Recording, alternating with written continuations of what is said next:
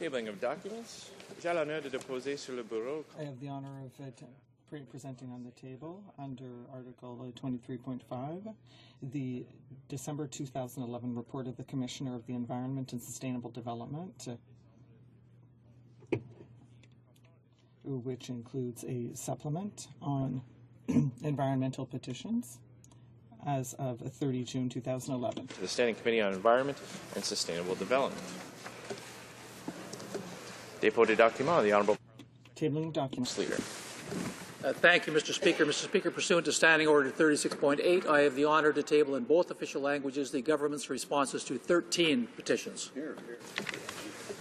Tabling of documents. Dépôt des documents. Introduction of government bills. Dépôt de projet de loi émanant du gouvernement. Statements by ministers. Reports from interparliamentary delegations. Presenting reports from committees. Introduction of private members' bills. Mr. Miller, seconded by Mr. Preston, moves for leave to introduce a bill entitled An Act to Amend the International Boundary Waters Treaty Act and the International River Improvements Act. This motion is deemed adopted. The honourable member for Bruce Grey, Owen Sound. Well, thank you very much, Mr. Speaker. Finally, I'm very proud today to be able to rise to introduce my private member's bill, an act to amend the International Boundary Waters Treaty Act and the International River Improvements Act. This enactment amends the International Boundary Waters Treaty Act to prohibit the bulk removal of transboundary waters. Some definitions and exceptions that are currently found in regulations are transferred to the Act. The enactment also provides for measures to administer and enforce the Act. Lastly, it also makes a consequential amendment to the International River Improvements Act. And, Mr. Speaker, this protects all waters that now aren't under provincial regulation. And again, I'm very happy to be able to table this bill today. Thank you. Monsieur Miller, appuyé par Mr. Miller, seconded by Mr. Preston, moves that this bill be now read a first time and printed. This motion is deemed adopted. When shall the bill be read a second time? At the next sitting of the House. First reading of Senate public bills. Motions, motion. Presenting petitions. Petitions. The honourable member for Winnipeg Centre. Mr. Speaker, I have a petition signed by literally thousands of Canadians who call upon the House of Commons and Parliament to take note that asbestos is the greatest industrial killer that the world has ever known, yet they point out that more Canadians now die from asbestos than all industrial or occupational causes combined, and yet Canada remains one of the largest producers and exporters of asbestos in the world. They also criticize that Canada spends millions of dollars subsidizing the asbestos industry and blocking international efforts to curb its use. And therefore, these petitioners call upon Parliament to ban asbestos in all of its forms and institute a just transition program for asbestos workers and the communities they live in, to end all government subsidies of asbestos both in Canada and abroad, and to stop blocking international health and safety conventions designed to protect workers from asbestos, such as the Rotterdam Convention. Thank you, Mr. Speaker.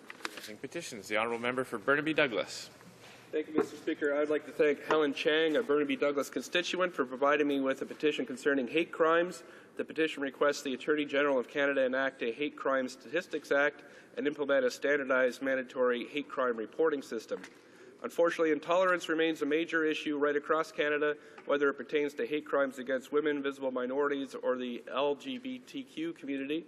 However, community actions such as this petition or Caitlin Burnett's Purple Letter campaign about implementing a gender identity and sexual orientation policy for all BC schools demonstrate how we can come together and stop hate crime.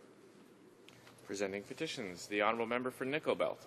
Thank you, Mr. Speaker. And it is my pleasure to present this petition today from dozens of people from places like St. Charles, Hanmer, Sturgeon Falls, West Arm, and a lot of people, senior citizens in my community who live in a rural area.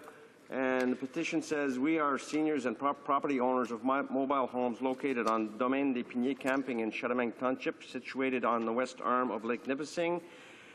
Whereas it is public policy for the Government of Canada to assure that all Canadians have access to modern communication technology.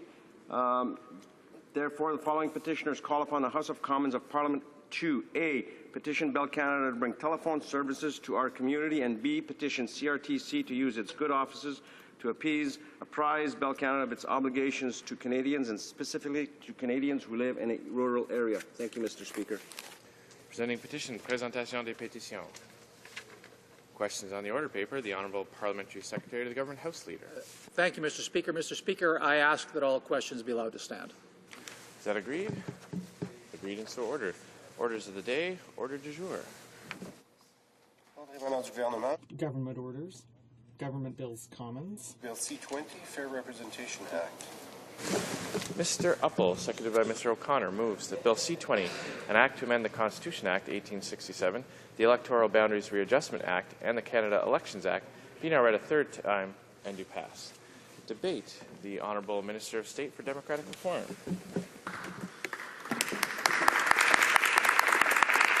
Thank you, Mr. Speaker, and I am pleased to begin this last stage of debate today on our government's Bill C-20, the Fair Representation Act.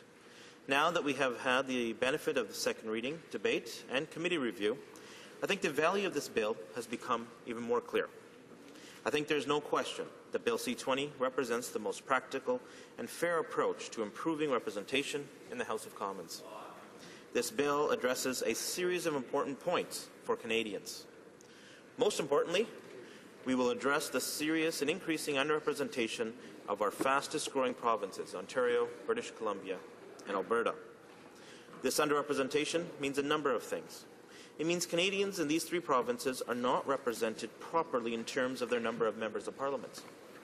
It means that the votes of citizens living in each of these three provinces does not have nearly the same weight as the votes of their citizens living in any other parts of the provinces, of the other 7 provinces. Certainly, we must strike a balance within our constitutional framework between voter equality and effective representation across the country. But the principle of voter equality, of representation by population, is an important one. I think many Canadians would agree it is the single most important one. That is why we need to ensure that we have a seat allocation formula that to the greatest extent possible provides equal weight to every Canadian's vote. I believe that this is a fair thing to do, and I think that many Canadians would agree with that as well. The seat allocation formula that we presented it was instituted in 1985, does not provide anywhere nearly the equality of vote that we need. So that is why we must change it. Not only is the current formula not as fair as it should be to all provinces and to all Canadians, but it also is increasingly unfair to Canadians in the 3 fastest-growing provinces, which also happen to be 3 of the 4 largest provinces. This problem is significant now and is only going to get worse if we continue with the status quo. Over 60% of Canadians live in these 3 provinces, and so more than 60% of Canadians are underrepresented in this House. To me, to many of my colleagues here, and to my constituents, and to our government, this is unacceptable. So we are addressing that problem. And we are keeping our promises to Canadians and doing so. And those promises are worth repeating. In the last campaign, we made 3 distinct promises on House of Commons representation to Canadians. First, we'd increase the number of seats now and in the future to better reflect population growth in British Columbia, Ontario, and Alberta. Second, we would protect the number of seats for smaller provinces. And third, we would protect representation of Quebec according to population. We are delivering on each of those promises with this bill. We have promised to ensure that any update to the formula will be fair for all Canadians in all provinces, and we are doing just that.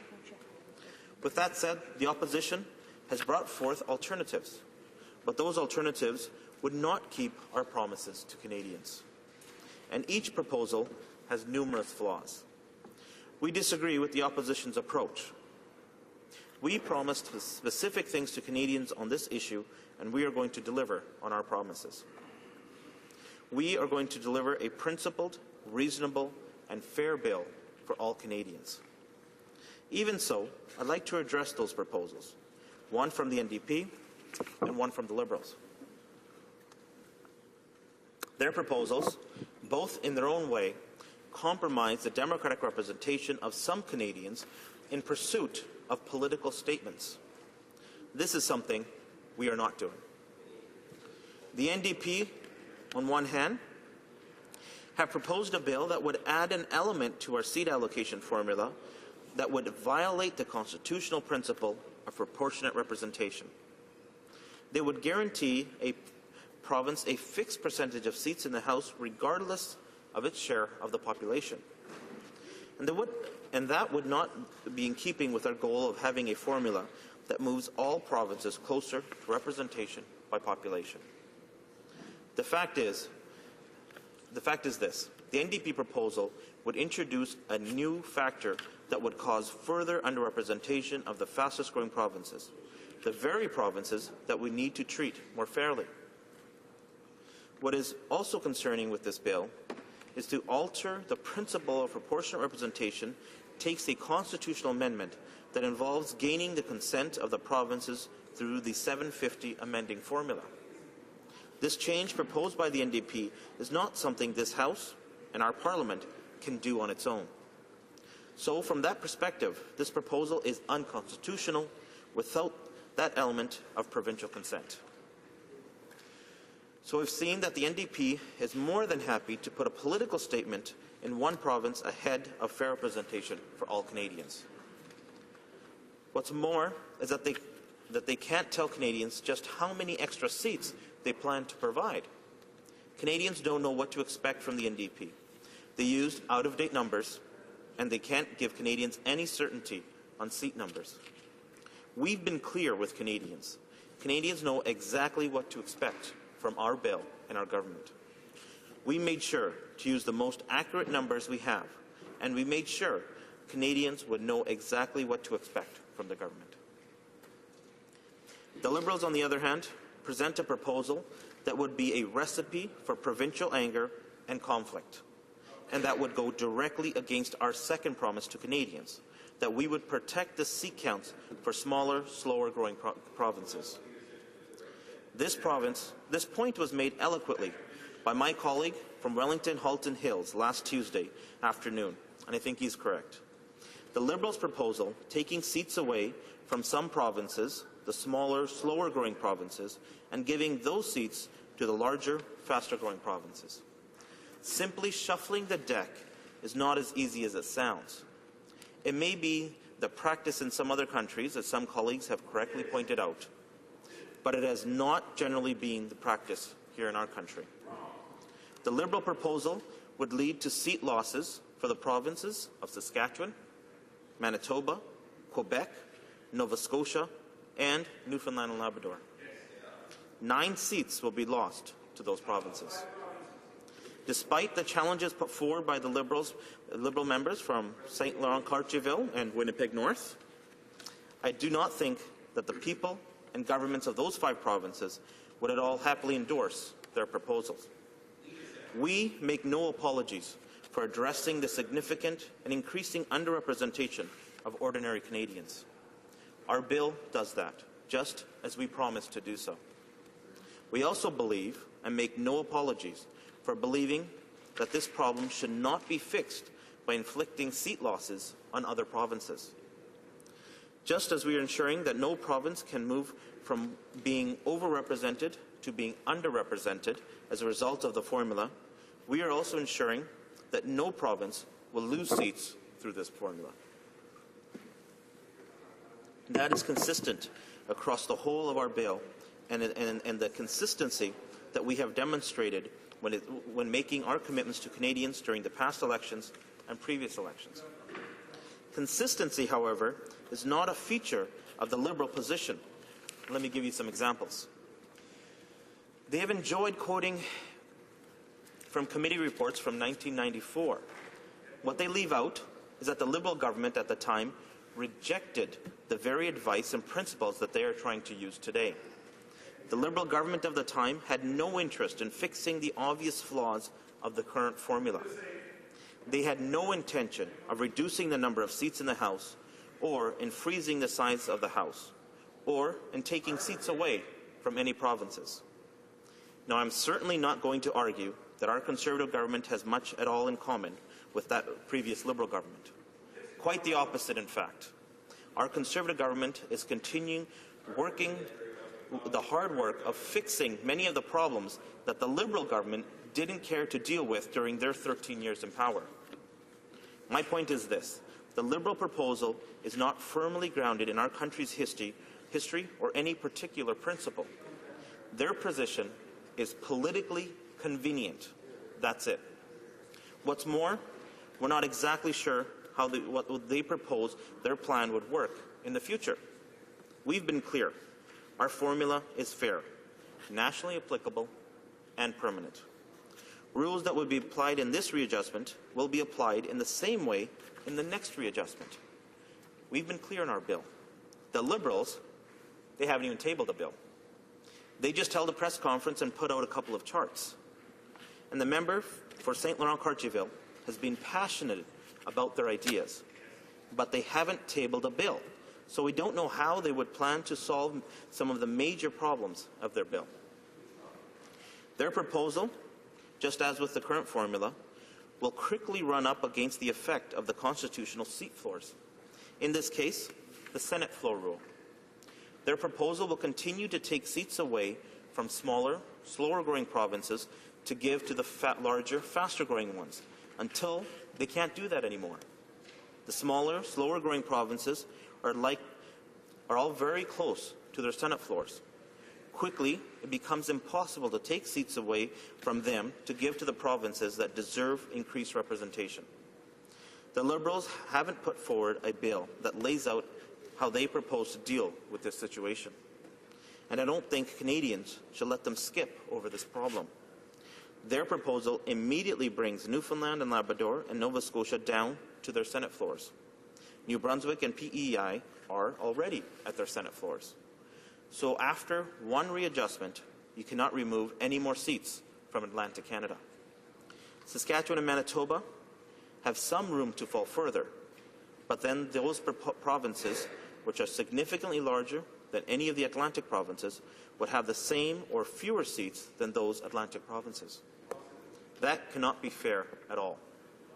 Saskatchewan and Manitoba combined population of over 2.3 million could have fewer seats than New Brunswick and Nova Scotia, combined population of just over 1.7 million. In fact, Saskatchewan and Manitoba have approximately the same population as all four Atlantic provinces combined. To remove seats from these prairie provinces at all is clearly unfair and unjust to Canadians living in those provinces. I suppose they could suggest taking even more seats away from Quebec. The Liberals have proposed taking 3 seats away from Quebec this time around, and I can only suppose that they wouldn't see any problems with taking even more away. What do the Liberals propose to avoid this situation? They have no idea, because they've decided these issues are not important enough to them to table an actual bill. So I come back to my point that the Liberal proposal is simply politically opportunistic, an attempt to score political points while ignoring the very real consequences of their proposal. They can do this because they don't have to worry about their proposal actually becoming law and a part of our Constitution. They know their proposal is flawed, that it won't become law, and that they are not responsible for ensuring fairness for all Canadians. Our Conservative government has responsibility for all these things. We have a responsibility to govern for all Canadians and to ensure fairness for all Canadians. And that is why our proposal is fair for all Canadians. It is our job to make it that way, and we have done exactly that. As I said, we made promises to Canadians. These promises, these principles, form the basis of this bill, and we are not going to move away from them, Mr. Speaker. We are confident that we have struck the right balance and that our bill provides the most fair, practical, and accurate way to move forward towards fair representation. Earlier in my remarks, Mr. Speaker, I made note of the committee stage this bill went through. I'd like to return to that point to emphasize some of the strengths of this bill and to our approach. One point I'd like to emphasize is the source of our proposal to streamline the boundary readjustment process. Ultimately, these changes will help to complete the process faster, which will in turn provide clarity to Canadians sooner with respect to their riding boundaries. With these changes, we project that it will be possible to bring forward the completion of the boundary readjustment process in early 2014 versus late 2014 under the present timelines. During the hearings of the Committee on Procedures and House Affairs, both the current Chief Electoral Officer, Mr. Mark Maynard, and the former Chief Electoral Officer, Jean-Pierre Kingsley, noted that these amendments are consistent with previous recommendations made by them and that there would be no problems associated with the timelines. As Mr. Maynard stated, and I quote, "We are confident that we and the Commissions will be able to proceed and implement the new formula and the remainder of the previous provisions of the legislation without too much difficulty, provided it's enacted in time." Mr. Mayrand also stated that the best scenario was for this bill to be passed and in place in time for the February 8, 2012 start date of the readjustment process. During his testimony in committee, he spoke about the importance of having the legislation adopted as soon as possible and the danger of further delay. And I quote, "The best date in our mind would be before the commissions are set up in February. Otherwise, the commissions will have to start their work, the legislation will come into place later on, and they will have to restart again. That may, of course, generate additional costs, but also quite a bit of confusion depending on what time the legislation comes into place. It is our intention to heed the advice of Canada's Chief Electoral Officer and prevent this sort of additional cost, duplication of effort, and confusion. I will also point out the changes of data source for the allocation of seats by provinces as a strength of this bill. This is the requirement in the bill that Statistics Canada's population estimates be used to determine the allocation of seats by province instead of the decennial census figures. The population estimates are the most accurate data available because they are adjusted to account for undercoverage of the census itself. These estimates are already used to determine the allocation of funding for the Federal Provincial Equalization Program, the Canada Health Transfer Program, the Canada Social Transfer, and the Territorial Formula Financing. As Chief Statistician Wayne Smith stated during his testimony before the Committee on Procedure and House Affairs, and I quote, "It is Statistics Canada's view that the currently available estimates of population at July 1st represent the best available estimates of population of the provinces and territories that is available at this time or that will be available on February 8th. It is therefore appropriate, in our view, that they should be used for the purposes of Bill C-20. Mr. Smith's comments represent a strong endorsement of our government's decision to use the best available data for each stage of this process. The census numbers will, of course, continue to be used for the electoral boundary readjustment process because they provide a level of geographic detail that is necessary to draw the boundaries. Again, the best data available for this stage of that process. Mr. Speaker, to conclude, for over 2 decades, Canadians from Ontario, British Columbia, and Alberta have become significantly underrepresented in the House of Commons due to population growth and will continue to become even more underrepresented if action is not taken to correct the status quo. Clearly, this increasing and significant underrepresentation is not fair. Every Canadian's vote, to the greatest extent possible, should carry equal weight. Since forming government in 2006, our Conservative government has consistently demonstrated its commitment to fighting the significant and increasing underrepresentation of ordinary Canadians in the House of Commons. Given that the decennial boundary readjustment process begins February 8, 2012, tonight's vote is the last opportunity for members to say to Canadians that the status quo is unacceptable. I encourage the opposition to vote in favour of this legislation that is fair for all provinces, that moves every single Canadian closer to representation by population. Thank you, Mr. Speaker. Questions et commentaires. Questions and comments. The honourable member for Laurentides-Labelle. Thank you, Mr. Speaker. I found my colleagues' remarks quite impressive. It is hard to imagine someone having so much conviction and being so convinced across the board. Our society is becoming increasingly complex, and there are people who are quite willing to use rhetoric to come up with solutions that simply won't work. He said that the main problem is representation by population, rep by pop. That might be true in the United States or elsewhere in the world. It's a basic principle. But I don't understand how he can ignore all the other factors.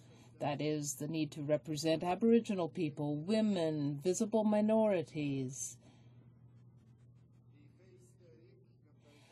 and historical realities. For example, the founding peoples of Canada. How can he put aside all the other factors and conclude that there is only one problem?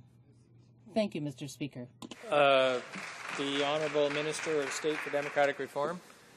Thank you, Mr. Speaker. Certainly the main problem here and the problem that we are addressing is something that we made a commitment to Canadians, that we would address the underrepresentation of the fastest growing provinces. Those fastest growing provinces represent 60% of the population. Those populations include women, Aboriginals, new Canadians, visible minorities who actually happen to live more so in those provinces than any other provinces. So new Canadians and visible minorities become the most underrepresented amongst all Canadians. We made a commitment to Canadians to address that underrepresentation, and that is what we're doing with this bill. This bill moves every Canadian, no matter where they live in Canada, closer to representation by population. So essentially, we're making the system more fair for every single Canadian. Here. Questions et commentaires. Questions and comments. The honourable member for Saint-Laurent-Cartierville. Thank you, Mr. Speaker. To the minister that he delivered his best speech since the beginning of this debate, and it's only a couple of hours before the final vote. If he would have been willing to really engage the opposition to look at amendments, I think we would have come with a much better bill than the one he will vote now. But he repeated again and again until today that we don't want to pick winners and losers. This is empty rhetoric. The world is doing that. Canada did it. This House stayed the same size during 25 years long. Provinces are doing that all the time. So Canadians are telling him in the last poll yesterday that 4 out of 5 of them don't want his plan, would accept the idea that we'll keep the House a reasonable size. He mentioned the future. I would be so pleased to discuss with him about the future. If we accept the high growth scenario of StatsCan, we'll end up with a House at 392 seats with his plan. High growth scenario. It may not be this one, but even the middle growth scenario, he said, would give us a House at 354 seats. He said that no province should be have less seats than the province that is less numerous. We all agree about that. I said that many times. If we did not table the bill, it's because we were willing to amend his bill in working with him. Why he did not want to work with us, and why at the end of the time, now, he's coming in the substance of our proposal, and he's asking valid questions to which I would have given him valid answers, would have been able to improve the life of the land for Canadians, why it's impossible to work with this government. The Honourable Minister of State for Democratic Reform. Mr. Speaker, appreciate the honourable member's comments and his input on debate on this bill and from the entire opposition. We have had good debate on this bill. Like I mentioned in my speech, the opposition has come forward with proposals. We've discussed those proposals, including the government's proposal, here in the House of Commons. We've done that in committee. We've had good discussions in committee. It's come back to the House of Commons, and now we're speaking on it one final last time. Again, we've had those discussions. It's time to vote on one of the bills, the bill that's presented here. And we have a bill here that's fair for all provinces. It's clear that we're following through and keeping our commitment that we've made to Canadians, that we would bring every Canadian closer to representation by population. Thank you. Questions and comments? The honourable member for Kitchener-Conestoga. Thank you, Mr. Speaker. I want to thank our minister as well for a great job, not only on the speech today, but on the background work that has gone on to bring us to where we are today. I serve on the Procedure and House Affairs Committee with many of my colleagues who are in the House today, and we heard from Jean-Pierre Kingsley, from Mark Miron, the current Chief Electoral Officer, as well as the Chief Statistician of Canada, Stats Canada.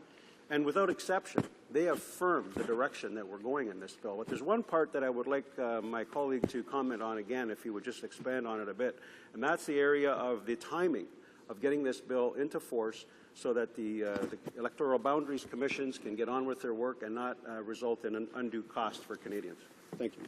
The Honourable Minister of State.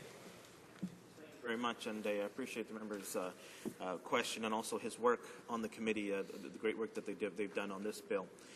It is, as he said, it is important that we pass this bill as soon as possible because the commissions do start their work in February, and we need this new formula in place to avoid duplication of their work.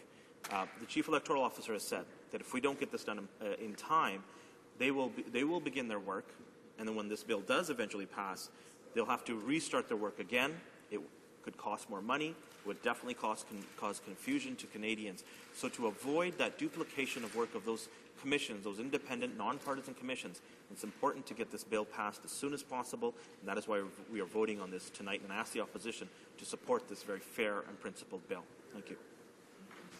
Question and comment. Questions and comments. The honourable member for Nickel Belt. Mr. Speaker, given that the minister used several times during his speech "fair for all Canadians," I'd like him to, given the fact that Northern Ontario is bigger than most Canadian provinces, and given the fact that most ridings are bigger than most European countries, will the minister commit here today in the House to not removing a seat from Northern Ontario to give the people of Northern Ontario, like the minister said, fair representation for all Canadians? The Honourable Minister of State. Mr. Speaker, what we will commit to is ensuring that the process of redrawing the boundaries continues to be independent, nonpartisan, and at arm's length of the government at all times. This bill presents the number of a formula to give seats to the different provinces. In February, the process will begin for the Independent Nonpartisan Commission to look at where the populations are and to redraw those boundaries. They will be consulting with Canadians to get their suggestions. They will be consulting at some point with members of Parliament as well. So we will commit to ensuring that this continues to be, as has been in our history in Canada, a nonpartisan, independent process. And that, I believe, is a very important principle for redistribution of those boundaries. Questions and comments. The Honourable Member for Winnipeg North. Mr. Speaker, Bill C-20, the More Politicians Bill. That's really what this bill is all about, Mr. Speaker. And in fact, Mr. Speaker, I want to go to what the Prime Minister used to say about the members of Parliament. And this is a quote from our current Prime Minister just a few years ago. The size of the House should be capped. Maybe even the size should be lowered. In fact, Mr. Speaker, the current Prime Minister used to say we only need 265, 295 at the most members of Parliament. This government now has had a flip-flop on the issue. Now they believe we should increase the size of House of Commons, which contradicts what a vast majority of Canadians want, Mr. Speaker. This bill is going to increase the size and the number of members of Parliament. And, Mr. Speaker, the vast majority of Canadians do not want that. They do not want more MPs. In fact, at one point, the current Prime Minister used to be on side with Canadians. My question to the Minister is very simple. What caused the Prime Minister to change his mind? Why, at one time, did he believe we should reduce the numbers, and now he wants to increase them? The Honourable Minister of State, a short answer, please.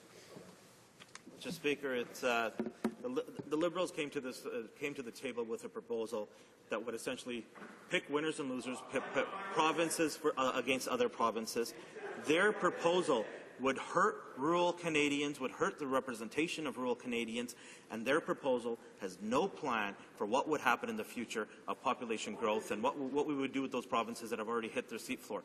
Their proposal is not an effective proposal. Our bill that we have brought forward, it's fair, it's principled, It's upfront with Canadians on how many seats will be available to all provinces and brings every Canadian closer to representation by population. This is a commitment we made to Canadians, and we are following through on that commitment. Reprise du débat. Resuming debate. The Honourable Member for Louis Saint Laurent. Thank you, Mr. Speaker. Merci. Monsieur le Président, ça me fait plaisir de... Mr. Speaker, I'm pleased to rise to speak to Bill C-20. Third reading already. This bill has been going through the House of Commons faster than flu in the winter. The government is taking a beating, and it's all fine and well for it to try and hide behind this bill, but I'll prove why it's not a good one. I hope that the Minister sees the irony behind this bill, what is trying to ram through the House of Commons. The Minister is a Minister of Democratic Reform, and this isn't, in fact, democratic at all. It's deplorable. It's even a joke, Mr. Speaker. The government is invoking the fact that this must be adopted quickly. It must receive royal assent before February 8, 2012. But this argumentation falls flat. Why? Well, because the host of transitional provisions that have been added to the bill need our entire attention. Not only has the government does it expect it to pass before February 2012, but surprise, this is a situation that is such that the NDP wants an approach where everyone has a word to say about it. It has to be a consultative process. But in fact, if you blink too quickly, you'll miss this bill completely. It'll go right through the House without your having seen it, and that is unfortunate, Mr. Speaker. Now, I've already mentioned on several occasions that the people of Canada are very cynical vis-a-vis politicians. Now, I understand that the Conservative government doesn't have any problem with adding an additional level of cynicism. The various stages of this bill passed, but with a number of notable events. I will point out that many of my colleagues addressed the issue, and when the bill was before committee, we heard from a former president of a Quebec redistribution committee, and he put forth some amendments that would be interesting to adopt on the bill, which dealt with the process for redefining ridings. According to him, the deadlines in the bill would be too short. Once again, the NDP, in good faith, put forth amendments to deal with this, as put forth by the witness, but they were rejected by the Conservatives.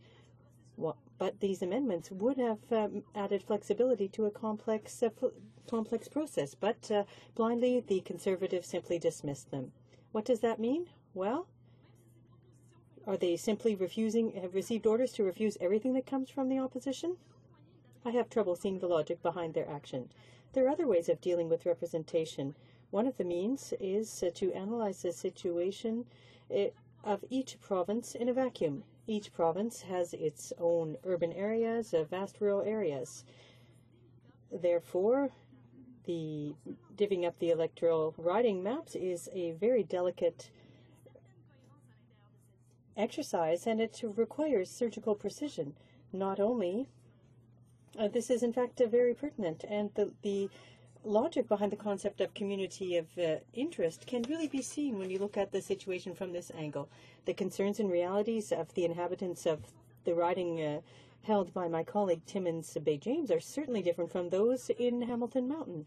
Even the issues in Manicouagan are very different from the issues in my riding of Louis Saint Laurent. So these issues need to be looked at from a different perspective. Urban areas with suburbs, and rural areas are what make up our complex demographic mosaic. And as a colleague pointed out, it's difficult to divide up all of these areas. But this issue will go to the Senate, to the unelected and illegitimate senators to decide, and that's unfortunate. From 1980 to 2011, successive Conservative and Liberal governments followed each other, and what did we end up with? 2 referendums on Quebec and constitutional negotiations that are so difficult that people try not to talk about them today. These approaches haven't worked, and that's been proven. The NDP has a new solution involving Quebec. We'll leave the constitutional crises to the Liberals and the Conservatives. The Conservatives are unfit for dealing with these constitutional issues. Might I add that, in fact, Quebec still hasn't signed the Constitution. Democratic reform, which is fair? No. What the government wants to do is move quickly and give the impression that they're doing something, but in fact that's not the case. The NDP has a great deal of legitimacy for defending the interests of Quebec. My colleagues from throughout Canada, be they from Alberta, BC, or Ontario, support Bill C-312. If you need more tangible evidence than that, I wonder what that would be. Who would have believed it? A pan-Canadian party that understands, defends, and respects Quebec. The NDP is working with all Canada in order to create a more united country and to bring everyone together. We're not pitting one province against another, nor are we seeking to exacerbate tensions or to emphasize national differences and differences within the Canadian Confederation. The NDP wants to work to bring people together through respect and mutual understanding. Quebecers sense this ability in our party, and that's why they gave us their trust. Quebecers gave the NDP a strong, stable mandate to create a country that responds and meets the aspirations of all, be they Quebecers, Canadians, Francophones, Anglophones, Aboriginals, or Acadians. This is our Orange Revolution. Our bill doesn't focus exclusively on Quebec. Alberta is underrepresented. If it feels that it is unrepresented within the Canadian Federation, that needs to be fixed. We agree. Historically, it suffered long due to its isolation and poverty, and often it wasn't listened to. Now that it is making such a large contribution to Confederation, it needs to be listened to. But the Conservatives are using the natural resources in Alberta and its prosperity to promote their candidates. What's worse, they're using historic issues to divide the rest of Canada, and they're even seeking to pit it against Quebec by creating the illusion of an Albertocracy in Canada. But this is a smokescreen. It's not by exacerbating historic differences and regional differences to better govern that we'll prosper as Canadians. Ontario is the most populated province in the country, clearly because of its human, cultural, and economic prosperity. In addition, it's a beautiful province. It is an example of North American prosperity, and we're fortunate to have it. It is natural for the demographic growth to be higher. Now, what about British Columbia? It's a jewel of the West. Its population is also on the rise. That needs to be recognized as well. All that to say that we recognize that each province and each nation has specific needs, and we respect that. In order to bring these issues together, we need to consult the provinces and to work with them. But that's not what is being proposed under C-20. The Conservative government perceives provinces as municipalities in a monolithic unitary state. It's not the only Federalist party to have acted that way. The third founding people is represented entirely by a single federal department. And we can see where that has led our Aboriginal brothers. If we want to have fair representation in this country, we need to start by focusing on that issue. Now, I'm not saying that as a Quebecer I don't understand the issues in other provinces. Bill C-312, an NDP bill with respect to the redistribution of seats, addresses these needs. C-12 adds the claims and demands of Quebec, which are legitimate, to those of Ontario, Alberta, and British Columbia. But what about the Aboriginals? Are we looking at half-step measures? The government's record on reform leaves a lot to be desired. They're not in a position to criticize the NDP approach. How will this bill modify representation by Aboriginals in this House? It's a good thing that Nunavut received its status as a territory in the Confederation. That's an excellent initiative, but that is one people among many others. How can we encourage them to vote and participate in our democracy? How can we imagine that the third founding people will be interested in a country when we reduce their ambitions and all of their issues to a single federal department? That department which, unfortunately, is in the hands of a minister who seems to misunderstand completely the issues and is not doing a good job of his duties. The Aboriginals have seen their sovereignty reduced to the presence of a Department of Aboriginal Affairs, and that is very unfortunate. For Quebec, the threat is clear. You're next. A democratic reform, fairness. People are surprised to hear me using the example of the Aboriginals to illustrate this failure. Do they want Quebec to be a failure as well? With all of the tinkering that we've seen here with Bill C-20, we would be in a good position to see the government create a botchistan. This idea of equity, as put forth in the bill, is linked to the idea of something that is pan-Canadian at all costs. The tragedy is that it doesn't apply for Quebec. What does that show us here? That the Conservatives don't understand Quebec. But it's not because Quebecers are less interested in federal issues. Far from it. I think that the number of NDP members elected shows that is not the case. Quebec simply wants respect and protection for its special status within the Federation.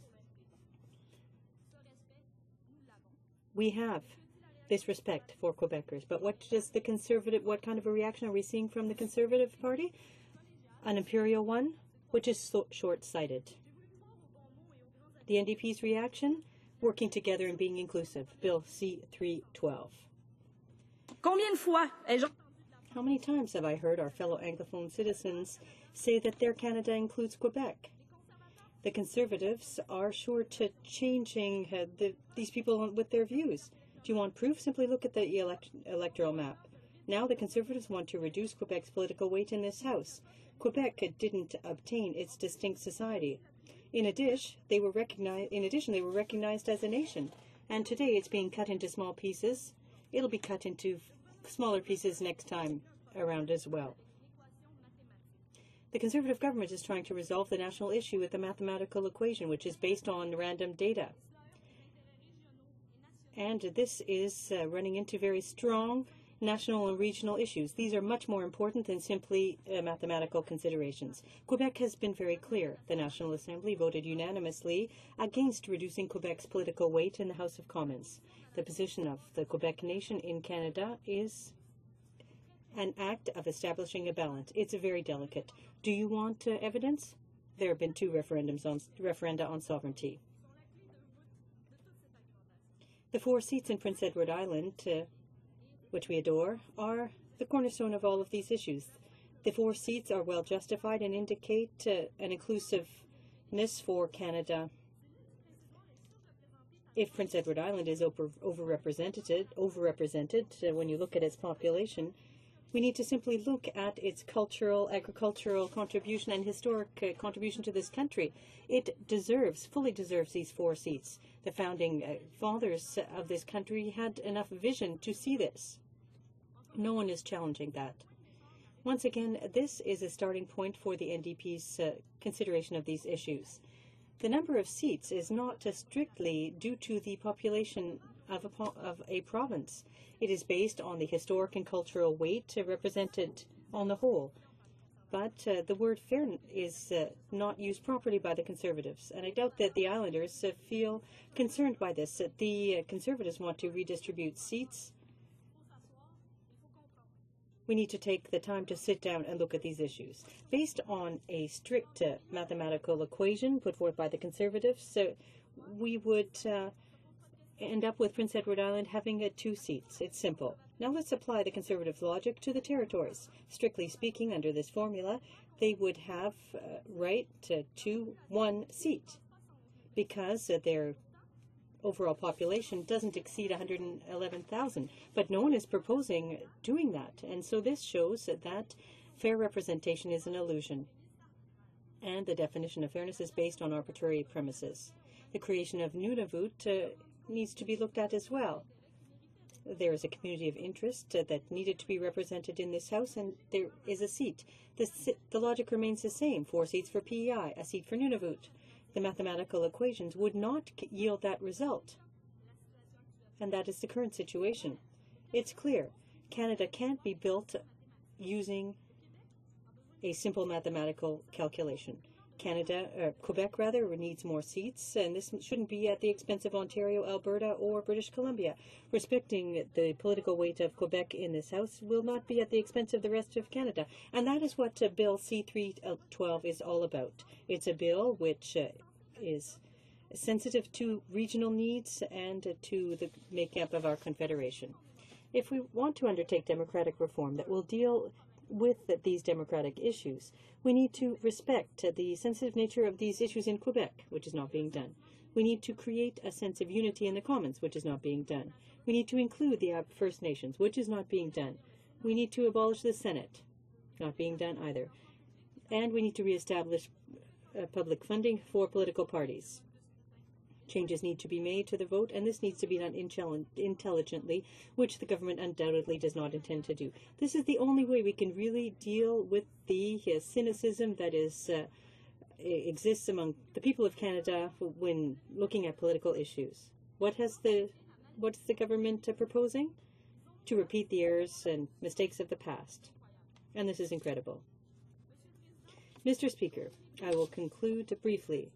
The status quo must end now. The NDP is proposing a pragmatic and intelligent solution which will make it possible to achieve three things with one bill, Bill C-12.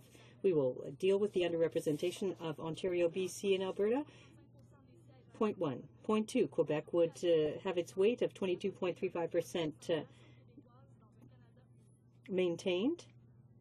That's rational. And point 3, we will be building a country where all are respected, where each province has the impression of being, the sense of being adequately represented in this House. That is an intelligent approach that won't lead to a constitutional crisis. Thank you, Mr. Speaker. Question and commentaire, l'honorable. Questions and comments? The Honourable Member for Saint-Laurent-Cartierville. Thank you, Mr. Speaker, and I'd like to thank my colleague. I listened carefully to her remarks. She works on her speeches very well. However, she goes around in circles around the issue. Perhaps it's because her party hasn't had the courage to do what's necessary.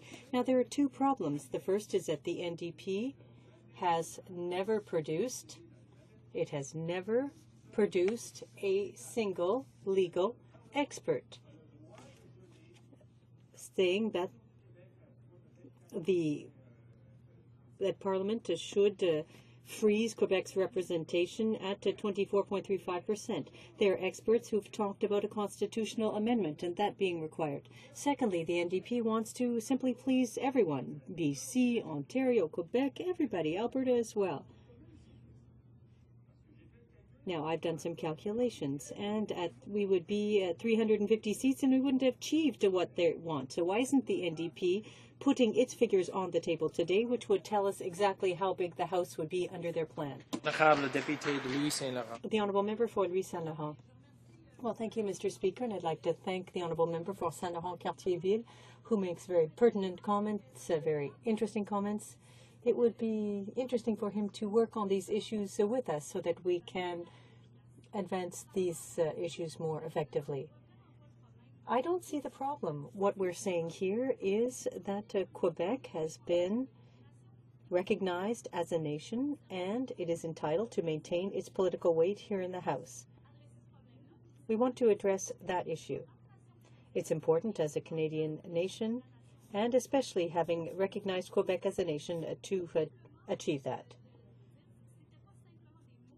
These aren't simply empty words or a carrot for Quebec. No, there is substance around it. There's something that we can do now to recognize Quebec as a nation and to enable it to maintain its democratic weight in the House. We have the figures. We've put them forth. He's undoubtedly read them. I think we've tabled everything we need to in order to assess the issue.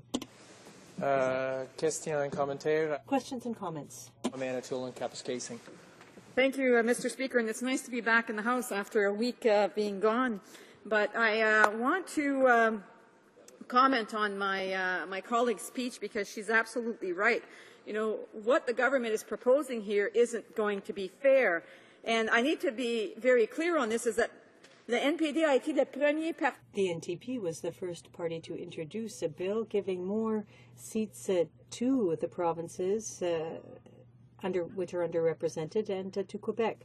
So when you take a look at my riding, for example, we know that it's a large riding. It takes 2 days to cross it by car. Some people can cross theirs in a half an hour.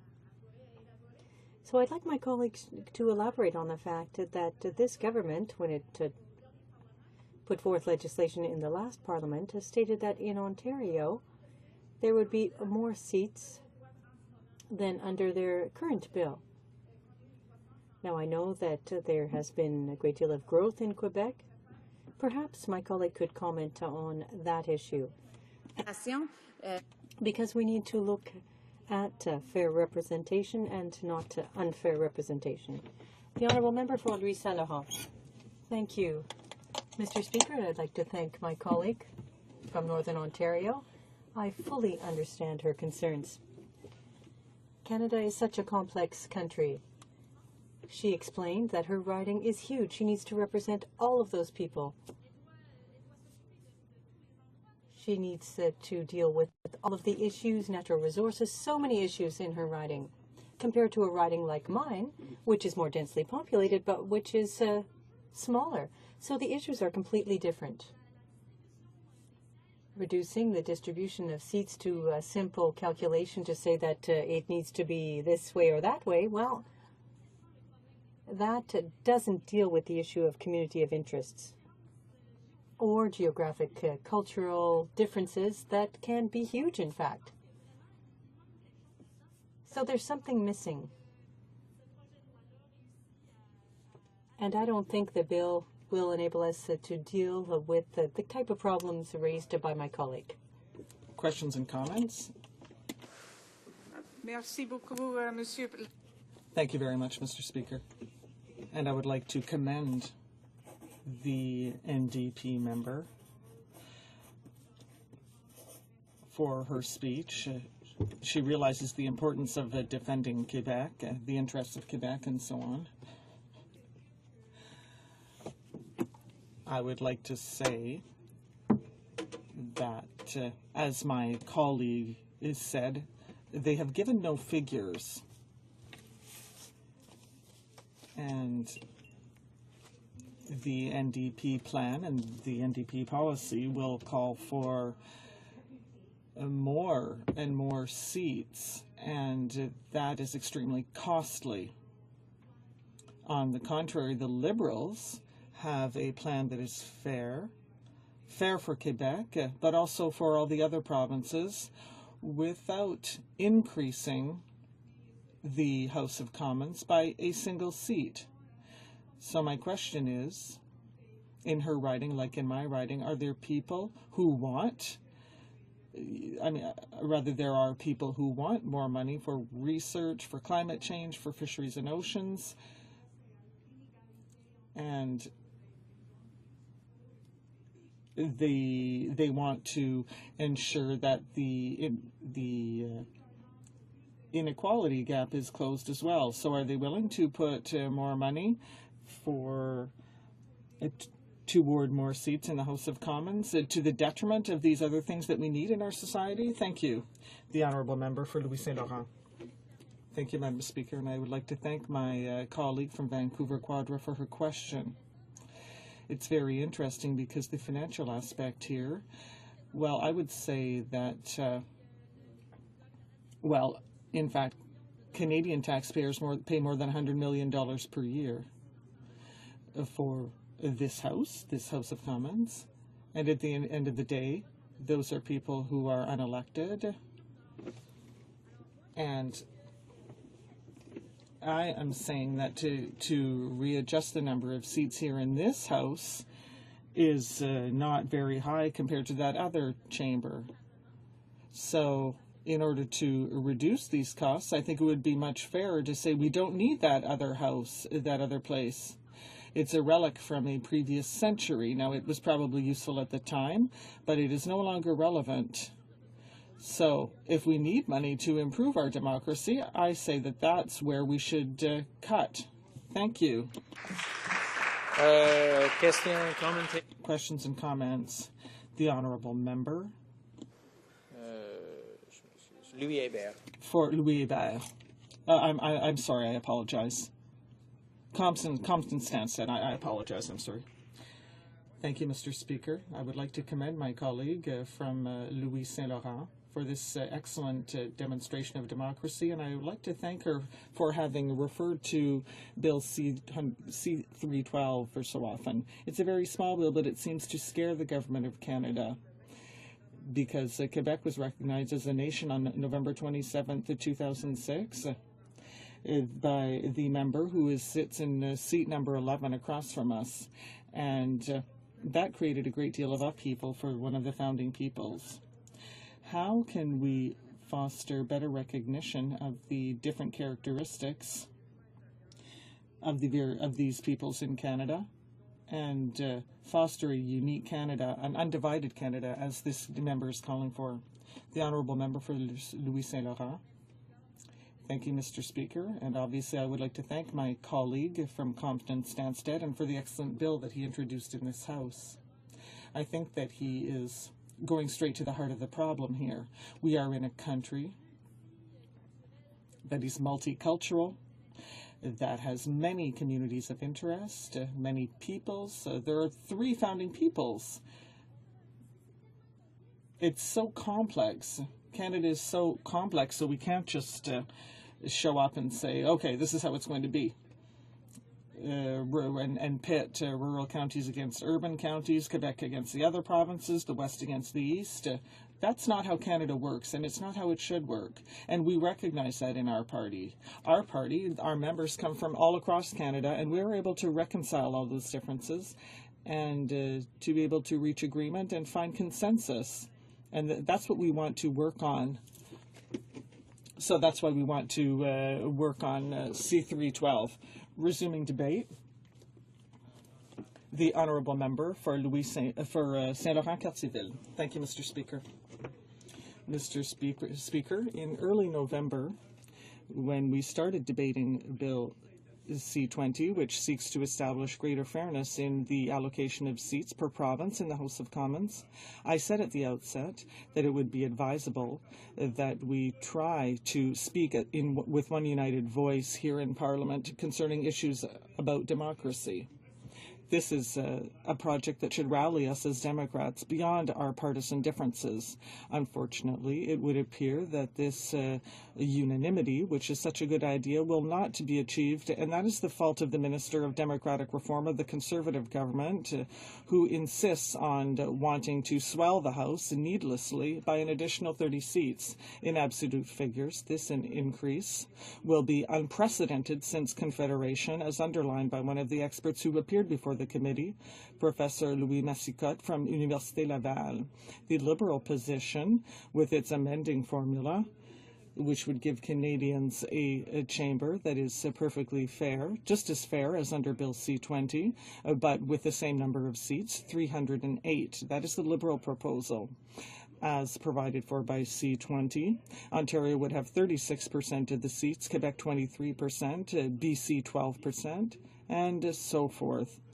But the number of changes in the House, the number of seats in the House would not change.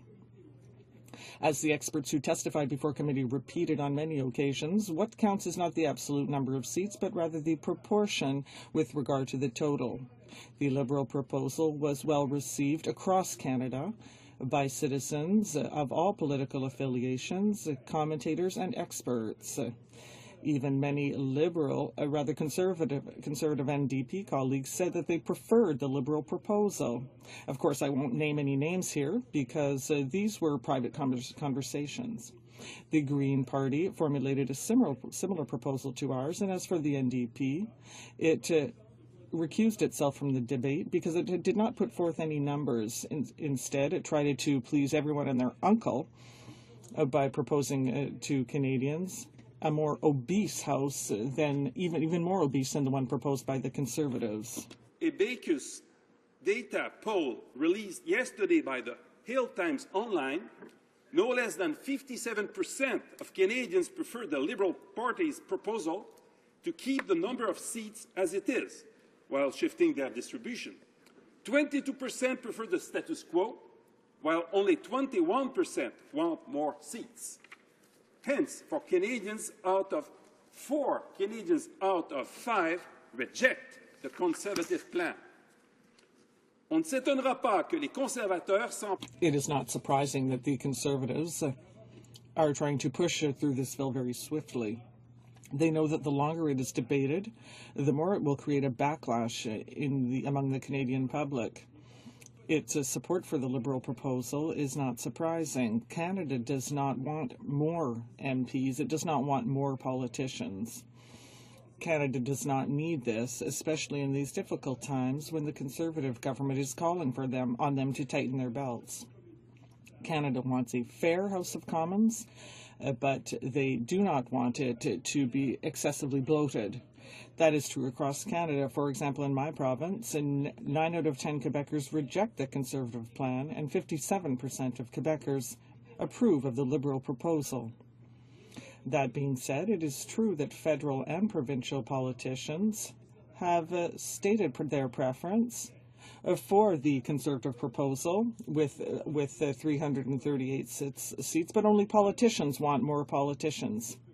Canadians have told us that since we can have a fair representative House with 308 seats, it is useless, inconsiderate, and irresponsible to increase that number to 338.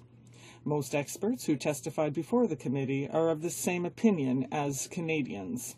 Yes to seat reallocation, no to a rise in the total number of seats. Andrew Sancton from the University of Western Ontario, and I quote, "I cannot support any formula that has the effect of adding significantly more MPs than we already have." End of quote. Professor Ken Carty from the University of British Columbia went right to the crux of the matter when he told the committee, and I quote, "We're increasing the number of seats in the House not because there is good reason for increasing it. We're increasing it because it is seen to be the easy way out of dealing with redistribution." Well, Canadians have no appetite for a ballooning House of Commons. They are fed up with a lazy government that keeps seeking the easy way out. They want leadership. They want their politicians to do the right thing. They want an equitable House of Commons, but they are happy with its present size. Canadians have every right to be upset when they see this Conservative government try to gorge itself with more politicians while it slashes the public service and services to the public. Canadians have every right to be upset when they see the Federal Minister of Finance slash the federal public service by 10% while it inflates the number of federal politicians by 10%. That's the Conservatives' way. The citizens are asked to tighten their belts while the Conservative politicians loosen theirs. The Conservatives have already given themselves a record-sized cabinet and a record-sized PMO, and now they want a record-sized House of Commons. Canadians have every right to be upset when they see the lack of principles shown by these Conservative politicians. No principles, no consistency. In 1994, a young Calgary MP declared he wanted to decrease the size of the House to 273 seats. Could it be the same man now, Prime Minister, proposing to increase the House to 338 seats? 273 seats yesterday, 338 today. That's 65 seats more. Shameful. Talk about a king-size flip-flop. Excuse me, a royal flip-flop. Could the Prime Minister explain to Canadians what exactly made him change his mind? No principles, no consistency. In 1996, Ontario's then progressive Conservative government implemented the Fewer Politicians Act that decreased the number of provincial seats from 130 to 103. Our current federal ministers of finance, foreign affairs and treasury board were members of that provincial government. Today, the same trio that wanted less provincial politicians wants more federal politicians. 30 federal politicians more. Yesterday, the Fewer Politicians Act. Today, the More Politicians Act. No principle, no consistency. Voilà des politiciens qui... These are politicians who are serving themselves instead of serving the public. And Canadians don't appreciate that. Let's see what is happening elsewhere. In the UK, the government, a conservative government, is also forcing its public to make heavy sacrifices, but it is going along with this by reducing the number of members by 10%. In New Brunswick, once again with a conservative government, is also undertaking to show the example in this time of budget austerity. It is reducing the number of ridings. Democratic reform have to say to explain his government's lack of consistency? Nothing.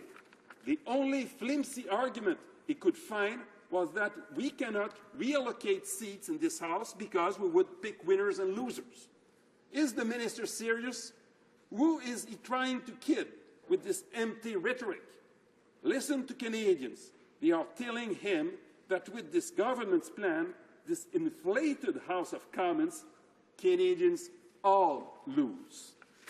What Canadians are telling us, loud and clear, is that with the Liberal plan, they would be winners, all Canadians winners. They would enjoy a more equitable, more representative House of Commons with the same number of MPs as today. Currently, the Government of Canada is the only federal government that deems it necessary to increase its number of MPs when there is a need to rebalance regional representation in Parliament. The only federal government on this planet. This is an unnecessary and unsustainable practice. I repeat, what is important is not the absolute numbers of seats, it is the number of seats relative to the whole. As Professor Sancton told the committee, the key issue is the fairness of the formula itself and how it affects the relative representation of each of the provinces in relation to the others. Except from incumbents and aspiring MPs, I believe the absolute number of seats in a particular province is quite irrelevant. End of quote. This is the reasoning adopted by other democracies, one which also applied to Canada not so long ago. So why not return to this common sense position? Après tout, le nombre de sièges. After all, the number of seats in the House of Commons of Canada remained stable for 25 years. Indeed, in 1953, this House had 265 seats. 25 years later, in 1978, it had 264. And the country was still just fine. Since Confederation, there have been 22 instances of individual provinces losing members of Parliament as a result of redistributions of seats following decennial censuses. Professor Nelson Wiseman from the University of Toronto pointed out to the committee that every single province in Canada, except Newfoundland, Alberta, and British Columbia, has lost seats in some redistributions. Dans nos provinces, j'ai déjà...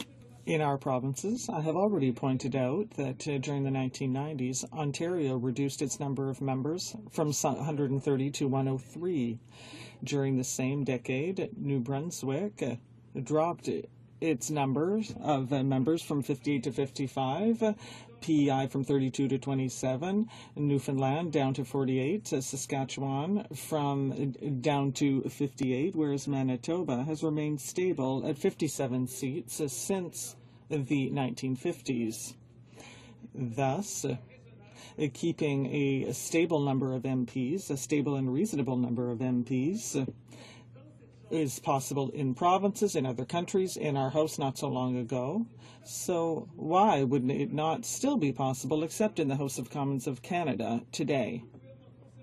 This Conservative government is preparing to impose upon Canadians the greatest ballooning of the number of MPs at a very time where it is slashing costs elsewhere, and that is nonsense.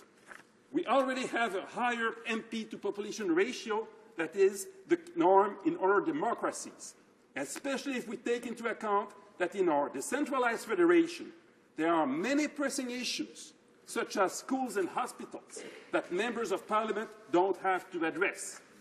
Professor Ken Carty pointed out to the committee that our National House of Commons is now more than twice the size of our Australian cousins, and I find it difficult to think how we can justify this continual growth. End of quote. Yet, the government's empty rhetoric about winners and losers would condemn Canada to such perpetual growth. The Minister of Democratic Reform himself admits that under his formula, according to current population projections, the House will increase from 338 seats in 2011 to 349 seats in 2021 and to 354 seats in 231. But look, it might grow even faster than that. If we take the Statistic Canada high-growth scenario, the C20 formula would impose to Canadians a 357-seat House in 2021 and a mammoth of a House of 392 seats in 231. Yet, according to a 1996 study quoted by the minister, the current House of Commons can only accommodate 374 members of Parliament. So it's time to put an end to this obligation to always add MPs, decade after decade. It's time to halt the perpetual expansions of the House of Commons. Mr. Speaker, I conclude. I began my remarks by saying that it would be great if we were voting all together on this issue as Democrats able to agree about the basic rules of democracy. So in closing, I would like to quote one of my conservative colleagues for whom I have a lot of respect. The member of Wellington-Halton Hills said in this House, and I quote, "I think the proposal by the member of Saint-Laurent-Cartierville is a principled one, but I think politically it is untenable." End of quote. Well, the Liberal plan is principled indeed, but it is also tenable, perfectly tenable, because it is what Canadians want: a fair, equitable, and representative House of Commons, a House that is fair with respect to provincial representation, fair to taxpayers, fair to those who will suffer the impact of fiscal restraint, fair and true to our democratic principles. Since we can achieve fairness with 308 seats, we should not bring the number up to 338. That's the bottom line. Let us show political leadership and the courage to do the right thing. The government should embrace the Liberal plan. Canadians would be thankful. Il faut dire non à ces 20. We need to say no to C20, no to this bill. Il faut dire oui au plan libéral. We need to say yes to the Liberal plan for a fair and reasonable sized House. We need to work together to show Canadians that MPs are not working for themselves, but rather for Canadians, for Canada. Questions and comments? The honourable member for Mississauga-Streetsville. Well, thank you very much, Mr. Chair, Mr. Speaker. I appreciate the opportunity to provide some comments.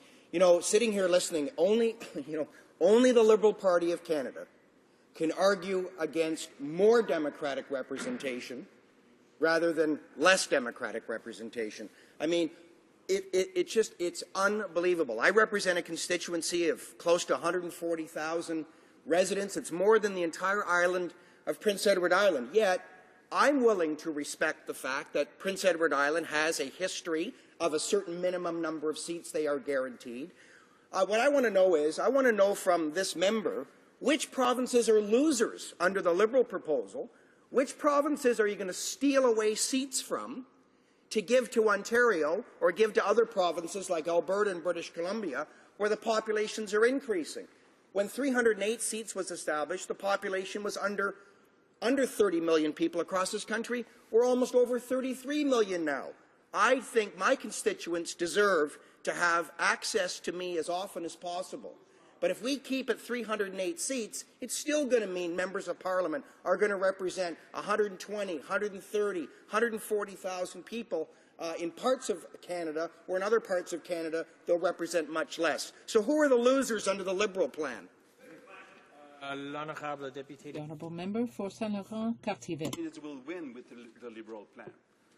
We will shift, we would have shifted, if we would have listened, if we had been able to work together, 9 seats out of 5 provinces to give to 3 provinces. It's not the end of the world. Canada has done that many times in the past. Provinces are doing that all the time. Other countries are doing it all the time. Nobody speaks about winners and losers. But if you want to know who would lose, for example, his own province, Ontario, with the Conservative plan, Ontarians will have to pay for 30 more politicians, 15 here, 15 in their provinces. The province of Ontario is mirroring the federal jurisdictions. 30 more politicians. Ask Ontarians. Don't ask politicians. Ask Ontarians if they want these 30 more politicians. The Liberal plan would have given to them 8 more politicians. It's much more reasonable. It's why Ontarians embrace the Liberal plan and reject the Conservative plan. Questions and comments? The honourable member for Winnipeg Centre. Well, thank you, Mr. Speaker, and thank you to my colleague from the Liberal Party. And I recognize his expertise in this matter and the contribution that he's made in this subject matter for his many years in this House of Commons. But I'd ask him 2 things. First of all, I didn't hear him speak to the point that this is a matter where reasonable people are reasonably disagreeing, and that this bill perhaps is not matured. This bill perhaps has not reached its gestation. That the closure on this bill, or the truncating the debate on such an important subject matter, does not serve the democratic process well. And also, I didn't hear him comment on what I believe is the Trojan horse effect of this bill, in that while we're all debating the allocation of seats and the distribution of seats, we are missing the point that they are stripping away the funding for democracy, the per-vote federal contribution to the democratic process, which in fact is designed to annihilate the Liberal Party specifically. Their real goal here is to stamp out his party, not really to reallocate seats throughout the country. The honourable member for Saint-Laurent-Cartierville. Well, I want to thank my colleague, and I want to tell him that I addressed this very issue with the minister when he delivered his speech, why they are rushing to this bill, why they are not trying to amend the bill to improve it. We tabled ideas and numbers and so on, and the minister just engaged me in a debate today, a couple of hours before the vote. It's very unfortunate. I think he had orders that this bill should not be amended, and the bill will be voted as it was a month ago, as if nobody would have spoken. No expert would have said to them that they were wrong in increasing the size of the House. I must add, though, that it would have been helpful if the NDP would have been constructive in this debate, if the NDP would have tabled their own numbers, if the NDP would have said what it means to add all these rules that they want to keep together in order to please everyone in this federation, but at the cost of a mammoth House that will be even more bigger, fat than the Conservative one. And I find this very unfortunate that the NDP never addressed the issue of the constitutionality of its proposal, because all experts have said that the House and the Parliament alone cannot froze forever the representation of a province. Questions and comments? The honourable member for Sydney, Victoria. Thank you, Mr. Speaker, and I commend the member from St. Lawrence and Cartierville on his leadership on constitutional changes. My question is about Nova Scotia. I'm an MP from Nova Scotia, and it's my understanding under his plan that we will be losing 1 seat. But it's also my understanding how we might gain representation. Could he explain a little bit about how that would work for the people of Nova Scotia? Losing 1 seat would also gain them representation in this House? The honourable member for Saint-Laurent-Cartierville. Yes, my colleague is very right. Nova Scotia, under the Liberal plan, would have been at its Senate floor, 10 seats instead of 11. But since the Conservative plan is giving 30 seats to other provinces and none to Nova Scotia, at the end of the day, Nova Scotian representation would have been roughly the same that with the Conservative plan. And I spoke with enough Nova Scotians to know that they don't want more politicians. They think it's a bad idea to have the most inflated House of the history of this federation at a time where the government is slashing and cutting, especially in services key for Nova Scotians, like fisheries, like search and rescue, all these services at the front of the line, where this finance minister will cut it by 10%, the same finance minister will increase the number of seats by 10%, none of them going to Nova Scotia. Questions and comments? The honourable member for Oakville. Thank you, Speaker, and I want to thank the member from Saint Laurent-Cartierville for his comments. But I have a question for the member. You were quoting from about other provinces that had reduced the number of seats. Sorry, provinces that reduced the number of seats. Well, I was a member of a government that reduced the number of seats, and I was one of the ones that lost my seat. So I had a personal stake in this, and I supported the bill. It was even called the Fewer Politicians Act. And it was largely symbolic because we wanted to show the people of Ontario between 95 and 99 that we had massive deficit. We wanted to show them that we were willing to sacrifice ourselves and to save money across the board. And let me tell you what happened. First of all, I lost my running, I lost my job, and that was my choice. I agreed with that in principle. But when I started to talk to my constituents, first of all, I tell you, most of them never even noticed. They say, well, aren't you on the job now? I said, no. My riding disappeared in the election. And I have to tell you what they said. They were very, very upset. And they were upset because MPs and MPPs provide service to their community. And one of the most important fundamental parts of our democracy is that people can meet with their Member of Parliament or they can meet with their MPPs. And there are only so many days to do that. We might have Fridays in our riding, we might have Saturday mornings, and we have weeks off. But when you have fewer politicians, the people don't get the same service because it's all about service. And so the people were profoundly upset that I wasn't on the job for them. And I heard that from other parts of Ontario too. By adding seats in the provinces that are underrepresented now, those people will get better service from their members of parliament. I want to ask the member, would you be willing to give up your seat? Would you be willing to give up seats in Montreal or in Quebec? And do you want to be the one who explains that to the people of Quebec who might have fewer seats? May I suggest something? Do a telephone town hall. You can get up to 10,000. Order. The honourable member for Saint Laurent-Cartierville. Thank you, Mr. Speaker. Thank you from my colleague. I would start with the end, maybe. I'm telling him, I'm sure that in Quebec, Quebecers don't want 30 more seats. They don't see why this government wants to give 3 more seats for Quebec, but 27 seats to others anyway. It gives nothing to us. If I had to debate in Quebec, I'm sure I will win this debate. 10% of Quebecers, according to a poll of yesterday, support this bill. 10%. And 57% support the Liberal plan to have a fairer house, but with no more seats. He said that people were disappointed and so on. Yes, many Canadians will always be disappointed for valid reasons. There are many reasons to be disappointed about UMPs. A study by Professor Paul Thomas and others from UFT have shown that if you compare UK and Canada, where you have more MPs in UK than in Canada, the quality of the representation is not improving. Now, in a way, we have the social tools, the technological tools to reach people much more than before. We are able to do the job at 308 seats. It's what Canadians are telling us. At a time where his government is slashing everything, why this government wants to boost the number of seats in this House by 10%. Resuming debate, the honourable member for Lanark, Frontenac, Lennox and Addington. Thank you, Mr. Speaker. Mr. Speaker, I'm rising to speak in favour of this piece of legislation. I think it's an excellent bill and goes a long way towards returning Canada to one of the foundational principles of our federation. But before talking about the merits of Bill C-20, I want to start by spending a little bit of time talking about some of what my honourable colleague from Saint Laurent-Cartierville was talking about his proposed legislation and pointing out some of the flaws with what he is proposing, because I don't think that he gave all the facts in the most objective manner possible. So I'll attempt to set that right.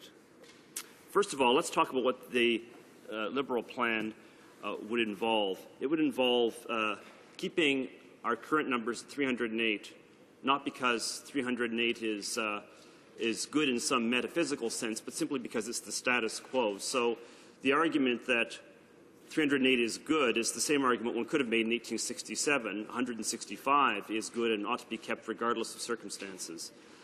That's an argument which is, I think, implausible when we pick any number other than the arbitrary current number and fixate upon it.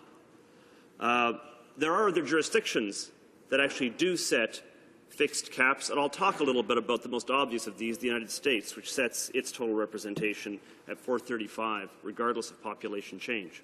But Let's start with the Liberal plan. They propose 4 new seats for Ontario, 2 for BC, 3 for Alberta, and reductions of 3 seats for Quebec, 2 each for Manitoba and Saskatchewan, 1 each for Nova Scotia and Newfoundland, with the result that there is greater equality than at present, although not greater equality, indeed somewhat lesser equality than is the case under the government bill. I'll demonstrate how that's true. But that's their plan. Now, the member started by talking about how popular the Liberal plan was and how unpopular the government's plan was, based upon a recent poll that came out actually just yesterday. I must say, I read the poll too, the raw numbers, and I get a very different picture than the one he did. So let me quote it in greater detail to make the point that he was not giving an accurate reflection of what respondents to the poll actually said. People were asked first the question, do you support or oppose the legislation to increase the number of seats in the House of Commons by 30 to move every province toward representation by population? Now, asked that question, 44% were in favour, only 28% were opposed. There were also 27 undecided. That is a very strong margin in favour. When I look at the individual regions of the country, I won't go through all of them, but as one might expect, in Ontario, BC, and Alberta, the 3 dramatically underrepresented populations in the current system, we see the widest margins in favour. 52% in favour in Ontario, 60% in Alberta, 56% in British Columbia. So that's the first thing. There is widespread popular support. By the way, this is true across the country. Although the support is less in the Atlantic and in Quebec than in these regions, nevertheless, the far more people support than oppose the government's proposal. Now, people were also asked about the Liberal Party's proposal, and they were asked the following question. Let me read. Which of the following 3 proposals for the seats of the House of Commons do you prefer the most? And the choices were increase the seats by 30, keep the same number of seats but redistribute, keep things the way they are now. Now, asked that way, you get majorities, quite strong majorities actually, and these are the numbers that my honourable colleague cited for that second option. Keep the same number of seats but redistribute. But that is not the full story, and that's why you get those high numbers. Ask the question this way. I'd like to see the support levels when you ask them, you will be losing seats in your province. So how high would the support be if you asked Nova Scotians, for example, keep the same number of seats but redistribute by taking away 10% of your seats?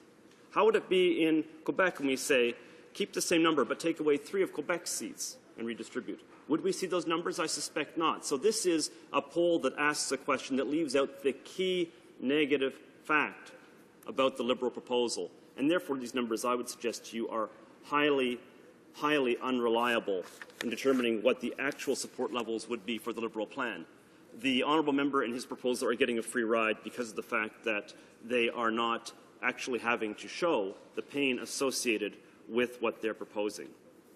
Now, my honourable colleague also talked about parallels to other countries. He says we've got far too many people here in the House of Commons, as if there's some kind of abstract level at which to achieve perfect representation. He cited 2 countries to make his point, the British and the Australians. Well, Britain has 600 members of Parliament, far more than we have here. Although the population of Britain is a good deal larger than the population of Canada, the average population per constituency is lower than in Canada under our new proposal, let alone under the status quo. So I'm mystified as to why he even brought up the British example. As far as Australia goes, he says there are only about 60% as many MPs in the Australian House as there are in this House. I'll just point out that Australia has about 2/3 of Canada's population, so riding populations are more or less equivalent. These are very unconvincing examples. Now let me turn to the United States. The United States actually uses the system that my honourable colleague is recommending.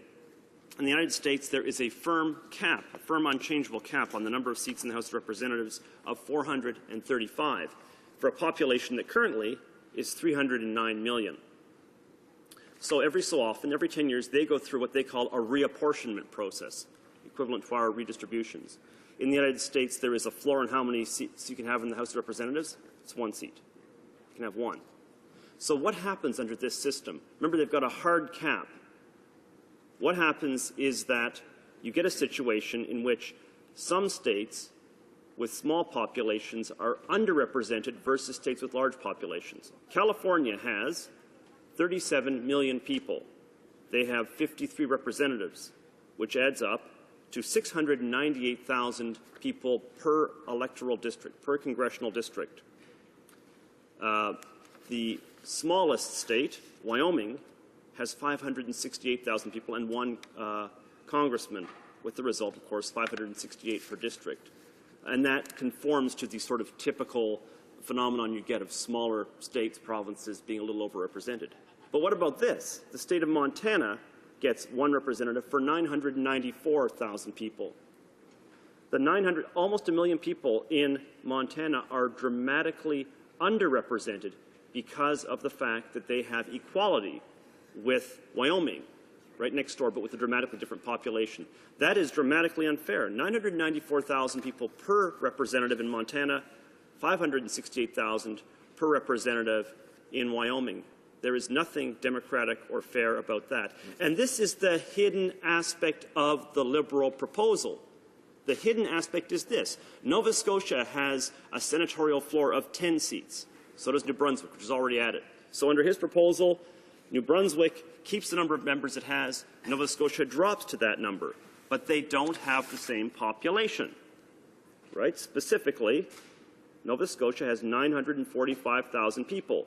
New Brunswick has 755,000 people. He is asking us to say that we should permanently lock in a 20% difference in level of representation. That is not representation by population.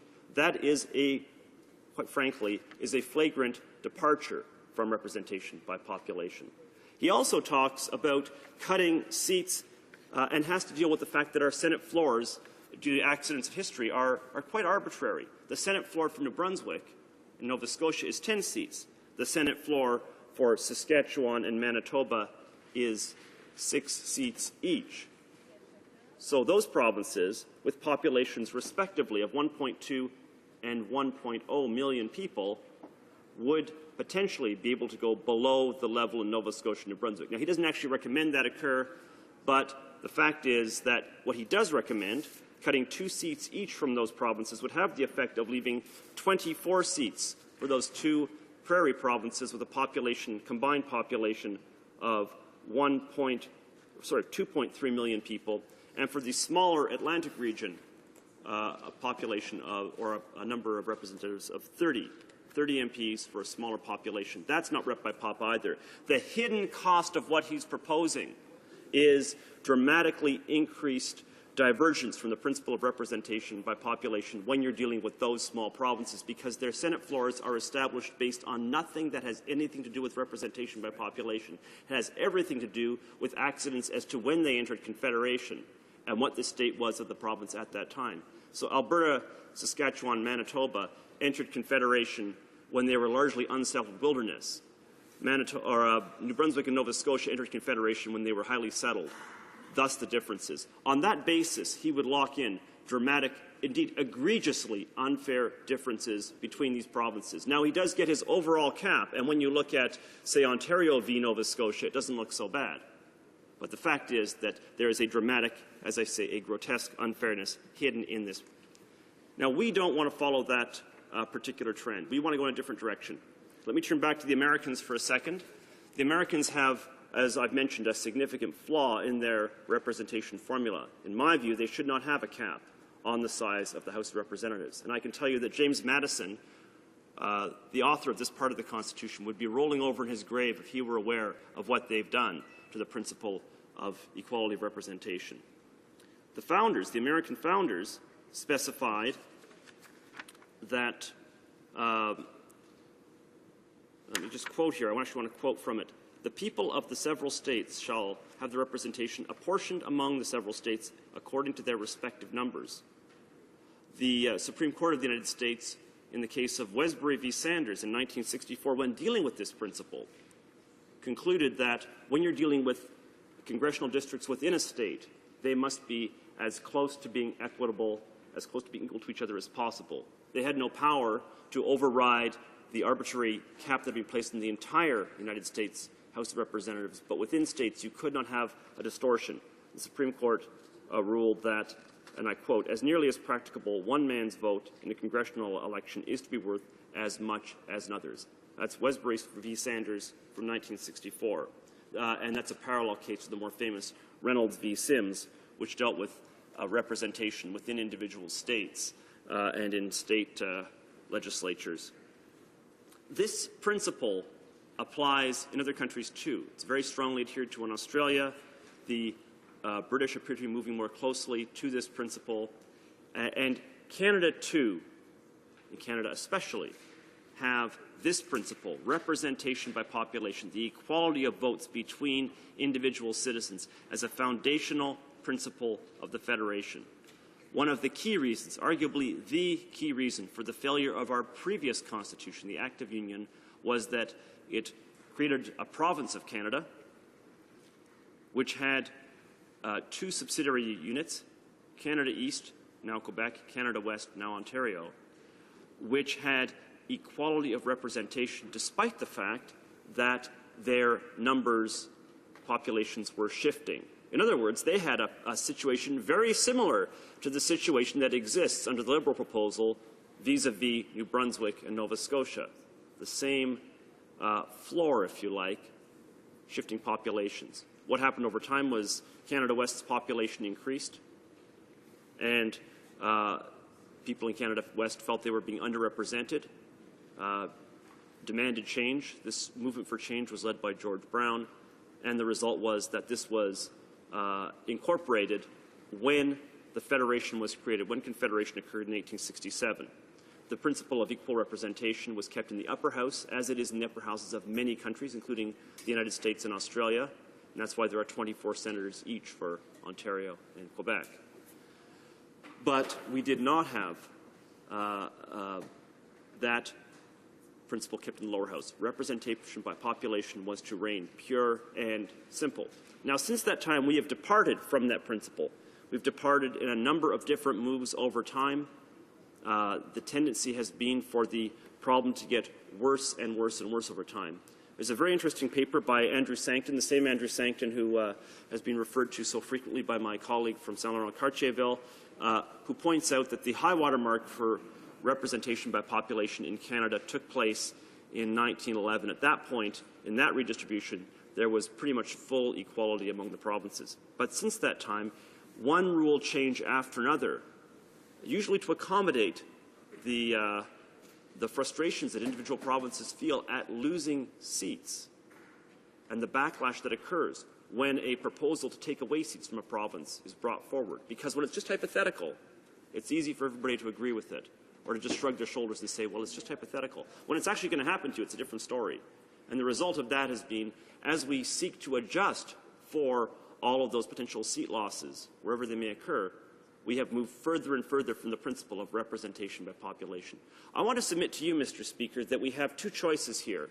Choice number one is we worry about arbitrary and unimportant considerations like the overall number of people who are in this place. Choice number two is we accept that the size of this place is growing and that it will continue to grow in the future, just as it has doubled since the time of Confederation.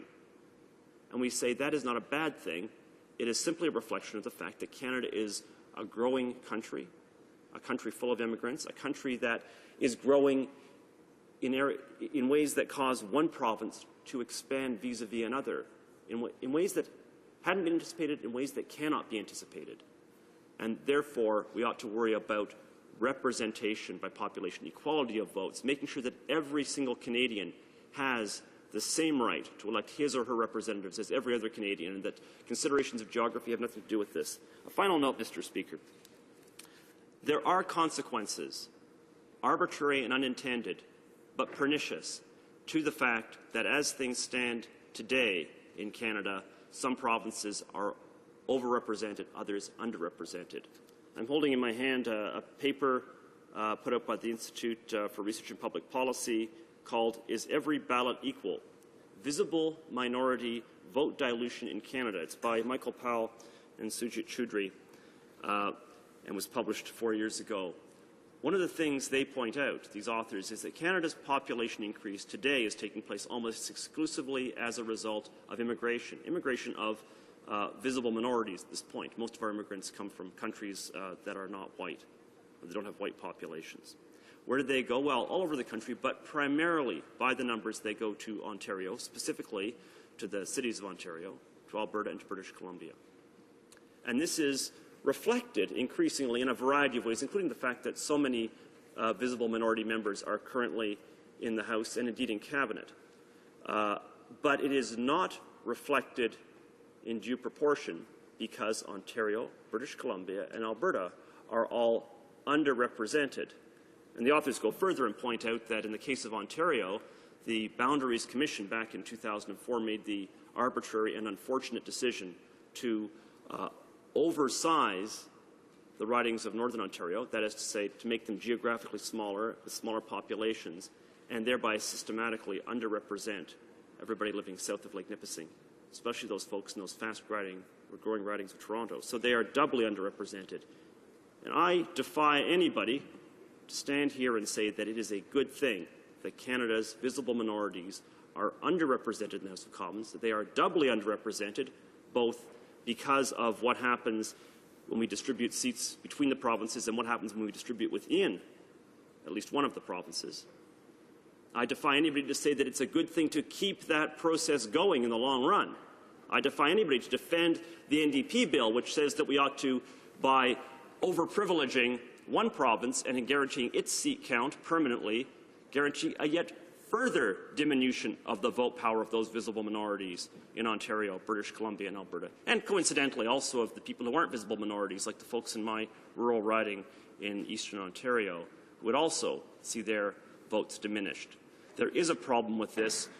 The solution that's being proposed by the government in Bill C-20 is a thoughtful, diplomatic, practical solution. It has widespread public support. It is something that is mandated, if one believes in the mandate theory of government, in that the government went into the election saying we will do three things in our our boundary redistribution bill. We will, number one, ensure that Ontario, BC, and Alberta get more seats. Number two, Quebec is ensured its equitable share, so it's neither over nor underrepresented, and we will ensure that none of the smaller provinces lose seats. This is the kind of compromise on which this country was built 150 years ago. I think it's an excellent proposal. I encourage every member of this House to vote for it. Thank you very much. Question and commentate. Questions and comments. Barnaby Douglas. On this side of the House, we really think this bill is essentially a battle between two old parties. It's an outdated idea, and what we think this House needs to move to proportional representation. We've never really had a proper debate in this country. In fact, the Royal Commission that looked at electoral reform in the 90s was specifically instructed not to look at reforming our electoral system, and yet we still have this back-and-forth debate about numbers of seats in a system that doesn't work. So, Mr. Speaker, I'd like to know why this government hasn't looked at the issue of proportional representation, and when will they give Canadians a chance to discuss real electoral reform? Thank you. The honourable member for Lanark, Frontenac, Lennox, and Addington. Well, the member is partly right. This indeed has been a discussion between the Conservatives and the Liberals, but that's mostly because the NDP have been running as fast as they can from their party's own proposal and refuse to defend it. I mean, committee, you should read the minutes. They are absolutely panic-stricken at the thought, at least the non-Quebec members, that their electorates, their voters will become aware of what their party is proposing and how it promises to treat Canadians systematically and permanently as two separate categories of people, one guaranteed a frozen level of representation and the others a perpetually diminishing number of percentage of the House. That's unfair, it's undemocratic. I agree with my colleague from Saint-Laurent-Cartierville when he says that it's probably also unconstitutional. With regard to proportional representation, actually there has been some study. I served on the Procedure and House Affairs Committee when we traveled to Australia and New Zealand to look at their systems, and other members of the committee traveled to Scotland and Germany to look at the systems that are in place there. I'll just point out that there may be merit to looking at those systems. That really is separate from this debate, number one. And number two, there is more than one system of preferential or proportional representation. I invite him to look, as his party is willfully refuses to do, to look at preferential voting as opposed to proportional. Proportional is all about strengthening the party and weakening the individual member. Preferential is all about respecting the views of the constituents. So it's just that one. Questions and comments? The Honourable Member for St. Laurent-Cartierville. First of all, Mr. Speaker, I would like to thank my colleague. It's always very, very interesting to listen to him, and I'm sorry for me that I was unable to listen to his full speech because I was giving interviews in order to react to the mess that his Minister of Environment has done yesterday. But to go to the 2 points he mentioned, the first one is that we cannot decrease the number of seats of any province because it would create too much flack in this country, the only country where it would be the case. I would argue that with the 15% rule we are proposing, all these decrease of seats in any province would be very, very manageable, and it would help the whole country, and most Canadians would react this way. But my other point is, when he said that there is no cost to always increase the number of seats, I would like only to quote one of the experts who came at our committee, le professeur Louis Massicotte de l'Université Laval, qui a fait observer au comité. And he pointed out to the committee that the multiplication of the number of seats could cause a reduction. The more MPs there are, the more it reduces the value of the contribution. He also said it would affect resources available to parliamentarians to do their job. So my question is this: doesn't that risk happening here?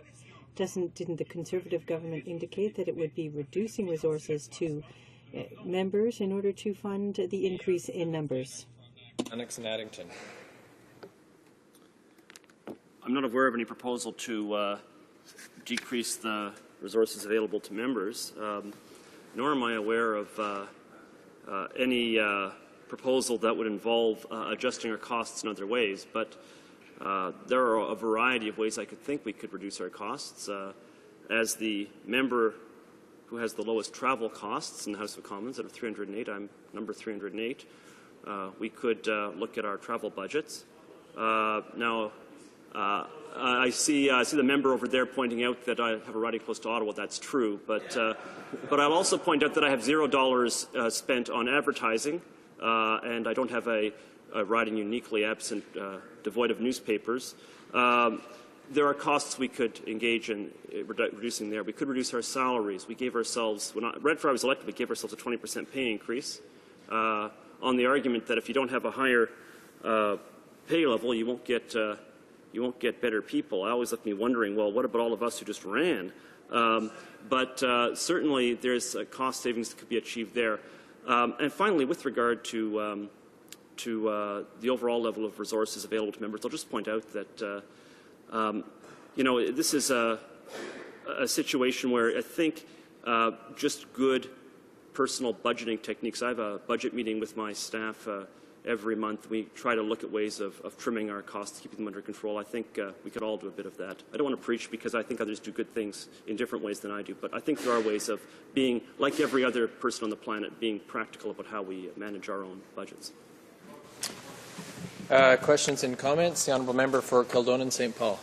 Thank you. And Mr. Speaker, I'd like to thank my colleague for his amazing speech as I was listening to it. And in particular, I would like the member to please expand on and reiterate some of the comments he made formally this morning about the importance of representation from our new immigrants who have become citizens to Canada, and the importance to make sure that people are represented well.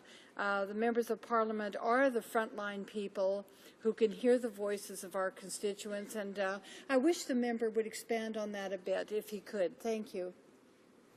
The Honourable Member for Frontenac, Lennox and Addington. Thank you.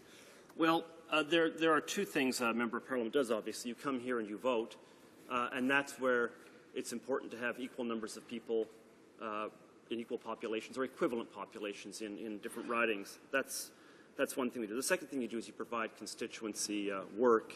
And this actually is something where those of our colleagues who represent urban ridings can speak with considerable authority. There is an astounding amount of work associated if you have a constituency with large numbers of recent immigrants, simply because of the paperwork involved in the whole immigration process. That does actually make it very unfair to have those urban high immigration ridings larger in population terms than other ridings. And as I said, there were two ways in which there was a discrimination against, in the case of Ontario, these ridings. But there's actually a third level, which I didn't mention, which is this. As our populations expand between censuses, they expand in highly differential ways. So there are certain 905 belt ridings that now have populations dramatically in excess of the national average.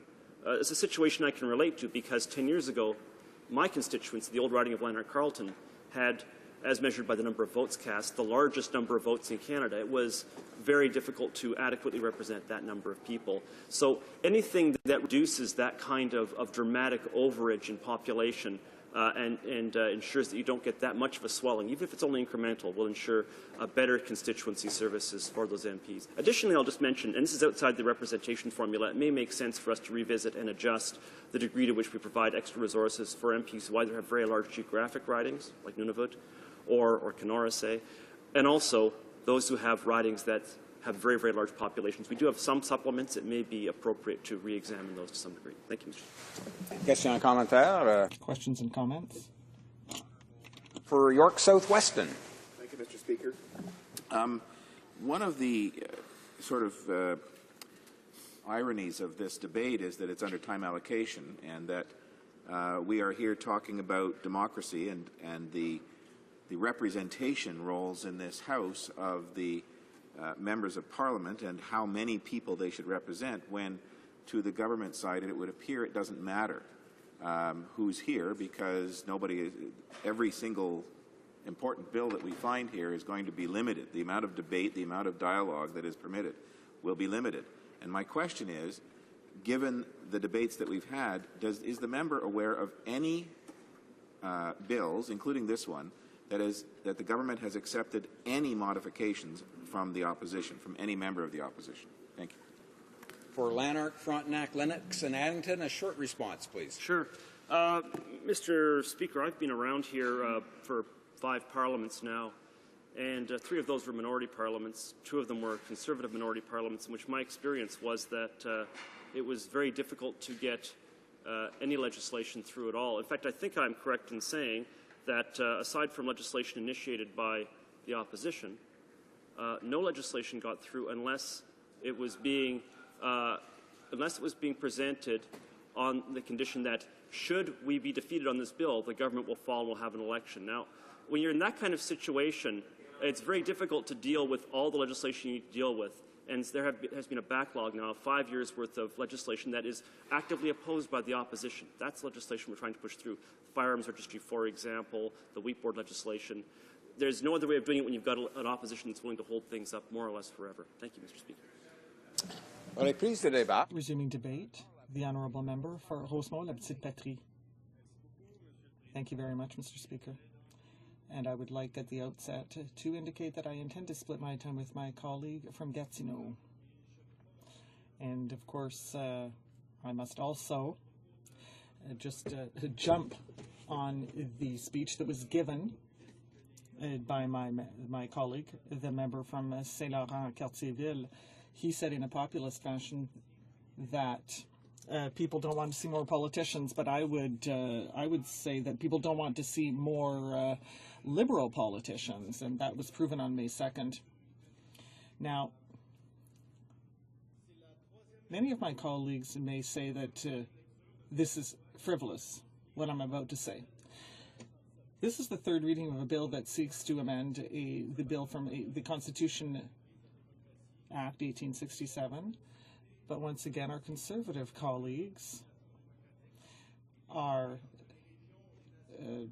limiting time on this very basic issue. They're giving us 1 single day of debate to study this very important issue. It's not serious, Mr. Speaker. It's just mocking us.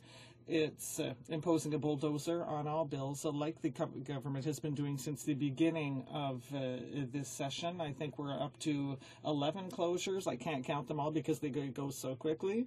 Once again, this government is disconnected from reality, I must say. This Conservative bill seeks essentially to correct certain flaws, certain inequities, by adding seats, but in a spirit where the members are gagged. They're not allowed to speak. So why have more members in the House? What's the advantage of having more people here when the people seated here can't do their work because they're not allowed to do so? And unfortunately, we haven't yet heard the answer to this question. The Conservatives' bill, BC 20, doesn't solve any of the problems that need to be solved according to the bill's stated intent. The objectives targeted will not be achieved. The members' objectives won't be attained. The provinces from the West and Ontario will not have proportional representation in this future House. And in addition, the policies of Quebec are flouted, but I'll come back to that.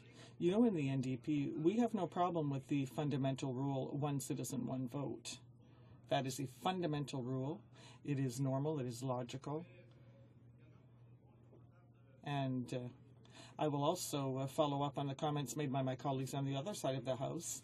It raises a problem if a member represents 100,000 people or 200,000 people, because the workload is not the same, it's not fair, and yes, indeed, we are here to provide services to the public, and therefore we need a proper allocation, a balance among the work of the different MPs. So yes, there is demographic growth in some provinces, so there's some kind of correction needed so that the workload is more properly shared among the different MPs, and so that people are genuinely represented. Now, once they're represented, of course, the MPs need to be able to do their work, but I've already talked about that. The respect of the rule, one citizen, one vote, is essential and fundamental, but Mr. Speaker, it is not the only rule. The Supreme Court has already established this. The New Democrat position is based on the fact that there are multiple realities within the Canadian Federation, and therefore we must take these realities into account and stop this narrow-minded ideology regarding purely mathematical representation. Why? Because the Supreme Court recognized that there are groups of particular interest that should be specially treated, and that's not a privilege. It's simply recognizing the sociological, historical, and geographical reality on the ground. For example, a group of particular interest, Quebecers, for example, or a province with a smaller representation like PEI. There are rules that ensure that a province can't have fewer members than senators. The reality of Aboriginal communities must be recognized as, and same goes for northern communities. So we need an open and accessible system that reflects the realities of the different aspects and parts of our country. On November 27, 2006, this House adopted a motion recognizing that the Québécois form a nation. For us, for the NDP, that means something. It must mean something. It must be reflected in concrete aspects, in concrete gestures. But unfortunately, what we've seen since 2006 has been nothing but lip service and empty rhetoric, whereas we in the NDP have initiatives to ensure that this recognition applies in reality and does not remain theoretical. For example, we have private members' bills to ensure that the French language is respected in Quebec workplaces under federal jurisdiction, and that is essential for the recognition of the French fact in North America. There is also the bill introduced by our colleague from Compton-Stanstead, C-312, on the maintenance of Quebec's political weight within this very House. 24.35%. Why? Because on November 27, 2006, when that motion was adopted in this House, that was Quebec's political weight, which, according to us, must be maintained and defended to reflect this veritable recognition. How can we ask Quebec members to vote in favor of a drop in Quebec's weight in this House, whereas we were recognized as a nation? How can my colleagues, the Liberal members from Quebec, how can they vote in favor of such a regression for Quebec? It really surprises me about them.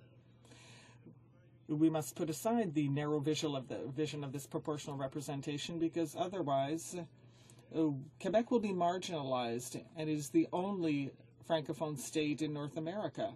It has a specific reality, and that must be recognized. And that is why we, the members of the NDP, the Quebec members, and the other members as well, we are standing up for the maintenance of Quebec's weight in this House, but also for an increase in the number of houses in provinces where the population is climbing, because it's a matter of equity and fairness with regard to the services provided to citizens. So if we are in a situation where we recognize that the Québécois, that Francophones form a founding people of this nation, well, then we must come back to the Laurent Baudouin-Dunton Commission, their vision on bilingualism and multiculturalism, which it was struck between 63 and 71. And at the time, they took the time to study these issues in very great depth, unlike the Conservative government that wants to limit debate on every single bill. So they studied bilingualism and biculturalism and recognized that the Aboriginal peoples at the time had been forgotten. Today we recognize them more, but there are two languages, two cultures in this country, and a nation that was recognized in 2006. So that was the recognition of the fundamental cultural reality of that nation, which is being flouted by this Conservative bill, by C-20, which is ignoring this Québécois nation, but which is clearly recognized by Bill C-312 introduced by my colleague. So the protection of language and culture must ensure that Quebec does not lose its rightful place in this House, and that its political weight be maintained at 24.35%, and that is widely recognized in Quebec. My colleague spoke about the unanimous motion passed by the National Assembly in that regard, and the Minister of Intergovernmental Affairs of Quebec also said that the 3 seats proposed under C-20, these additional 3 seats, are clearly inadequate. And I think we need to take some credit as the official opposition. If we had not insisted on that issue, then I'm not even sure that these 3 seats would have been included in the bill. So the conclusion of this Royal Commission on Bilingualism and Biculturalism was the importance of an equal partnership, and that's not what we see in the Conservatives' bill. They don't recognize the obligation of recognizing the French fact in North America, the Quebec-specific culture. So we want to include all the parts of this great federation, so we cannot support a bill like Bill C-20. And we are calling on a true democratic reform. That's what we are calling for. And we want a proportional voting method. But that will be a debate for another day, Mr. Speaker. Questions and comments? Question and commentaire. Questions and comments. The Honourable Member for Saint-Laurent-Cartierville. Thank you very much, Mr. Speaker. It is the first time that I'm exchanging with my colleague in this House, and I'm very happy about that. I'd like to thank him for his speech. But this is the same problem that keeps cropping up. The NDP is not the Bloc. The NDP must represent everyone and wants to find solutions for all members of this country. So the members said, well, it's important to correct the underrepresentation of Ontario, Alberta, and BC, which are the most underrepresented provinces in all of democratic society, most likely. So if we accept that, if we add the seats proposed by the Conservatives, and then if we maintain the 24.35% for Quebec, the problem is that that Ontario its weight would fall to 35%. Alberta would stand at the same percentage as then if seats had not been added. So these provinces would require more seats. So if we add more seats to these provinces, Quebec goes back down below the 24.35%, which means that this reallocation method means that if you go up to 350 seats, the House still does not meet all the rules, comply with all the rules that the member mentioned. So I would like to hear from the NDP how many seats will need to be added to this House. The Honourable Member for Rosemont-la-Petite-Patrie. Thank you, Madam Speaker. Thank you, Mr. Speaker, rather. I've seen a very strange vision. I'd like to thank my colleague, the member for Saint-Laurent-Cartierville. He made a very relevant observation, but he's setting aside a very important principle, the recognition of the nation, of Quebec as a nation, in favor of purely mathematical considerations. We don't have a vision that is fixed in time. We have an inclusive vision. It respects the demographic evolution of this country. It respects the Quebec nation, and we cannot fix that in time. And I think that the Liberal bill is not fair. Questions and comments?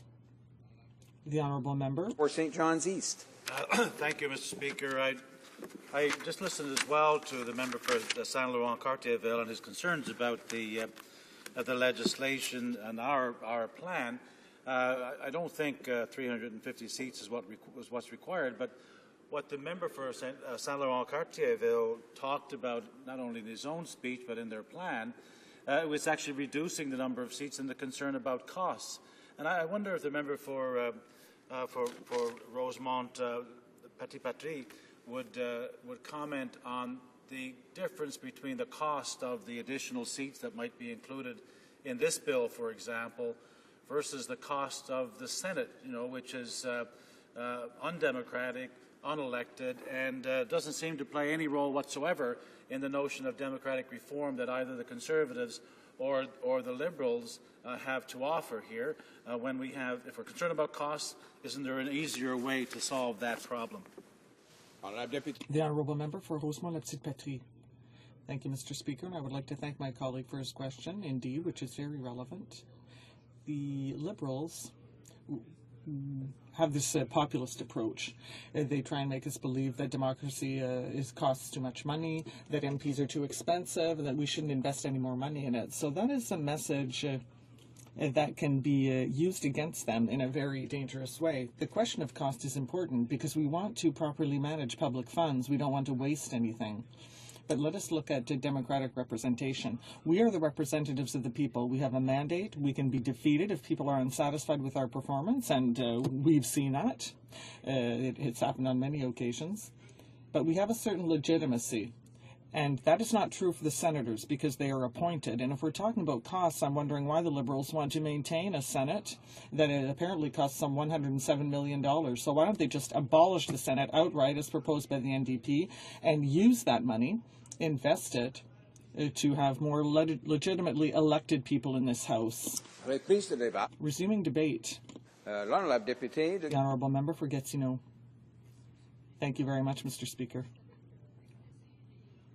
I'm very pleased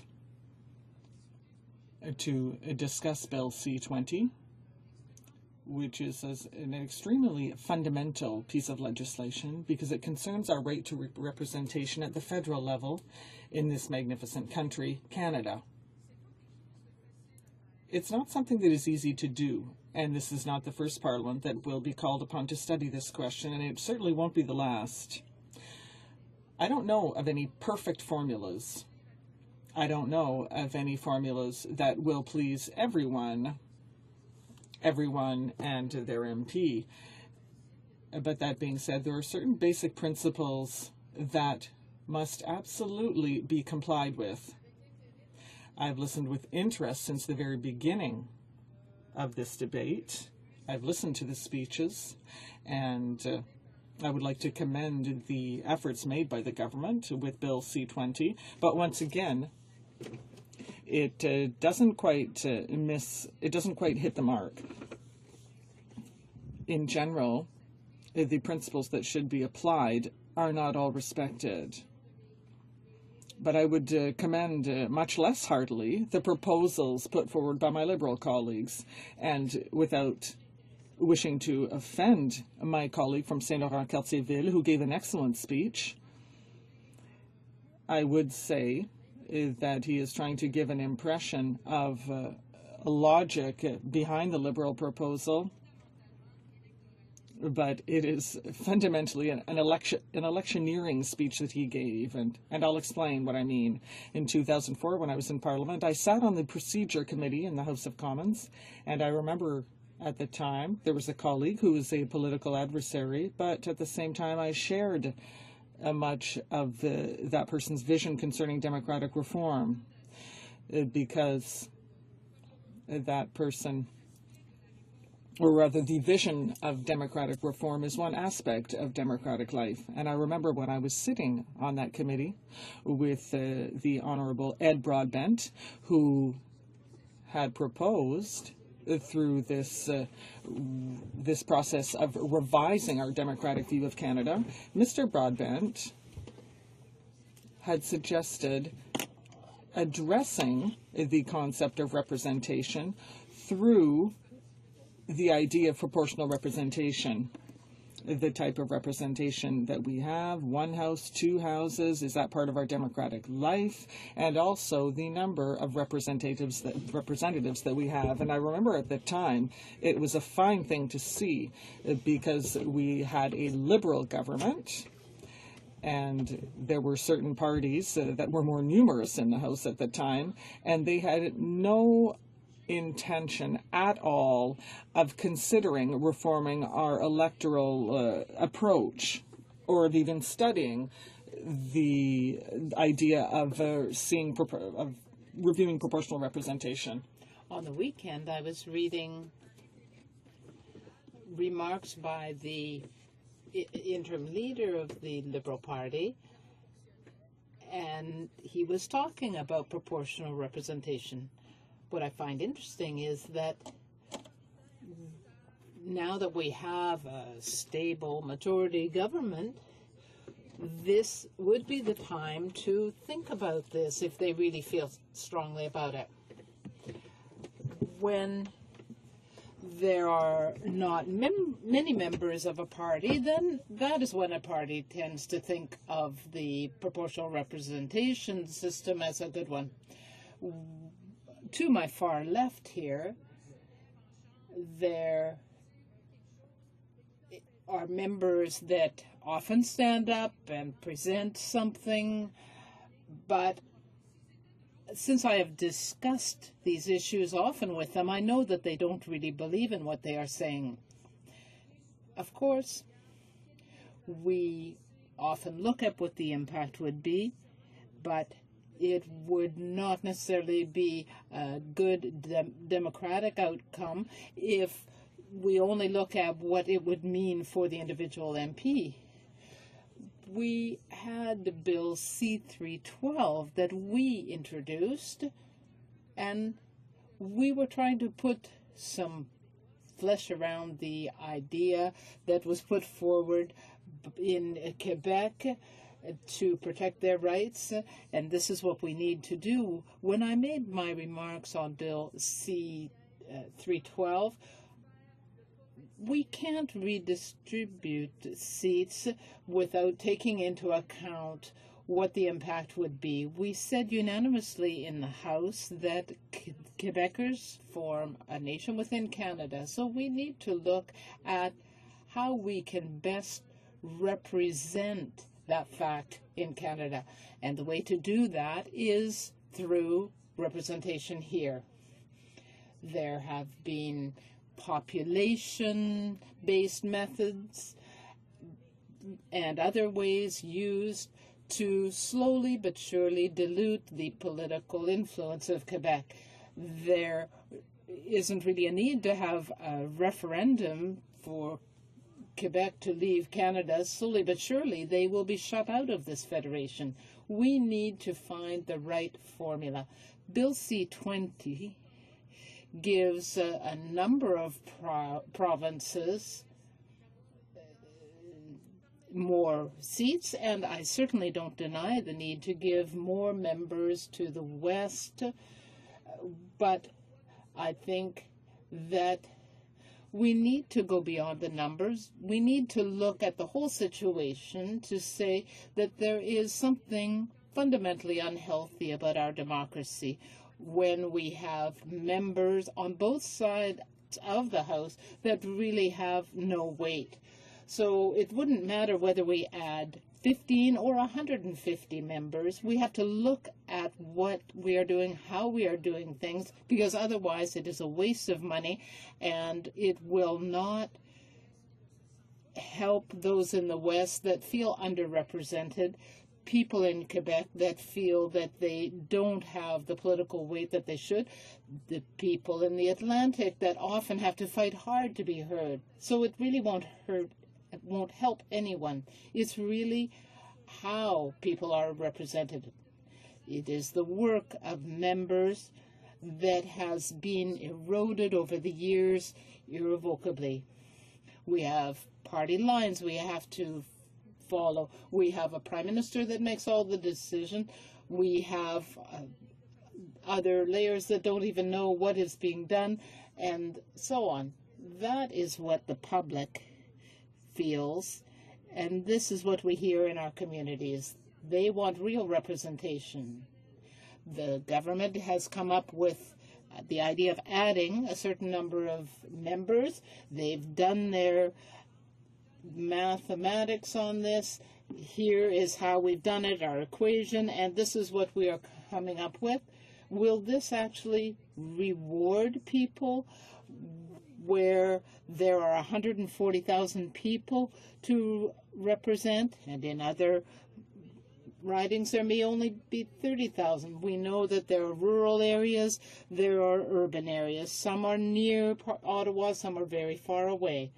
All of this needs to be taken into account, and I think the government is going about things the wrong way by just using these calculations to come up with how people should be represented.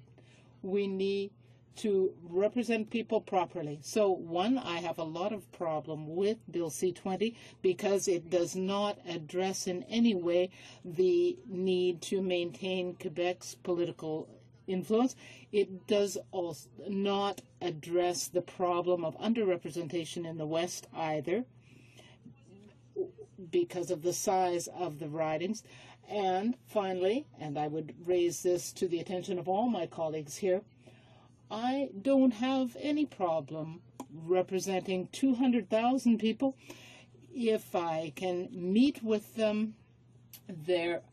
We have to be realistic, though. But the work of members has to be reviewed so that we can find ways to really represent people and this is often hard with all of the constraints. The Honourable Member for Papineau. Thank you very much, Mr. Speaker. I want to thank my colleague for her speech. I would like to ask two questions. We quite agree in the Liberal Party that there are better ways to spend our money in Parliament, in that there are new members that won't necessarily be able to serve their riding members, their constituency properly. So I agree that we need to have more resources, new ways of doing things, so that members can serve their constituents properly. So yes, sometimes spending is not done properly. But I do have a question for her. Unfortunately, the NDP's bill does not have figures and numbers to back it up. She seems to be against mathematical calculations, but they seem to have come up with their own magic figure. It's too bad that she doesn't directly address the issue that her plan, her party's plan, would increase the number of members significantly and by even more than the Conservative plan. The Honourable Member for Gatineau. Thank you, Mr. Speaker. I'm not sure if my colleague was here at the beginning of my speech. I have considerable respect for him and his party, and so I will just say in a friendly way that it is a bit hypocritical to try to save money by maintaining or reducing the number of MPs. The work involved in representing constituents should never be a question of money. It's a question of fair play. We need to ensure that people from all regions of Canada are well represented. Is that the case already? Or what formula should we use? This new one that's being proposed? That's not necessarily the case. We need to seek visibility. People have increasing needs. Some people say we should keep the number at 308 and redistribute the population, but in fact, that isn't necessarily the right way, and I think his approach lacks depth. The Honourable Member for Rosemont-la-Petite-Patrie. Thank you, Mr. Speaker. I want to congratulate my colleague, the member for Gatineau, for her speech. She put her points very clearly and went into detail. On the other side of the House, we hear about proportional representation, but just based on population. She's talking about proportional representation to make sure that people's various political views would be clearly represented. How is it that the government can have a strong mandate, have a majority with only 39% of the vote, but two-thirds of people didn't vote for them? The Honourable Member of Gatineau. Thank you. That was a good question. The Speaker will be stopping me soon, so I won't be able to get into all the complexities. But in fact, we can't cure a problem of underrepresentation just by redistributing seats. It's a question of the system. The Bloc Québécois, the Green Party, claim to represent a part of our country's views, but often there are colleagues that do not have a majority. I had a majority. I got 62% of the votes, and so I feel very strongly supported. I feel that I can really say I'm speaking on behalf of the people of Gatineau, but with 39%, I don't think I'd feel the same way. Resuming debate. Honourable Member for Oakville. Thank you, Speaker. I'm very pleased to rise today and speak on Bill C-20. It's a privilege, in fact, and I'm very proud to be part of a government that has introduced this important historical democratic measure. I think the most important thing about Bill C-20 is it will help preserve and improve our country's cherished democratic and constitutional traditions by ensuring fair representation in the House. I'm happy to share the allocated time with my colleague today, the member from Edmonton St. Albert, on this important issue. It's been just under a year since the democratic uprisings in the Arab world began, the Arab Spring. If these uprisings had shown us anything, it's that freedom and self-government are so essential to human nature that people are willing to suffer and even die for them.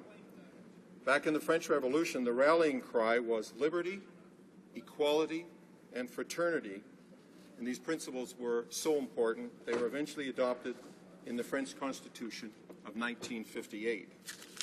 This bill addresses one of those three primary pillars of democracy, which is representation by population, equality. It means the vote of every person, regardless of position, power, wealth, or the part of the country they live in, has the same value. It is the primary tool that helps ensure that those with position, power, and influence or wealth can't dominate elections to gain more of the same. I quote Voltaire at the time of the French Revolution. He said, "Deep in their hearts, all men have the right to think themselves entirely equal to other men." The power of the ballot, where every person is equal, was the best way ever designed to make all people equal in choosing their own government. Its importance cannot be overstated. Unfortunately, that principle has been undermined in Canada, not by nefarious means, but by simple demographics, birth rates, internal and external immigration. We've had underrepresentation in some regions of our population for decades. This bill will address that underrepresentation in a realistic and reasonable way. This means a great deal in my riding of Oakville and in my province of Ontario, as well as the communities in British Columbia, Alberta, and Quebec. In addition to focusing on the economy and keeping our communities safe, Canadians voted on May 2nd for a strong, stable, national majority Conservative government because they knew we would deliver on the 3 promises we made regarding representation. Delivering on election commitments is another key pillar of democracy. We promised to increase the number of seats now and in the future for Ontario, British Columbia, and Alberta, the fastest growing provinces in Confederation. 2, to protect the number of seats for the smallest provinces. And 3, maintain Quebec's proportional representation according to its population. Mr. Speaker, the Fair Representation Act delivers on these promises. As a result, every province moves closer to true representation by population. Population increases in the most underrepresented provinces are occurring primarily in urban areas. People from across the world immigrate to these areas for their economic opportunities, as well as for their vibrant and diverse communities. The region of Halton, where Oakville is located, is expanding quickly. As a result, visible minorities in these ridings, where this growth exists, are underrepresented in our Parliament. Bill C-20 will improve the representation of people living within the Halton region, where I expect an additional seat will be added. Other seats will be added across the GTA, so Parliament will have more members who represent ridings with a higher percentage of visible minorities for their more equal voice in Parliament. Bill C-20 proposes to use the Statistics Canada population estimates as of July 1st of the year of the decennial census to determine how many seats each province will receive. The reason for this is that the population estimates provide a more accurate picture of Canada's total population moving forward.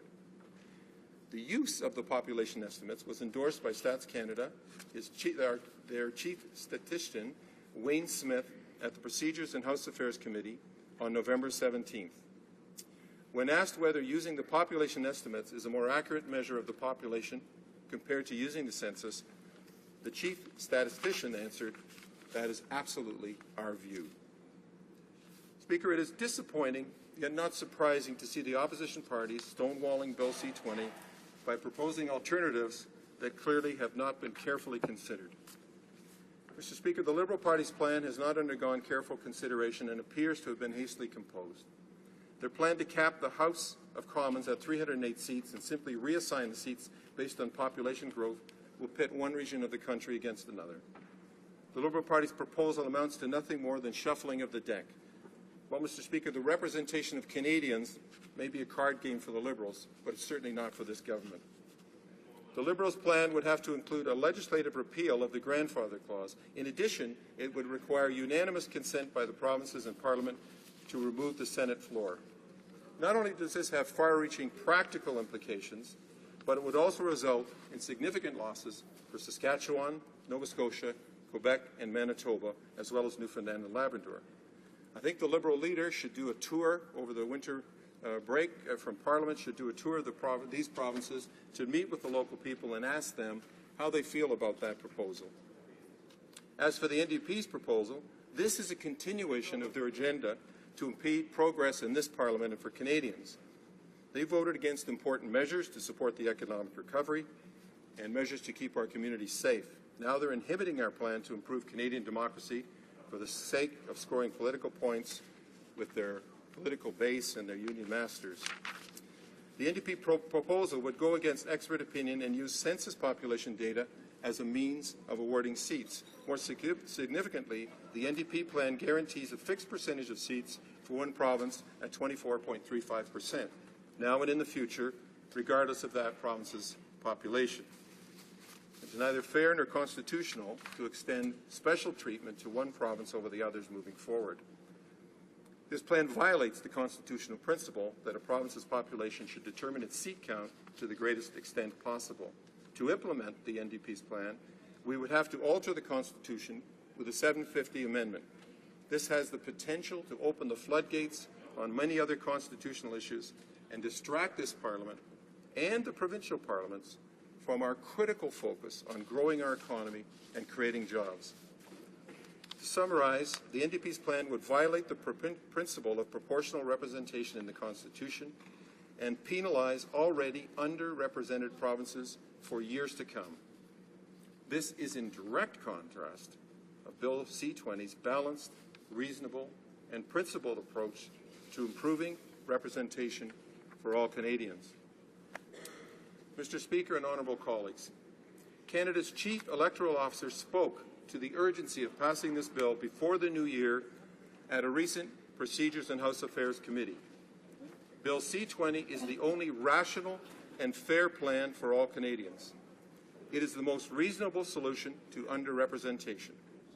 As parliamentarians, we must move swiftly to pass Bill C-20 to ensure Canadians are better represented in the House of Commons for years to come. Thank you. Questions and comments? Questions et commentaires? The Honourable Member for Papineau. I thank the member opposite for his speech, and I would like to ask him specifically about one of the core elements of what the Conservative proposal is reposing on. That is that Quebec not be underrepresented in the House in regards to its actual percentage of the population. The reality is Bill C-20 in its current form fails that test. They are proposing 78 seats for Quebec, adding 3, and 78, get out your calculators right now, 78 divided into 338 equals 23.08 when the population of Quebec as a proportion of Canada is 23.14. So there is actually a core flaw in the basic principles of what they put forward because the math simply doesn't work. Now, the honourable member may talk about the fact that territorial seats are outside of that calculation, but nobody calculates territorial seats as being outside of the 308 or 338 seats. So on the very principles they put forward in their plan, they are failing. Now, adding more seats doesn't make sense either, but that's for another question. Merci beaucoup, Monsieur le Président. The Honourable Member for Oakville. Thank you, Speaker, and I thank the member from Papineau for his question. The territorial seats are, in fact, outside that calculation, and the territories are unique. The territories are unique for a number of reasons, but one is that they have such a vast territory within each one that one member is deemed to be a minimum and, in fact, a maximum at the same time. But the member is complaining about a difference of 23.08% and 23.14%. This isn't a perfect mathematical proposal. In fact, the only perfect mathematical proposal I've seen would require the Parliament to expand to 900 seats, triple the size we have now, and it is just completely unrealistic. Questions and comments? Questions et commentaires? L'honorable député de Lac. The honourable member for Lac-Saint-Louis. The honourable member said that the problem with the Liberal proposal is that it pits one part of the country against another, but I have one would expect that when one region is pitted against the other, one region holds a very different view than another. But recent public survey data shows that the Liberal plan is actually quite popular in all regions of the country. So it's not dividing the country the way the government's policies on criminal justice and the gun registry divide the country. So I'm a little perplexed as to why the member thinks the Liberal proposal creates division in a country where everyone seems to agree with it. The honourable member for Oakville. Thank you, Speaker. I appreciate that question because we were discussing it earlier in the debate with the member from Saint-Laurent-Cartierville, and I was in the middle of a question. I actually went over my time. I apologize, Speaker. And my question was this. Who wants to give up their seat in Quebec? Which of the members opposite, members in the Montreal area, would like to go back. The member from Papineau is holding up his hand. Would like to go back to their constituency and say, I'm going to give up my seat. We're going to give up some seats in this area, this part of Montreal and other parts of Quebec, because we think that it's more fair that seat should go to Alberta or Saskatchewan or British Columbia or Ontario. And I'd like to see what response they would get from their constituents. And what I was about to suggest was, you can do a thing now called a telephone town hall, where people call in, put an ad in the newspaper, take 10 or 20,000 of your constituents on the telephone, tell them what your proposal is in Montreal, say you want to transfer those seats to other provinces because you think that's a good way to save money. And I'd like to ask you what response you think you'll get, because I've been in this business a long time. I first ran in 1974 when I was 21 years old, and I can tell you what response you'll get, and it will not be pleasant. We have time for a very short question and response. The honourable member for St. John's East. Thank you, Mr. Speaker. And I like the suggestion of the member for Oakville about the leader of the Liberal Party going around and asking, for example, in Newfoundland and Labrador, which Liberal would like to give up his seat in Newfoundland and Labrador. As the question, of course, the member for St. Laurent-Cartierville probably knows better than most. The answer you get depends on the question you ask.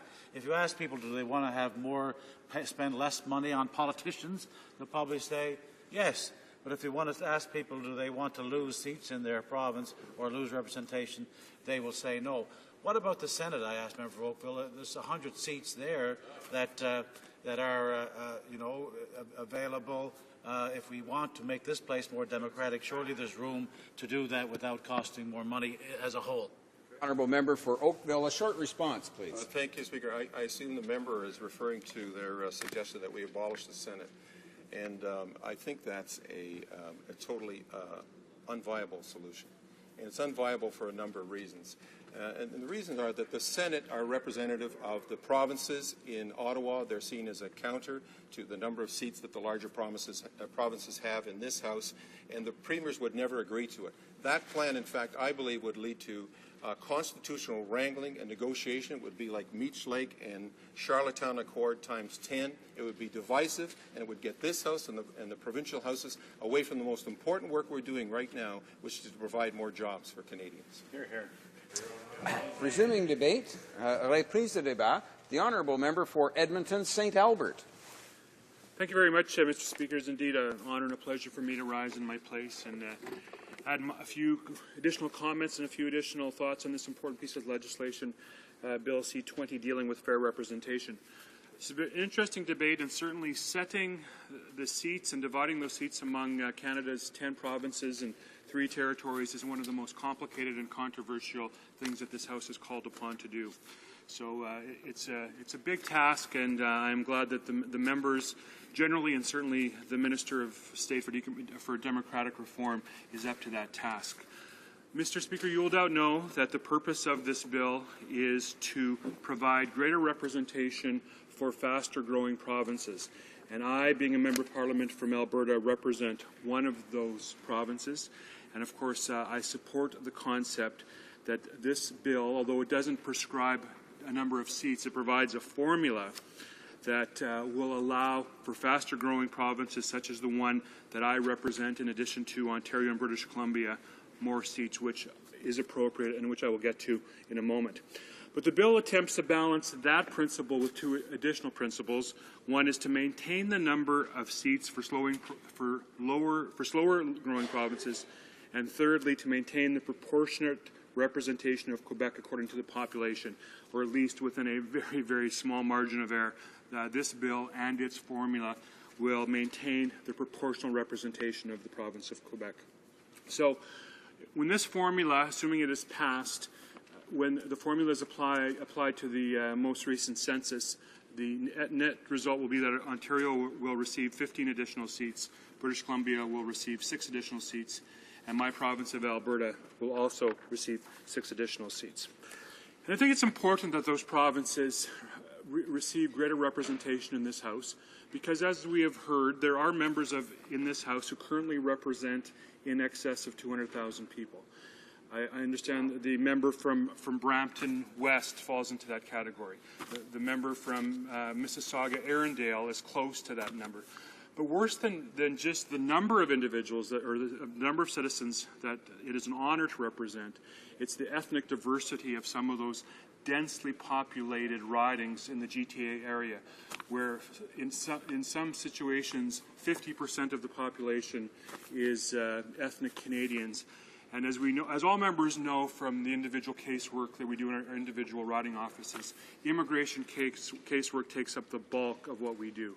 And if you represent 200,000 constituents, and if over 50% of those are non-naturally born Canadians or ethnic Canadians, that's going to place exceptional demands upon your time, and certainly exceptional demands upon the resources of your staff and of your caseworkers.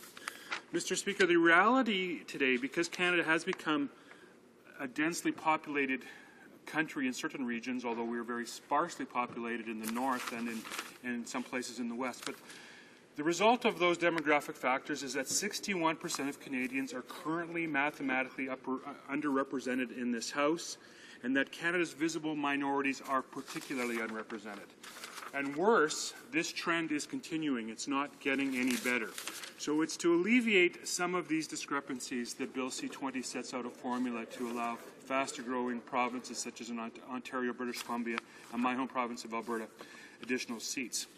I just want to mention briefly the issue with respect to my province, Alberta. Alberta has in excess of 3 million people, approximately 11% of the population, but it has only a little over 9% of the seats in this House of Commons. So the proportion of relative voting weight of one of my constituents is 0.92 of the mean. Now, if that 0.92 is weighed against provinces that are overrepresented, of course, the mathematical significance increases. So it's a problem that needs to be addressed. So although we need to grant more seats to the densely populated regions of our country and the fastest growing provinces, there has to be some accommodation for slower growing provinces, and in fact provinces where the population may even be declining. Canada, as you know, Mr. Speaker, is a diverse country. We have densely populated regions close to the 49th parallel, and we have very, very sparsely populated regions the farther you get from our southern border. And there has to be some accommodation. It is very difficult to represent a large region such as the Peace River constituency or electoral district just north and west of my riding of Edmonton-St. Albert.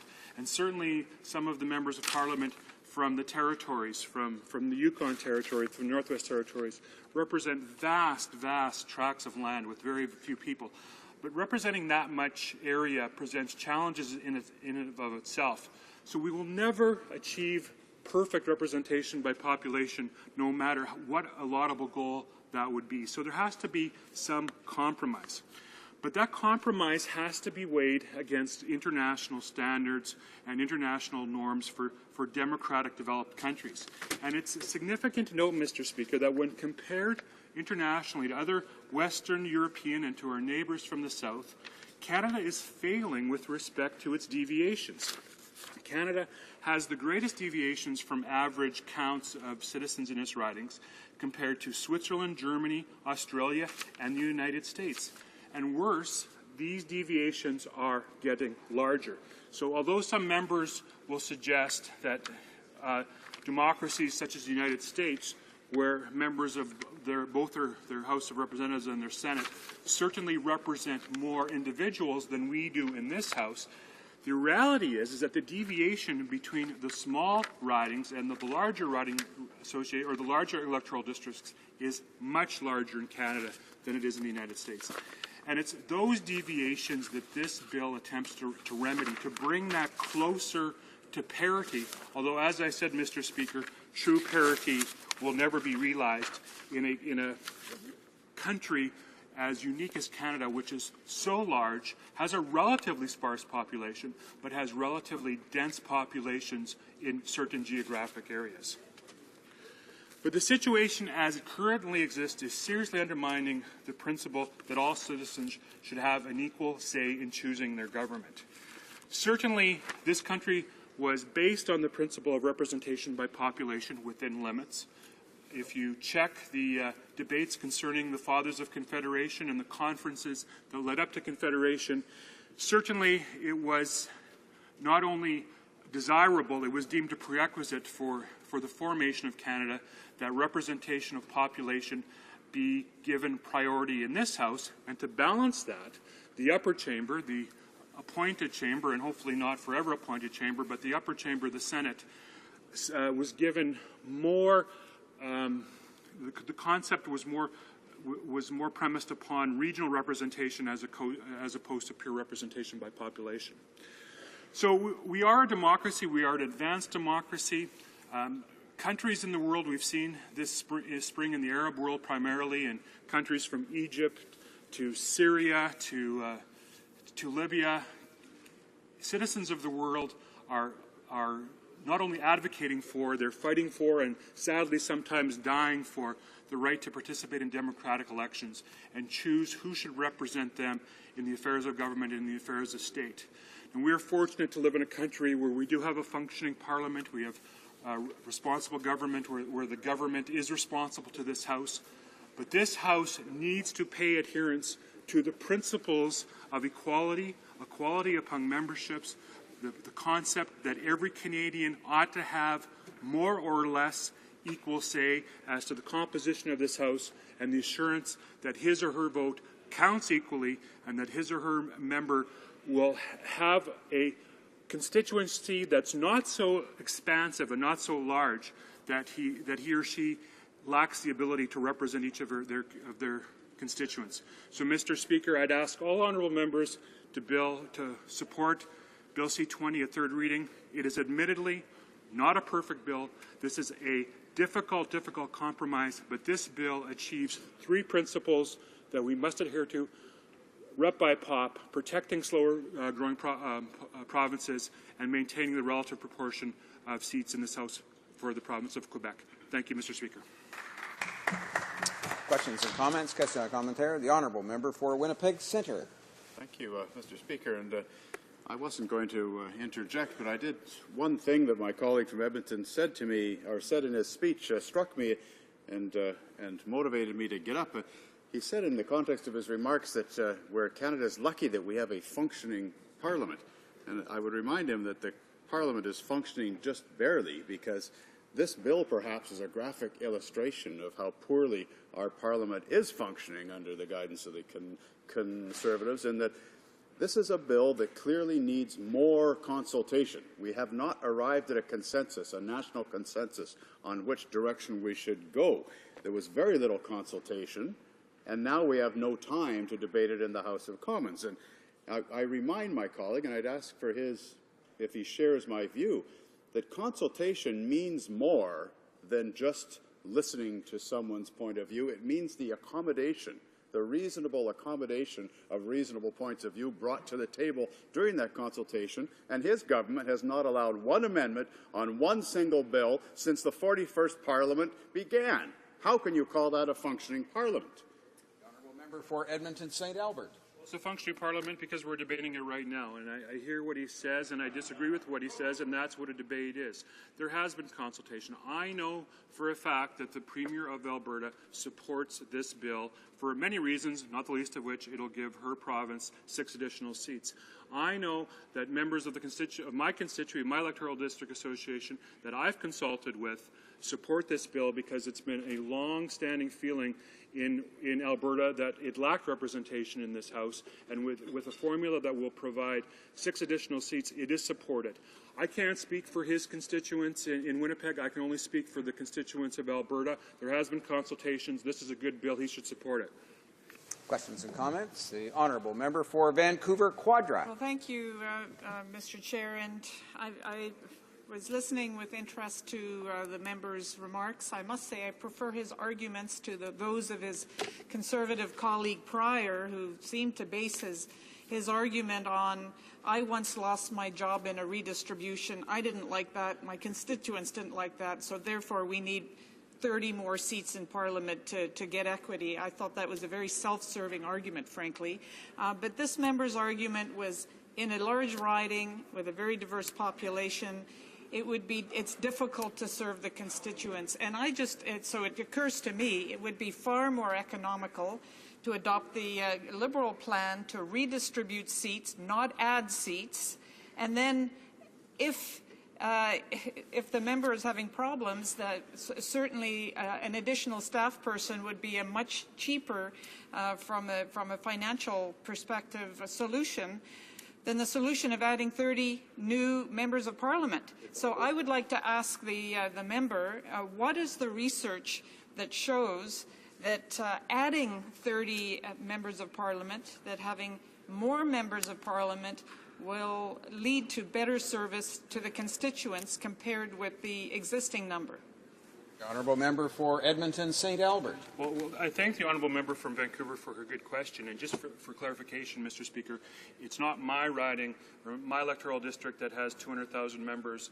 I represent a riding that is admittedly larger than the average, but not by the extent I was referring to the member from Brampton West. And certainly my riding is not as ethnically diverse as a riding that has 51% new Canadians, as my friend from Brampton West represents. But with respect to her question, the issue is not only one of cost, and I have a difficult time accepting the cost defense of maintaining the House at its current composition or as its current size. I mean, we see all over the Middle East and all over the world where citizens are clamoring for democracy. They're clamoring for the right to vote in free elections. But in Canada, we have free elections, but the weight that each one of those constituents has is disproportionate depending on whether they live in GTA or whether they live in northern Ontario. So it's to give some sense of parity or some sense of relative equality to the weights of the individual citizens to maintain democratic equality that this bill increases the number of seats for faster-growing provinces without getting into the very, very acrimonious and divisive debate of taking seats away from certain provinces to give to other provinces, such as mine, which are underrepresented. Resuming debate, reprise de débat, the honourable member for Winnipeg Centre. Well, thank you, Mr. Speaker. I'm very, very pleased to join the debate on this bill, and I think perhaps I could keep my remarks very brief, in that all that really needs to be said here today is that this bill is not ready for a third and final vote. We have not come to a national consensus on what direction we need to go on this thorny subject. We have not had the consultation that's necessary. In fact, the government side themselves, in their own actions, perhaps serve as a graphic illustration that this is an idea that has not reached gestation. This is an idea that has not matured fully and has not had the requisite exchange and the requisite participation and consultation. And the illustration is that they themselves have introduced 3 different bills on this subject. In fact, this is the 4th effort, and each one has changed in its formula and its makeup. And so from between the 39th Parliament and the 40th Parliament and the 41st Parliament, they can't make up their minds what this picture should look like. Do we need any more evidence, Mr. Speaker, that we're not ready to move forward with this bill? And like so many other bills, in fact, I'll rephrase that, like every other bill that they've introduced in the 41st Parliament, they have shut down debate and shut down consultation and shut down any opportunity to add value to a worthy notion so that we can be crafting something that is deserving, that the Canadian people can be proud of. Instead of a nation-building exercise, we are being divisive and we are being dismissive of the many, many legitimate points of view that are not going to be heard on this debate. My colleague from Edmonton just said, well, yes, there's been consultation. The Premier from Alberta himself, or herself, actually likes it.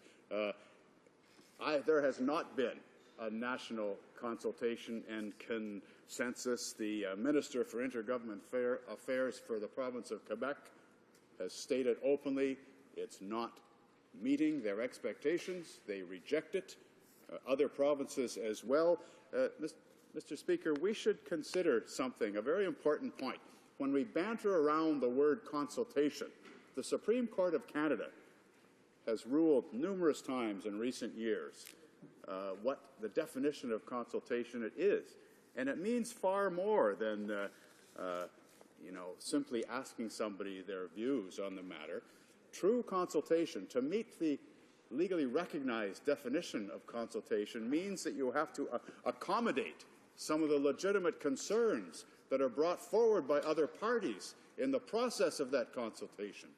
To simply listen and ignore all the points brought forward does not meet the test of consultation.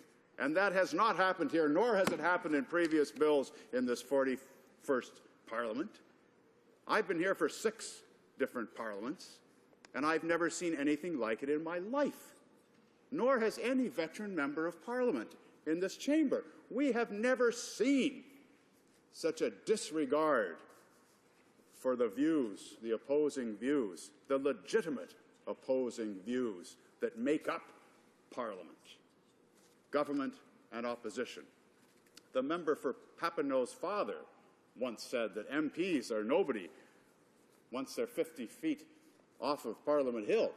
I hate to say it, but he might want to revisit that popular expression now. Members of Parliament are nobody even when they're sitting in this chamber, if they're sitting in the opposition benches, because there's such a distinct lack of respect for every one of us that it offends the sensibilities of any person who calls themselves a Democrat, never mind a New Democrat. And Mr. Speaker, it's an insult to the intelligence of everybody here. And I think sometimes in their missionary-like zeal to ram their agenda down the throats of Canadians, they're being dangerously ignorant of what a fragile construct and what a precious thing we hold here in our hands as a parliament in a Western democracy. And I wonder if they're aware of the irreversible damage that they do. And I say irreversible because once they let that, genie out of the bottle, they'll never get the toothpaste back in the tube, if you don't mind my mixing a number of metaphors. Mr. Speaker, once you go there, you can't get back. Once they've let the pendulum swing so wildly to their ultra-right-wing neoconservative agenda, it's going to cause a backlash. Normal progressive-thinking Canadians, the majority of progressive-thinking Canadians, are going to have no alternative but respond. And the pendulum will swing wildly the other way, and they will have started instability throughout the land. That is the direction we're going. They no sooner won their majority than they started to abuse their majority. That's the danger here, Mr. Speaker, and that's what in the spirit of Christmas, that's what I'm here to caution. With all goodwill, I'm here to caution my colleagues on the other side. Do not go there, Mr. Speaker. Through you, I tell them, do not open that Pandora's box because they will regret it. And I don't know if it takes a while for these things to resonate throughout the land, but people are starting to take note. The farmers in Western Canada are starting to take note. They thought that they would have a democratically guaranteed, or the vote that was guaranteed to them by legislation would in fact occur, and that the government of the day would uphold the rule of law. Well, that's another graphic illustration of the disregard, the blatant disregard they have for everything that's good and decent about our parliamentary democracy. They cut a swath through everything that's good and decent about everything that we stand for. The very foundations, the very fundamentals upon which we built this great nation are being struck down one after another by a bunch of ultra-right-wing neoconservatives who are tantamount to despots when it comes to living up to any semblance of parliamentary democracy.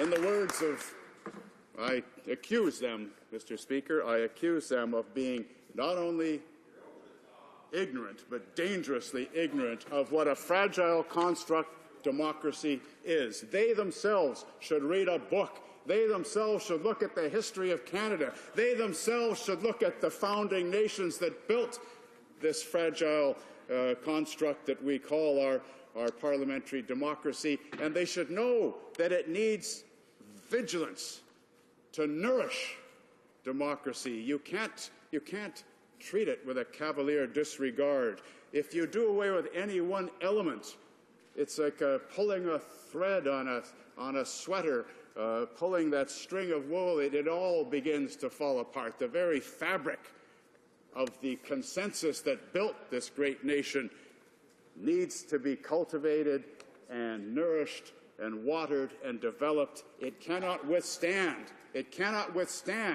a full majority term of the Conservative government and their blatant disregard for everything that our parents went to war to fight for and to build up. This great nation that our fathers and forefathers built is now vulnerable. Let me give you an example, Mr. Speaker. This is something I learned from a great statesman named Gordon Robertson. He was active in the Liberal era under Trudeau.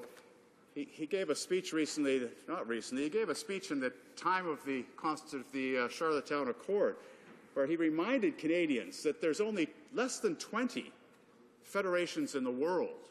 Of all the hundreds and hundreds of countries in the world, less than 20 of them are federations because, by definition, they are the most difficult form of government to put together. It's cobbling together diverse interests from diverse regions and accommodating each other's concerns to create something greater than the sum of its parts. That's what a federation is, and it's tough. I mean, the largest and most successful is the United States, and they blew themselves apart in a bloody civil war after only 75 years. And of those 20 federations in the world, at the time of this speech that I heard, 3 were in the process of blowing themselves apart. The Soviet Union, well, it's now gone. Yugoslavia, it's now gone. And the third one he cited was Canada. And believe me, there is nothing guaranteed that we will be here in 20 years if we don't nurture and cultivate and nourish the fundamental principles upon which this nation was founded. And to be ignorant of them is, again, playing with our children's future. And that's the very core, the nucleus of what we're dealing with here today, Mr. Speaker. And if you think I'm overstating things, I challenge you. I challenge any one of them. I challenge any one of them to rise and contradict me, because it's not just this bill. It's the whole experience since May the 2nd of 2011. You watch every single thing they've done has been an affront to democracy, an affront to the spirit of the institution of Parliament. It has shown a blatant disrespect for all of our parliamentary institutions and the spirit of goodwill that made them and brought them about. Mr. Speaker, that's what offends me most in the spirit of democracy. We are being denied our fundamental right to do the oversight and the scrutiny and the due diligence that is our role and our job as the other half of Parliament. I mean, Parliament may have 2 chambers, but each of those chambers has 2 constituent parts, the government and the opposition, and nobody has a monopoly on good ideas, and it takes an ignorant man to think he knows it all. Believe me, in fact, that's the best proof that somebody's stupid, is because they think they know it all. Believe me, there's good ideas, and there's ideas of great merit on this side of the chamber as well. And the way that you test the strength of your positions is you subject them to vigorous debate. And if they can withstand and they can stand up to the challenges of legitimate debate, the devil's advocate, then you've tested the mettle of your principles. But along the way, you may in fact learn that you didn't know it all, and that maybe there was points of merit on the other side that they can contribute. I was here in previous majority governments. This is my 6th term. I didn't just fall off the turnip truck. And in the old days, in the good old days, And I can't believe I'm calling this the good old days, but in the good old days of the Liberal majority government, we used to have amendments succeed at committee and in the chamber and at third reading. We'd have many amendments. A bill might be at committee for 6 weeks, and in that process tour the country and get input from all people, from all walks of life. And somebody at some point might say, by golly, that guy had a really good idea. We should fold that into this bill as an amendment. Do I have to spell it for these guys? They haven't allowed a single amendment in a single bill in the 41st Parliament except the 2 that they themselves put forward and amended their own bills. They've been in such a fast-track mode. They've been trying to ram stuff down the throats of Canadians with such missionary zeal that they themselves forgot some of the things that they meant to put into bills. I've seen the Minister of Public Safety stand up and try and introduce 6 amendments to his own bill at third reading, the things that he himself denied at the committee. I mean, that's how just an example of the mistakes that can be made through haste. And these things are too important to screw up. We've got to get it right because we're stuck with them for a long, long time. This is the appalling thing, Mr. Speaker, and it really does worry me.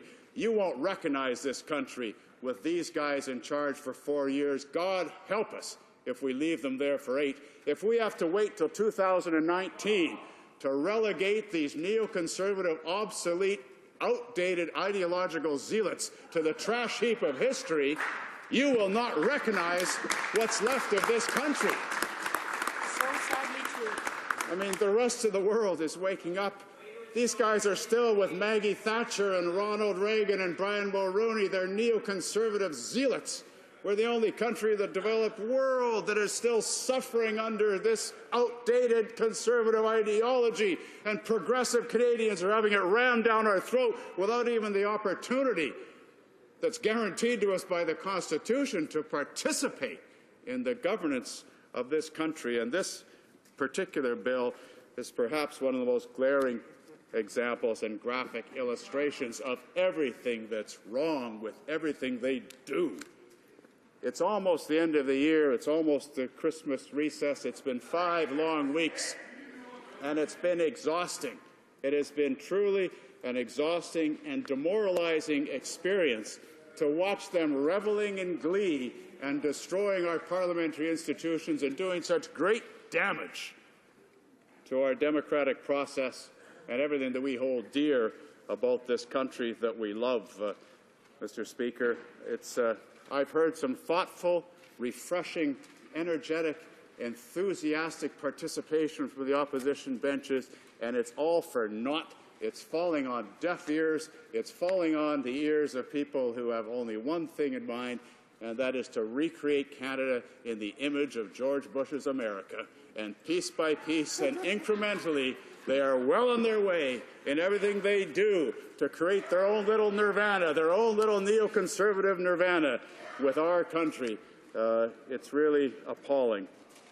What should have been an opportunity for nation building, Mr. Speaker, as I get to the substance of Bill C-20, what should have and could have been an exercise in nation building has been a missed opportunity, because we really, and in fact, I entered this debate with a full disclosure that the formula leaves my home province with the exact same number of seats that it had. I'm not here to ride any particular regional hobby horse. I am here to emphasize that the very magic of a country that cannot possibly work on paper but actually works very well in practice, the very magic to this fragile construct that I referred to earlier is the accommodation of the legitimate concerns of the constituent regions that make up this country. And simple math, and I mean the emphasis on simple, is not going to cut it without the consideration of the legitimate role that the founding nations played, without some reasonable debate. I mean, because they've moved closer yet again and shut down debate, we're not even going to be able to raise something that I'm very excited about, having traveled recently to New Zealand and spoken to the Maori Party in New Zealand, where they're guaranteed, the First Nations in New Zealand are guaranteed seats in the New Zealand Parliament. The country of New Zealand doesn't have a constitution. Their treaty that they signed with the Maori people constitutes their constitution. I mean, these are exciting progressive ideas that deserve to be at least entertained and considered in the consideration of a bill dealing with representation in the seats of the House of Commons. But we won't get a chance to do that. We won't hear a single witness at committee speaking to that as an option. I'm not pushing it, but it's an option that's worthy of our consideration as members of Parliament. If we are at all thoughtful and considerate about the representation, perhaps we would acknowledge that there were more than 2 founding nations that created Canada, that in fact First Nations, Inuit and Métis people are not being fully or as well represented as they could be. It's only one of these things, Mr. Speaker. We could go on and on and on, and in fact we should go on and on and on, at least in the consultation process, and as I say, the true consultation, which includes the accommodation of some of the things that you hear in the process of consultation. That's what would make it a meaningful exercise, and that's what Canadians are being denied by the ramrod tactics of this government as they ram through their agenda without the consideration of the majority of Canadians. They don't have all the answers. I argue that they're not doing it right, and none of the bills that we've had rammed down our throat are fully matured to the point that they should be given royal assent. They're not finished. They're immature. Like the people that drafted them, it's an immature process. Haven't reached their gestation. They're not ready, in fact, Mr. Speaker. That's all I have to say on the matter. Thank you. Questions and comments? The honourable member for Leeds-Grenville. Thank you very much, Mr. Speaker. I listened to the rather colourful performance from the member opposite, and he didn't really get into what this bill is all about. Never does. And the fact is, Mr. Speaker, that this bill is going to move Canadians closer to rep by pop. In my province, we have ridings that have 150,000 plus constituents. I represent about 99,000 constituents. But, Mr. Speaker, without this bill moving ahead, and I come from a rural riding, rural ridings would be larger. Members that have to give service. I, in fact, operate 3 satellite constituency offices outside of the main centre of Brockville that serves my constituents very well. If the riding was larger, it might be even more difficult to serve those constituents. But back to what the honourable member was saying. I didn't hear from him how we would do this bill differently. And how long does this member think that we need to talk about this? How many days, how many months do we need to talk about it before he would be prepared to, in fact, vote on something that Canadians really want to see passed by this Parliament? Honourable member for Winnipeg Centre. Well, my colleague from Leeds-Grenville hasn't even, had the decency to identify perhaps the real incentive here on this party's part. I mean, the Trojan horse element of this bill. I think one of the reasons they want to ram the seat numbers down our throat is what they're really trying to achieve is stripping out the per vote party financing so that they can smash their liberal enemies is really what the priority is. If they did talk about any electoral reform, it's always about doing away with the opposition entirely. Now, I suppose, no one denies that there needs to be a regular reorganization of seats, and based on the census. Now, we all know what they think of the long-form census, but the mathematics associated with the census are imperfect. One of the previous speakers to this bill, in fact, was talking about what an imperfect mechanism it is, because it's only one of the elements you have to consider when you're talking about fair representation. But I would like us to consider, in that same context, some of the other elements. There already is a special subsidy, a budget subsidy, for people that have an unusually large geographic area. Well, I'd like a consideration made on socioeconomic lines as well. In my riding, over 50% of the families. I'm sure that there are other honourable members that wish to ask questions. We'll try and keep some time for those remaining. The honourable member, l'honorable député de Papineau. The honourable member for Papineau. Thank you, Mr. Speaker. Thank my honourable colleague from Winnipeg for his, as always, impassioned and enthusiastic presentation to the House. I tend to believe that Canada is a little bit stronger than he worries that it is. I think we're going to do just fine after 2015 when there is a reorganization of the seats of this House that will be quite radical, I think, after the next election. But we shall see about that. My question for him is more specific. He's not... he doesn't like this particular bill because it hasn't had enough consultation. We have pressed him and his party before for a specific number of seats that the NDP proposal will result in. My question now is, if he doesn't feel there has been enough consultation, how does he feel about the fact that his party has fixed an arbitrary number of 24% for the representation for Quebec, a number that will exist into perpetuity? And the worries that he has of a pendulum not swinging back come from locking something in that will bind us for generations to come in a way that is probably unfair to the rest of Canada.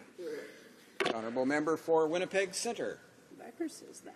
Well, I think it's, I appreciate, frankly, some of the thoughtful and considerate and even refreshing speeches put forward by some of my colleagues in the opposition during the context of the debate today. I believe it serves as an illustration of how seriously we on this side of the House take this as an opportunity to show not only respect for the various constituent regions that make up the fragile construct that we call the nation-state of Canada, but I'm also very proud in the context of this debate, many of the members on the NDP side have been featuring the first bill to put forward a reasonable, we believe, consideration of the thorny question of representation in the House, and that's the bill, private members bill. I believe it's called C-312.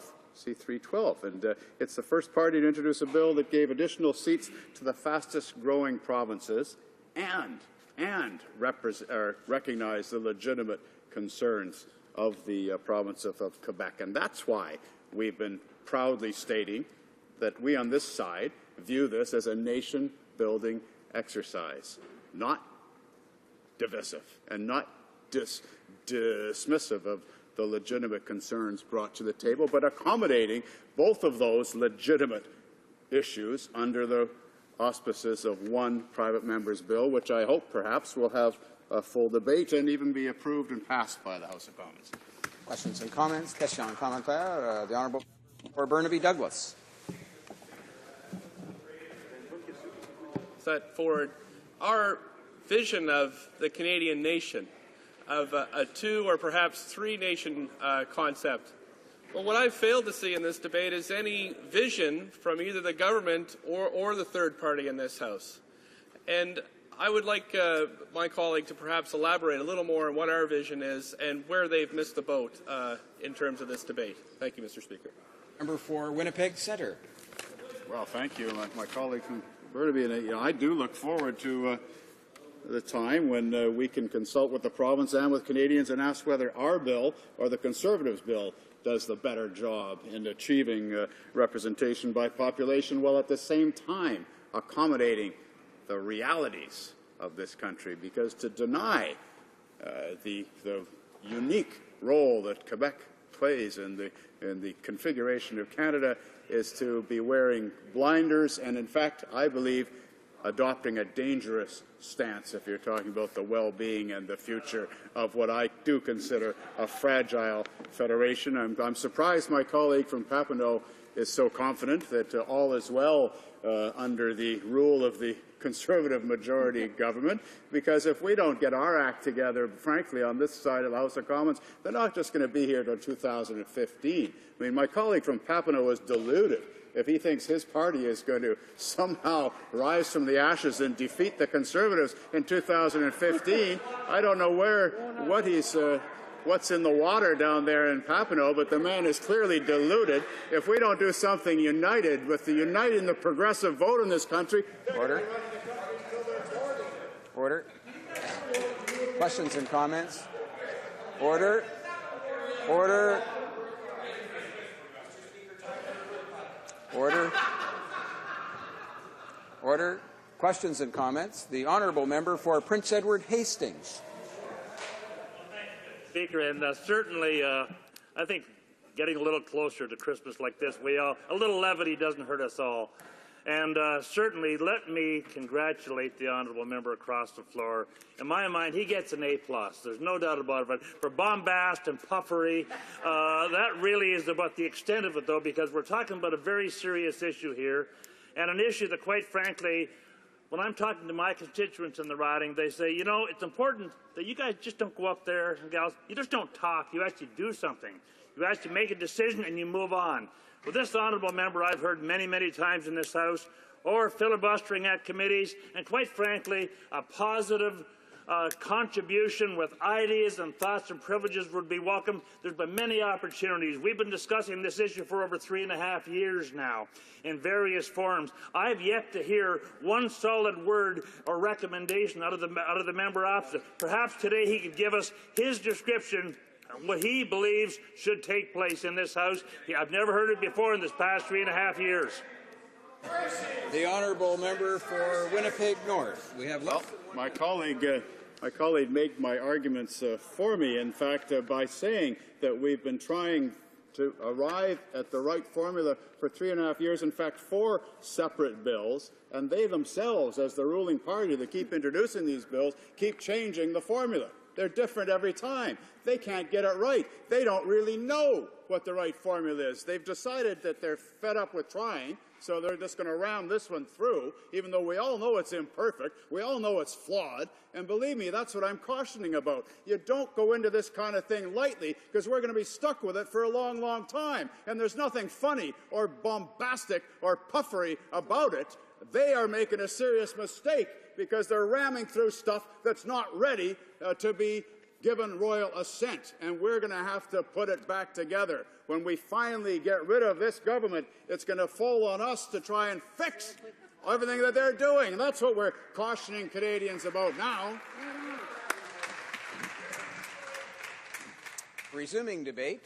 Reprise de débat. The honourable member for Peace River. Well, thank you, Mr. Speaker, and I appreciate the opportunity to be able to stand in this House and speak to this important bill. It's important to my constituents, and I know my colleague from Winnipeg Centre has some important things to say. He had a number of minutes to bring forward some facts or suggestions in terms of changes to this bill. Unfortunately, he didn't take the opportunity to do that. Instead, he simply criticized Canadians for the government that they chose to elect, the Conservative government, the government that is leading the strongest economy in the G8, the government that is leading this country during very difficult times and leading this country to a place that Canadians have long desired that this country be as a leader, as a country where Canadians, regardless as to where they are in this country, are represented in this House of Commons more fairly. And Mr. Speaker, I guess that brings me to my comments.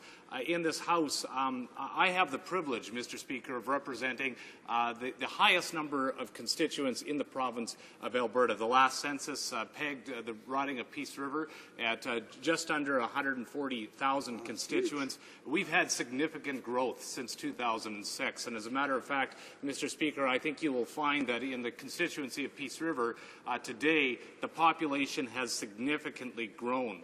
The cities, the largest of which is Grand Prairie, has grown substantially over the last number of years as a result of the economy that has developed and continues to develop in that region, and the outlying areas as well have grown. In many parts of this country, we see small towns reducing in size or diminishing, and as a matter of fact, Mr. Speaker, I'm proud to report to this House that across my constituency, which is one of the largest in geography in the province of Alberta, just the second largest. My colleague from Fort McMurray, Athabasca, is in fact the largest, who also represents a riding with significant populations.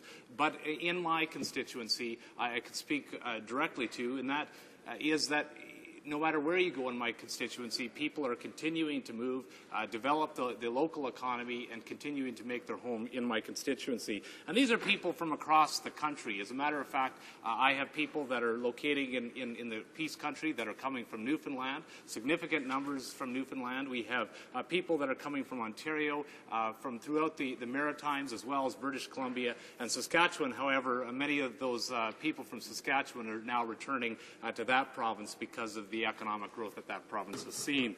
But I am very proud to represent the large population in my constituency. And, you know, some members in this House have talked about the difficulty in representing large populations. And it is, in fact, a difficult thing when you have a large population in a large geographical area. And I can say, yes, it sometimes makes it more difficult to serve my constituents. As a matter of fact, because of the diversity of my constituency in terms of the economic makeup of my constituency, the driving economic industries that are located there. I have a whole host of folks living and working in the oil and gas sector, and they have their sets of concerns. Right now, Mr. Speaker, I can tell you that one of the biggest issues is actually trying to find enough people to fill the job. So if there's a Canadian out there that's looking for an interesting opportunity, I'll put in the plug right now, Mr. Speaker, that we're looking for people, and we'd be happy if they'd locate in the Peace Country. So those folks right now,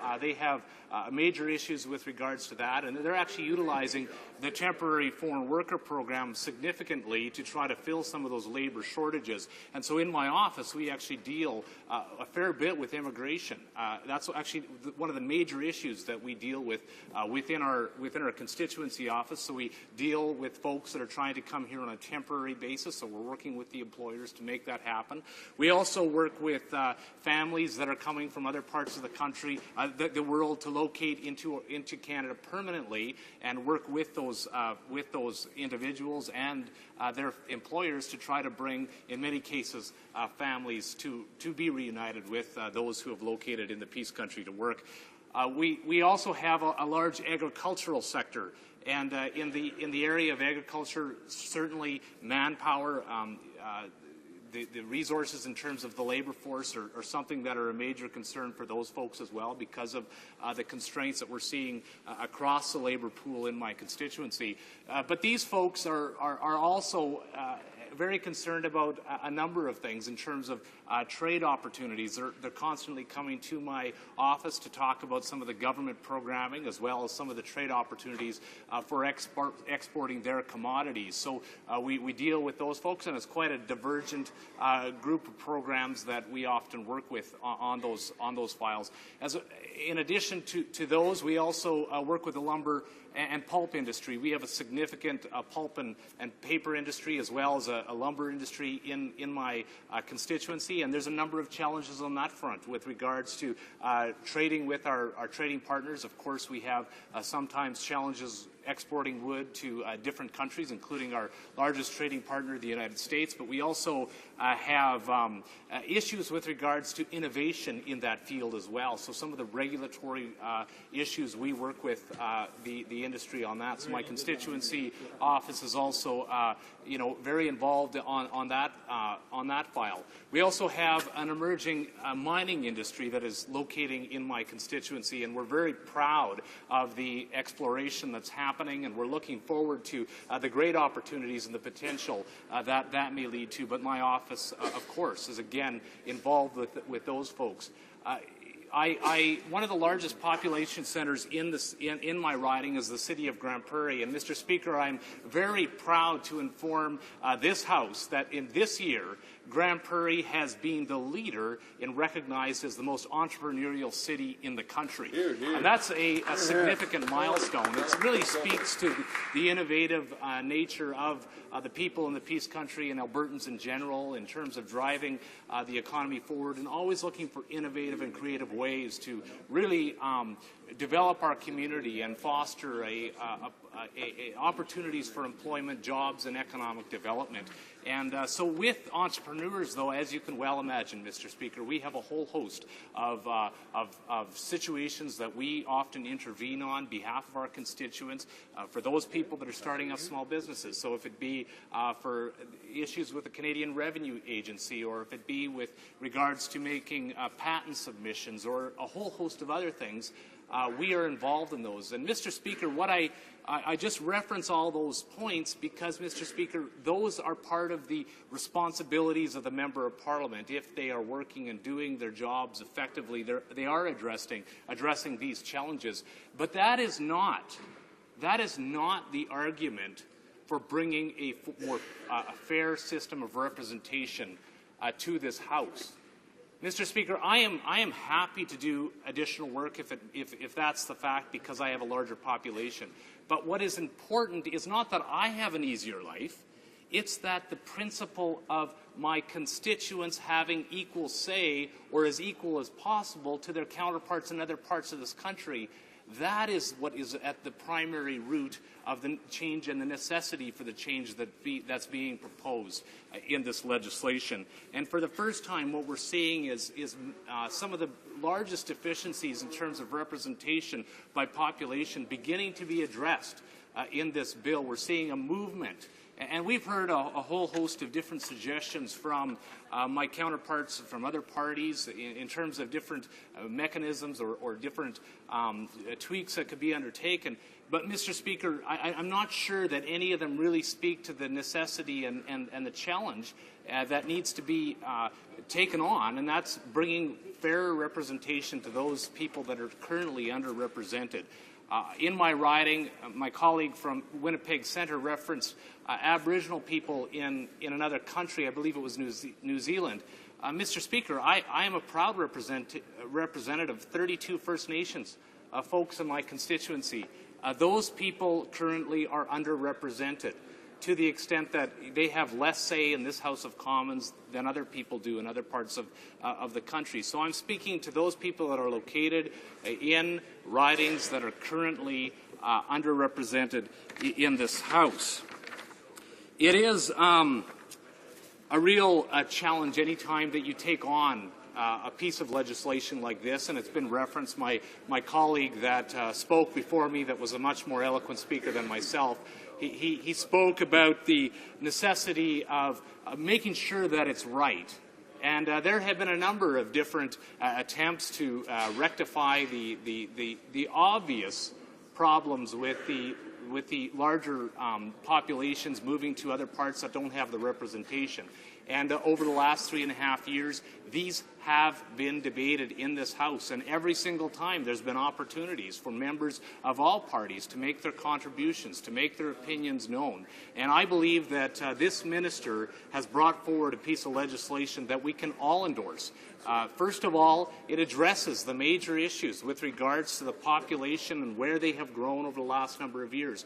But what it doesn't get into is the trenches and the unwinnable arguments with regards to going after what are constitutionally protected provisions with regards to seats, specifically in PEI and a number of other provisions. I don't believe that we need to bring forward a divisive discussions, as some people have suggested, with regards to taking members of Parliament away from certain provinces because of their population hasn't grown as fast as other parts of the country. That has not been a practice in Canada.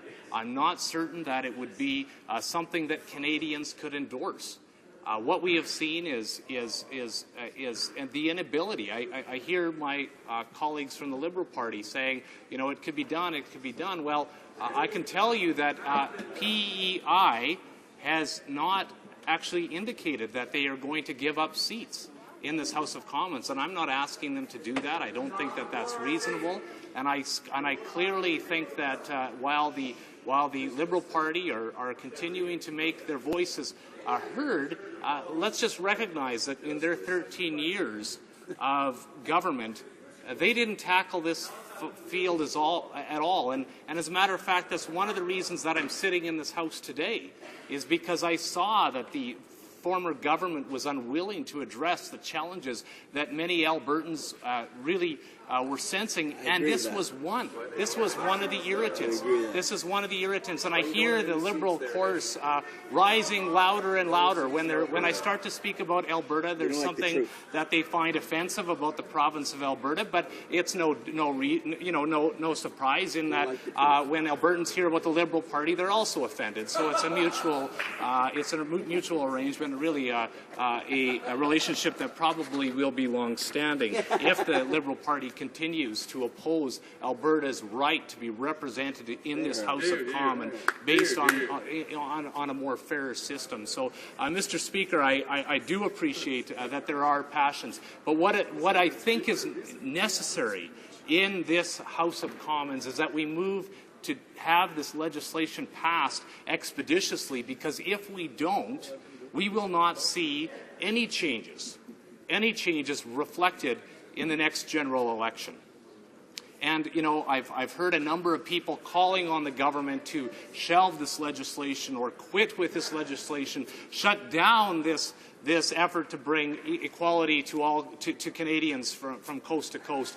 I don't subscribe to that. I actually believe that now is the time to move forward with this, to ensure that Canadians, no matter where they live in this country, know that they have a fairer system when it comes to representation in the House of Commons before the next election. I believe that it's a principle that certainly I hear from my constituents. Again, I'm hearing a fair bit of racket from the Liberal Party with regards to this. But when I go around my constituency, and I travel it regularly, even though it is larger, I can tell you, Mr. Speaker, that this is an issue that Canadians in my constituency, and they are Canadians. You know, I hear the Liberal Party. You know, they keep chastising me for bringing up the issue that Albertans have in this House. And again, I'd ask you, Mr. Speaker, to allow for Albertans' voice to be heard in this chamber, not only as me as a member of Parliament, but through this change with regards to seat allocation to ensure that Albertans have a fair representation in this House of Commons.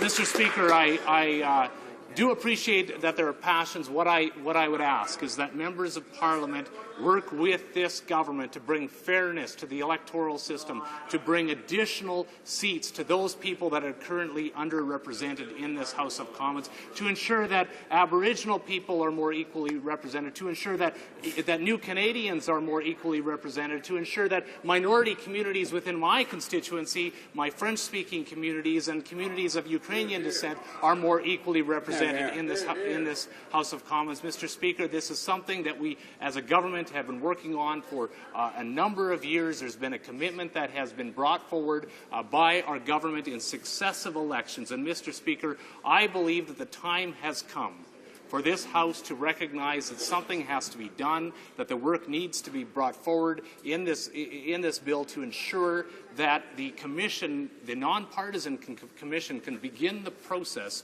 of readjusting the seat boundaries as we look to the next election. If we don't pass this legislation now, it will not be passed in enough time so that the Commission can actually undertake their work to redistribute seats and have them prepared for the next election. I believe that it's an issue of fairness, Mr. Speaker. I think it's an issue of fairness to my constituents that this legislation be passed as quickly as possible, and I'd call on my colleagues in the NDP and my noisy colleagues in the Liberal Party to join me in bringing fairer representation to my constituents. Thank you, Mr.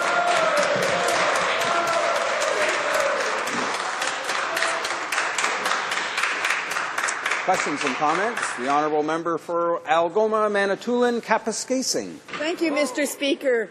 You know, we hear over and over again from the other side how important this piece of legislation is, but yet time and time again, when it comes to important legislation, they put time allocation in place, which really prevents us from really discussing and looking over such bills to make sure something that we're going to live with for such a long time will be the right thing to do.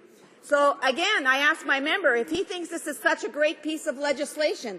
I have one of the largest ridings in Canada, the third largest at that, and I'm very concerned that this won't even address the fact that my riding is such a huge riding. If anything, I'm kind of concerned that Northern Ontario may end up losing a seat. And I don't believe that he'd be able to guarantee that. But my question is, given the fact that their last piece of legislation during the previous Parliament, they had 18 seats for Ontario, and now they only have 15. What has changed? My understanding is the population certainly hasn't decreased that much to warrant 3 seats differences. The honourable member for Peace River. Well, my honourable colleague asked the question with regards to why do we need to move this forward now? Well, this has been an ongoing process. I know she can appreciate that over the last 3.5 years, there's been a number of different efforts to bring forward this legislation and actually bring fairness to constituents across this country. And she talks about her home province of Ontario. And for the same reasons that I want to bring a fairer representation to the province of Alberta, she should support bringing fairer representation to the province of Ontario, because I'm looking at this list of the census populations of the top 9 most populated ridings in the country. Well, other than mine, the rest are Ontario ridings. If she believes in bringing fairer representation for her province, she will work with our government to pass this expeditiously so that we can actually see these seat changes by the next election. Questions and comments?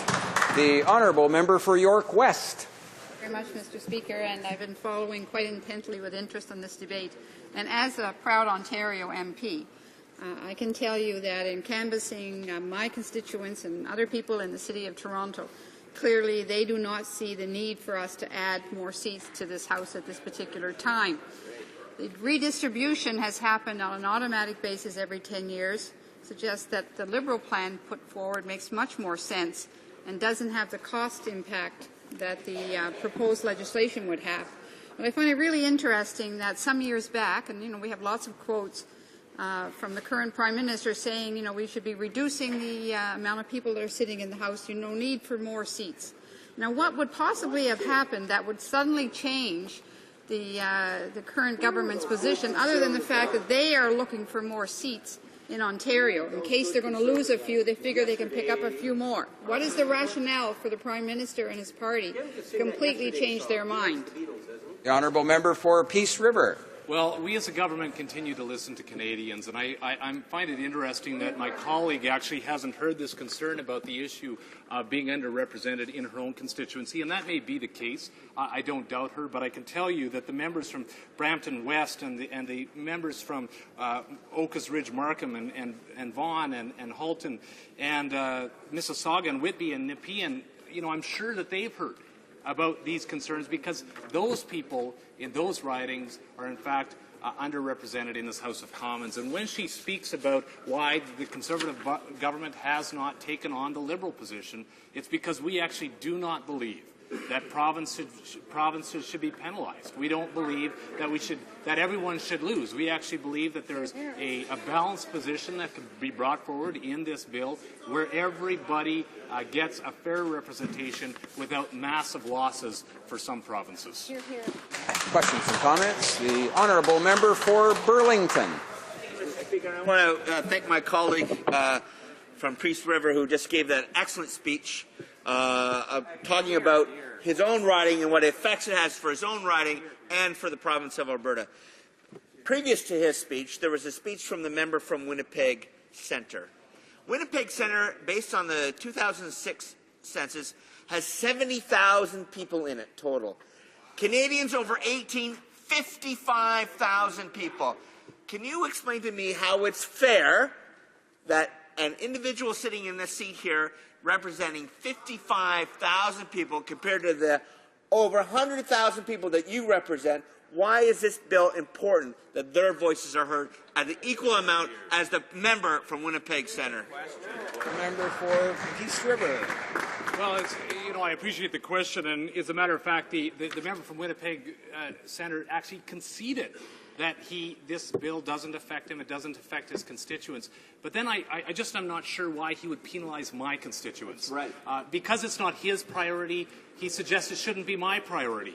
But I can tell you, Mr. Speaker, that I'm defending my constituents and the constituents of all of those members in this House that are currently underrepresented in this House. I believe that it's a principle of our democracy that there be fair representation, moving closer to representation by population as much as we possibly can in a system that is fair, in a system that doesn't divide Canadians but brings Canadians together. And I believe that the bill that we have before us is the best mechanism to make that happen. Questions and comments? The honourable member for Winnipeg Centre. Thank you, Mr. Speaker. I wonder if my colleague from Peace River would entertain the notion that there's geographic subsidies for members of Parliament who have to represent large geographic regions, and there's a further subsidy for population if a member has to represent 130,000 constituents rather than 87,000, is the case in my riding. But would he consider that there should be an accommodation based on socio-economic factors? For instance, 47% of all the families in my riding live below the poverty line. 52% of all the children in my riding live below the poverty line. Poor people are in a constant state of crisis. They need the representation of their member of Parliament in the offices that we provide. Their children get scooped by Child and Family Services. They get thrown out of their apartment. Things happen to low-income people. My question is, what is the average family income of the riding that he represents, and would he consider that one of the issues we could have raised in the fullness of time if they didn't move closer was some of the representation issues associated with socioeconomics and poverty? The honourable member for Peace River. Yeah, I appreciate the member's enthusiasm for the debate, and obviously he has taken every opportunity and over the last 3.5 years has been heard on this issue, and I think that's why it's important that we move so that we actually get something done in this House. In terms of the subsidies that members of Parliament get based on their geographical size as well as on their population size, I think it's important that Canadians know that that's going to the members of Parliament budget. It's actually directed at the Member of Parliament to help ensure that there's mail that can be sent out to the larger population, or if it's a larger geographical area, that there can be accommodations made for travel expenses in large constituencies. So I'm not sure why he would like additional money for different arguments. It's actually to help offset the costs of those provisions. I'm certain if he has concerns with regards to his budget, he could take it up with the Board of Internal Economy. That's right. Questions and comments? Question and commentaire. The honourable member for Vancouver Quadra. Thank you, Mr. Chair. And I must say this is what makes this democratic process so rich, is that we have a chance to hear the flights of fancy and fury from the member from Winnipeg Centre, and then the logistical minutiae of the operation of an Alberta MP's office. So it's all very interesting. But when the member from Peace River began to talk about the actual content of the bill, he talked about fairness, necessity, and the challenge. And I would put it to this member that fairness is actually built into the proposal by Saint Laurier Cartierville on behalf of the Liberal Party, where there would be a redistribution to bring that fairness and that democracy, but without adding the 30 new seats that I am sure his constituents in Alberta don't see as a priority for fiscal spending. But then again, the challenge actually is to have the courage to do redistribution and not try and have a popularity contest by adding seats to have that fairness. But the real question I have is, how does this commitment to fairness dovetail with this member's party's bill on Senate changes, which actually would be very prejudicial against the interests and the representation of his province of Alberta and my province of British Columbia? The honourable member for Peace River, a short response, please. Well, I'm very thankful that the member from the Liberal Party is actually getting on side with regards to our reforms in the Senate. Actually, I'm proud to be an Albertan, and we are the only province that are represented in the Senate with an elected senator. Right. So I call on her unelected, unaccountable Liberal senators, if they believe in the necessity for changes, that they would resign their seat and run in the next senatorial correction. In terms of her speaking about the minutia of my constituency, this is the offending language that Albertans find with the Liberal Party again and again and again. If we're talking about things that are important to Alberta, the Liberal Party has something offending to say about Albertans. I only take that as a point of interest. I hope the honourable member will refrain from doing that in the future. Thank you. Before I recognize the honourable member for Hamilton Centre, I'll let him know that we'll have to interrupt him just at the hour for the regular statements by members. The honourable member for Hamilton Centre. Well, thank you very much, Mr. Speaker. I appreciate the opportunity, even if it's only 3 minutes long. I hear my good friends across the way wishing it was less time than that already. I haven't even got a full sentence out. They're already shouting me down. I have enough time to make one point, Speaker, and that's this, that while we are supportive of the seats going to the provinces that need them, of course, we do believe that there's a golden opportunity missed here to continue to build Canada, to nation build. Remember, we're still a work in progress. We still have a province that has not signed on. We still have a strong sovereignist movement within our country. These things we need to address. We've been very successful over the last couple of decades in turning the tide. The new official opposition is proof of that. But we believe that this was a great opportunity to lock in the historic vote that happened on November 27th, 2006, where an overwhelming majority, almost unanimous, but an overwhelming majority of this House endorsed a resolution that said that we recognize the Quebecois as a nation within a united Canada.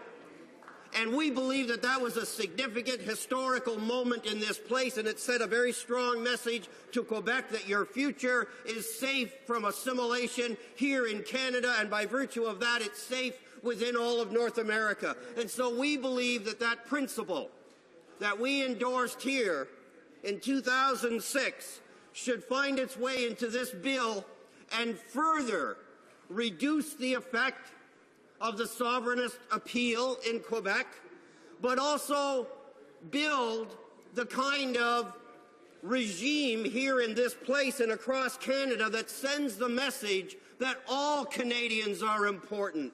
We do that through a number of seats where there are guarantees in place. We all point to PEI in terms of what they were offered to bring them into the family of Canada and the respect we have. We believe that extending that same kind of respect now to the province of Quebec and most importantly to the Quebecois people is the right way to build the nation of Canada for today and for our grandchildren. And we stand by that.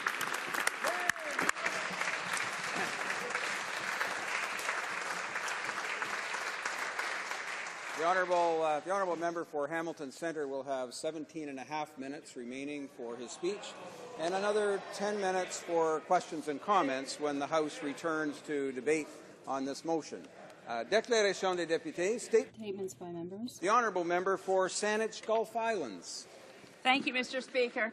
It's with enormous sadness I rise today to mark what was done yesterday by this government in signalling legal withdrawal from the Kyoto Protocol. I urge that members here recognize that this is not a partisan issue.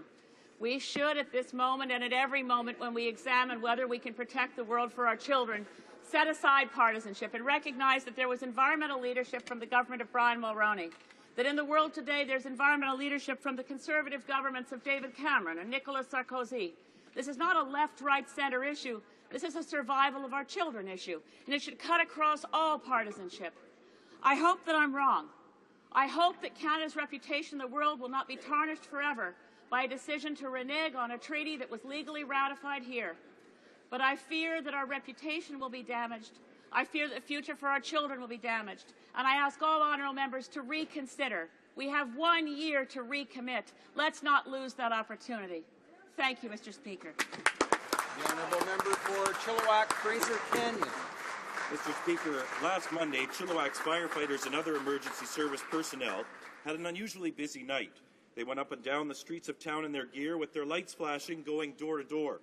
Fortunately, Mr. Speaker, they were not responding to a fire, but instead they were responding, as they do every year, to the Salvation Army Food Bank's request for help in soliciting donations. In one night, they collected over 20,000 food items. Our local firefighters and emergency service personnel put their lives on the line to protect the health and safety of our citizens and their property whenever they are called into duty. They not only volunteer to fight fires, but they volunteer to make our community a better place to live, work, and raise a family. On behalf of the people of Chilliwack, I want to thank all of the firefighters and other emergency service personnel who participated in the event, and to everyone who made a donation for making this Christmas season a little brighter for those less fortunate in our community. Got a great MP. The Honourable Member for Burnaby Douglas. Thank you, Mr. Speaker. On February 28, 2005, Helen Sonia Francis, a nurse and resident of Burnaby Douglas, was tragically struck and killed while cycling in northern British Columbia. Evidence suggests the driver of the car was impaired. Section 256 of the Criminal Code states a warrant must be issued within 4 hours to obtain blood samples from people involved in an accident who are suspected of being impaired. However, in this case, the warrant was signed 13 minutes too late because of the remote location and a local power outage. 13 minutes, Mr. Speaker. This delay meant the driver who killed Helen was not charged with driving under the influence. For 6 long years, Helen's brother, George Soika, and Helen's daughter, Sarah, have asked this government to extend the time limit for these types of warrants. Such a change would better ensure impaired drivers who cause injury and death are brought to justice and give at least some peace to affected families. I ask this government to immediately review this section of the Criminal Code and extend the time limit for warrants. Thank you. The Honourable Member for Edmonton-Leduc. Mr. Speaker, I'd like to congratulate the Canadian Bankers Association as it celebrates its 120th anniversary this week.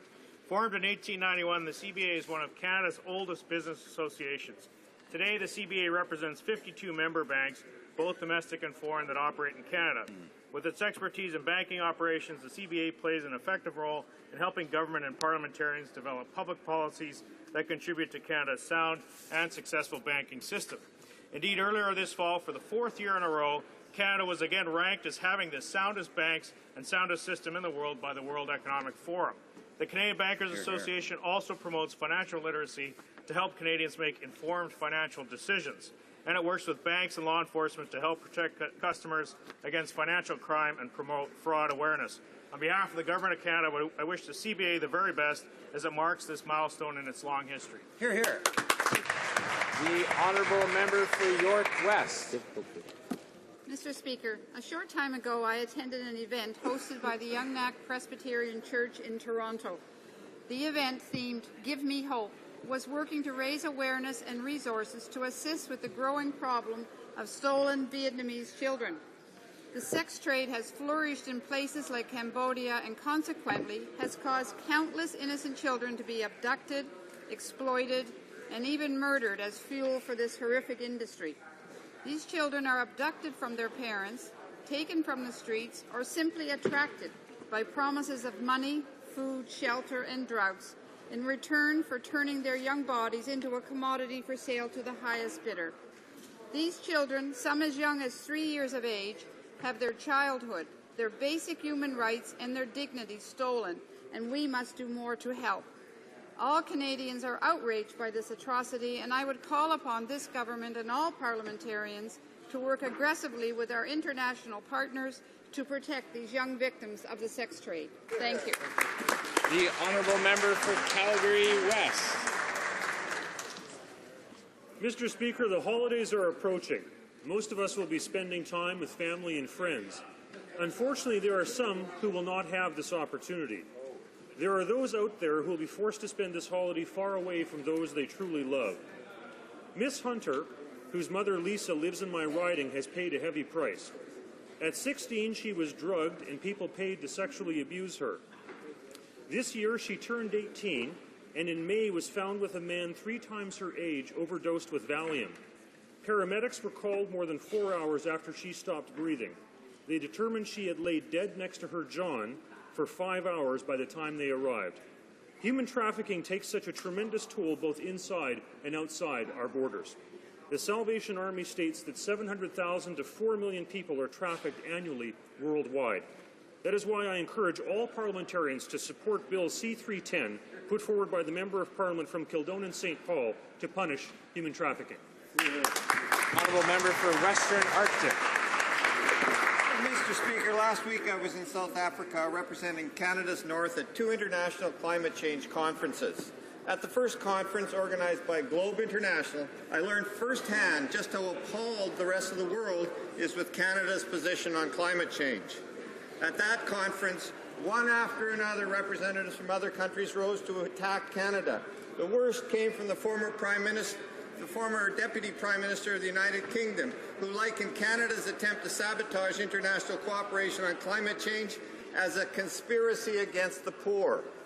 When I got to Durban for the UN conference, I learned why Canada was held in such low esteem. Other than to disrupt any agreement, this country was missing in action. Anyone other than the minister and his spin doctors was unwelcome in the Canadian delegation. No scientists, no opposition MPs were allowed. Mr. Speaker, it is unfortunate that this government's blind pro-big business ideology and lack of willingness to face the facts about the environment and climate change has so damaged our international reputation. The honourable member for Wellington, Halton Hills. Mr. Speaker, hundreds of thousands of Canadians have come to Canada from Hong Kong, and 70 years ago this month, many of them lived through the battle for Hong Kong, my father being one of them. It was in that battle that the Royal Rifles of Canada and the Winnipeg Grenadiers defended the Crown Colony from an attack by the Japanese in the first combat engagement of Canadian troops in the Second World War. 17 days of battle ended on Christmas Day, 1941. 290 Canadians were killed and 493 were wounded. 1,600 Canadians were captured, and in the 3.5 years that followed, they lived in appalling conditions in prisoner of war camps. Hundreds died in that captivity. Years later, Mr. Speaker, my father moved to Winnipeg, Manitoba, home of the Winnipeg Grenadiers.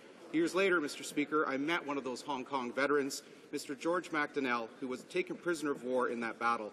He survived and worked as Vice President in General Electric after the war and later as a Deputy Minister in the Government of Ontario. He currently lives in Toronto. Mr. Speaker, that truly was the greatest generation. Mr. MacDonnell and his comrades sacrificed so my family and I could live. Mr. Speaker, my family and I will never, ever forget.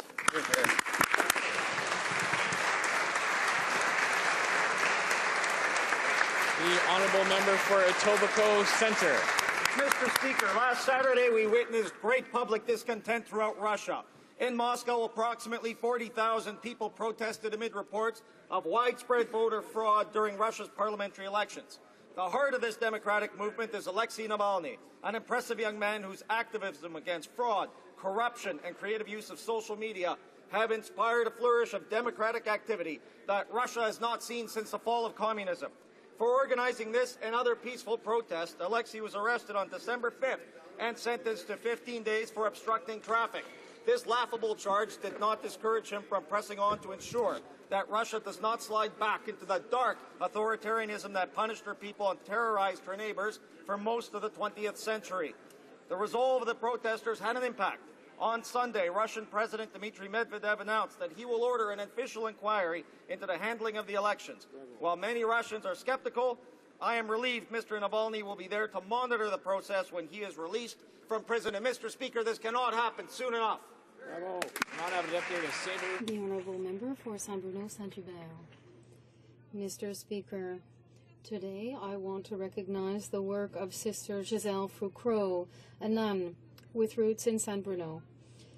She has been in the order since 1957. Sister Giselle has been a missionary in Lesotho since 1963. She has taken part in dozens of projects that have improved the lives of hundreds of people, be it by improving access to drinking water, housing, or building local infrastructure, such as schools, libraries, bakeries, or production co-ops. Sister Giselle has improved the lives of many families. Sister Giselle's work has also educated the young people of Saint-Bruno to the needs and realities of the young throughout the world through the participation of Minta Saint-Bruno, an organization. Mr. Speaker, I want to congratulate Sister Giselle for her efforts and her involvement, and I thank Minta Saint-Bruno and the young people in Saint-Bruno for their involvement as well. Thank you. The honourable member for Ottawa East. Mr. Speaker, December 13th is an important day for the Ismaili community around the world. His Highness the Aga Khan, a descendant of the Prophet Muhammad, was born in Geneva on this day in 1936. Ce sage imam s'est vu In May 2010, the Prime Minister of Canada granted this wise imam an honorary Canadian citizenship. 7, Her Majesty the Queen had granted him the title His Highness. The spiritual leader of 15 million Ismailis across 25 countries, His Highness the Aga Khan, has emphasized the view of his faith, a faith that teaches compassion, tolerance, true Canadian values. De plus, Son Altesse a Moreover, His Highness has always been concerned about the well-being of all his brothers and sisters, Muslims. Aga Khan a happy 75th birthday. May he enjoy peace, health, joy, and my favorite, serenity. The honourable member for Sudbury. Mr. Speaker, not a day goes by without the media reporting on the impact of concussions in professional sport. Yesterday, Sidney Crosby announced he will again find himself sidelined by concussion-like symptoms. NHL points leader Claude Giroux also is sitting out with a concussion. And last week, news broke that the brain of deceased NHL player Derek Boogaard showed signs of CTE as a result of numerous concussions and headshots. Yet the government is ignoring that the same concussion epidemic is affecting our young athletes. We have great initiatives in Canada, such as Dr. Paul Eklund's online library and Impact's helmet sensors. But this government is missing in action on this file. My bill, C-319, would address this epidemic by creating a sports injury data collection system, concussion guidelines, training and educational standards for coaches, and provide incentivized funding to assist amateur sport organizations implementing these protocols.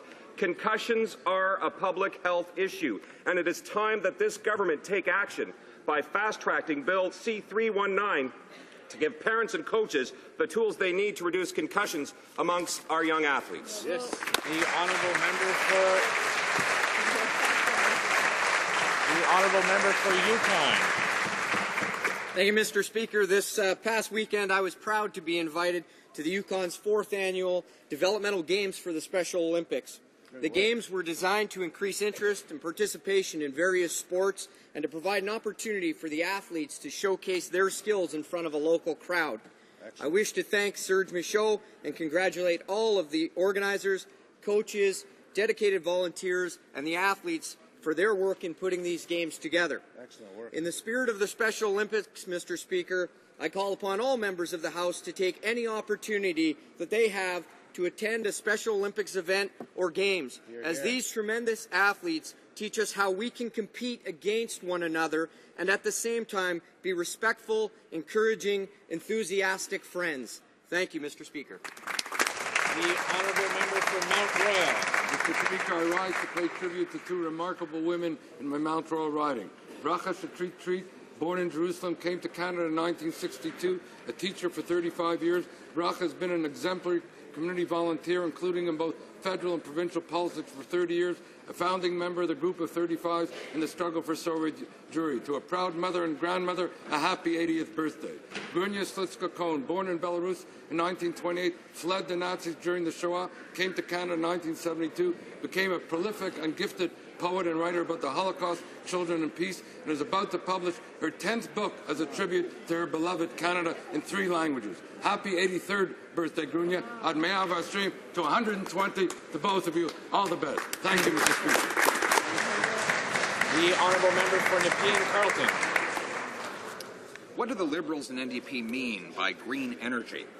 Ontario's Auditor General report told us this week, saying that the Liberal Green Energy Act will drive up electricity bills by at least $8 billion a year. That is a 46% or $360 a year average household energy bill hike. While wealthy insiders will make big bucks trading green contracts, small businesses will have to lay people off to pay the $6,000 a year electricity hike, a real job killer. Federally, the Liberal NDP would do likewise with green taxes and higher gas prices. As Margaret Thatcher said, and Europe is now proving, the problem with socialism is eventually you run out of other people's money. On this side of the House, we know that $1 in the hands of the person who earned it is always better spent than in the hands of the politician who taxed it. Absolutely. Bravo. The honourable member for Timmins, James Bay. Thank you, Mr. Speaker. The lobbying commissioners found that once again Tory insiders are breaking the rules and flying under the radar of the Lobbying Act. Now, the latest is her report on Tory insider Raheem Jafar and failed Tory candidate Patrick Glemont, who tried to use the back door to get their hands on $178 million in contracts. And with this damning report, we'll see that this government will do nothing. How many prosecutions have there been for illegal lobbying? 0. This is how it goes down. If the commissioner finds questionable conduct with lobbying, she has to suspend her investigation and call in the RCMP. So what does the RCMP do? Nothing. They give out a free get-out-of-jail card every single time. So when the lobbying commissioner suggests that the RCMP come to the Ethics Committee to explain this extreme lassitude, the Conservatives put up roadblocks. Question is, what do they have to hide? Because under this government, we all know how they do business. It's who you know in the PMO. The honourable member for Mississauga East Cooksville. Mr. Speaker, 30 years ago today, the Communist government of the People's Republic of Poland imposed martial law on its citizens in attempt to crush solidarity, trade union and political opposition. Tanks filled the streets, borders were sealed, hospitals, power stations and coal mines were placed under military control. I was living in Poland at that time, and as a young mining engineer, I joined my workers to strike at the Silesia coal mine. Confrontations with riot police resulted in over 100 deaths, mainly during protests in Gdańsk and at the Wujek coal mine. Polish people were bent but not broken. Their determination and perseverance changed Poland and the all Soviet-controlled countries in Europe. Now Poland is free, democratic and highly recognized in the international community. Today we pay tribute and remember those who sacrificed so much to fight for democracy and freedom. As Canadians, we should always show support for seekers of liberty, human rights and democracy. Outstanding!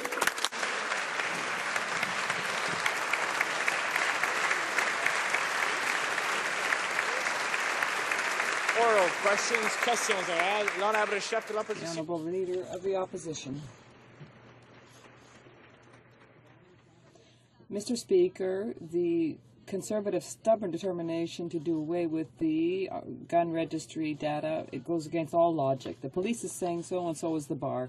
Now the Quebec government is going to sue the Conservative government to save the data registry. Will the Prime Minister avoid unnecessary legal fees, listen to Quebec, and share the gun registry data with the provinces who are prepared to take up the job of protecting the public? The Honourable Prime Minister. It was our clear campaign commitment that we were going to do away with the registry, and we've said so for a long time. Of course, the provinces have the right to pursue their own policies, but this government is not going to open a back door to the registry. The Prime Minister would have every opportunity of helping the provinces. It would cost nothing to transfer the data to them. Yesterday was another black day for Canada, which has become the first country to withdraw from the Kyoto Protocol, a black stain on the reputation of Canada in the world, criticized by France and even by China. The rest of the world is moving forward, but Canada has put on the brakes. Canada is isolating itself. At Canada, it's turning its back on the rest of the world. Why does the Prime Minister not understand climate change? The Right Honourable the Prime Minister. Mr. Speaker, the government's position is very clear, as it was with the arms registry. We do not intend to attack legal holders of guns and hunters. We're going to attack criminals. We had a clear position for a long time. We favor an international pact that will go out against the big emitters, and Kyoto doesn't meet the bill. That is why it is not an effective bill. The Conservatives are reneging on Canada's obligations. The Conservatives are turning their back to the world. The Conservatives are betraying the future generations. They have set up bogus homemade targets and are not even a quarter of the way towards meeting this lame attempt at saving face. When will the Prime Minister take climate change seriously? Honourable Prime Minister. Speaker, in terms of climate change, we're pursuing policies domestically and nationally and internationally. We're working for the creation of an international protocol that will include all major emitters. What this government does not favor, what this government has never favored, has been very clear on, is we do not agree with a protocol that only controls a little bit of global emissions, not enough to actually make any difference, but enough to transfer Canadian jobs overseas, and we will never agree to that.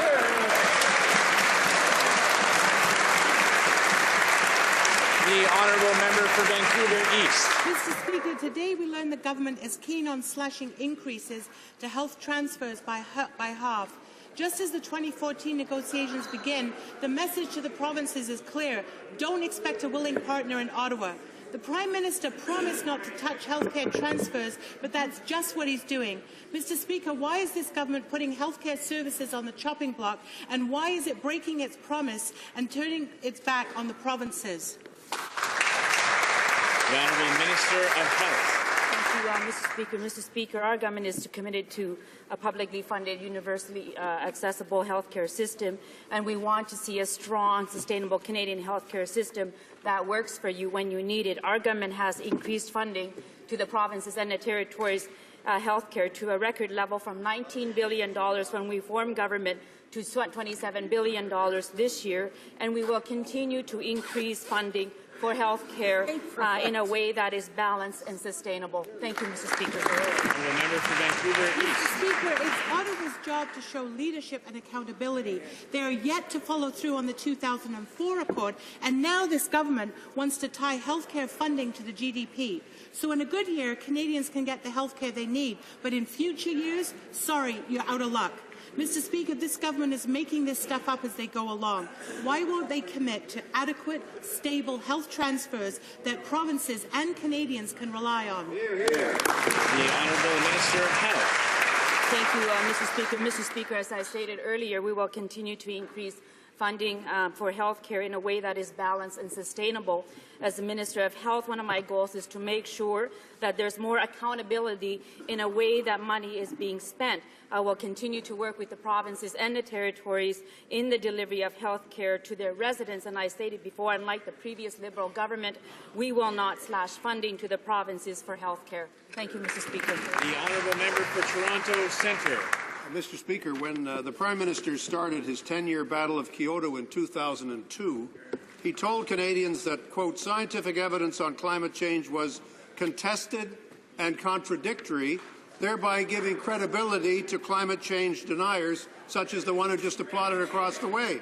I'd like to ask the Prime Minister, is that still the position that the Prime Minister of Canada holds about the issue of climate change? Right Honourable Prime Minister. Well, Mr. Speaker, I don't pretend to be a scientist on these issues, and I hope neither does the leader of the Liberal Party. But I will say this, Mr. Speaker, what made absolutely no sense for this country was a Liberal government that signed the Kyoto Protocol, signed what I quite frankly think were stupid targets, and then had no plan after 10 years in office to even implement those. Right. That was irresponsible, and this government is making sure we have a responsible position for this country. The honourable member for Toronto Centre. I've asked a very simple question and a very direct question of the Prime Minister of Canada on the issue of climate change and on the issue of scientific evidence. On this issue, I asked a simple question, and the Prime Minister of Canada, of our dear country, has refused to answer the question. So I ask it again. Does he accept the scientific evidence on climate change, yes or no? That's the question. The Right Honourable the Prime Minister. Mr. Speaker, I said several times that climate change is a big problem for the world. That's the reason why this government is taking action in this regard. It's not the same as the Liberal Party, which did nothing. For Toronto Centre. Yeah. I thought it was a socialist conspiracy. That's what the Prime Minister said the last time he talked about it. I knew the Minister of Foreign Affairs would take that sophisticated approach to this serious problem. Mr. Speaker, my final question for the Prime Minister is this: with respect to the question of the addition of seats in the House of Commons. $100 million additional expenditure starting in 2015. Yeah. I'd like to ask the Prime Minister, when he was fighting this issue a while ago, he took a completely contradictory position to that. He said that it was time to cap the size of the House of Commons, time to save money. Yes. Why isn't that his position today, Mr. Speaker? Yeah, good question. Honourable Prime Minister. Well, Mr. Speaker, this party's position since 2004, since the election of 2004, has been to increase the number of seats to give fairer representation to the provinces of British Columbia, Ontario and Alberta, which are underrepresented. It's the Liberal Party which changed its position in about the last 2 months, Mr. Speaker. The fact of the matter is this. We know that the Liberal Party opposes the seats that those provinces deserve, but this party supports it, and we're proud of that. The honourable member for Halifax. On top of poorly managing the climate change file at the international level, the government is not able to protect the environment here in Canada. The Commissioner from the Environment said that the management is so bad that we don't even know who is breaking the law, and on top of that, there's no follow-up on most, or half at least, of the offences. The record of this government is atrocious. Can the Minister explain why he has abandoned the environment and Canadians? The Honourable Minister of the Environment. Mr. Speaker, I want to thank my colleague for her question, but the hypothesis is quite false. Accepts the Environment Commissioner's recommendations to address enforceability issues, and we're already taking action in this area. However, we note that the Commissioner failed to recognize that this government has made significant investments and improvements to the enforcement regime. This government, Mr. Speaker, can balance protection of the environment and enforcement of regulations and also protect the economy. Mr. Halifax. Mr. Speaker, the Commissioner did an audit, and the audit shows complete mismanagement by this government. So the government is sabotaging climate deals on the international stage, and they're mismanaging the environmental file here at home. The government promised to beef up environmental enforcement, but 4 years later, enforcement is actually worse. Conservatives can't even confirm that new staff are enforcing anything. The Commissioner made clear that this hurts the environment and it hurts the health of Canadians. So when are they going to stop listening to their insider friends? And when are they going to start enforcing environmental regulation? The Honourable Minister of the Environment. Well, Mr. Speaker, let me inform my colleague that this government has increased enforcement capacity by more than 50% through Budget 2007. We enhanced it again in 2008. We have hired more enforcement officers, and they are for most respects, doing their jobs. We note some of the suggestions that the Commissioner has made, and we agree. We do also note, though, Mr. Speaker, that the Environment Commissioner overlooked a number of relevant issues in composing this report. Member for Of dangerous goods like propane and acid is a serious issue, but this government doesn't know if companies are following the rules, and little happens when companies get caught breaking them. It feels like we're in the Wild West, and there simply isn't a sheriff. In one case, sulfuric acid was put in the wrong kind of truck, which literally dissolved a few kilometers down the road. The government has known about these problems for years. Why haven't they fixed them? Good question. Well, Mr. Speaker, Minister of Transport.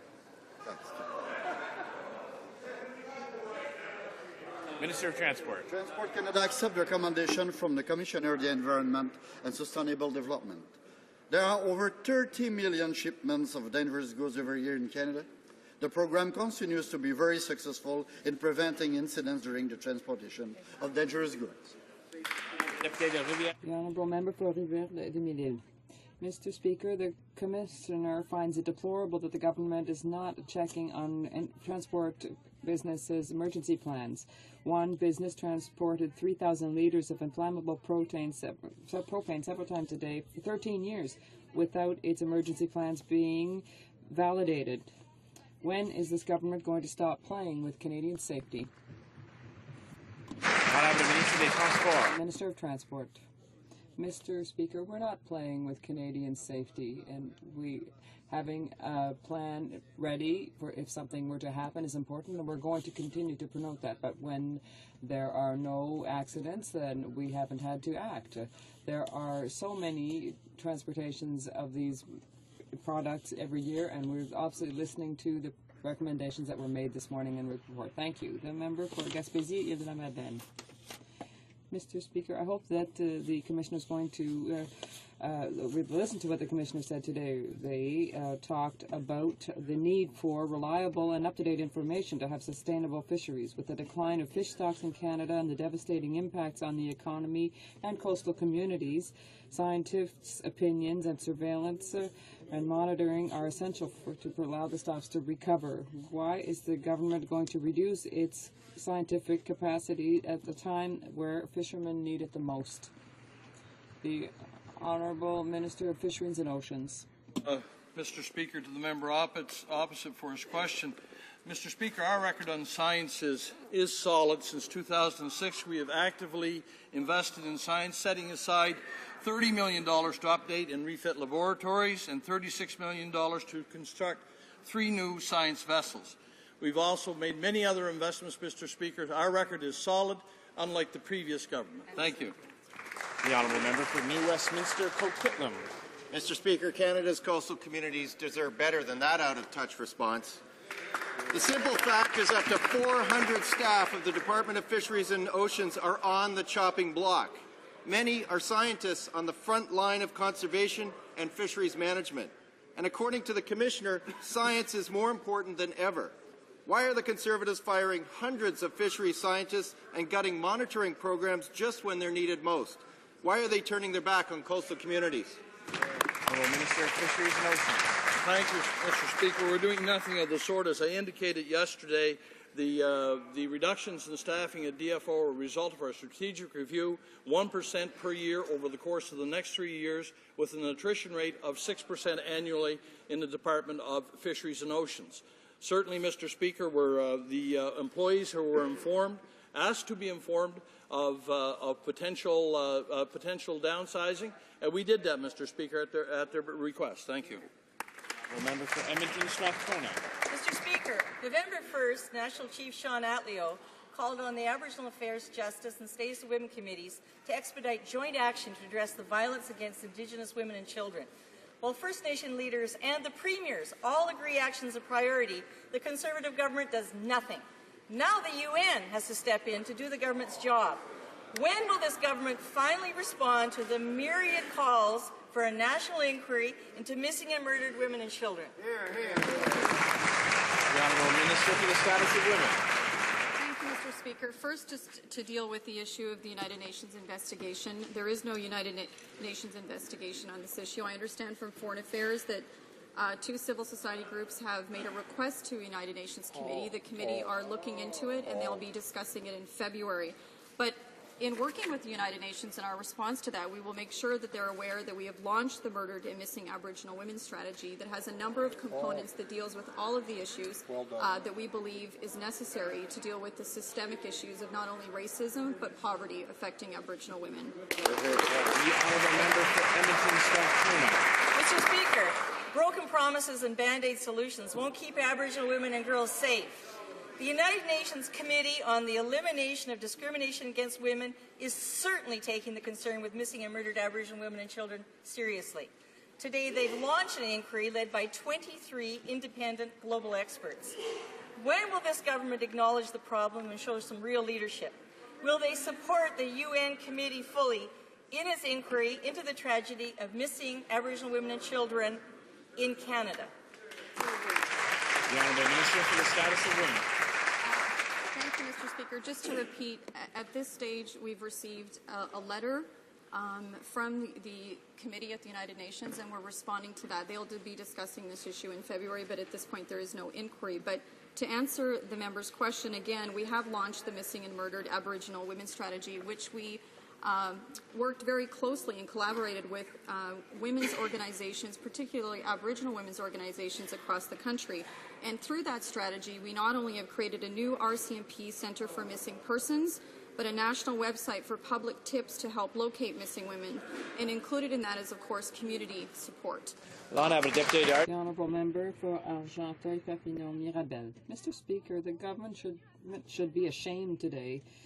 The UN has sounded the alarm years ago on murder and disappearance of Aboriginal women, and they're now undertaking an investigation on this. The government is ignoring this dramatic situation that will become another stain on Canada's international reputation. Their contempt for Aboriginals is horrifying. Will this government listen and cooperate with the UN to finally protect Aboriginal women?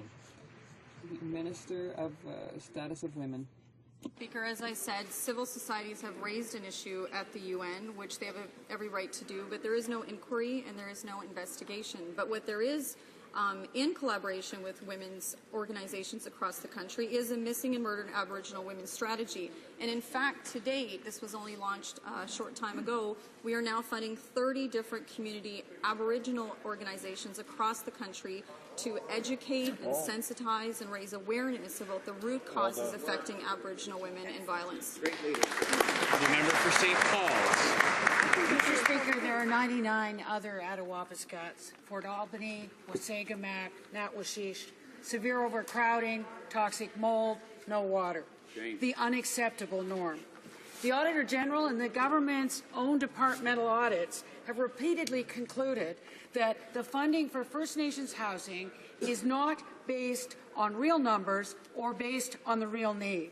Will the Prime Minister acknowledge and urgently address the systemic failure of this government to fix the on-reserve housing crisis?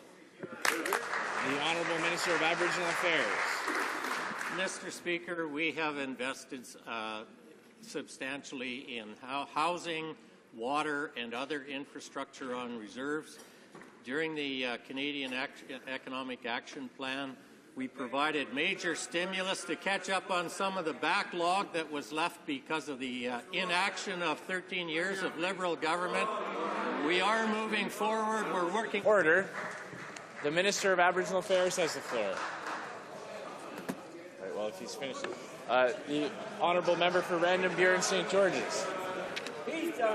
Mr. Speaker, clearly the Conservative government is intent on destroying what is left of the fishery by cutting $85 million from the Department of Fisheries and Oceans within 3 years. Shame. More than half of the 400 DFO employees who got notices this week are scientists.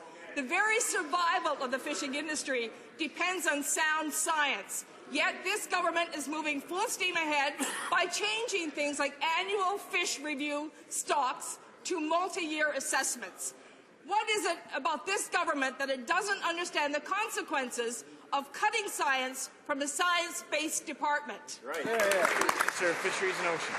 Thank you, Mr. Speaker, for the question from the member opposite. What does the member not understand? Her previous government gutted $154 million out of DFO in 2005, of which about $50 million was science, Mr. Speaker. Thank you.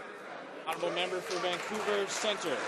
Mr. Speaker, the Health Council reports that 23% of Canadians with chronic illnesses are not taking their medications because it's too expensive. The 2004 Health Accord states, access to drugs is fundamental to equitable health outcomes for all of our citizens, and agreed to establish a ministerial pharmacare task force co-chaired by BC and the federal government. Conservatives love to talk about accountability, but they broke that agreement. Will this government immediately restore the task force and develop, as promised, a pharmacare strategy? Good. The Honourable Minister of Health. Thank you, Mr. Speaker. Mr. Speaker, our government recognizes the importance of affordable access to drugs as part of our quality healthcare system. We work with the provinces and the territories who are responsible for deciding which drugs are publicly covered. That is why we have consistently increased transfers to the provinces and the territories by over 30% since we formed government so that they can continue to meet the healthcare needs of their citizens. Thank you, Mr. Speaker. A member for Hamilton Mountain. Mr. Speaker, U.S. Steel violated the Investment Canada Act when it failed to meet employment and production commitments. 2 years ago, the industry minister took U.S. Steel to court for failing to keep its promises. But now, another promise is all it takes for the Conservatives to drop their court case. Mr. Speaker, when is this government going to stop making backroom deals with their insider friends and start defending Canadian communities, Canadian jobs, and Canadian families? The Honourable Minister of Industry. Mr. Speaker, beside the Planet NDP, we could hear the Mayor of Hamilton then has called this agreement, and I quote, a reaffirmation that the industrial sector of Hamilton is alive and well. And of course, Mr. Speaker, we have a great deal here. It will be operations guaranteed until 2015 in both Lake Erie and Hamilton. It will be $50 million more beyond the $200 million already committed for capital expenditures. It will be $3 million for the community. And moreover, Mr. Speaker, U.S. Steel will carry out its original undertaking to guarantee pension funding obligations for some more. The Honourable Member for Hamilton Mountain.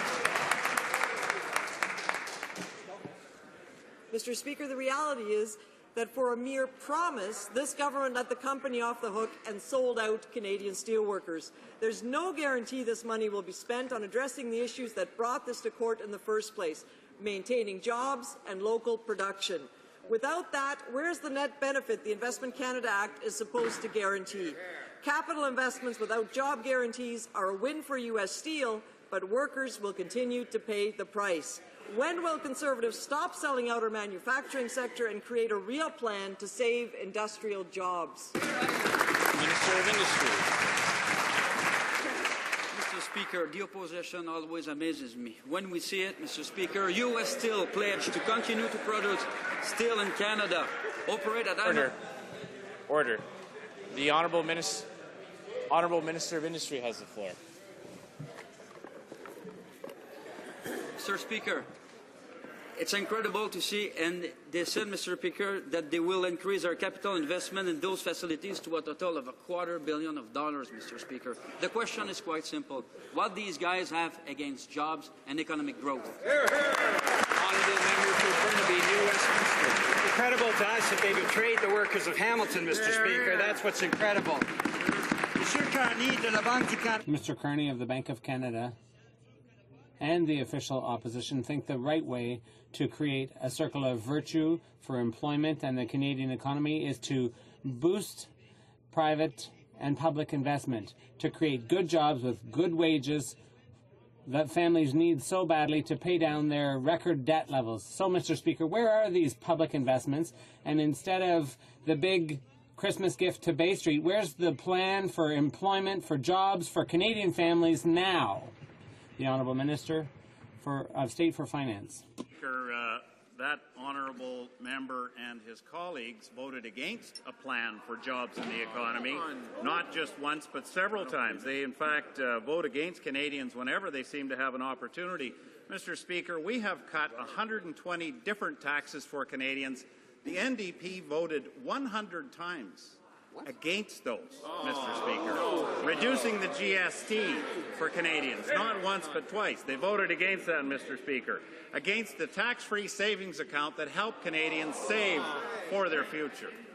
Member for Burnaby, New Westminster. Well, Mr. Speaker, we didn't vote against a virtuous circle. We voted against this vicious circle that these Conservatives have imposed. Job losses, lower wages, the highest family debt ever in our history. And what are they doing now? They're cutting taxes to banks and big oil companies swamped with profits. They don't care about the 90,000 Canadian families that lost a breadwinner this fall because of their policies. So instead of acting like Santa to Bay Street again, why don't they give a real Christmas present to hardworking Canadian families and put a job plan into place for Christmas this year? A jobs plan. That's what Canadians need for Christmas.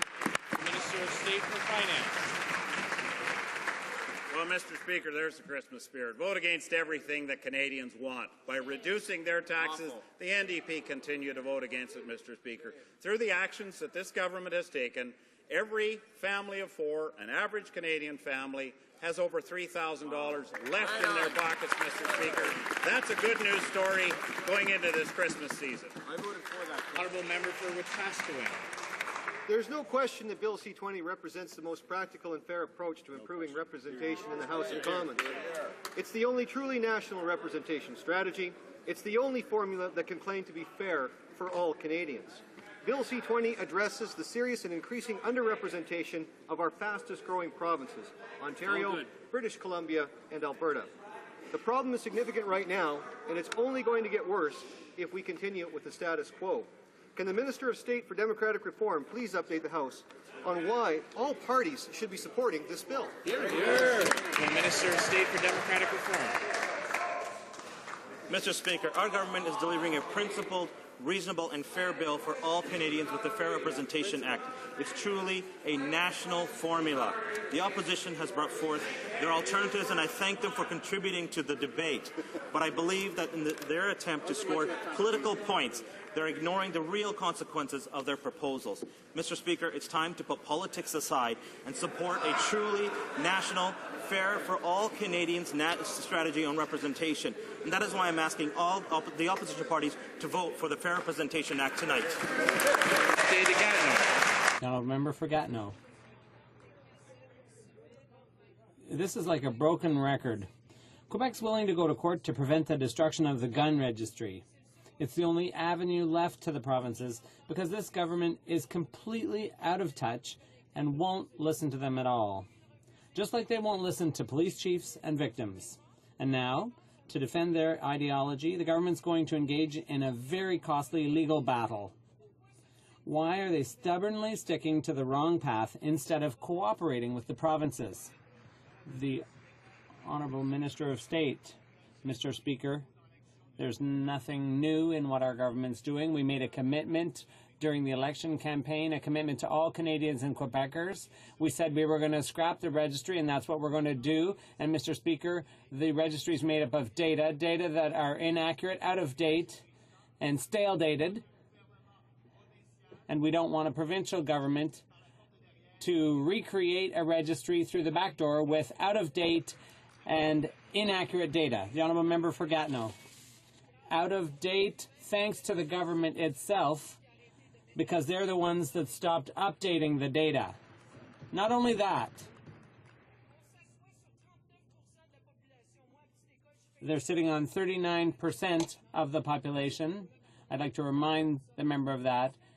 For weeks, people have been saying over and over again that police chiefs, women's groups, victims groups, and Quebec all want to keep the registry. The solution to avoid a court battle is simple. Give the data to the provinces that want it, like the NDP proposed at committee. When you get right down to it, will this government be defending its own pride in court or public safety? The Honourable Member, Minister of State. Mr. Speaker, I'd like to remind my colleague that on September 26, 2006, 5 years ago, the Auditor General said, after studying the gun registry, the long gun registry, that they found problems with the accuracy of the data, the quality of the data, and she said that the audit revealed cases where information about the model of firearm was inaccurate. That was back in 2006. The data are wrong, inaccurate, and out of date. Mr. Speaker, the government says they expect delivery of the F-35 to begin in 2016, but senior U.S. military officers have testified that the aircraft won't become operational until at least 2018. Mr. Speaker, all reasonable people would agree that with our already refurbished CF-18s unable to fly beyond 2020, the need to implement a Plan B becomes obvious. Will the Associate Minister please tell us what is his Plan B, and does it include fewer F-35s? For reason. The Honourable Associate Minister of National Defence. Mr. Speaker, we have a plan to give our pilots the best equipment available, and we will not apologize for that. The F-35 is a plane now and for decades to come. Our plan is on track, and we will continue to work with our allies on this plan, Mr. Speaker. Mr. Speaker, my concern here is that we have an Associate Minister of Defense who doesn't know the difference between on track and off rails. The government's plan of delivery in 2016 is unrealistic. The world all over has acknowledged this, except for this government. The minister is now saying that he may buy fewer planes. So is this the Plan B that the minister was referring to last month? Fewer F-35s?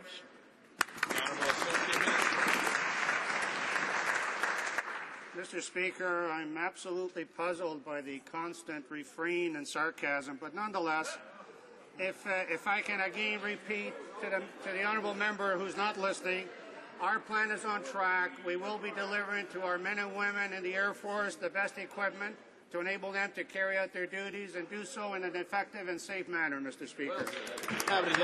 The honourable member for Barassa.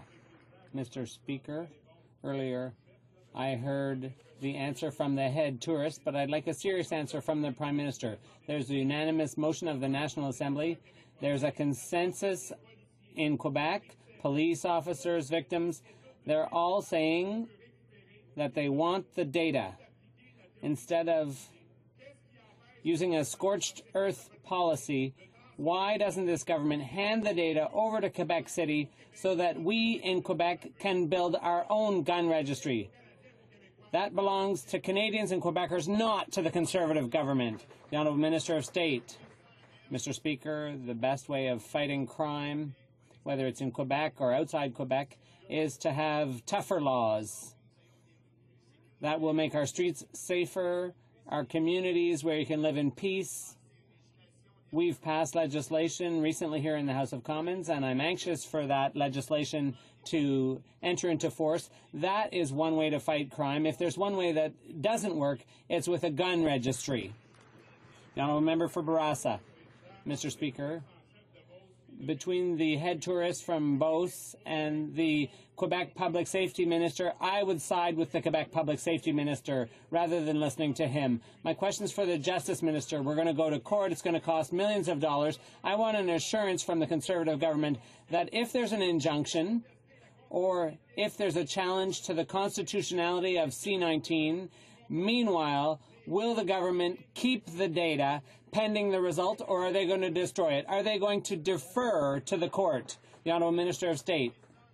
Mr. Speaker, we've always said on this side of the House that we respect the Constitution of Canada. That's what Canadians want us to do. That's what Quebecers want us to do.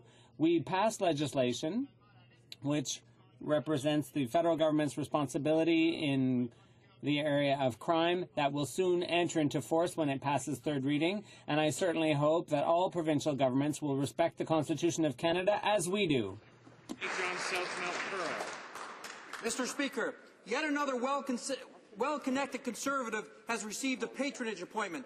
This time it's Reginald Bowers, heading to the Canada, Newfoundland and Labrador Offshore Petroleum Board. The board is responsible for resource management, environmental protection, and safety concerns in the industry. Here's the rub. Mr. Bowers has little to no experience in the offshore oil and gas industry. Apparently, managing a successful Conservative campaign is experience enough. Mr. Speaker, when will they start taking the development of Newfoundland and Labrador's offshore resources seriously and stop appointing...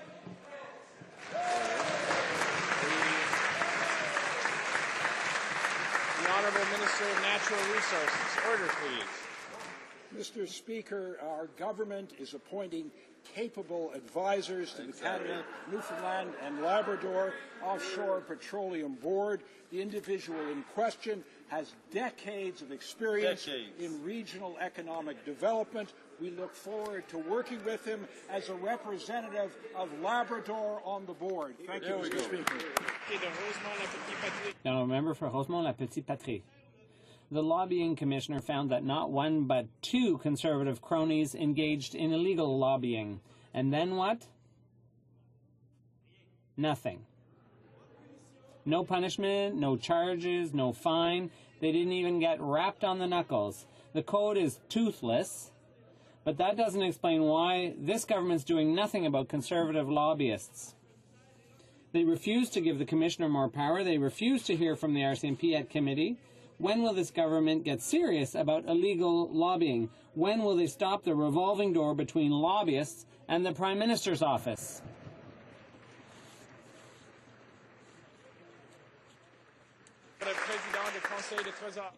The Honourable President of Treasury Board. Mr. Speaker, our government has implemented serious, tough legislation so that lobbyists are known and follow the rules. That's why We submitted all the activities of Mr. Jaffer to the lobbying commissioner, all the undeclared activities, and the commissioner clearly said in her report that these two individuals got no funding from the government. Thank you, Mr. Speaker. Mr. Speaker, our government is committed to making sure that businesses have the tools they need to innovate, to grow, to prosper, and create jobs. Last year, we launched the Applied Research and Commercialization Initiative through FedDev to foster partnerships between post-secondary institutions and businesses in Southern Ontario. Could the Minister of State for Science and Technology please update the House on this important program? The Honourable Minister of State for Science and Technology. I'd like to thank my colleague from Kitchener-Waterloo. You know, businesses in Southern Ontario know full well that our government listens to their needs and then acts. More than 300 small and medium-sized businesses have already partnered with colleges and universities, and therefore, Mr. Speaker, I've announced an extension of the ARC program so that we can continue to fill the gap between the marketplace and industry. Our government continues to work hard to make sure that businesses have the tools they need to create more jobs, to grow, and to keep our economy moving forward. Member for Avalon. Mr. Speaker, in their accountability election platform, the Conservatives promised to require ministers and senior government officials to record their contacts with lobbyists.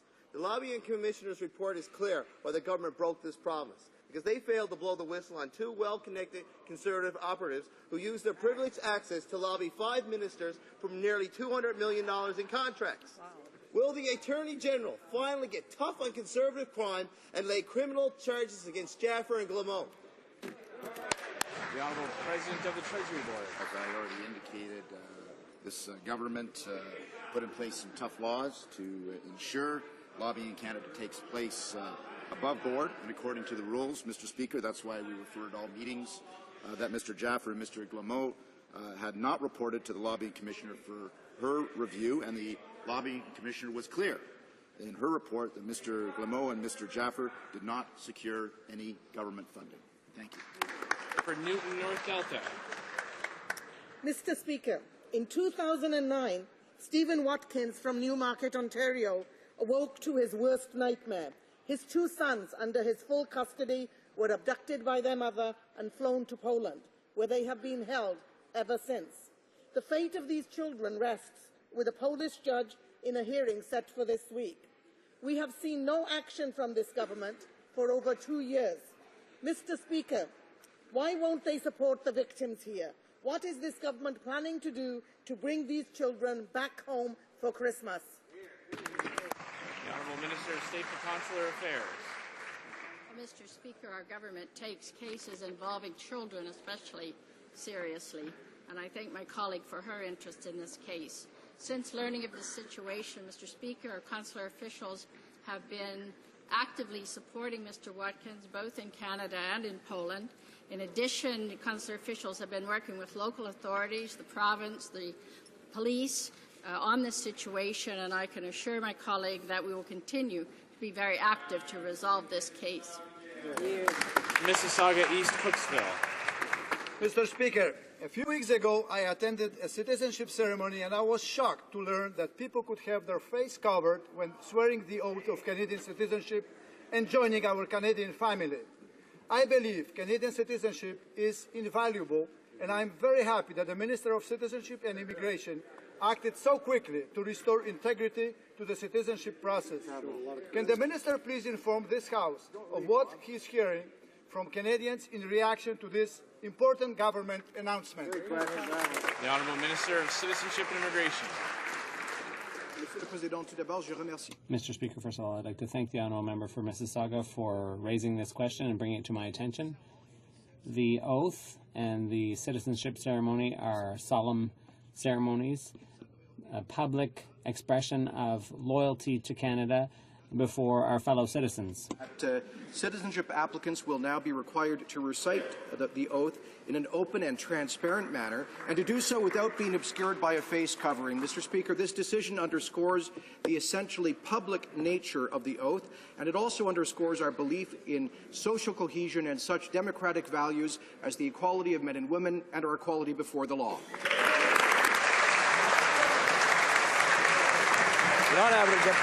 The honourable member for Portneuf-Jacques-Cartier. Mr. Speaker, planes have already started using Neuville Airport, and the mayor's been asking for months for a meeting with the minister, who refuses and passes the buck to the province. Even though the act is federal, and the Supreme Court has held that it trumps the Quebec farmland protection legislation. Once the runway is paved, there will be no turning back. Mr. Speaker, the people of Neuville have cause for concern. Is that how the minister reassures people, by refusing to meet with local officials? The Honourable Minister of Transport. Mr. Speaker, the developer has already signed an agreement with the city of Neuville. The mayor has signed an agreement with the developer. That's something. Hard work is being done. You can't meet with everyone who asks for a meeting. Certificate accreditation was granted, and for Transport Canada, it's important to fulfill our role when it comes to transportation safety, but there is no role for us in the construction phase, no role whatsoever. The Honourable Member for Haute-Gaspésie. Mr. Speaker, the Conservatives say they're scrapping the gun registry and destroying the data because it's an ineffective and costly tool. Nothing could be further from the truth. The Quebec Minister of Public Safety, along with victims and police, repeated this morning that saving the data is useful and essential for crime prevention. Quebec's even willing to take legal action to defend the right of Quebecers to the data we paid for. Will the minister finally hand over the data to Quebec, or is he going to go to court to defend the indefensible at taxpayers' expense? The Honourable Minister of State. Mr. Speaker, we're simply going to follow through on our election promise, and I'd like to remind my colleagues, Mr. Speaker, that the registry that's going to be destroyed is the long gun registry. As for the registry of licenses that police officers can use to find out whether a person's entitled to carry a weapon and that can be consulted when police are called, that will remain intact. Mr. Speaker, you have to understand that the registry has 4 parts, and we're only doing away with the part that covers long guns. The public will still be protected. I would like to draw to the attention of honourable members the presence in the gallery of the Honourable Jonathan Dennis, Solicitor General and Minister of Public Security for Alberta.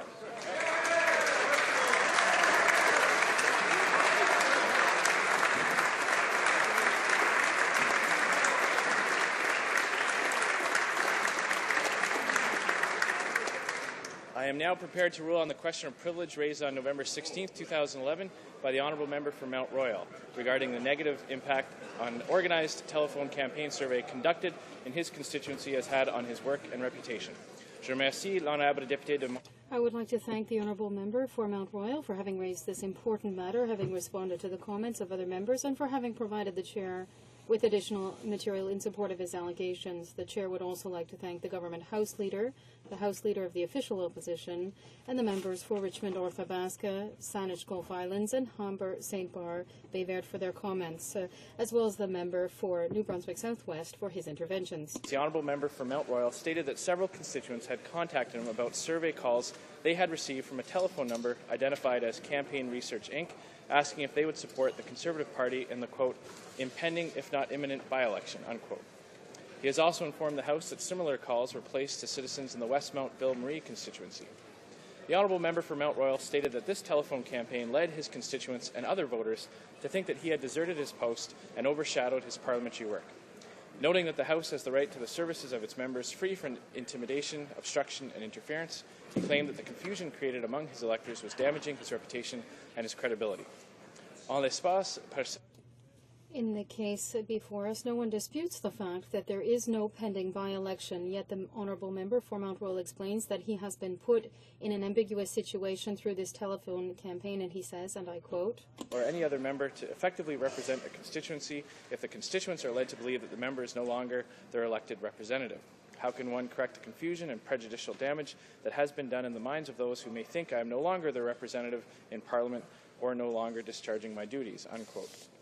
To support his argument, the member cited a ruling of Speaker Bosley, as found on page 4439 of the debates of May 6, 1985, which quotes, it should go without saying that a member of Parliament needs to perform his functions effectively, and that anything tending to cause confusion as to a member's identity creates the possibility of an impediment to the fulfillment of that member's functions. Any action which impedes or tends to impede a member in the discharge of his duties is a breach of privilege. End of quote. The Chair finds striking the repeated emphasis that the member has placed on the importance of this issue, not only for himself but for all members.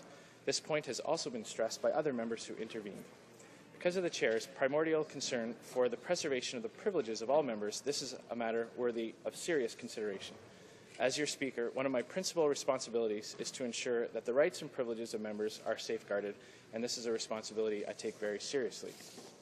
The member for New Brunswick Southwest argues, on the contrary, that the House should not even be seized of this question because, quote, it lies outside its authority, unquote. He claims that, quote, the conduct of political parties should not be judged by the House or by its members. The best place for this to be judged is among Canadians, not in the House, unquote. La présidence ne doute pas que les The Chair has no doubt that Canadians are indeed judging this matter, just as they are constantly judging this House by what happens here and what is said here, and by the attitude that members display toward one another. It does not matter that the resources of the House of Commons itself were not used to carry on this particular campaign. On this point, let me point out that the rights and immunities of individual members can be breached by a wide range of actions, and that such actions are not limited, as has been suggested, to actions taken in the House or actions involving the use of House resources. At the same time, in listening to the arguments on this question, I have seen that a certain confusion seems to exist with regard to the extent of the powers of the Speaker in dealing with questions of privilege. Several members have ascribed to the Chair seemingly vast powers that neither I nor my predecessors have ever possessed.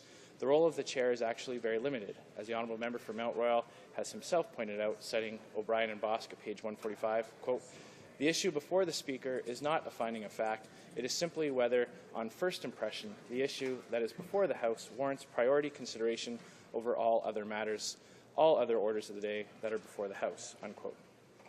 Dans les cas où un député In cases where a member alleges that he has experienced interference in the performance of his parliamentary duties, the Speaker's task is particularly difficult. As Brian and Bosk states on page 111, and I quote, it is impossible to codify all incidents which might be interpreted as matters of obstruction, interference, molestation, or intimidation, and as such constitute prima facie cases of privilege, end of quote. Furthermore, in ruling on questions of privilege of this kind, the Chair is obliged to assess whether or not the member's ability to fulfill his parliamentary functions has been undermined. House of Commons Procedure and Practice, 2nd edition, at page 109, notes that my predecessors have stressed the importance of establishing a direct link to parliamentary duties in such cases, stating that, quote, rulings have focused on whether or not the parliamentary functions of the member were directly involved. While frequently noting that members raising such matters have legitimate grievances, speakers have consistently concluded that members have not been prevented from carrying out their parliamentary duties, unquote. Dans les décisions du président. In the Bosley decision cited by the member for Mount Royal, the Speaker was confronted with a situation where the former Member of Parliament was identified in a print advertisement as the sitting member. The very identity of the sitting member was at issue. Case at hand, the Chair is entirely sympathetic to the situation faced by the member for Mount Royal. There is no doubt that he has been bombarded by telephone calls, emails, and faxes from concerned and confused constituents. However, the Chair has great difficulty in concluding that the member has been unable to carry out his parliamentary duties as a result of these tactics. The member for Mount Royal has been extremely active in the House and in committee. By raising the matter in the House as he has done, the Honourable Member has brought attention to a questionable form of voter identification practice and described in detail the negative impact it has had.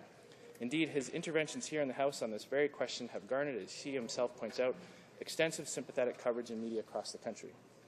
In a ruling delivered on August 12, 1988, debates page 18272, Speaker Fraser stated that, quote, past precedents are highly restrictive and generally require that clear evidence of obstruction or interference with a member in the exercise of his or her duty be demonstrated in order to form the basis for a claim of breach of privilege, unquote.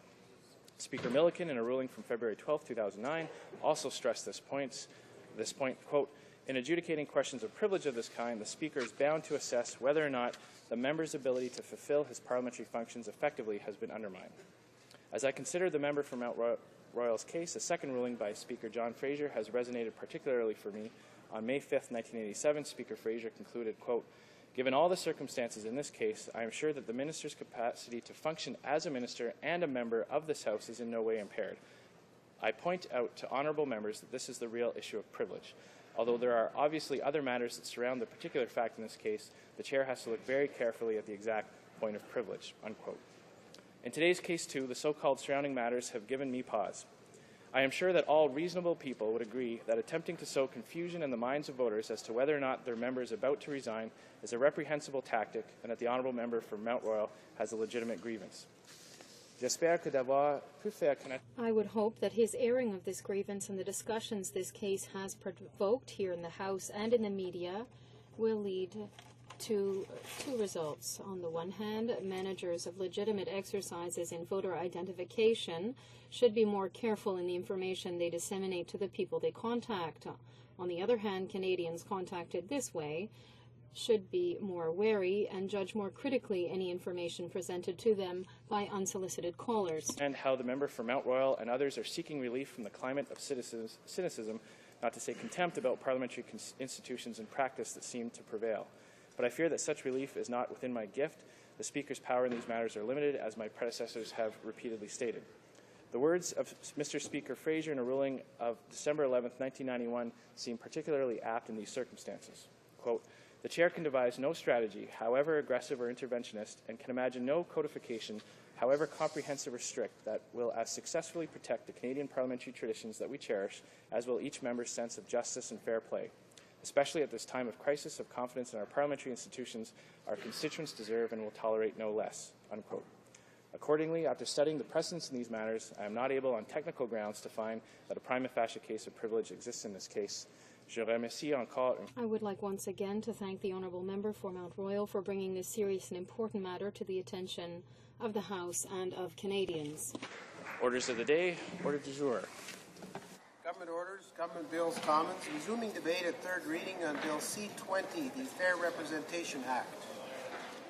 Resuming debate, the honourable member for Hamilton Centre has 17 and a half minutes to conclude his remarks. Royal, on a point of order. I just want to say that your ruling, interestingly enough, which you said was a technical ruling, I believe that on technical matters, since I was the only one to cite principles and precedents, there wasn't one intervention by any government member that referenced any principle and precedent which should have been referenced in your ruling as they were. And the ones that were referenced in your ruling would seem, in my view, to have accorded with the claims that I made in my point of privilege, not only on technical matters, but on substantive matters. And so, Mr. Speaker, while I have no other recourse and will always respect the rulings of this House, as all honourable members do, I do have to say that I think if you would revisit the principles and precedents that were cited in my submissions to you, and as, again I say, and none on the other side, you might, on revisiting it, might at some point in the future reconsider this ruling. Thank you, Mr. Speaker.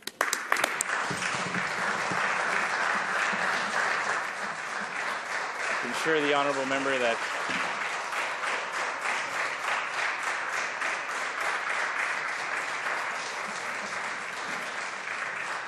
can assure the honourable member that I reflected a great deal on this matter, and I hope that was reflected in the ruling I gave. The honourable member for Hamilton Centre. Thank you very much, Mr. Speaker. Appreciate the chance to pick up where I left off. I will first off begin by suggesting, Speaker, that when it comes to reforming this place, our preference and our position, our long-held position, is that the first thing we need to do is to get rid of that other place, abolish it entirely. We don't need it. The so-called reforms that the government's bringing forward do not constitute what we would normally call a democratic institution, particularly given the fact that senators will be elected under that bill, but they cannot be held accountable. By law, they can't be held accountable. If there's no accountability, you cannot consider it to be a mature, modern democracy. So we believe that the best thing for Canadians is to get rid of that other place.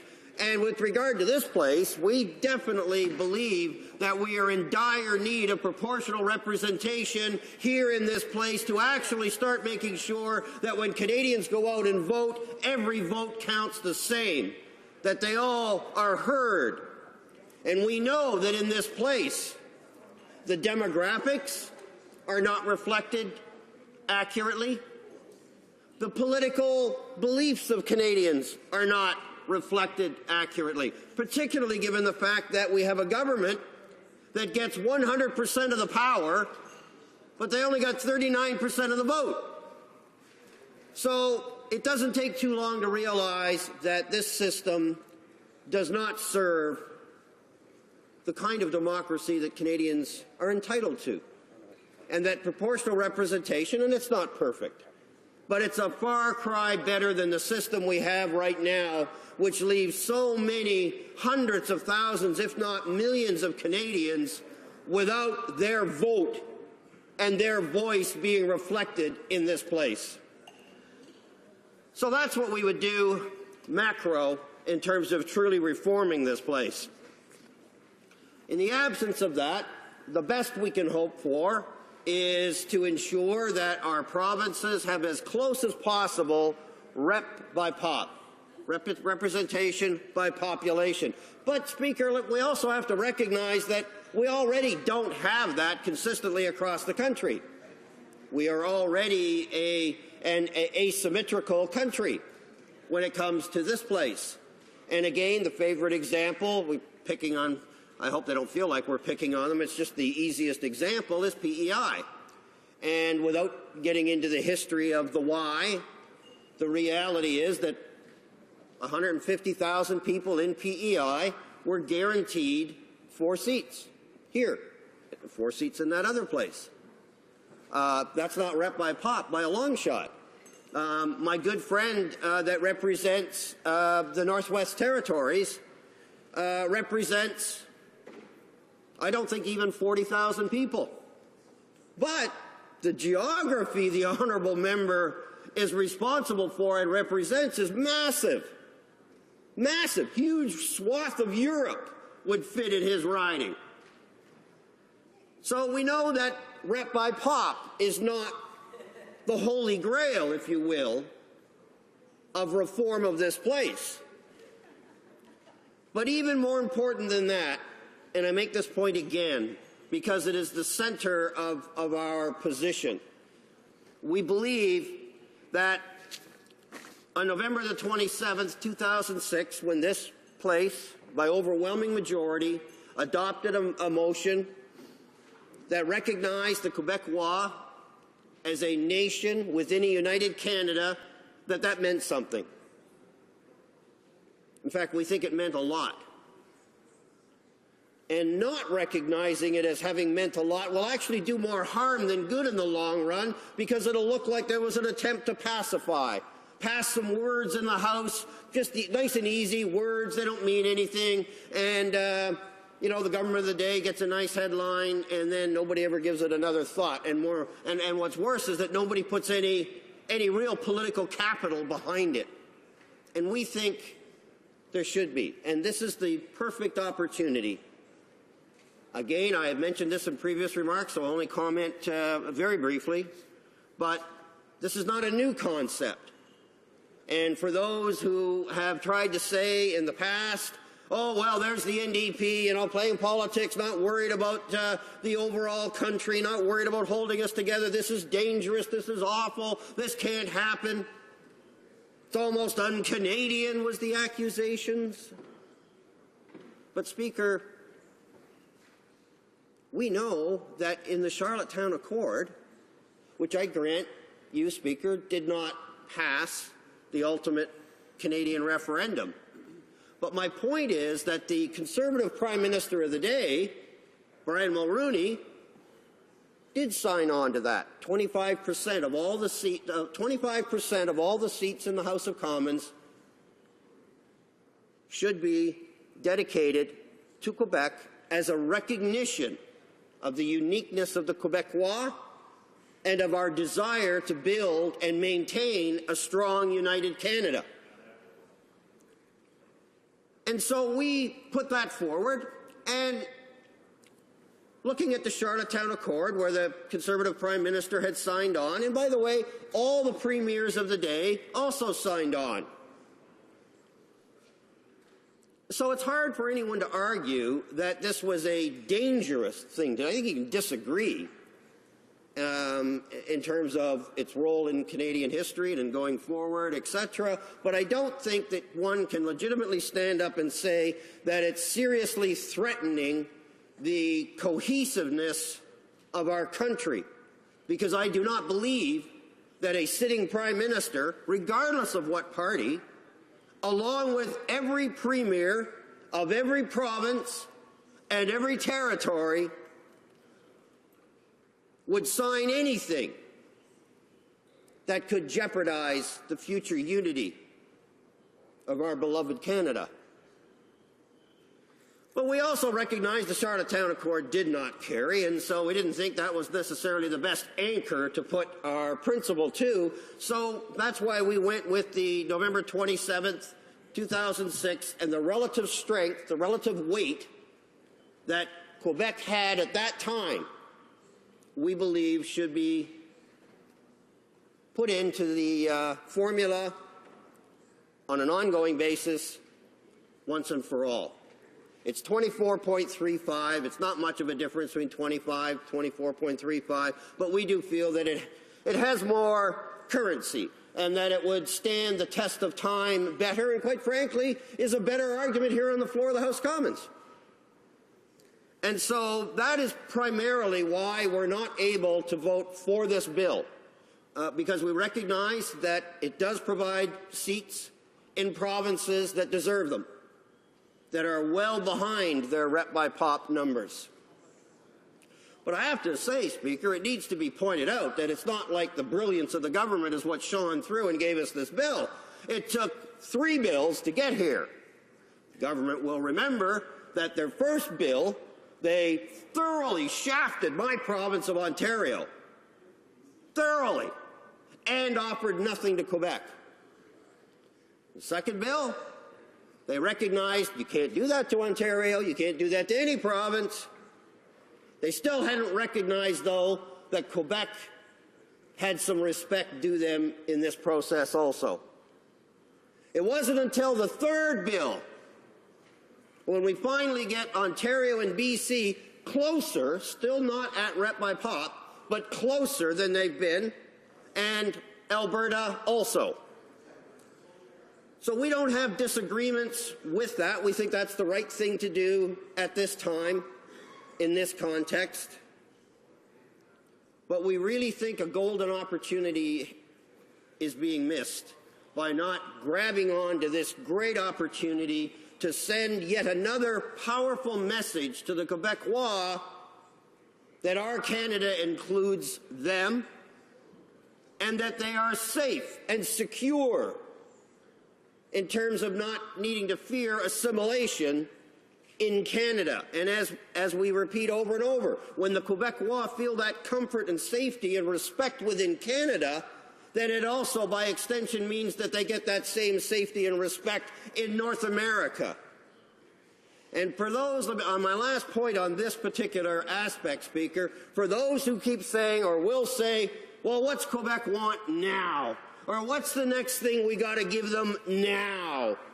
The reality, Speaker, is that the job's still not done. Our Constitution has not been signed on to by every province. Quebec has not signed on. Now, constitutionally, they recognize that for all intents and purposes, they have, in terms of how it applies to them, but the reality is they haven't signed on yet. And it's not an accident, Speaker, that the sovereignist movement is at one of its lowest ebbs right now. Because that's the culmination of steps that have been taken over the last couple of decades to give the assurances and respect that the Quebecois are seeking. And this, to us, the inclusion of 24.35, is really an investment in the security of a strong, united Canada. We believe that. We believe that this would make a stronger Canada and would lessen the chance that the sovereignist movement will come roaring back to this place in the kind of numbers they were here before. We have this unique opportunity. Set aside the partisanship. I think most Canadians, with respect to the sovereignists, the Canadians who hold sovereignist views, I think most Canadians would be very pleased that in this place there is no longer official party status for those who seek to break up Canada. They're entitled to come here. They get elected the same way. They were even the official opposition once. But it's a victory for Canada that they are not here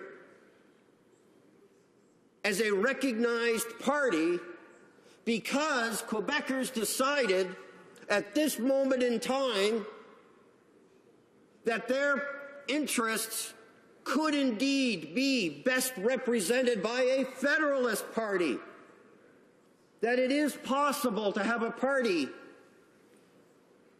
that fights and is devoted to a united, strong Canada,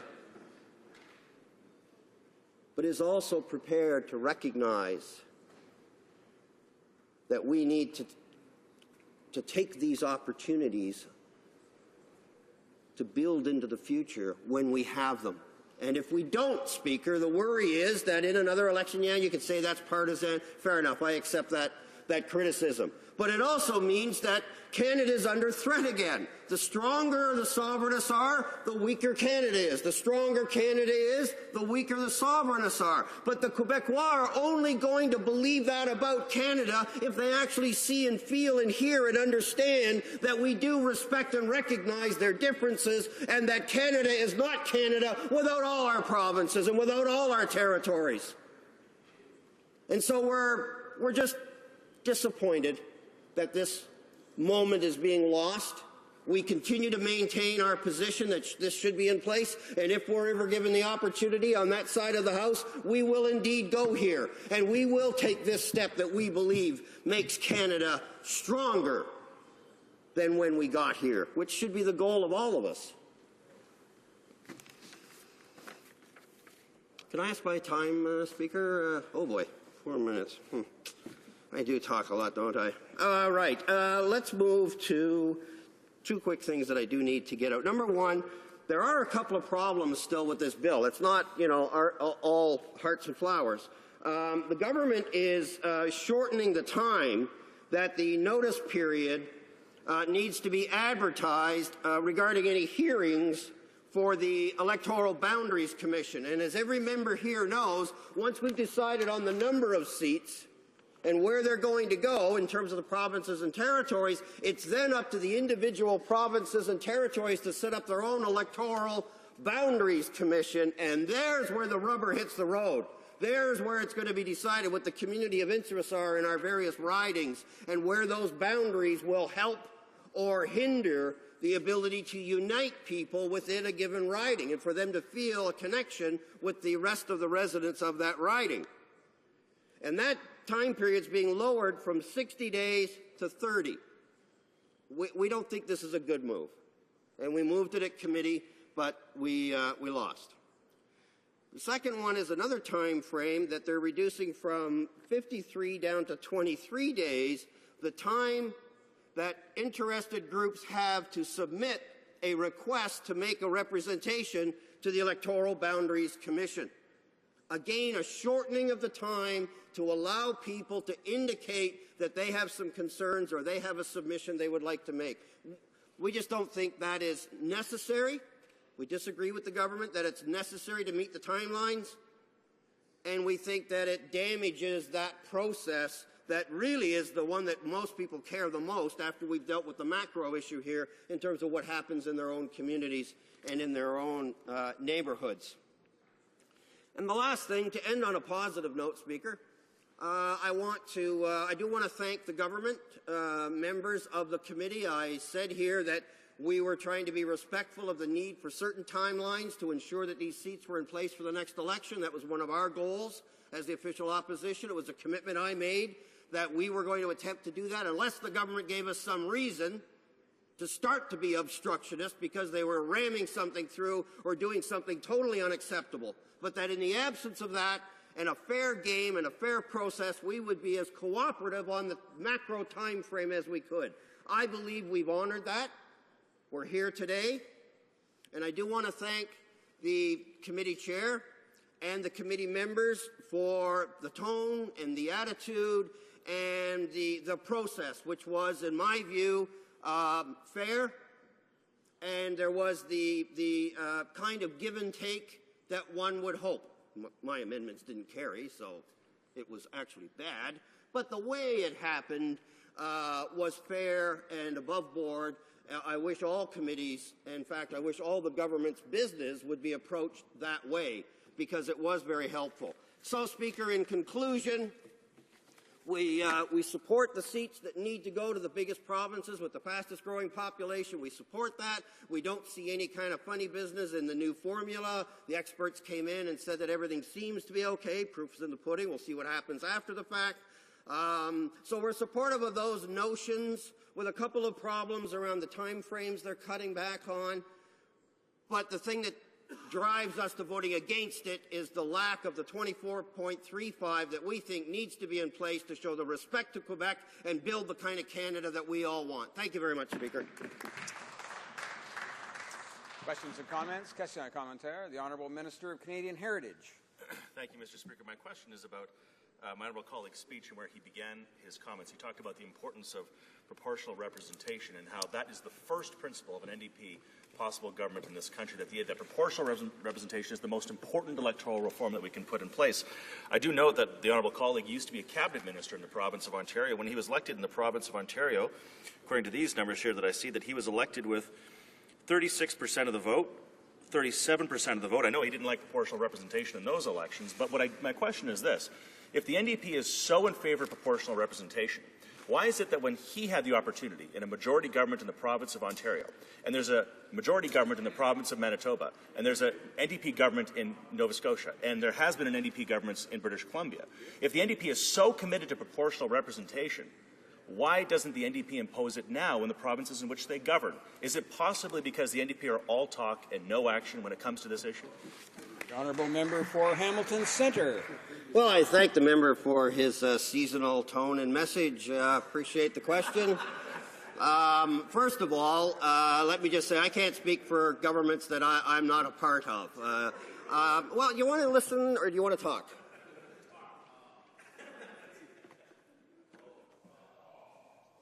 Speaker. Well, I want to respond because the member asked some I believe he meant it when he asked them, some heartfelt questions. I want to give him an answer. So the first one is that I can't speak for governments I'm not a part of, number one. Number two, 21 years ago, which is when he's talking about, this issue was not the front and center issue that it is now because we see us going in the wrong direction more and more, and we're seeing greater examples of it. Now, I thought the member was going to use a really good example because the 37 or 38, whatever it was, and I don't believe that was the case in 1990. I'm not sure what year the member's using. It wasn't the first year I got elected. But what he should have done, Speaker, was stood up and said, well, you got elected with 38, 37% and formed a majority government. That would have been a good point. And my answer to that is that shouldn't have happened. That shouldn't be the way it is, but it is our system, so we're all running under that system, but it's not right. It is not right to get 100% of the power when you only get 36, 37, 38, or 39, or 40% of the vote. That's just not right. Questions and comments? Questions and commentaires. L'honorable député. The honourable member for Saint-Laurent-Cartierville. Thank you, Mr. Speaker. Of this bill, that is a very bad bill. But I would like to say to my colleague that I like a lot to work with him. But the fact is I strongly did agree with what he said, and I want to explain why. First, as a Quebecer, I'm very proud to be part of a country that tries to implement proportional representation. This is an important democratic principle for Quebecers as every Canadian. I don't like to hear that I should feel insulted, a slap in my face, because I don't accept this 24.35% frozen of the Quebec representation forever. I want to say that. You should be careful when he says Quebecers will be insulted and so on. Maybe Quebecers will believe him if he's saying that all the time. And we have them the kind of separatist surge that we don't like in Quebec. Second point, as a Quebecer, I want my constitution to be respected. And this Parliament doesn't have the power to decide that we will contradict proportional representation alone. You need to consult the other provinces. It's important for me as a Quebecer. And the third point, I want, as a Quebecer, to be fair for all Canadians. So it's why we are asking again to the NDP to table their numbers, how they will be fair for Quebec, but for Alberta, for British Columbia, for Ontario, and for all the provinces with their plan, and what will be the kind of mammoth size of the House we will have if we put all these rules all together. Hear, hear. The honourable member for Hamilton Centre. Well, thank you, Speaker, and I thank my colleague for his attentiveness and for taking the time to intervene with a question. My response, not in any particular order, again, the member talks about, well, let me say this first. He talks about being a proud Quebecer. Great. I'm a proud Ontarian, and I'm sure everybody feels that way about their province and territory. And I wouldn't question his belief or try to convince him that he should think differently. I take sincerely the concern about watch the language, watch what we're saying so that we're not feeding the sovereignty movement. I get that. I try to be very careful in the words I choose. If the member believes that sincerely something is over the line that's doing some damage, I'd be pleased to hear that, either publicly or privately. And the last thing is the member gets all caught up in how many numbers, how many seats there'll be. Look, 24.35 doesn't take a mathematician. Grab the formula, figure it out. The reason we're not focusing on that is because it's not about that. It's about the principle. It's no different than the principle that 150,000 people in PEI deserve 4 seats because they were guaranteed that when they joined this country's constitution. We feel the same way about the 24.35. And if the member doesn't feel strongly about it, that's his democratic right as a Canadian. We believe it's an important principle that Quebec would like to see in its laws. Question and commentaire. Question and comment. L'honorable député. The honourable member for Longueuil, Pierre Boucher. Thank you, Mr. Speaker. May I speak? Thank you very much. Mr. Moore.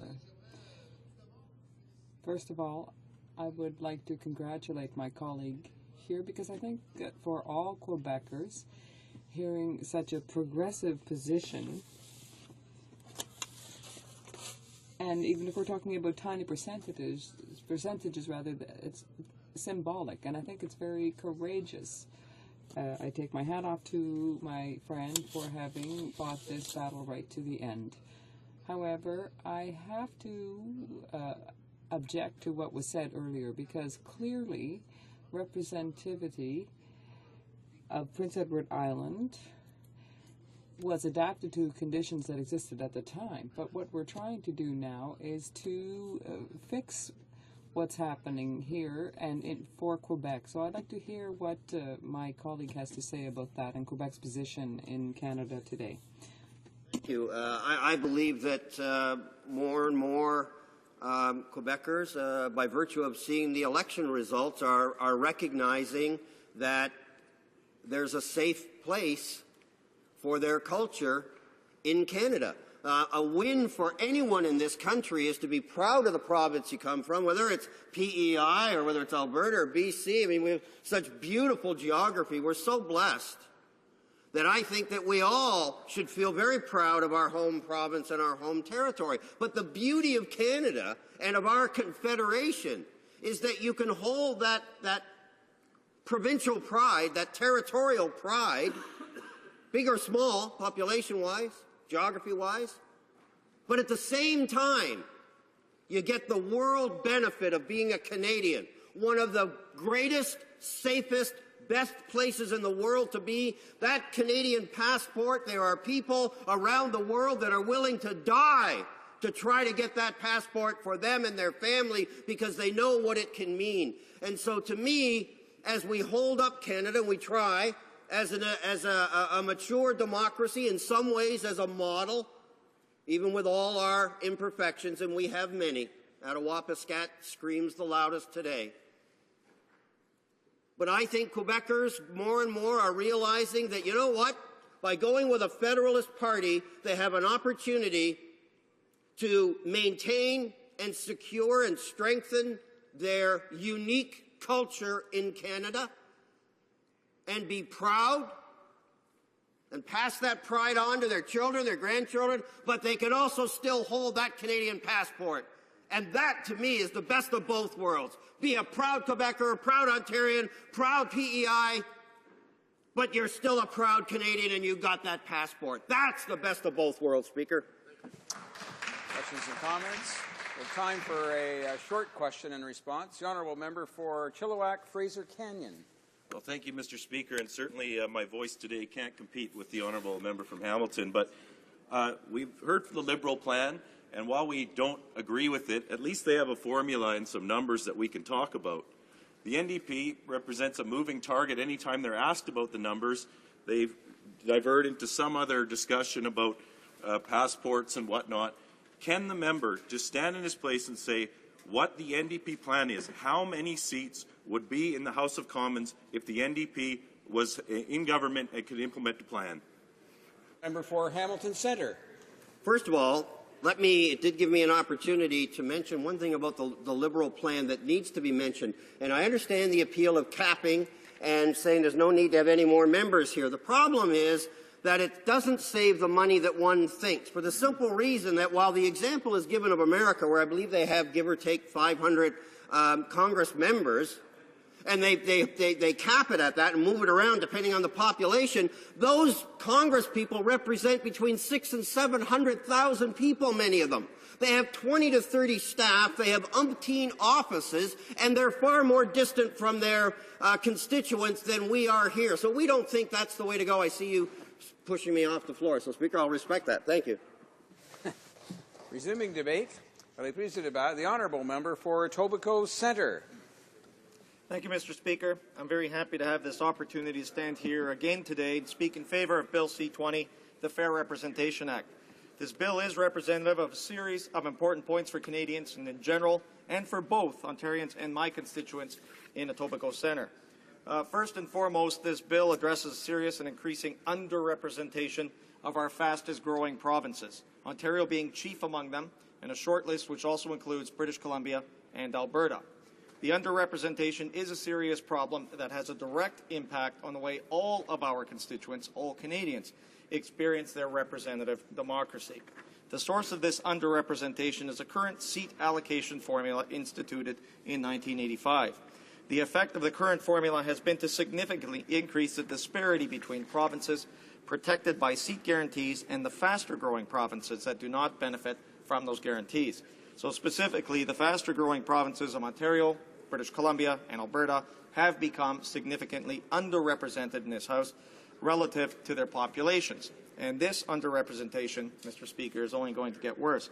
In his presentation to the Committee on Procedure and House Affairs, Professor Michael Powell of the University of Toronto spoke about the value of Bill C-20 in addressing the distortions caused by the 1985 formula, and I quote, Bill C-20 removes the artificial cap on the size of the House of Commons. The practical effect of the 279 formula means that not enough seats are added to the fast-growing provinces which Ontario, Alberta, and British Columbia are part of. By removing that cap, Bill C-20 raises the possibility that representation by population will be adhered to much more closely than it currently is. And he goes on, Mr. Speaker. The second positive move forward by Bill C-20 is that it adds seats exactly to those provinces which have fast-growing populations. By adding the seats to the fast-growing populations, Bill C-20, I believe, is a positive move because it raises equality for those voters, unquote. Bill C-20 delivers on our government's long-standing commitment, Mr. Speaker, to move the House of Commons towards fair representation. In particular, the bill reflects the government's three distinct promises to provide fair representation by allocating an increased number of seats now and in the future to better reflect population growth in Ontario, British Columbia, and Alberta, protecting the number of seats of smaller provinces, and protecting the proportional representation of Quebec according to population. Now that we have had the benefit of the second reading debate and committee review, I think the value of this bill has become even more clear, in particular when compared and contrasted with the proposals that have been put forward by, of course, the New Democratic Party, who refuses to provide numbers, and the Liberal Party, which is a little more understandable. When we review all of these proposals objectively, in my mind, there is no question that Bill C-20 represents the most practical and fair approach to improving representation in the House of Commons. Mr. Speaker, during the debate on Bill C-20, the other parties have made alternative proposals to reform the formula for seat readjustments in the House of Commons. So the NDP, Mr. Speaker, put forward its proposal that would see Quebec guaranteed a certain minimum number of seats in the House. And our friends in the Liberals have proposed that the number of seats be capped at 308 and then redistributed proportionally among the provinces. Of the three proposals, Bill C-20 is the only option that is both practical and that also achieves the objective of improving representation in the House of Commons. In fact, Mr. Speaker, I would go so far as to say that the options proposed by the other parties are at the extreme end of the spectrum, and possible solutions would not be practical. So in the evolution of the seat readjustment formula, there have always been certain common objectives when changes have been considered, including the primacy of representation by population, seat protections for slower-growing provinces, and the efforts to maintain a reasonable size for the House of Commons. The idea of guaranteeing a fixed percentage of seats to a province, as proposed by the NDP, has never been an element of the seat readjustment formula, and nowhere in the Constitution has there ever been a guarantee that Quebec, or any other province for that matter, should receive a certain percentage of seats in the House of Commons. Fixing a certain percentage of seats for one province would be contrary to the proportionate representation of those provinces, since it would diminish significantly the principle of representation by population in the seat readjustment formula. Excuse me. Bill C-20, on the other hand, respects the principle of representation by population while ensuring that Quebec receives a number of seats in proportion to its population. As Professor Pell stated in his remarks before the Procedure Committee, and I quote, "This bill would add 3 seats to Quebec. I think that's a good development because it means the proportion of seats that Quebec has in the House of Commons does not fall below its proportion in the general population," unquote. In this regard, Mr. Kingsley, the former Chief Electoral Officer, said to the committee, and I quote him, "Insofar as Quebec is concerned, Quebec will remain right on, not overrepresented, not underrepresented, based on the total number of seats. This has been one of the objectives for a very long time," unquote. The Liberal proposal is equally flawed and does not represent a feasible option for adjusting the seat readjustment formula. The Liberal proposal would freeze the number of seats in the House of Commons at 308 for the coming readjustment, remove the grandfather clause that protects the seats of the slower-growing provinces, and then redistribute seats on a proportionate basis. The key problem, Mr. Speaker, with the Liberal proposal, of course, is that it picks winners and losers amongst the provinces. It creates losers because it will result in seats being taken away from the slower-growing provinces and given to the faster-growing provinces. In effect, the Liberal proposal would take seats away from Quebec, Newfoundland, Labrador, Nova Scotia, Saskatchewan, and Manitoba. Seats from these provinces would be redistributed to Ontario, British Columbia, and Alberta. Our government believes that this would be an extremely unfair approach to representation in the House of Commons. We made a strong commitment to the slower-growing provinces that their seat totals would be maintained, and we do intend to meet that commitment. As former CEO Jean-Pierre Kingsley noted in his testimony before the Procedure Committee, and I quote, If you all tell a province that is going to lose some members, but that it shouldn't worry about it because it will keep the same proportion, I don't know how such a thing could be done in this country. I don't see how it could be achieved politically. The force of resistance would be too great." Unquote. Having received these competing proposals, it seems clear to me that Bill C-20 represents the best possible option. Neither of these opposition proposals is close, Mr. Speaker, to being practical and fair solution to the issue of representation in this House, and Bill C-20, on the other hand, does not present a practical solution that goes a long way to achieving fair representation. The practical result of this bill, C-20, is that every single Canadian, Mr. Speaker, moves closer to representation by population. I'd like to underline this point in some more detail, discussing the importance of introducing a seat allocation formula that is more responsive to a population size and trends. This legislation will move the House closer to fair representation for Canadians living in Ontario, British Columbia, and Alberta, while maintaining the number of seats for slower-growing provinces and ensuring Quebec's representation is equal to its population. By introducing a seat allocation formula that is more responsive to population size and trends, the Fair Representation Act will move the House closer to representation by population, both now and in the future, Mr. Speaker. The practical effect is that Ontario, Quebec, British Columbia, and Alberta will be entitled to new seats under the Fair Representation Act. So, Ontario will receive 15 new seats rather than only 3 new seats with the status quo 1985 formula. Alberta will receive 6 new seats rather than only 3, and British Columbia will receive 6 new seats rather than only 1. Quebec's representation will equal its population, which means it will receive 3 new seats. This is the best formula to move all provinces towards representation by population in a principled and fair manner. This fair representation will have a direct effect on my riding in Etobicoke Centre and on the Greater Toronto Area as a whole. It will generally have a direct positive effect on other large urban areas and cities in the 3 fastest-growing provinces. Canadians, especially new Canadians and visible minorities, will be much more fairly represented than they are now, Mr. Speaker, and the populations of our ridings will be much more manageable. A benefit of our bill over the opposition's proposals is related to this. Rural ridings will not be forced to become even larger than they already are from a geographic perspective. Many of my colleagues who represent rural areas have made this point and have raised concerns that the Liberal proposal in particular would greatly enlarge their ridings. So my colleague from Lanark, Frontenac, Lennox, and Addington was especially noteworthy on this point. Regardless of the advance of the modern technology, rural MPs still finding challenging to stay in touch with and represent the people who live in such wide expanses of country, some of them thousands of kilometers square. We have to face some realities. Our country is the second largest country by land area in the entire world.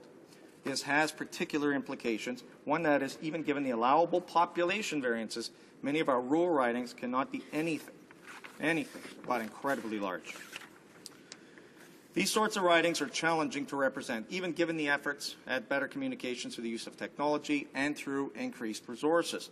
My colleague from Nunavut, the Minister of Health, has to fly, I think, practically to every single community within her riding. And my colleague from the Mississippi, Churchill River, represents the entire northern half of Saskatchewan. That's massive. Our colleague from the NDP, the member for Churchill, represents more than the entire northern half of Manitoba. The ridings of Northern Ontario, Northern Quebec, and Northern British Columbia and Alberta are similarly very, very large. Ridings that large not only pose a distance and communication problem to MP, but they also pose an enormous time problem, Mr. Speaker. It can take hours to drive or fly to communities within one riding in these rural and northern areas. This House does provide some extra financial resources to MPs for these areas, but ultimately MPs all have the same amount of time in which to visit their communities. And I have the same amount of time to visit the people in my riding, and as my colleague from Kenora has to visit his. But I can walk to many community centres in my riding, Mr. Speaker, and I can drive from end to end to it in a matter of minutes. And that's a luxury of time that our northern and rural colleagues do not have. They have to drive or even fly for hours to reach those different community centres. Now, Kenora, for instance, is fully half the size of the province of Alberta. Kenora is bigger than the country of Poland, and much larger than many countries around the world. To impose a formula that will make those time and distance problems even more severe would be highly unfair to those MPs across this House, Mr. Speaker. So that is something we have decided to avoid. That decision is part of the balance that we have struck in this bill, and that balance is important.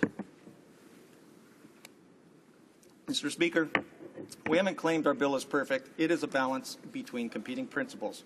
We do, however, maintain that it is a fair balance and a good balance, and a balance that we should all be able to support at the end of the day. We balance fair representation for our faster-growing provinces with protection of seat counts for our slower-growing provinces. We balance the need for faster-growing, densely populated areas to have a fair number of MPs with ensuring that our large rural and northern ridings won't get much larger, if at all. We provide much more equal voting weight for Canadians who live in those urban areas, who are new to Canada, who are visible minorities, and who live in underrepresented provinces. We also provide a formula that doesn't punish the smaller provinces and that doesn't cause overrepresented provinces to become underrepresented. We think this is a fair balance based on principles that are widely shared and easily recognized, Mr. Speaker. And I noted that as part of that balance, our government is addressing underrepresentation in a way that respects the representation of those smaller provinces. This is a long-standing commitment of our government and of our party, and Canadians have given us a strong mandate to deliver in this regard, and this is what we're going to do. The Fair Representation Act is fair for all Canadians, not just for some provinces. In fact, it is a measured investment that brings every single Canadian closer to representation by population. Maintaining fair representation by population, Mr. Speaker, allows all members of Parliament, to provide adequate services for their constituents.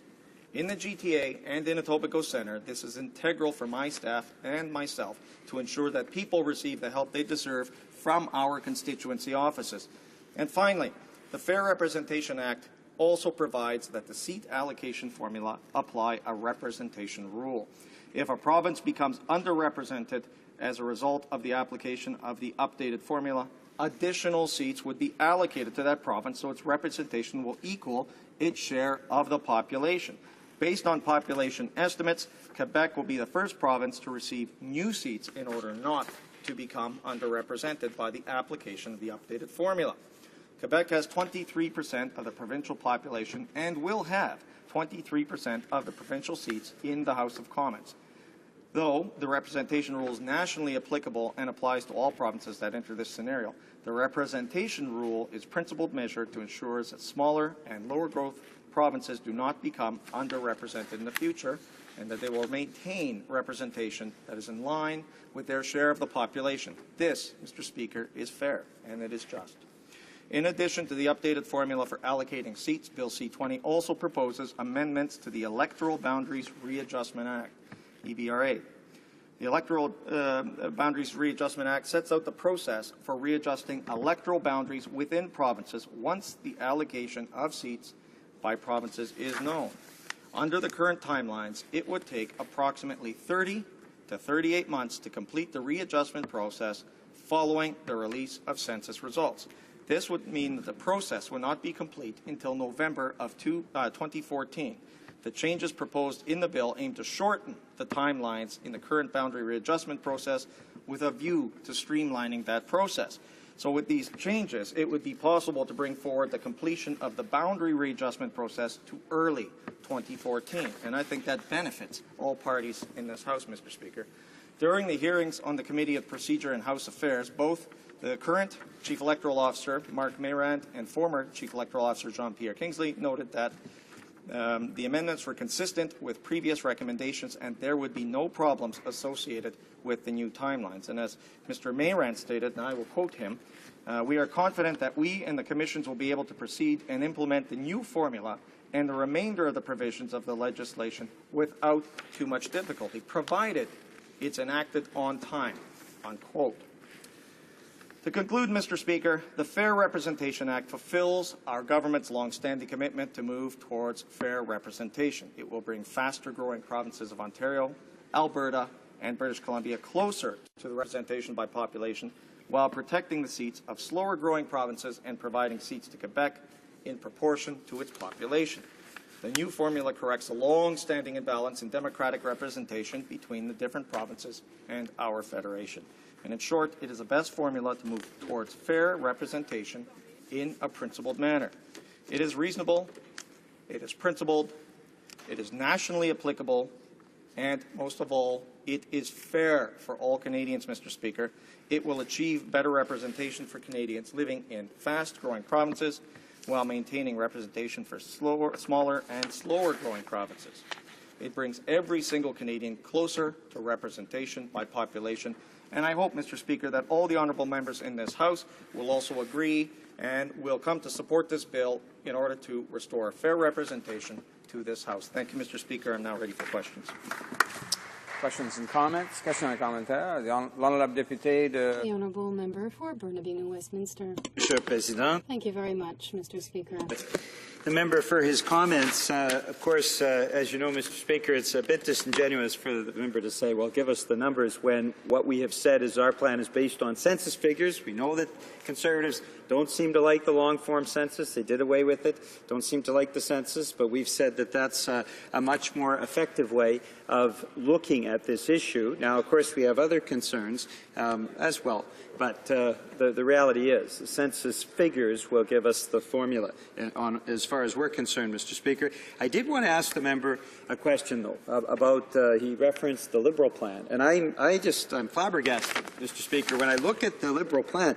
I mean, they've got a rump here in Parliament, but the reality is half of their members of Parliament come from provinces that they want to take seats away from. It just makes no sense at all. They didn't go in the last Parliament and say, elect us and we'll get rid of seats for your province and representation. So it's a very bizarre, unbelievable, and quite. I know they're yelling now, Mr. Speaker, but the reality is it just makes no sense. They didn't come forward to the public last spring and say, elect us and we'll go for lower representation from our province. So I'd just like to ask the member what he thinks of the Liberal plan to make 5 provinces effectively losers, certainly not showing leadership, and these are provinces that were the only places that actually elected Liberals in the last campaign.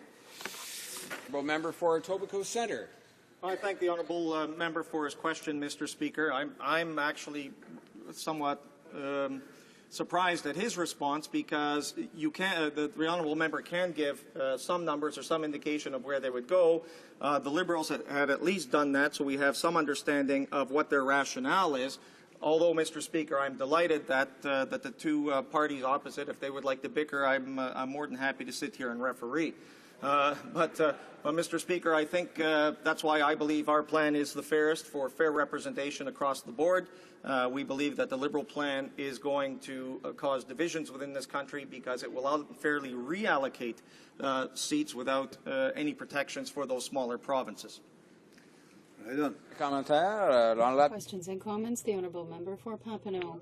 Question of provinces losing seats. It's important to underline the fact that since Confederation, in redistribution, there have been 22 occasions through the course of Canadian history in which individual provinces have lost members and seats in this House. So it's not something new. It's not something that's never been done before. It's something that has happened. And Canadians aren't worried about how many people are in their province, in the House of Commons. They're worried about the proportions of the House that they and their province represent. So my question specifically on Quebec, where that threshold of being overrepresented or underrepresented is so important. How come the member is falsely claiming that the Conservative plan has actually reduced the number of seats for Quebec underneath the actual threshold of population? 23.14 is the proportion of the population of Quebec. 23.08 is 78 divided by 338. So there's a real problem there that Quebec goes underneath even the basic threshold that you have all set out as being the minimum requirement for smaller underrepresented provinces. There's a real concern about this because Quebec cannot be underrepresented as opposed to its weight by what you yourselves had to say. The honourable member for Etobicoke Centre. Thank you, Mr. Speaker, and I do thank the honourable member for his question. I reject most of it. I believe we are being very fair to Quebec, and I believe Quebecers themselves are not asking, as the honourable member prior to me making his speech said, Quebecers aren't asking for anything that they aren't entitled to. They're asking for fairness, and they're asking for fair proportional representation, and I think that's all Quebecers are asking for, and that's what we're proposing in our plan. As for the honourable member's comments about historical reallocations, we believe that today this is the fairest, most even-handed plan that we can come up for Canadians to be able to have fair representation in this House and going forward, and with the formula that is able to be easily amended as time marches on, Mr. Speaker. Thank you. Mr. Comments? Question et commentaire. The honourable member for Abitibi-Témiscamingue. Thank you, Mr. Speaker.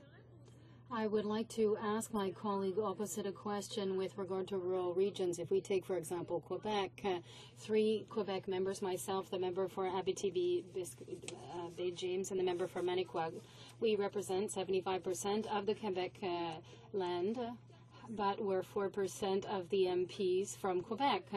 So there is a disproportion here when we talk about the size of the land that we represent. So the seats that they want to add, be they in any province, seek essentially, or target rather, urban centers where there is a demographic growth. So my concern is, what are we going to do to ensure that the rural regions keep their weight in this House of Commons, in the new House of Commons, because there are not many members that represent those regions. So how are we going to keep our right to speak? For Etobicoke Centre. Thank you, Mr. Speaker. First of all, I'd like to thank the honourable colleague for her question. She is a colleague of mine on the Defence Committee and somebody that has shared service in the Canadian Forces with me, and I would like to thank her for her service and her question. This plan, as I addressed in my speech, will address rural ridings in being, as I pointed out, many rural ridings are so vast and so huge, it's very difficult for members of Parliament to actually communicate effectively with their constituents. When you can't communicate effectively, therefore you have no fair representation for those people because their voices are muted. And so that's something that this will address in the fair rebalancing by representation in this House, and I think that's going to address the issue that the honourable member just brought up, Mr. Speaker. Thank you. Commentaire. Questions and comments? The honourable member for Saanich Gulf Islands. Mr. Speaker, and I have a question for my honourable colleague from Etobicoke Centre. The issue of how to approach this, it's not easy, and I recognise the government's made an attempt through this legislation, but I can't believe that most Canadians think it's a good idea to add 30 more members of Parliament to this side of the House. I've been quite impressed, actually, with the Liberal proposal. I didn't expect to be. I'll be candid about that. I mean, now I really thought that I was happy with the government's approach, but I like the Liberal approach made us rethink, and then the Green Party came up with our own approach, which the President of the Green Party brought before committee and was able to testify about it. But even if we go with the government's approach, I still think we have to find a way to limit the costs. And I wonder if the government's given any consideration to a point I've made earlier in this debate. Could we reduce proportionally a bit from each of us our salaries to cover the cost of these 30 new MPs and all the costs that will involve? Honourable member for Etobicoke Centre. Well, I thank the honourable member for her question, and I see that she's gravitating towards the Liberals, so perhaps the team colour might change to a reddish-green sort of hue. She's already in that corner. It's Christmas after all, but I don't accept the premise of the member's question. There are costs associated, and this is the cost of democracy, Mr. Speaker, and this must be applied to ensure that every Canadian gets fair and proportional representation by all of the members of Parliament. Right. Thank you. Yeah. We have time for a short question and response. Question and commentaire. Questions and comments. Member for Winnipeg North. A short question. The leader of the Conservative Party, today's Prime Minister, at one time recognized that the Liberal Party's position is in fact the best position that's currently on the table. That was, Mr. Speaker, that we maintain the number of seats at 308. At one time he said that we should have fewer members of Parliament. My question, very specific, is what does he believe caused the Prime Minister to flip-flop to the degree in which he believes today we should have more members of Parliament, something in which vast majority of Canadians do not want. Honourable Member for Etobicoke Centre. Well, I thank the member for his question. I wouldn't presume to get into the Right Honourable Prime Minister's mind, and that question is better addressed to him. Mr. Speaker, we believe that the time marches on today. This is the situation and the circumstances that we are faced with in delivering fair and proportional representation to all Canadians, and this is the direction and the path we will follow because Canadians elected us to do that. Mr. Speaker, we have a strong mandate to do that, and we will follow through on the promises that we made to Canadians, Mr. Speaker. Thank you. Resuming debate. The Honourable Member, l'Honorable Député. The Honourable Member for Westmount Ville-Marie. Thank you, Mr. Speaker, and I have the honour to share my time with my colleague from Papineau. Mr. Speaker, it's a pleasure for me to be able to speak about C20, which seeks above all to make sure that the vote of each citizen in this country has the same weight, the same value. We know that the population changes. It decreases in some areas and increases in others, but in general, it is increasing throughout the country, and it is essential every time we have a census every 10 years to redistribute and to make sure that there is a fair proportion of members in each of the provinces. This majority government opposite had the choice to show leadership in this area or to take the road it has already traveled. Unfortunately, it will cost us a lot, and it will put to a later date the work that should be initiated as of now. An expensive approach and is increasing the number of seats in this House by 30. At a time when Canadians are saying that we don't need more politicians, at a time when Canadians are saying you're asking us to accept cuts in services to the government, this government, a majority government, failed to show the leadership required to provide Canadians with the most sensible option. Mr. Speaker, I'm sure that you all know this, but the proportion of seats by province and territories in the Conservative plan and the Liberal plan are almost exactly the same. They're virtually identical. I could give you some figures here. If you look at Alberta, for example, under the Conservative plan, 10.06% of the seats in the House of Commons, this is with 338, would be allotted to Alberta. Under the Liberal plan, with 308 seats, 10.06% of the seats in this House of Commons would be allotted to the province of Alberta. There are a few small decimal differences in some of them, but they're virtually identical. In fact, this plan, the Liberal plan, ends up with almost exactly the same proportion by province and territory, which is, after all, what is most important here, the weight accorded to each province.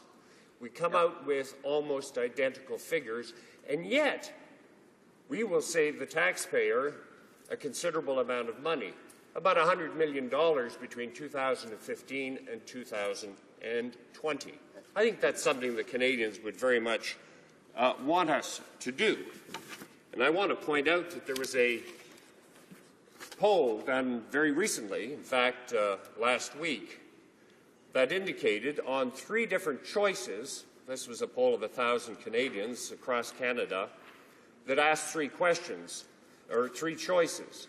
To preserve the status quo, in other words, not to have a Bill C-20, or to go with the Conservative plan, which is to increase the number of seats by 30, or to go with the Liberal plan, which is to keep it at 308, but to do some redistribution.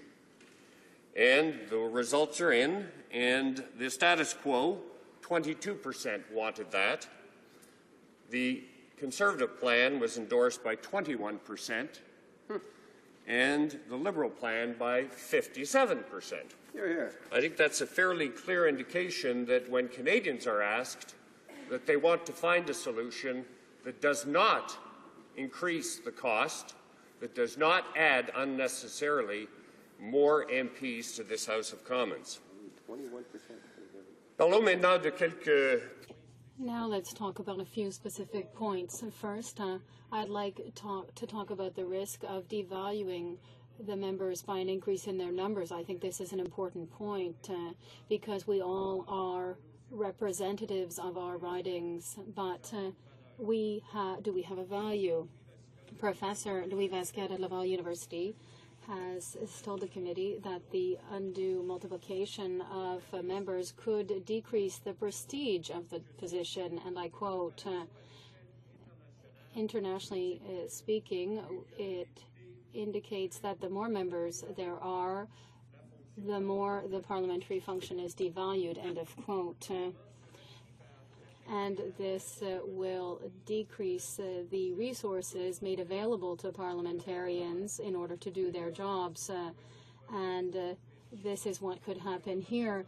The Conservative government has implied that it could reduce the resources to MPs in order to fund the increase in their numbers. Mention a recent study done by Professor Paul Thomas and others that concluded, after comparing constituency population and the quality of representation in Canada and the United Kingdom, that people are not more satisfied because they have more elected representatives. Puis vient la question. So we have the question, why would the government increase the number of MPs when it shows contempt for Parliament, something we have talked a lot about recently? The University of Toronto said to the committee that it is contradictory for the government to increase the number of seats when it is showing so little respect for Parliament anyway. And I quote, "One of the paradoxes right now is that we're increasing the size of the House of Commons, but we're using time allocation more and more, and we're actually giving fewer MPs the opportunity to speak in the House of Commons. To me, that seems to be a contradiction." End of quote. A contradiction indeed. Why does the government want more MPs when it is using time allocation as never before, cutting off debates, deflecting questions, bullying the House to force through their bills as never before? Pourquoi davantage? Why more MPs when the government feels that Parliament is a sieve? Our Liberal proposition is constitutional. November 2nd, the Minister of Democratic Reform said that the Liberal plan was not constitutional. He knows now that it is. All the experts confirm this. They confirm that the Liberal plan is fully constitutional. As Professor Andrew Sancton from the University of Western Ontario said to the committee, and I quote, "The so-called grandfather clause, which prevents provinces from losing seats from one redistribution to another, was enacted by Parliament alone in 1985. It can just as easily be removed by Parliament acting alone in 2011. In fact, this is exactly what I urge you to do." End of quote. Abordons maintenant l'argument. Now let's talk about the argument of having large ridings. Reform said that we need more seats because we are a very huge country, large country, with very large rural and Nordic ridings. But we will always have these large ridings. The C20 extra seats will go to the rapidly growing city regions of Vancouver, Calgary, Edmonton, and Toronto. Maintenant, parlons brièvement de la proposition. Now let's talk briefly about the NDP proposal. The NDP proposal is accumulating rules in order to please everyone and their father. This means that there's an even more diluted House than under C20. A House that could exceed 350 seats is embarrassing to the extent that the NDP didn't dare to make public its figures, despite the fact that this was asked for on numerous occasions. So this party has no credibility on this subject by not revealing how much its plan will cost how many seats each province will have. as well as the total number of seats in the House, the NDP is being too vague and is withdrawing from the debate and has made itself irrelevant. So I will conclude, Mr. Speaker, by saying that the Prime Minister of this country 20 years ago had adopted the same philosophy that we see in the Liberal approach. And that was a wise approach, an approach that he should have kept, and that unfortunately he abandoned for C20. Thank you. Questions and comments? Question and commentaire. The Honourable Member for Burnaby, New Westminster. Thank you, Mr. Speaker. I listened with great interest to the member for Westmount Milverby. I like him very much. We've been working together for many years, but he knows full well that we cannot give the figures for the census because there hasn't yet been that census. But the Liberal plan concerns me greatly because, in fact, Mr. Speaker, there were elections on May 2nd, and there are no Liberal members from Quebec or Maritimes who said, well, if you vote for us, we're going to take seats away from your province. We're going to take seats away from the Quebec people. They didn't say that. They weren't honest with the public. They didn't say, if you vote for us, this means fewer or less representation for you in the House of Commons. So now the Liberals are coming here, and a few months after the elections, they're saying, well, listen, we've decided to take seats away from Quebec. We've decided to take seats away from Nova Scotia, Newfoundland, Manitoba, Saskatchewan. So my question is quite simple, very simple, in fact. Why was the Liberal Party not honest with the public on May 2nd in telling them we want to take seats away from you in the next Parliament? The member for Westmount Ville-Marie. Thank you very much, Mr. Speaker, and I thank my colleague for his question. Before answering the question, can I ask him if he has the intention of publishing the figures that he claims to have in his head for the 9 other provinces and the 3 territories? I would like to be able to compare our plan with his. Unfortunately, that's not the case. In the case of Quebec, of course, Quebec represents 23.14% of the population of Canada. And the census data is not out, but still we can predict with a great deal of certainty approximately what those figures will be. And the Liberal plan proposes 23.34% per member for Canada. So we have ensured in our plan, compared to the Conservatives' plan, that Quebec will be overrepresented. The Honourable Member for Scarborough-Guildwood. Thank you, Mr. Speaker. I wonder whether the Honourable Member would be prepared to comment on the irony of this government presenting this particular bill, because the senior members of this government, namely the Minister of Finance, the Minister of Foreign Affairs, and the Treasury Board Secretary President, were at one point members of the Mike Harris government in Ontario. And in Mike Harris government in Ontario had the Fewer Politicians Act. And the Fewer Politicians Act actually reduced the number of politicians at Queen's Park from 130 to 103 to parallel the federal ridings. So the irony is that if this legislation passes, not only will Ontario gain 15 politicians here, it'll gain 15 more politicians in Queen's Park if, in fact, Dalton McGuinty chooses to follow this legislation. So the irony on the irony on the irony, I'd be interested on the honourable member's observations with respect to that issue. Member for Westmount Ville-Marie. I thank my colleague for his question. I'm not sure I can comment and provide an irony to the fourth power on this particular issue, but the reality is that in these difficult times, financially difficult times, certain provinces are showing the example, and one of them in particular, New Brunswick, has recently decided that for reasons of fiscal rectitude, it's going to cut back on the number of members of Parliament. And the Government of Ontario, as my colleague said, did it some time ago. And the reason was precisely all of the reasons that the Prime Minister cited and that we have cited, which is that we want to show a good example to the rest of this country. And that is exactly what should be done. If you look at Australia, for example, each MP represents about 145,000. That's still way more people than we represent and will represent under the Conservative plan. We don't need to be adding 30 more seats to this province. Let's show the example to Canadians that we're able to tighten our belts and do our job properly as well. Reprise de débat. Resuming debate. L'honorable député. The honourable member for Papineau. Thank you very much, Mr. Speaker.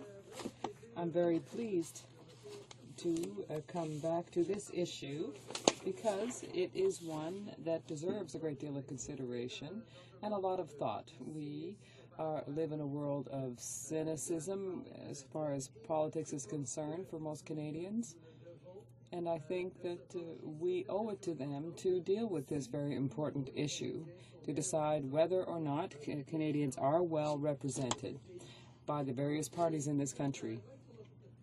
Different plans that have been put forward by the Liberal Party, by the Conservative Party, which is C20, which is the bill which looks like it's going to be enacted, and by the NDP. The issue of the basic principles, the Conservatives and the Liberals are very, very much in agreement that the faster-growing provinces must move towards a closer representation of their actual percentage of the population, while making sure that the smaller provinces and the slower growth provinces remain overrepresented in terms of their share of the seats towards their population. Those are principles that we are in perfect agreement, and, might I add, the two plans are remarkably in sync on. But before I dwell too much on that, I would like to take a moment to address the NDP plan. Or which NDP plan is the question. What plan? The NDP has come forward with a few different principles that we've been able to pick up from the various speeches made, but they have been unwilling to put forward an actual number associated with how big the House will be, saying, oh, you shouldn't base yourselves on math, we need to consult to see what things are going. But we know that Quebec needs to be represented at 24% because that's where it was when Quebec became a nation.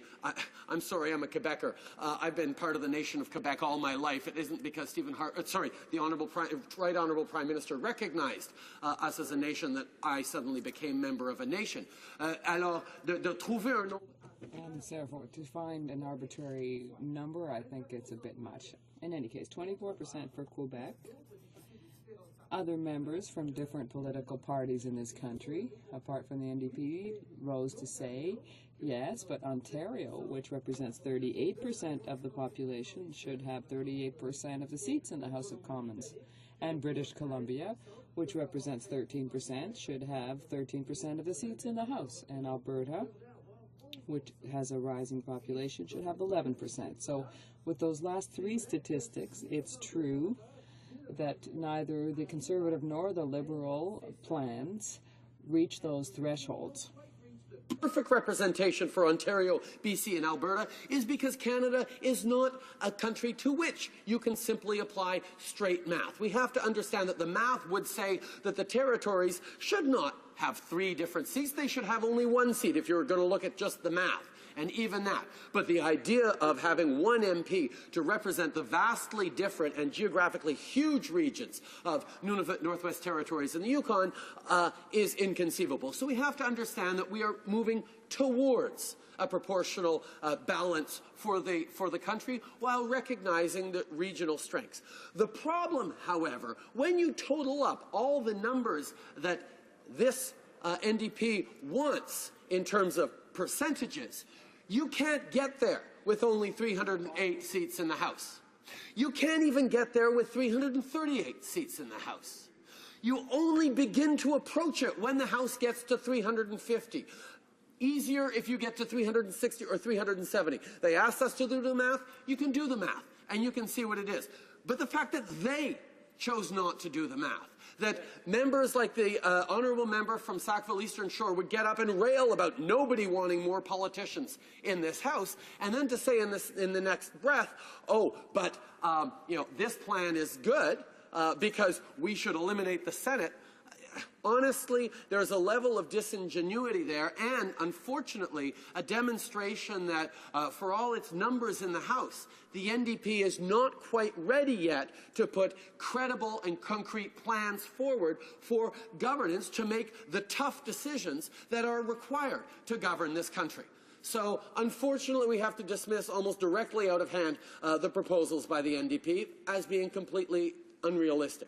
Now, between the Conservative and the Liberal plan, there are very, very few differences. If you actually look at the numbers, and I think it would be interesting to take a moment to actually have the numbers heard and registered in the House. Ontario, with 38% of the population, 38.7% of the population, would reach 35.8% with the Conservative plan and 35.7% with the Liberal plan. So pretty much the same proportion. British Columbia would reach 12.4% in the Conservative plan, 12.3% in the Liberal plan. Alberta would reach 10.06% in the Conservative plan, 10.06% in the Liberal plan. Interestingly enough, Quebec reaches 23.08% in the Conservative plan and 23.38% in the Liberal plan. Now, we may be quibbling about decimals, and I'm sure I've lost whoever was actually watching QP at this, the House proceedings at this particular moment, but the numbers to the side, there is a threshold that is important. The only real question is a province overrepresented or underrepresented? And the reality is that in this situation, in the Conservative bill, the province of Quebec becomes underrepresented in the 338-seat House. This is very, very important because the Conservative Party got up and explained that we have three priorities, and one of them is that Quebec remain at its proportion of the population. It does not. It does not because the Conservative government does not calculate 78 seats into the 338 seats of the House. They arbitrarily remove the 3 territorial seats. The members from the territories are members of Parliament just like anyone else. The members of the citizens of the territories elect members of Parliament just like anyone else does. There is no difference between a member of Parliament from the territories versus a member of Parliament from the provinces in their functions, in their legality. I mean, yes, they have a large riding and there are challenges associated with the North, but there is no structural difference between an MP from the territories and an MP from the rest of the provinces. So the fact that for their calculations is in an artifact, they are pulling out the territorial seats, means that they can actually say that Quebec is just as well represented. But anyone who calculates what's Quebec's percentage of the House will take how many seats in the House, how many seats do Quebec have. So there is a fundamental flaw in their proposal going forward. And this is one that is important to highlight. Now, you may ask, why are these territorial seats pulled out to the side? What is the legitimate basis for this? Well, in the past, there was a need to recognize that the territories should have seats, and that was outside of the regular formulas and calculations. However, as of the 1970s, when the territories each got a senator, 2 originally, and now that there's Nunavut, there are 3 senators for the territories. The territories are actually covered by the Senate floor clause of 1915. So there is no need, no legitimate justification for pulling the Senate seat, the territorial seats, out of our calculations. Therefore, as it stands right now, this bill would be unacceptable to Quebecers and would be unacceptable to the Liberal Party. Now, the fact that we have demonstrated that we can provide exactly the same proportions in the House as the Conservatives will with their plan of adding 30 seats, for me is a huge demonstration that our plan is one that Canadians overwhelmingly will support and would support if only this government had the courage to follow up on what its leader said when he was leader of the opposition, which is Canada is already extraordinarily well represented as a country. We need to reduce or keep the same the seats in the House. Merci beaucoup, Monsieur le Président. Thank you very much, Mr. Speaker. Commentaire. Questions and comments? The Honourable Member for Louis Saint Laurent.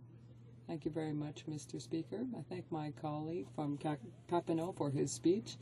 I have two comments for him. First of all, we spoke earlier about irony and democratic reform, and recently in the Liberal Party, it seems to me that they are talking more and more about proportionality. So I would like to emphasize the irony of this. They were in power for such a long time and never did they attempt to do any such thing. And now all of a sudden, when they're no longer in power, that, oh, they're saying maybe we could do something with proportional representation. So I find that really ironic, and I'd like to hear his comment on that. And I have a second comment.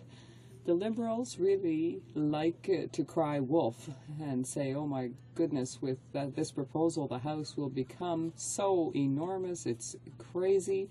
So I'd like him to think about the possibility of taking their plan long term. If you don't have that, or if you do have that Senate floor clause for all of the provinces, such as in the Maritimes, for example, where they have many more, are you simply going to allocate more senators for the West, and they'll have to bear that weight for the years to come? I'd like him to explain to me what will happen in the future for that. The member for Papineau. Thank you very much for the question, and that amuses me to have that kind of a question. It seems to me that the NDP hasn't really done its homework in terms of this bill.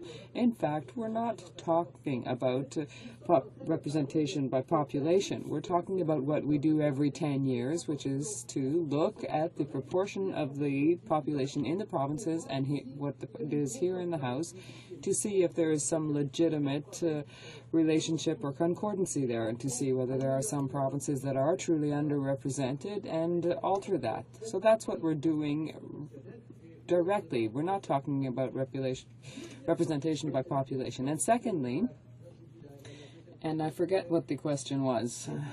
Sorry, senators. Yes, what we're now proposing is to keep the numbers to 308 for this redistribution. That doesn't mean that in 10 years' time we don't have to rethink that and increase that somewhat. We're saying that right now we're in a recession. The costs are enormous. Let's take a break and demonstrate that we don't automatically need to add to the House. Thank you. Commentaire. The Honourable Member for Winnipeg North. Mr. Speaker, I'm wondering if my colleague can provide some comment in regards to, in Europe and England, they've actually reduced the number of members of Parliament. And if he reflects on the current Prime Minister at one point in time who used to advocate that, in fact, the size of the House of Commons should have been capped, if not even reduced. I'm wondering if he could just provide his insight on those 2 points. The Honourable Member for Papineau. What we are seeing, thank you, Mr. Speaker, what we are seeing around the world is people asking not about the quality of the representation that citizens are having, so not about the quantity of representation, but about the quality of representation. And when we look at the $100 million or so that it would cost between 2015 and 2019 to add 30 seats to the House of Commons, one realizes that that money would perhaps be better spent giving a few extra resources for members of Parliament in their constituencies, particularly in large rural constituencies, particularly in inner city constituencies where the needs are so great, to look at what the needs of Canadians are in terms of getting a better quality representation. If we're going to talk about quality of representation, we also have to address the fact that party lines and party discipline is doing a very good job of muzzling a lot of independent thought and independent voices, particularly on the government side, from being participants in debate. So as we look at quality of debates, it doesn't actually mean that increasing the number of the House will improve the quality of representation for Canadians. And that's what other countries around the world are seeing. Merci. Avant que je reconnaisse Before recognizing the member for Wellington Halton Hills for his speech, it is my duty, pursuant to Standing Order 38, to inform the House that the questions to be raised tonight at the time of adjournment are as follows.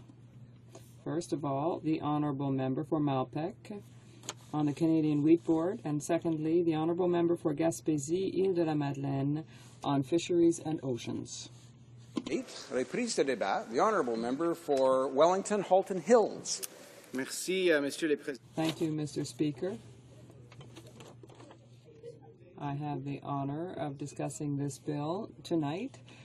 I think it is a very important bill, in my opinion. The basis of our Canadian society is Canadian citizenship. So if there's a situation wherein one riding, say in the greater Toronto region, there's a situation where there are more than 200,000 people in a single riding, whereas in another part of the country there are ridings that have fewer than 100,000 constituents. It is not a fair situation, and it treats various Canadian citizens in a different way, depending upon where they live in this country. Important bills that the House is considering in the last 10 years or so, and the reason for that is that I believe that the most fundamental base, the most fundamental foundation for Canadian society is Canadian citizenship. And in our society, I believe strongly that all Canadian citizens, regardless of their ancestry, their religion, their creed, their race, should be treated equally in this country. But when we have a situation where in one part of the country there are over 200,000 citizens in a riding, and in another part of the country there are fewer than 100,000 citizens in a riding, that flies against that very basic Canadian and constitutional principle that all Canadians are equal and they should all have an equal say in who governs this country. In fact, Mr. Speaker, I would argue that it's the basis of Confederation. In fact, it was the long-held conviction of the first leader of the Liberal Party of Canada, George Brown, whose statue stands just behind this Parliament building overlooking the Ottawa River. The leader of the then Liberal Party, George Brown, who was leader from 1857 and then on to post-Confederation until 1873, fought for that principle, both in the United Province of Canada before Confederation and subsequently in Confederation itself. And it was in part because of that leader's efforts that Confederation was forged. However, Mr. Speaker, today we've come a long way from that constitutional and founding principle of this country. The gap between how many voters an MP represents in a rapidly growing province like British Columbia, like Alberta, like Ontario, and that of an MP that represents a riding in one of the 7 other provinces has never been as large as it is today. Never has the gap been so big. Never has it been so large since 1867. Under the current formula, the seats that have been distributed in this various chamber, according to the provincial divisions, have reached the point where the average MP in Ontario, BC, and Alberta represents almost 30,000 more Canadians than MPs in the 7 other provinces. And this has undermined the very principle on which this chamber is based, representation by population. And it flies in the face of the very basic constitutional principle that Canadian citizenship is the basis of our society, that all Canadian citizens should be treated equally, and that all Canadian citizens should have a fair say, a fair and equal say, in who represents them in this chamber. In fact, Mr. Speaker, in the 1991 Supreme Court ruling on the proposed changes to the electoral boundaries for the provincial division in this House of Saskatchewan, the court stated, quote, "A system which dilutes one citizen's vote unduly as compared with another citizen's vote runs the risk of providing inadequate representation to the citizen whose vote is diluted. The result will be uneven and unfair representation," end quote. So, Mr. Speaker, clearly we have a problem that needs to be dealt with a problem that we need to deal with before the next election, and a problem that Bill C-20, now at third reading, will deal with. We, in fact, Mr. Speaker, as a government, have been debating this issue now for over 4 years. In fact, the first iteration of a bill to reapportion the seats in this House was introduced on November 14th, 2007, and it was titled An Act to Amend the Constitution Act 1867. It was Bill C-22. Some 2 years ago, a second iteration of the bill was introduced called Bill C-12, An Act to Amend the Constitution Act 1867, and it was introduced on April 1st, 2010. So this is the third iteration of this bill that we have now been presented with. We've gone through extensive consultations with stakeholders, with various provinces, with members of Parliament, and the debates that we've held in this chamber. And it is now time that we deal with this issue, especially considering that the electoral boundaries commissions for the various provinces will be setting up shortly and will be undertaking a review of the proposed boundaries that will be used in the 2015 election. So, Mr. Speaker, this, as I said, has been a long-standing commitment of the government, and it also, this bill, meets the government's commitment with three principles that we outlined in our last election platform, three principles that we have long held to, which is that first, that we need to ensure that the rapidly growing regions of this country, particularly in areas like Calgary and Edmonton, in areas like the Greater Vancouver Lower Mainland, in areas like the Greater Toronto Area, are properly and fairly and equitably represented in this House. And so that's why this bill gives 15 new seats to Ontario, 6 new seats for Alberta, and 6 new seats for Quebec. We also committed to a second principle that would ensure that no slower-growing region of this country would lose seats.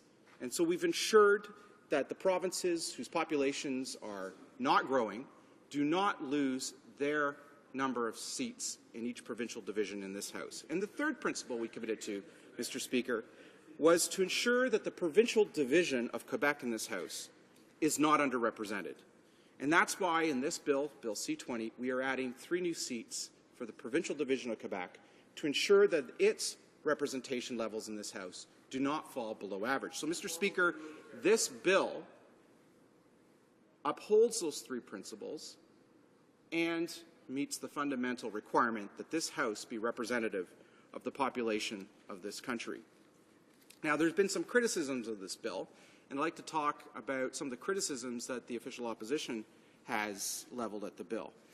They're proposing that we fix the number of seats in this House for the provincial division of Quebec at the percentage that that provincial division had in November of 2006. And, Mr. Speaker, I can't strongly disagree enough with that principle. The first point I want to make to rebut that argument that the provincial division of Quebec should have a certain number of seats is that these seats do not belong to any province. These seats are federal seats. We consult with the provinces, bien sûr, because we want their input, but at the end of the day, these seats are accorded to provincial division for administrative purposes. There is no reason why these seats belong to a particular province. They're simply provincial divisions for administrative purposes. And the idea that any one provincial administrative division in this House should have a certain fixed percentage of the seats for time eternal flies against the very basic fact of Confederation, which is that this chamber needs to be representative of its population. In fact, Mr. Speaker, we used to have a guaranteed number of seats for a provincial division or for an administrative division. We used to have that in this site, on Parliament Hill. That was for the province of Canada, the United Province of Canada. After the rebellions in Lower and Upper Canada in the 1830s came Lord Durham's report. And out of Lord Durham's report was the fundamental recommendation acted upon by the authorities that the Act of Union of 1840 would be implemented. And out of the Act of 1840, we merged the colony of Lower Canada, now Quebec, and the colony of Upper Canada, now Ontario, into the United Province of Canada. That act took effect in 1841. And so we had a single legislature, and the capital bounced around from Kingston to Montreal, where it was burned, and later on to Ottawa.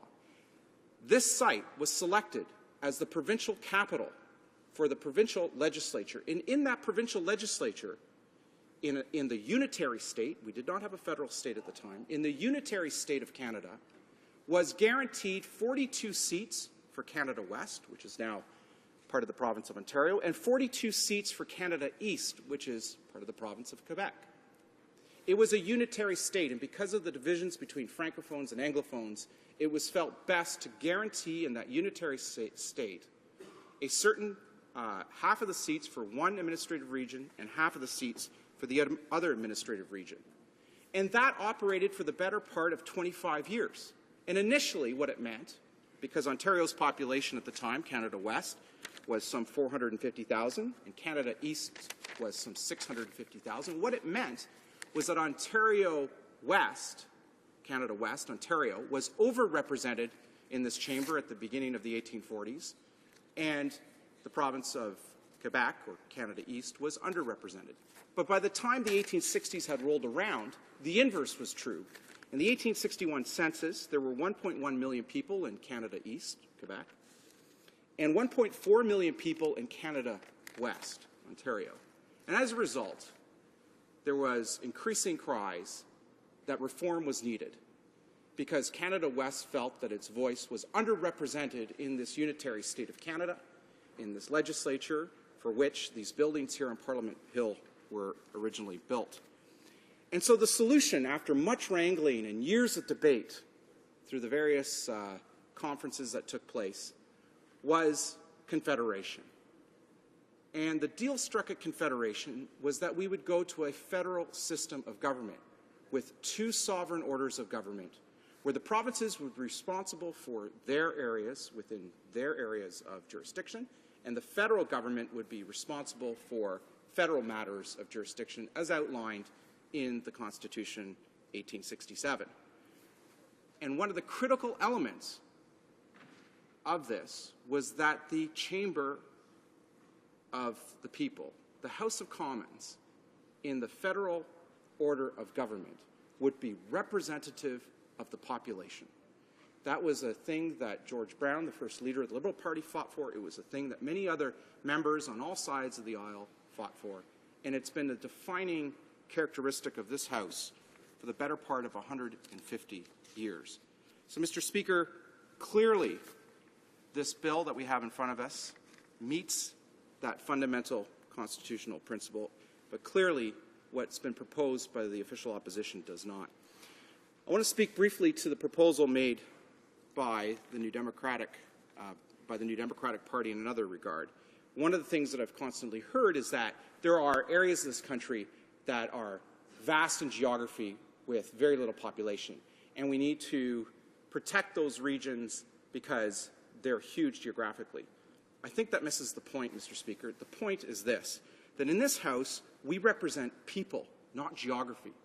We have domain over geography, and we have domain over citizens, but we represent people, not geography. And that is the defining characteristic of how we divide divisions in this House. Now, within each provincial division, when we established the Electoral Boundaries Commission, the nonpartisan, arm's-length Electoral Boundaries Commissions for each province, geography is taken into account. It's taken into account in terms of whether we slice down the middle of a municipality, whether we go along a municipal boundary. It's taken into account in terms of allowing some flexibility in terms of the geographic vastness in underpopulated areas within a province.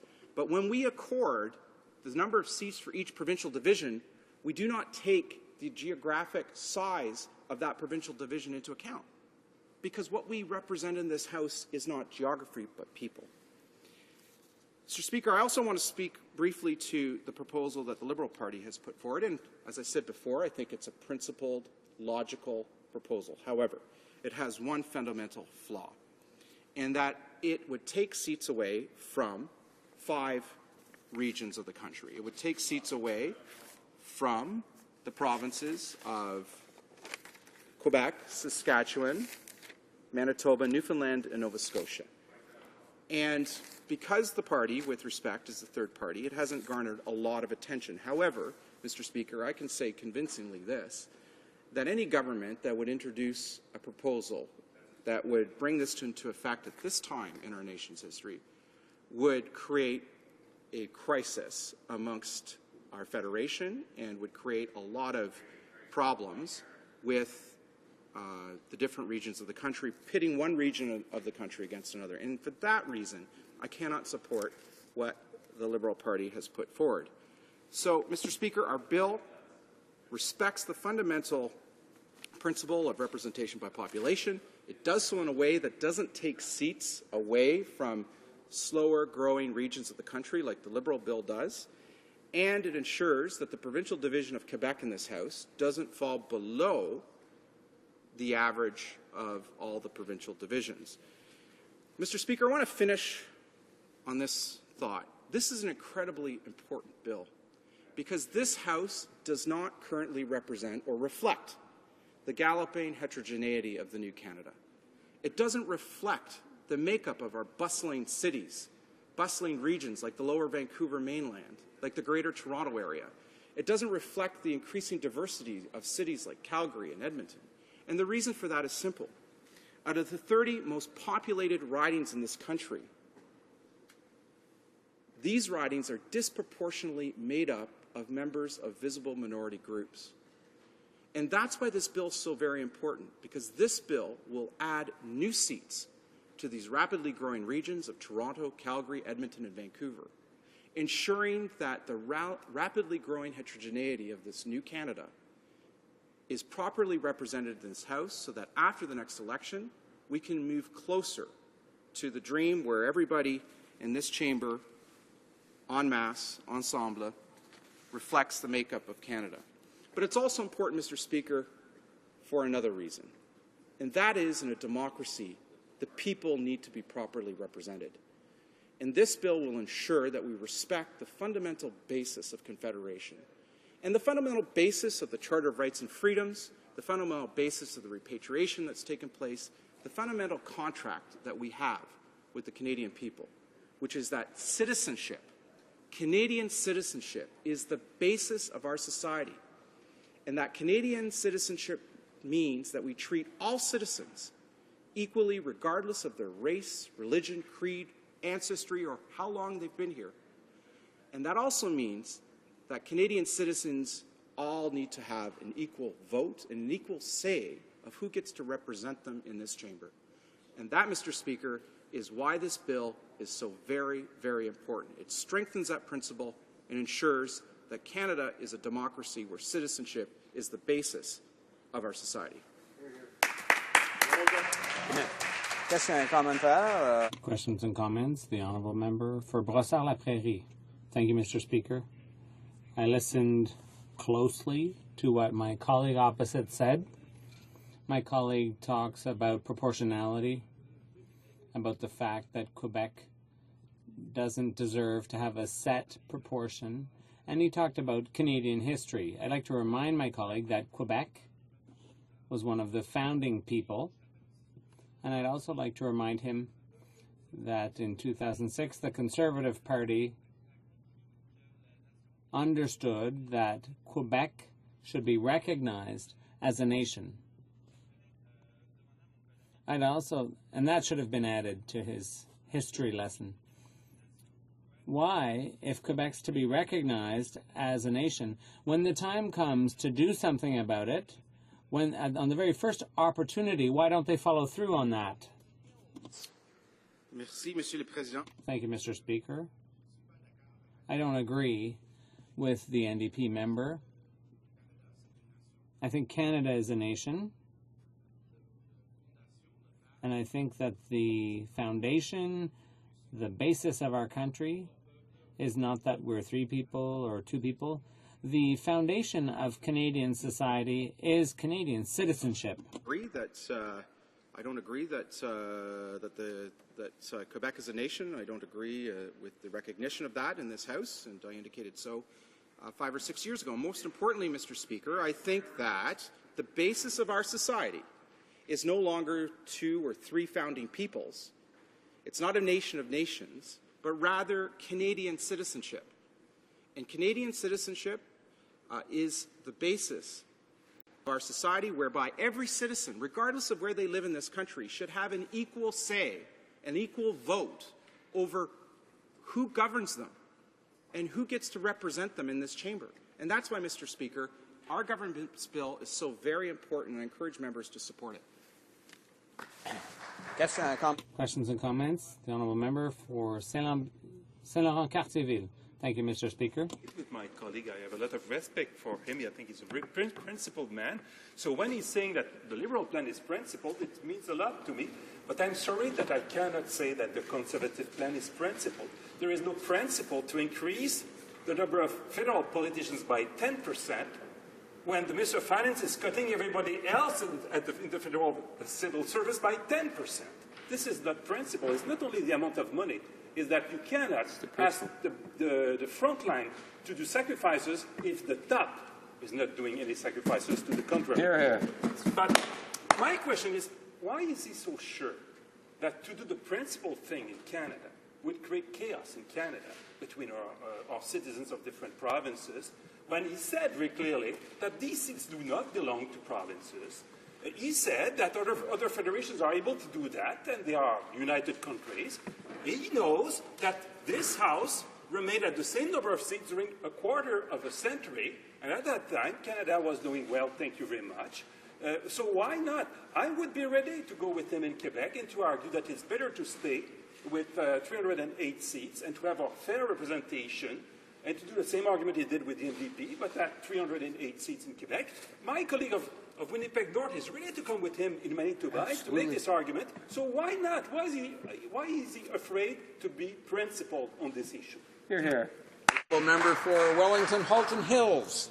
Well, thank you, Mr. Speaker. I think the government's bill is principled, as is the Liberal bill, but it also does so in a way that doesn't take seats away from slower-growing regions of the country, and also does so in a way that doesn't reduce Quebec's proportionate representation, the provincial division of Quebec's proportionate representation in this House. But to answer the member's question, the reason why I don't think it would be a good idea to reduce the seats for certain regions in this House, even though those seats, as he's mentioned, don't belong to the provinces, is because we've seen in past many federal issues, intra-virus, federal issues of jurisdiction, where provinces have managed to sway public opinion to such an extent that it's ended up creating regional friction. And whether it's foreign direct investment policy with relation to potash decision, whether it's other decisions concerning the apportionment of seats in this House, we have to be very careful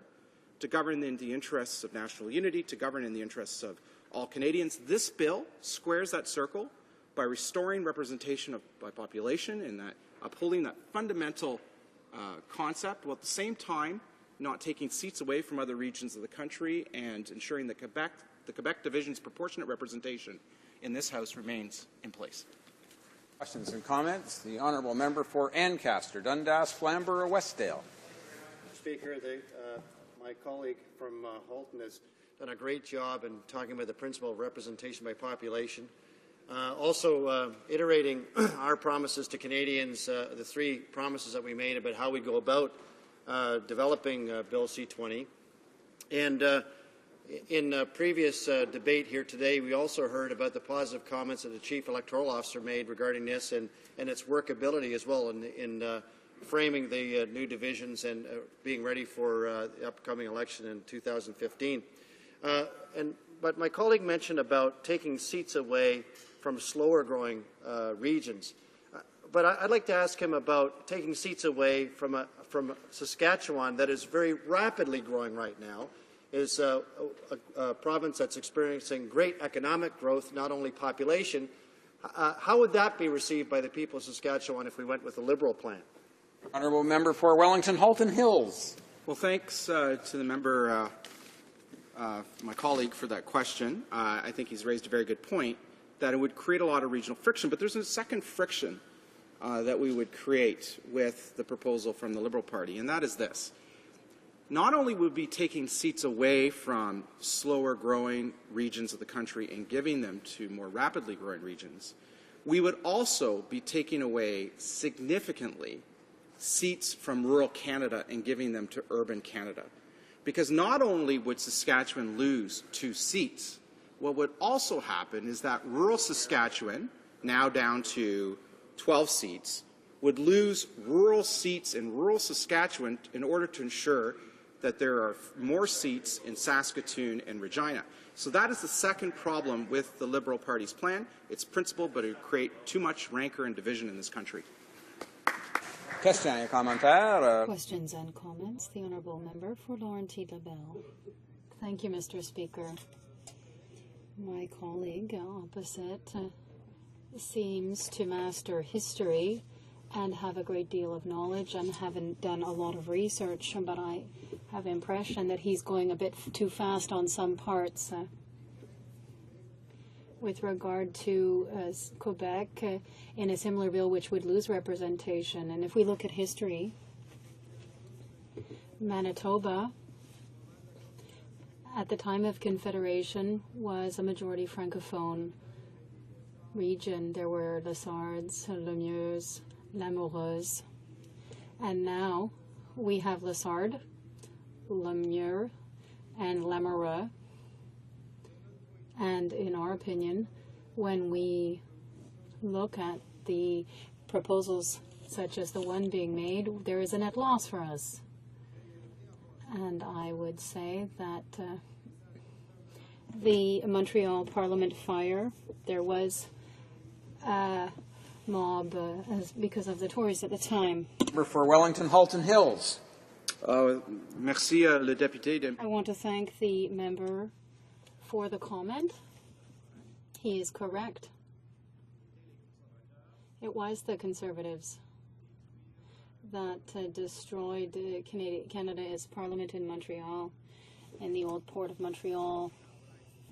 That I need to point out that when it comes to this bill that's in front of us, that we have agreed to add 3 new seats for Quebec, moving up the number of seats in the provincial division of Quebec in this House from 75 to 78 to ensure that its proportionate representation in this House doesn't fall below the average.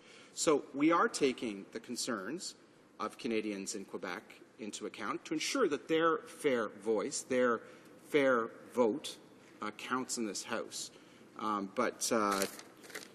think that it's a good plan we put in place. It's a principled one, and it reconciles a lot of difficult decisions that the government had to make. This is the 3rd iteration of this bill. It's been over 4 years since we introduced the first bill in November of 2007. I support the government's bill. I think it's time that we implement it in advance of the next election. Resuming debate, I must inform the Honourable Member for Vaudreuil-Soulanges that I will have to interrupt the member at 5:15 p.m. since that will be the time at which the government business will conclude for today, and I will indicate that 1 minute remains in the Honourable Member's time. The Honourable Member for Vaudreuil-Soulanges. Thank you, Mr. Speaker. A little bit upsetting that I won't be able to talk as much as I wanted to about this bill, because I think it's an important time in our history right now. And I'd like to first begin by thanking the member from Wellington Halton Hills. I have a great respect for this member because he believes strongly in representing his citizens. And in this sense, he's an idealist, and I respect that. But I also find that it's a bit disingenuous because he also represents his party. And there's a balance to be made there. Plus, I don't necessarily agree with all of his historical analysis. I was also confused when he referred to equality. While guaranteeing seats for certain provinces, he seemed to say representation by population guarantees equality, but certain provinces will have guaranteed seats. So I was a bit confused by his train of thought and argumentation. Now, Mr. Speaker, I'm new to this House, and as a member of the official opposition, we occupy every Wednesday a place called the Railway Room. Now, this is where the NDP caucus meets. In that room, there's a painting titled The Fathers of Confederation by Robert Harris. It's a painting that was done about the 1884 Quebec Conference, which was a conference done in the lead up to Confederation. Now, there's two figures there that one is standing and one is sitting, and they're side by side. It was John A. Macdonald and Georges-Étienne Cartier. Now, these two figures, in the lead up to Confederation, formed various coalitions to govern the United Province of Canada. Now, the member from Wellington Halton Hills mentioned George Brown. George Brown formed a very short ministry during this Union history of about 9 months, I believe. Now, the thing is, Georges-Étienne Cartier spent his whole political life rallying against the concept of rep by pop. And he did so in the worry that his people, the Quebecois, would see a diminishing of their presence in the Canadian fabric.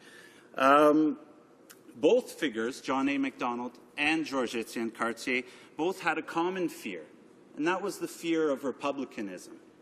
Now, John A. Macdonald and Georges-Étienne Cartier were afraid that eventually the American nation would come and take over Canada. And so they felt this urgency that they had to unite together to form a new nation called Canada. That was a federal nation. Now, the traditions of this nation were based on peace, order, and good government. And Cartier was willing to go into building this new nation with John A. Macdonald because he believed that what is now Quebec would turn into Louisiana if the Americans were to take power here. And Macdonald had similar concerns that he didn't want to become just merely another American state. Now, the agreement that they came to in Confederation with all the other fathers of Confederation was that it's not just simplistically rep by pop. And we see that in other provinces such as Prince Edward Island and other areas in the country where those provinces were guaranteed a certain amount of representation in the country that wasn't based on population. Now, Georges-Étienne Cartier had a similar belief that it wasn't just simply representation by population in this country. There had to be, it was more complex. And so that is what we're talking about when we refer to 24.35% of the seats in this House for Quebec. It's in recognition of this historical reality and this compromise that was made. Now, the problem is, if we increase the seats in this House, and I made reference to the fact that we balance representing our citizens with representing our parties. Now, there's a troubling development in our system of governance that's been recognized, and it's this increasing power in the office of the Prime Minister. Now, we could multiply lots of members in this House, and yet, if the power of the office of the Prime Minister remains as powerful as it is, it doesn't matter if you add 30 seats, 40 seats, 50 seats, 60. If the Prime Minister's office has the power to determine the way a member decides how they're going to vote, what they're going to say in the House, what questions they're going to ask. The member from Brossard asked the member from Wellington Halton Hills, why don't you recognize what we did here in 2006? Well, Mr. Speaker, that member didn't recognize the nation, the idea that Quebec was a nation. He voted against his party. He was in cabinet, Mr. Speaker, and now he's no longer in cabinet. And I ask Canadians, why did that happen? Why was he thrown out of his cabinet for going against the wishes of the office of the Prime Minister? I'd like to end this with a quote. It says, in today's democratic societies, organizations share power. Corporations, churches, universities, hospitals, Even public sector bureaucracies make decisions through consultation, committees, and consensus-building techniques. Only in politics do we still entrust power to a single faction expected to prevail every time over the opposition by sheer force of numbers. Even more anachronistically, we persist in structuring the governing team like a military regiment under a single commander with almost total power to appoint, discipline, and expel subordinates. Who said that, Mr. Speaker? The Prime Minister of Canada. Thank you. It being 5:15 p.m., pursuant to an order made Wednesday, December 7, 2011, it is my duty to interrupt the proceedings and put forthwith every question necessary to dispose of the third reading stage of the bill now before the House. Monsieur Uppal, appuie. Mr. Uppal, seconded by Mr. O'Connor, moves that Bill C-20, an act to amend the Constitution Act 1867, the Electoral Boundaries Readjustment Act, and the Canada Elections Act, be now read a third time and do pass. Of the House to adopt the motion. All those in favour of the motion will please say yea. Yay! All those opposed will please say nay. In my opinion, the yeas have it. Call in the members.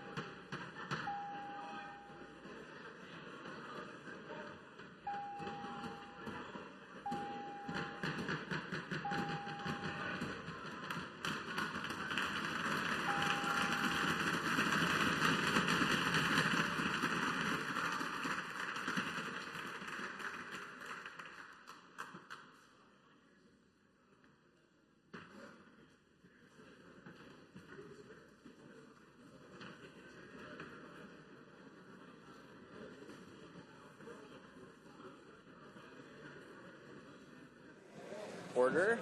The question is the following one. Mr. Uppel, seconded by Mr. O'Connor, move that Bill C-20, an act to amend the Constitution Act, 1867, the Electoral Boundaries Readjustment Act, and the Canada Elections Act, be now read a third time and do pass. All those in favor of the motion will please rise.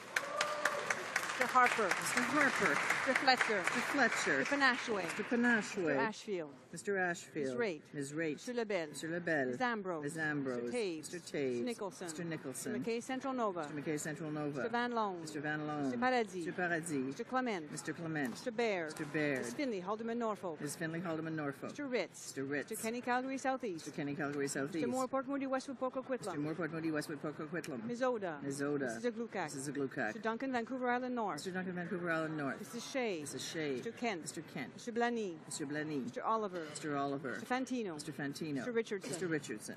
Mr. Benoit. Mr. Benoit. Mr. Brightwright. Mr. Brightwright. Mr. Harris Caribou Prince George. Mr. Harris Caribou Prince George. Mr. Merrifield. Mr. Merrifield. Mr. Moore Fundy Royal. Mr. Moore Fundy Royal. Mr. Camp Pitt Meadows Maple Ridge Mission. Mr. Camp Pitt Meadows Maple Ridge Mission. Mr. Poiliev. Mr. Poiliev. Mr. Lake. Mr. Lake. Mr. O'Brien. Mr. O'Brien. Mr. Bernier. Mr. Bernier. Mr. Gossal. Mr. Gossal. Mr. O'Connor. Mr. O'Connor. Mrs. Yellett. Mrs. Yellett. Mrs. Wong. Mrs. Wong. Mrs. Oblonsky. Mrs. Oblonsky. Mr. Menzies. Mr. Menzies. Mr. Upal. Mr. Upal. Mr. Valcourt. Mr. Valcourt. Mr. Dykstra. Mr. Dykstra. Calandra. Mr. Calandra. Mr. Anderson. Mr. Anderson. Mr. Gould. Mr. Gould. Mr. Carey. Mr. Carey. Mr. Keddy, South Shore, St. Margaret. Mr. Keddy, South Shore, St. Margaret's. Mr. Anders. Mr. Anders. Mr. Reed. Mr. Reed. Mr. Vellicott. Mr. Vellicott. Mrs. Gallant. Mrs. Gallant. Mr. Lunny. Mr. Lunny. Mr. Rajat. Mr. Rajat. Mr. Sorensen. Mr. Sorensen. Mr. Schellenberger. Mr. Schellenberger. Mr. Allison. Mr. Allison. Mr. Bazan. Mr. Bazan. Mr. Brown Leeds Grenville. Mr. Brown Leeds Grenville. Mr. Alexander. Mr. Alexander. Ms. Rempel. Ms. Rempel. Mr. Rickford. Mr. Rickford. Mr. Gauguin. Mr. Gauguin. Ms. Finley, Delta Richmond East. Ms. Finley, Delta Richmond East. Mr. Del Mastro. Mr. Del Mastro. Mr. Lukiski. Mr. Lukiski. Mrs. Troupe. Mrs. Troupe. Mr. Lemieux. Mr. Lemieux. Ms. Adams. Ms. Adams. Mrs. Glover. Mrs. Glover. Ms. Leach. Ms. Leach. Mr. Leong. Mr. Leong. Mr. Saxton. Mr. Saxton. Mr. Deckert. Mr. Deckert. Ms. Brown, Newmarket Aurora. Ms. Brown, Newmarket Aurora. Mrs. McLeod. Mrs. McLeod. Mr. Hahn. Mr. Hahn. Mr. Chong. Mr. Chong. Mrs. Greywall. Mrs. Greywall. Mr. Hebert. Mr. Hebert. Mr. Jean. Mr. Jean. Mr. Komarnicki. Mr. Komarnicki. Mr. Crown Prince Edward Hastings. Mr. Crown Prince Edward Hastings. Monsieur Lauzon. Monsieur Lauzon. Mr. Mackenzie. Mr. Mackenzie. Mr. Preston. Mr. Preston. Mrs. Smith. Mrs. Smith. Mr. Tilson. Mr. Tilson. Mr. Trost. Mr. Trost. Mr. Tweed. Mr. Tweed. Mr. Warawa. Mr. Warawa. Mr. Watson. Mr. Watson. Mr. Albrecht. Mr. Albrecht. Mr. Alan Tobic Mactaquac. Mr. Alan Tobic Mactaquac. Mr. Brown-Berry. Mr. Brown-Berry. Mr. Bernouge. Mr. Bernouge. Mr. Calkins. Mr. Calkins. Mr. Cannon. Mr. Cannon. Mrs. Davidson. Mrs. Davidson. Mr. Galipeau. Mr. Galipeau. Mr. Mays. Mr. Mays. Mr. Norlock. Mr. Norlock. Mr. Shipley. Mr. Shipley. Mr. Sweet. Mr. Sweet. Mr. Van Kesteren. Mr. Van Kesteren. Mr. Wallace. Mr. Wallace. Mr. Workington. Mr. Workington. Mrs. Block. Mrs. Block. Mr. Bowen. Mr. Bowen. Mr. Braid. Mr. Braid. Mr. Dreeshen. Mr. Dreeshen. Mr. Hoback. Mr. Hoback. Mr. Holder. Mr. Holder. Mr. Kerr. Mr. Kerr. Mr. McColman. Mr. McColman. Mrs. O'Neill Gordon. Mrs. O'Neill Gordon. Mr. Payne. Mr. Payne. Mr. Rathgaber. Mr. Rathgaber. Mr. Richards. Mr. Richards. Mr. Weston, West Vancouver, Sunshine Coast, City Sky Country. Mr. Weston, West Vancouver, Sunshine Coast, City Sky Country. Mr. Weston St. John. Mr. Weston St. John. Mr. Woodworth. Mr. Woodworth. Mr. Young Oakville. Mr. Young Oakville. Mr. Armstrong. Mr. Armstrong. Mr. Sopak. Mr. Sopak. Mr. Adler. Mr. Adler. Madame Bateman. Madame Bateman. Mr. Carmichael. Mr. Carmichael. Mr. Daniel. Mr. Daniel. Mr. James. Mr. James. Correction, Mr. Hayes. Mr. Hayes. Ms. James. Ms. James. Mr. Leeson. Mr. Leeson. Mr. Opitz. Mr. Opitz. Mr. Seaback. Mr. Seaback. Mr. Straw. Mr. Straw. Mr. Trottier. Mr. Trottier. Mr. Williamson. Mr. Williamson. Ms. Young, Vancouver South. Ms. Young, Vancouver South. Mr. Zimmer. Mr. Zimmer. Mr. Albus. Mr. Albus. Mr. Aspen. Mr. Aspen. Mr. Butt. Mr. Butt. Mr. Chizu. Mr. Chizu. Mr. Gill. Mr. Gill. Mr. Hillier. Mr. Hillier. Mr. Leaf. Mr. Leaf. Mr. Menegakis. Mr. Menegakis. Mr. Devolan. Mr. Devolan. Mr. Tote. Mr. Tote. Mr. Wilkes. Mr. Wilkes. Mr. Stanton. Mr. Stanton.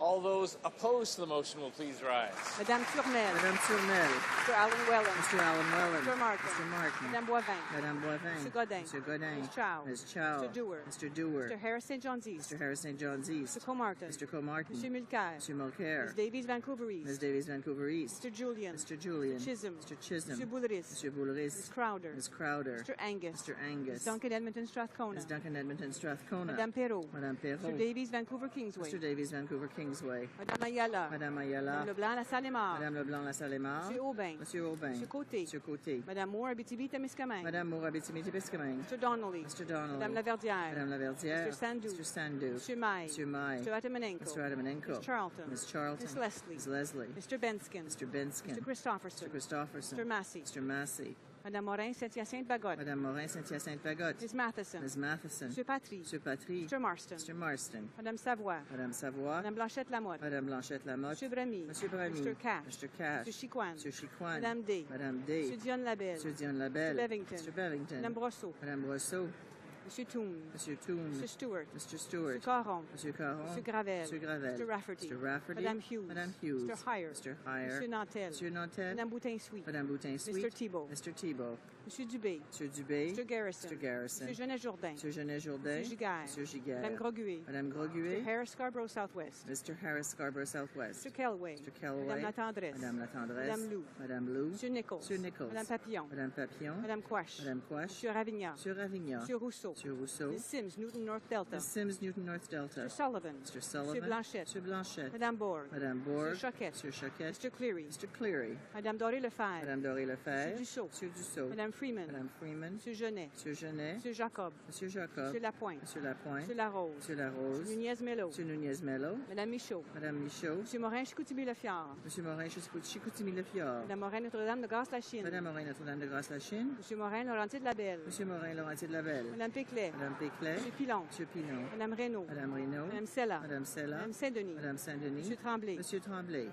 Mr. Macaulay. Mr. Macaulay. Mr. Goodale. Mr. Goodale. Monsieur Garneau. Monsieur Garneau. Mr. Easter. Mr. Easter. Ms. Fry. Ms. Fry. Mr. Regan. Mr. Regan. Monsieur Bélanger. Monsieur Bélanger. Mr. Byrne. Mr. Byrne. Mr. Pachetti. Mr. Pachetti. Ms. Foote. Ms. Foote. Mr. Lamoureux. Mr. Lamoureux. Monsieur Dion. Monsieur Dion. Ms. Bennett. Ms. Bennett. Monsieur Coderre. Monsieur Coderre. Mr. Bryson. Mr. Bryson. Mr. Karagianis. Mr. Karagianis. Ms. Scrope. Ms. Scrope. Mr. Cutler. Mr. Cutler. Mr. McKay Scarborough-Guildwood. Mr. McKay Scarborough-Guildwood. Mr. Cusner. Mr. Cusner. Mr. Iking. Mr. Iking. Mr. Leblanc-Beauséjour. Mr. Leblanc-Beauséjour. Mr. McCallum. Mr. McCallum. Mr. McGinty. Mr. McGinty. Mr. Scarpalagia. Mr. Scarpalagia. Mr. Sims, Bonavista, Gander, Grand Falls, Windsor. Mr. Sims, Bonavista, Gander, Grand Falls, Windsor. Ms. Murray. Ms. Murray. Mr. Andrews. Mr. Andrews. Ms. Duncan, Etobicoke North. Ms. Duncan, Etobicoke North. Mr. Trudeau. Monsieur Trudeau. Mr. Valerian. Mr. Valerian. Mr. Chou. Mr. Chou. Monsieur Plamondon. Monsieur Plamondon. Monsieur Bellavance. Monsieur Bellavance. Monsieur Fortin. Monsieur Fortin. Ms. May. Ms. May.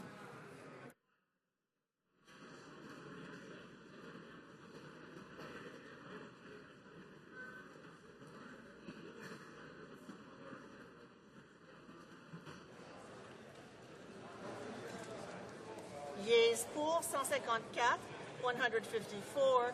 Nays contre 131, 131. I declare the motion carried.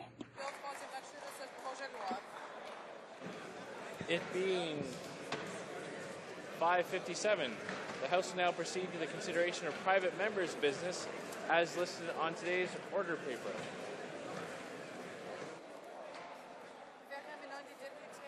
Private members' business. Bill C-307. First reading. An act to amend the Canada Labour Code, pregnant or nursing employees. Second reading, rather. Monsieur Boulris.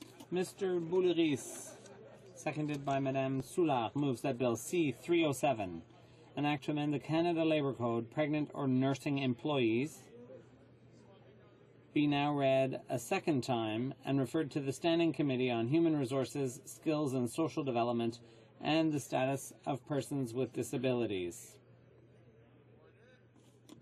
I'll ask all honourable members who wish to carry on conversations with their colleagues to do so outside of the chamber so the House can continue with private members' business. Order. À l'ordre. Order.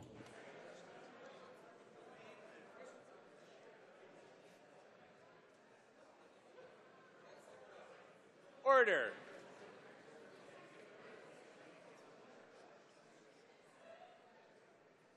Order. Debate. Débat. L'honorable député. The Honourable Member for Rosemont-la-Petite-Patrie. Thank you, Mr. Speaker. Mr. Speaker, I'm very proud to be here today to talk about a bill that many women in Canada feel strongly about. Women's groups, union groups, groups that represent female workers who are interested in health and safety. This bill would enable nursing or pregnant employees working in federally regulated workplaces to benefit from provincial legislation when it comes to preventive withdrawal.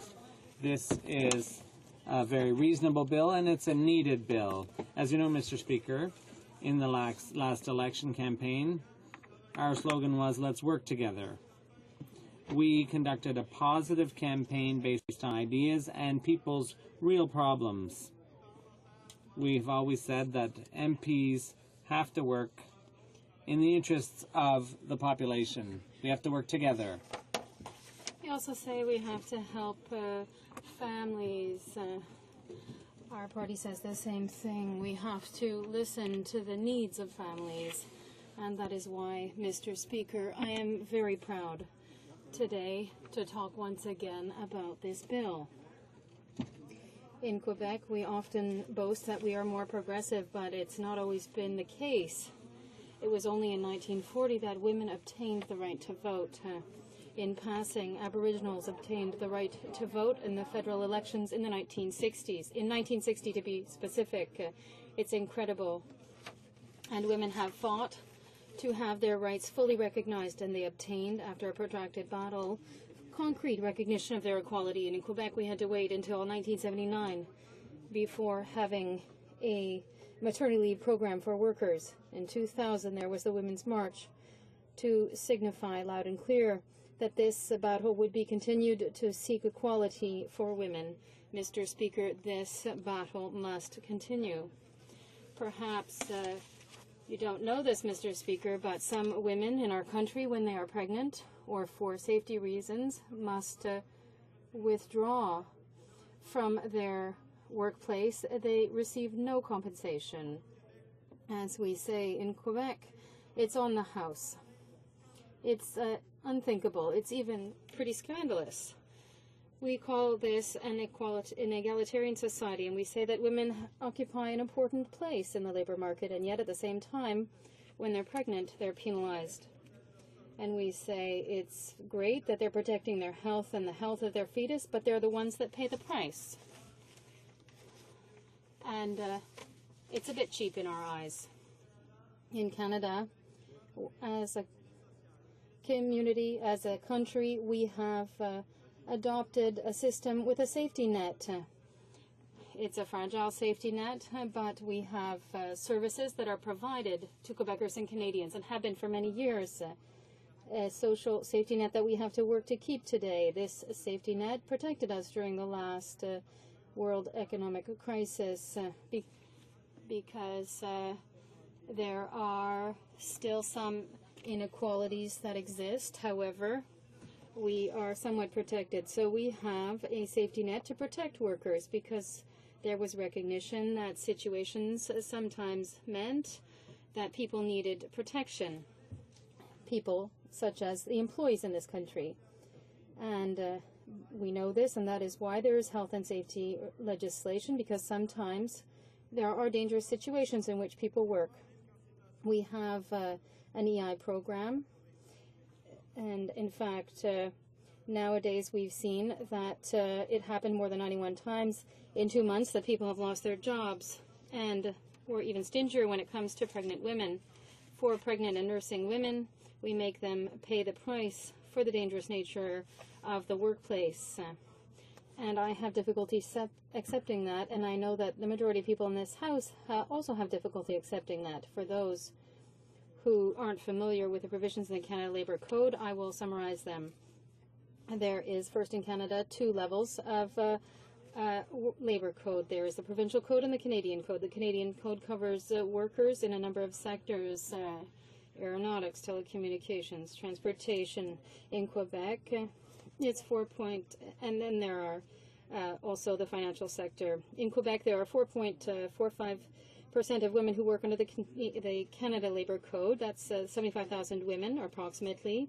And these 75,000 women would be better protected if they are ever fortunate enough to have a child. In Quebec, we are very proud of the program that was adopted in 1981 and which allows pregnant women with a medical certificate, of course, saying that their work includes dangerous activities for the child, their future child, or for themselves, and they are entitled not to be assigned to those duties.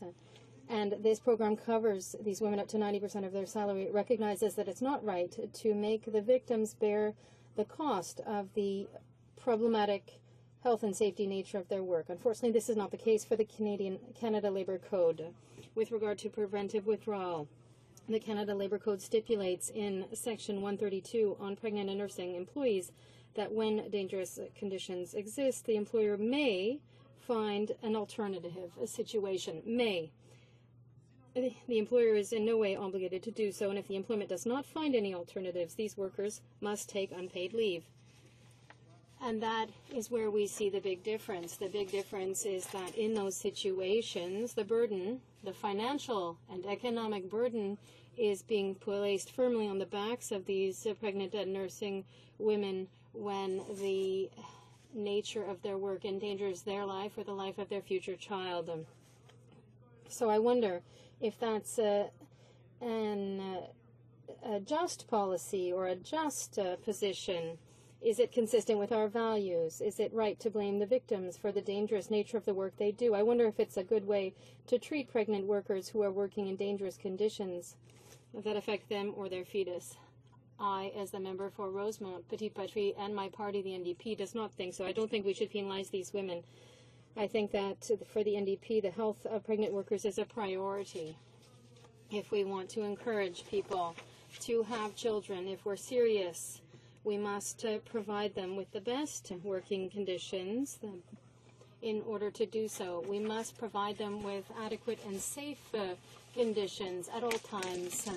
I would encourage my colleagues in the Liberal Party, in the Conservative Party, and anyone else in the House to adopt this position as well. Madam Speaker, I apologize. I see there's been a change in the chair as I was speaking. I'm the father of a family with 4 children. I'm lucky because before I was elected to represent the members of Rosemont Petite Patrie, I had great working conditions, so does my spouse, and we both have a collective agreement that allowed us to take extended parental leave. And parental leave is not the issue today. In fact, what we're talking about is even more elementary. We're talking about the health of thousands of workers and the right to be protected without having to pay the price. Often they have to stand for over 7 hours when they're pregnant, or to lift more than 7 kilograms, or work in a very noisy work environment, or when the ergonomics endanger the life of the woman or their fetus, or exposure to dangerous products. I could go on, Madam Speaker, because there's a long list. A study conducted in 2004 by Health Canada with regard to the National Health Research and Development Program demonstrated how effective the Quebec program is. This study says that if exposure to ergonomic constraints is eliminated early in pregnancy, preterm delivery was the same as that for women who were not exposed or who had no such dangers. It's the proof that prevention works. And in order to ensure prevention, we must not add a financial penalty. And what we see with the Canada Labour Code, and this is the problem that this private member's bill seeks to fix. In the NDP, we believe that these women should not be penalized when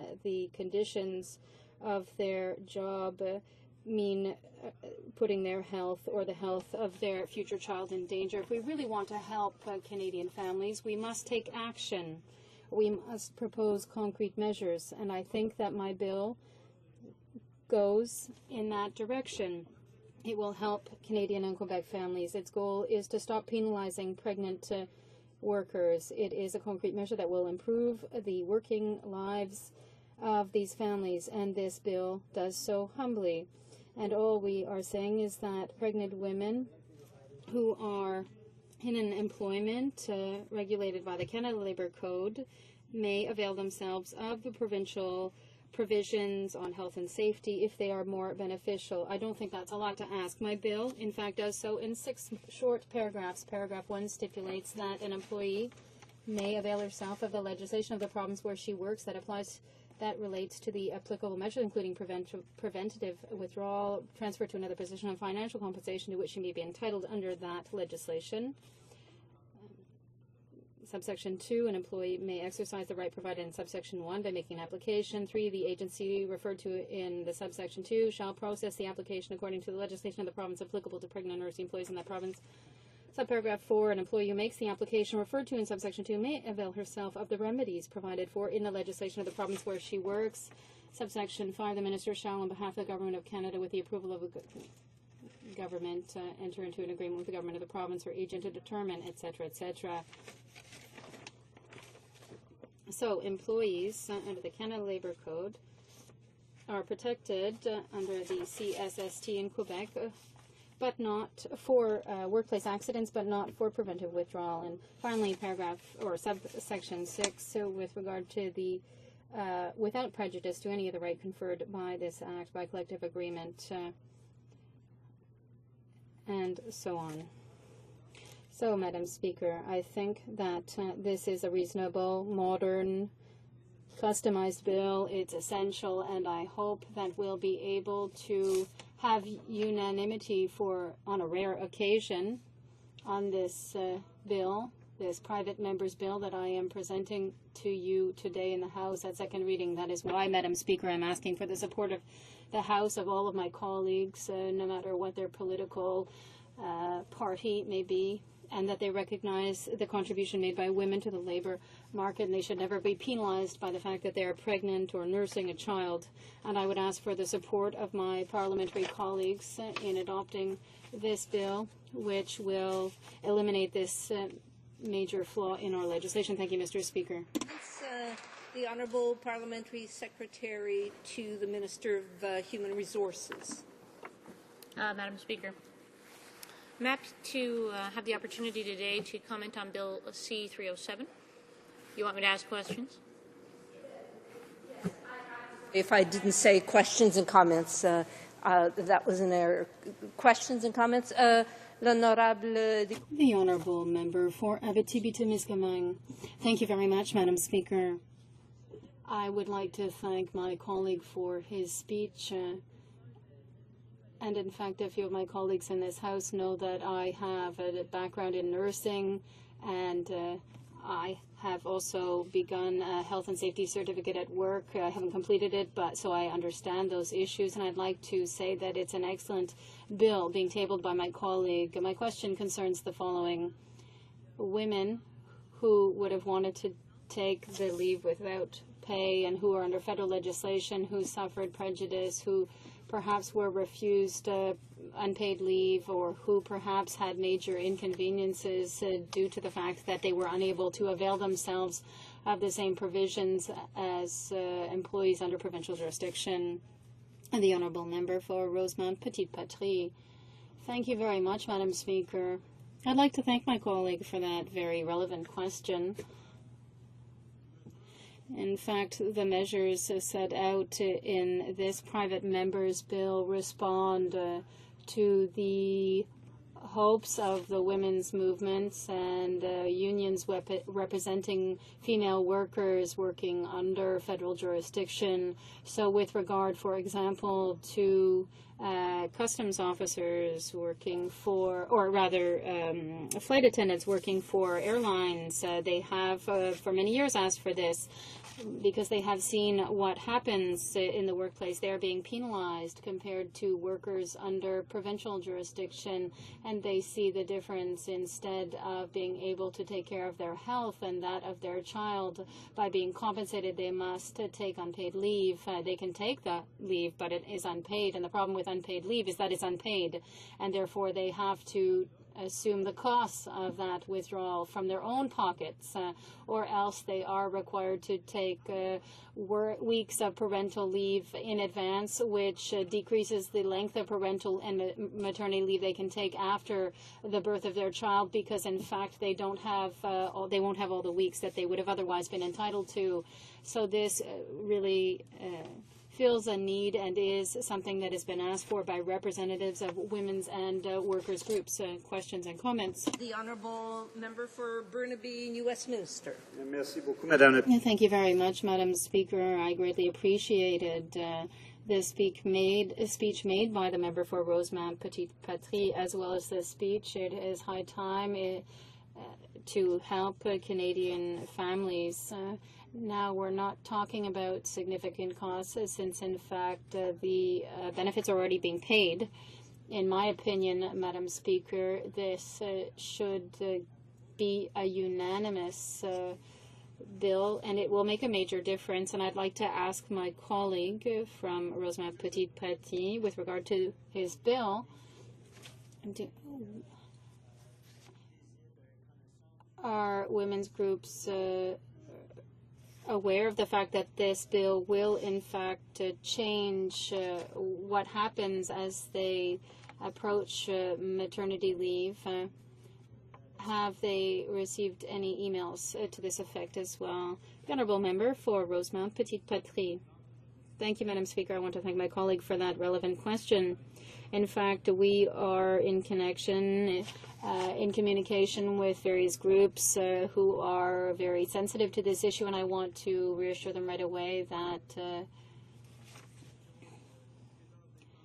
the presence of women and the involvement of women on the labor market do support us, have given us their support, and in fact, women's workers groups in Quebec have said that they agreed with this bill. The Public Alliance workers have said that they support it. The FTQ and others have said that they support it. I think it is a subject of consensus because this will be a minimal cost. After an administrative agreement, it will be possible to concretely improve the lives of Canadian families and Quebec families. Thank you. Resuming debate, the Honourable Parliamentary Secretary to the Minister of Human Resources.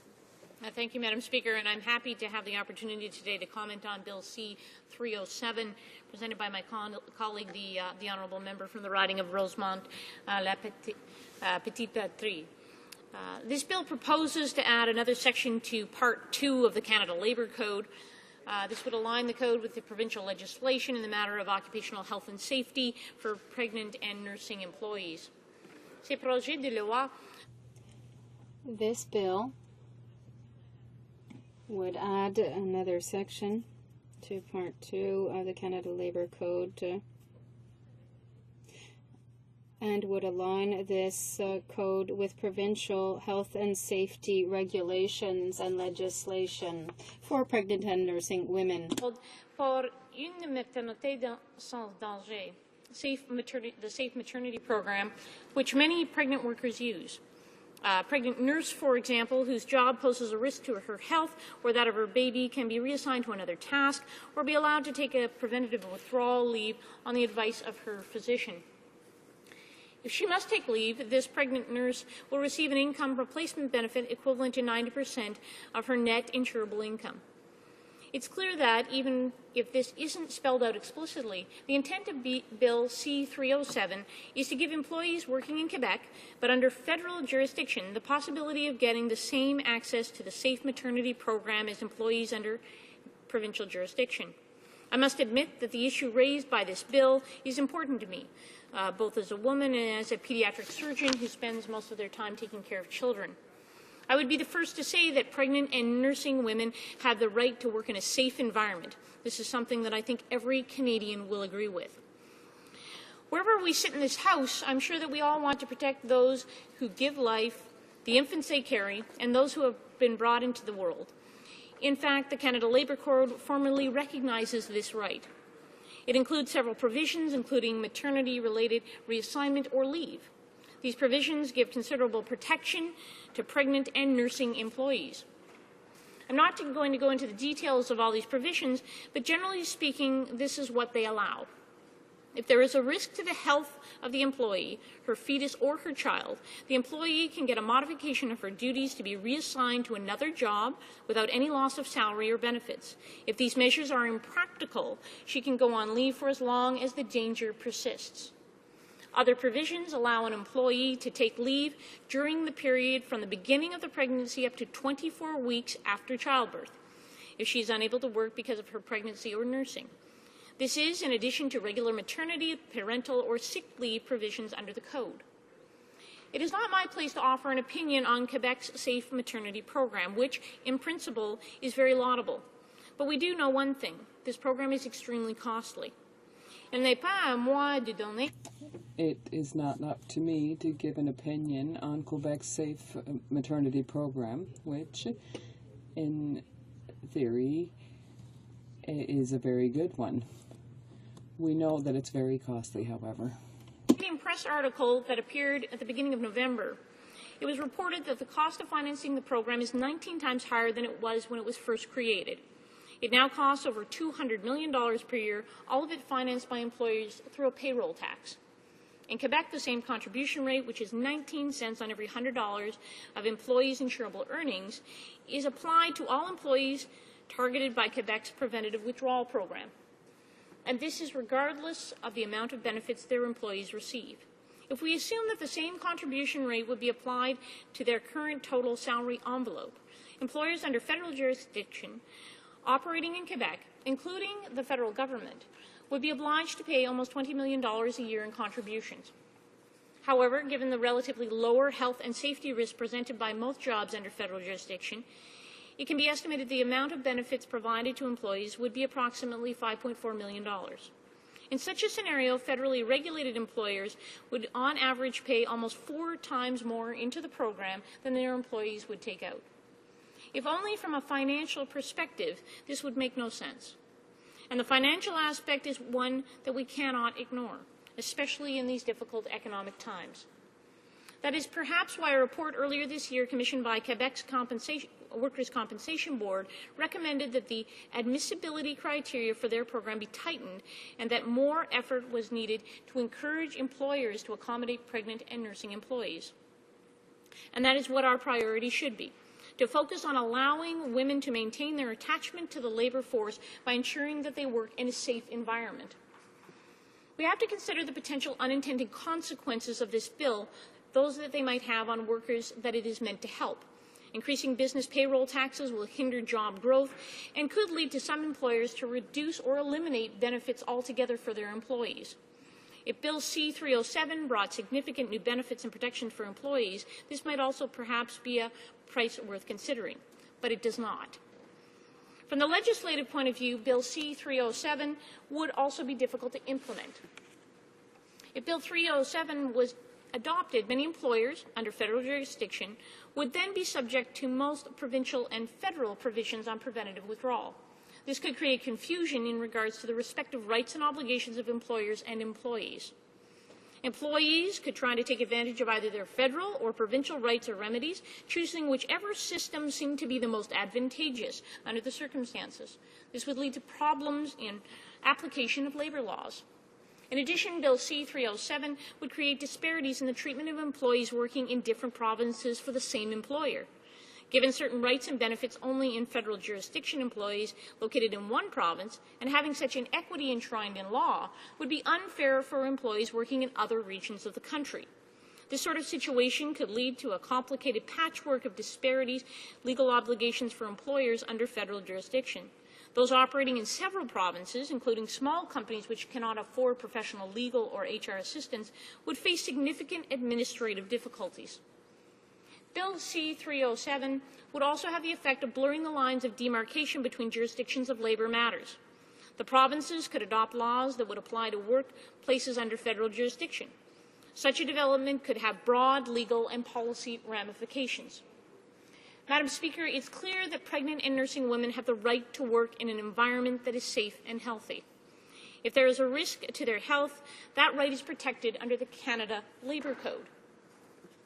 I would also point out that the vast majority of employees under federal jurisdiction are entitled to benefits under a disability insurance or sick leave program provided by their employer. Employers are also entitled to employment insurance benefits if they meet the eligibility criteria. When we propose to make changes or additions to the Canada Labour Code, as is proposed in Bill C-307, we must make sure that we are carefully considering their implications and weigh the pros and cons. And that is what we've done as a responsible government. After reviewing this proposed bill, and for all the reasons that I've mentioned before, we've decided to oppose Bill C-307 as we ask our fellow members to do the same. Après avoir Having very carefully looked over this bill, and for all of the reasons that I have already mentioned, we have decided to oppose Bill C-307 while asking our colleagues to do the same thing. Resuming debate, the honourable member for Cape Breton-Canso. Thank you very much, Madam Speaker. And the debate here, I think there have been a number of different points that have been raised, and certainly I think all members in this House share the opinion and the will and the want to make sure that pregnant and nursing women are well cared for and certainly supported as they should be. From a Liberals perspective, I think our past record has it's a track record that has not just talked about this, but certainly done this, and the steps that have been taken when we look at maternity leave through the employment insurance program, various undertakings over a number of years that have certainly done so. This particular piece of legislation, Bill C-307, it's a piece of private members' legislation that we've seen on the floor here in the past. I know that I believe it was 205 or 206. There was a Bloc Québécois, a member of the Bloc, that had put this bill forward at the time. And I remember being in the House when it was debated, and certainly the points that were raised then. I think looking through the bill and reading the bill, I don't see any changes from that legislation really that have been put forward in this particular piece of legislation. And the concerns at the time and the concerns that we have right now is just the impact that this will have on provinces and mandating provinces as to how they have to respond to the legislation. And so it's really a case of dictating programs to the various provincial jurisdictions. And I don't know if that's what our role is here, what our responsibility is here. And I know it was covered in or mentioned in the comments of my colleague, the parliamentary secretary. Having gone through a process fairly closely with a former colleague, Ken Dryden, when he was a member of this chamber, and doing across-Canada contact stakeholders meetings when he worked toward the formation of a national child care program. And what we took from those meetings and from that whole experience was that each province does things completely different. And when we look at child care, the province of Quebec has got a model. It's got a model that certainly stands apart from other provinces in the country. Very well refined, and whereas other provinces, the province of Newfoundland is one which they're still trying to come to terms with and develop more of a broad-based system. But one thing that we knew, and one thing that Ken understood from his experience, was that none of the provinces were willing to accept a national program. They could only do what they could do. They could improve what it was they were doing. They could support some of the initiatives that they had undertaken. They believed in early education and child care, but certainly they had to live within their means, as all governments do. And so any kind of what had to be done was really a series of one-offs where the federal government embarked on a particular deal with each of the provinces, and investments were made. Those deals were certainly supported with financial support, and there were dollars transferred, but it was not up to the federal government to dictate what a what a child care and early learning program would look like. That's clearly a provincial jurisdiction. And again, you know, that's something that that he took away and that we took away from the experience that you know, this clearly lands in the purview of the provincial governments. But there's a role for the federal government to play. With this particular piece of legislation, I think it's been stated by the parliamentary secretary, and it's a belief that I share, that there are provisions within the Canada Labour Code right now that do protect the safety and security of women that are nursing and that are pregnant and nursing, and you know, to go the next step and accept this particular piece of legislation. What I believe it has the potential to do, although as maybe well-intended and as noble as it might be, it would further add to an inequality where those women that are working in a federally regulated industry, that are in the federally regulated sector, they would have access to a higher level of support and a greater deal of support than other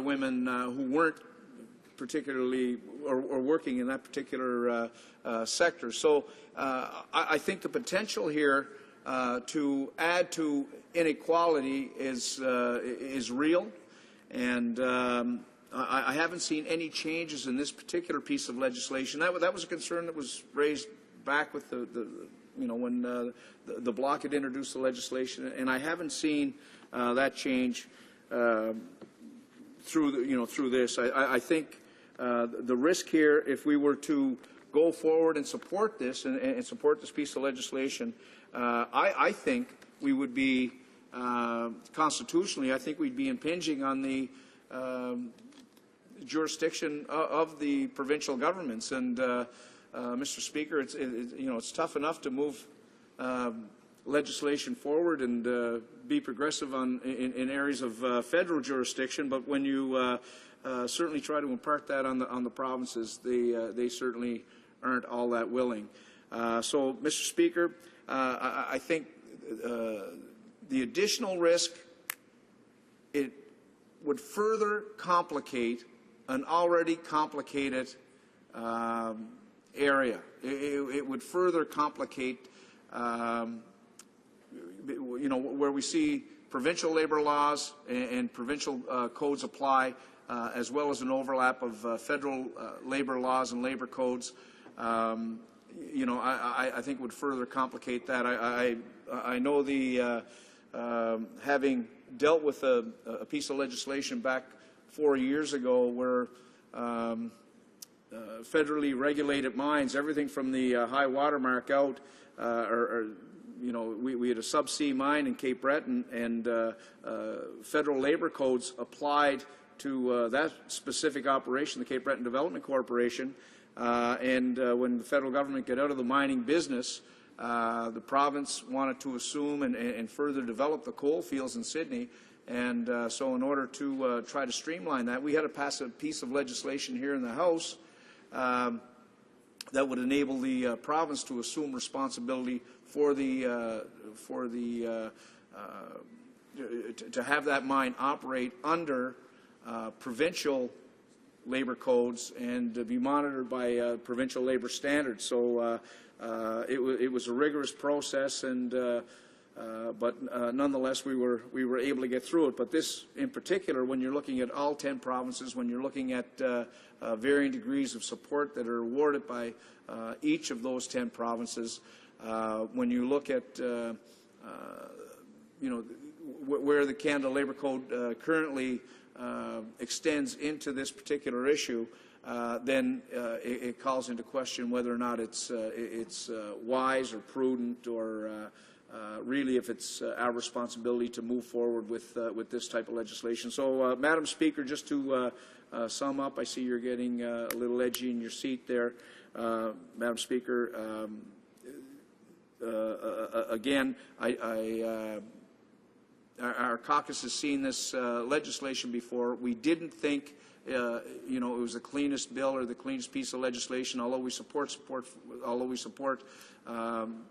women that are nursing and that are pregnant, we don't think that this particular piece of legislation is one that makes a great deal of sense to support. We think it further draws a greater inequality between those in federal sectors and those not. So thank you very much. Resuming debate, the honourable member for Notre-Dame de Grâce-la-Chine. Thank you very much, Madam Speaker. I'm very proud to rise in this House today to defend the right of workers in Canada. I want to express my support for Bill C-307 because I think it is something that's logical and necessary for Canada's provinces. It's not simply a bill that will reinforce our federation. It also affects women's rights in our country for several reasons, I believe, that we'll be able to work together, all parties in this room, as a government in a non-partisan way. We want to ensure that our federation is strong and that justice exists for women. I believe in unifying policies that will be equal in all of the provinces. I'm hearing my colleagues from the other parties talking about inequalities, and this is indeed a bill that my colleague from Rosemont-la-Patrie has tabled to make things more equal across the country. So I wonder if people really read through the bill carefully. The reason why I believe in this bill is because it's thanks to a Canadian story, and that has to be taken into consideration, which is the social responsibilities of the provinces. There's a bill that exists, or a law that exists rather, in Quebec that supports female workers, and we believe that it should be available to all Canadians across the country. We think that all workers in every province should be subject to it. In terms of preventative withdrawal, if everyone worked together to improve people's lives in their own provinces, it's up to us at the federal level to really ensure this happens for our country. It's not just a parliamentary initiative to put an end to injustice. Today's debate concerns an injustice that is near and dear to my heart. Women's rights are of primary importance, especially in Canada here. It's inconceivable that we would have laws in this country that would exclude 50% of the population. Bill C-307 to be able to take advantage of provincial rules on preventive withdrawal. For the moment, only Quebec has such a program, and since 1981 in that country, pregnant women can receive 80% of their salary if remaining at work is too dangerous for them or for their child. So we are talking about interactions with that could be dangerous for the mother or child. If a woman has to stand for more than 17 hours, for example. So women who live in the province but who work for federal institutions, therefore come under the Canada Labour Code, currently don't have access to this kind of a program. They are limited in their rights. Women can take unpaid leave, but it's unfair that their friends in Quebec can still take advantage of this. I'll give you a concrete example. I worked in a detention center as a teacher in Quebec, and I replaced a person who was on preventive withdrawal leave because it's dangerous to work in a detention center. This person was really happy to be able to take advantage of that right, and I replaced her. And I would feel a bit foolish not to say that that I was a teacher in that kind of a detention center. I was told that it could be dangerous for me too. And it's true, if you work in a prison or a detention center, that's true. It could be dangerous. But if it's in another province, that same person would have to be take an unpaid leave. Our demographic pyramid is upside down in this country. We find that there are regions where there are more people over the age of 50 than under. And now we're going to tell women who want to have children that if you want to have a child, you'll have to do without your salary. That is inequality, and that is not justice. I heard my colleague opposite talking about an economic argument. I was really upset by that because, according to the Library of Parliament, the costs could reach $11 million a year. $11 million is hardly well, it's a big amount, but research was done by Dr. Robert Plant in 2004 in Quebec, and he said on average 50,000 pregnant workers in cases where women don't have access to preventive withdrawal, there could be 375 cases of insufficient birth weight and hundreds of cases of premature birth and 340 deaths. So out of 50,000 pregnant workers, we'd be spending $11 million to save 340 lives a year. So when my colleague opposite says it's too expensive, I earn money, I pay taxes to the federal government, to the provincial government. It seems to me that out of that money we can invest in social programs, and when they say no, it's too expensive, it's too expensive, so we're just going to let 340 children die every year instead of investing our tax monies in order to do some good, but we're told no, it's too expensive.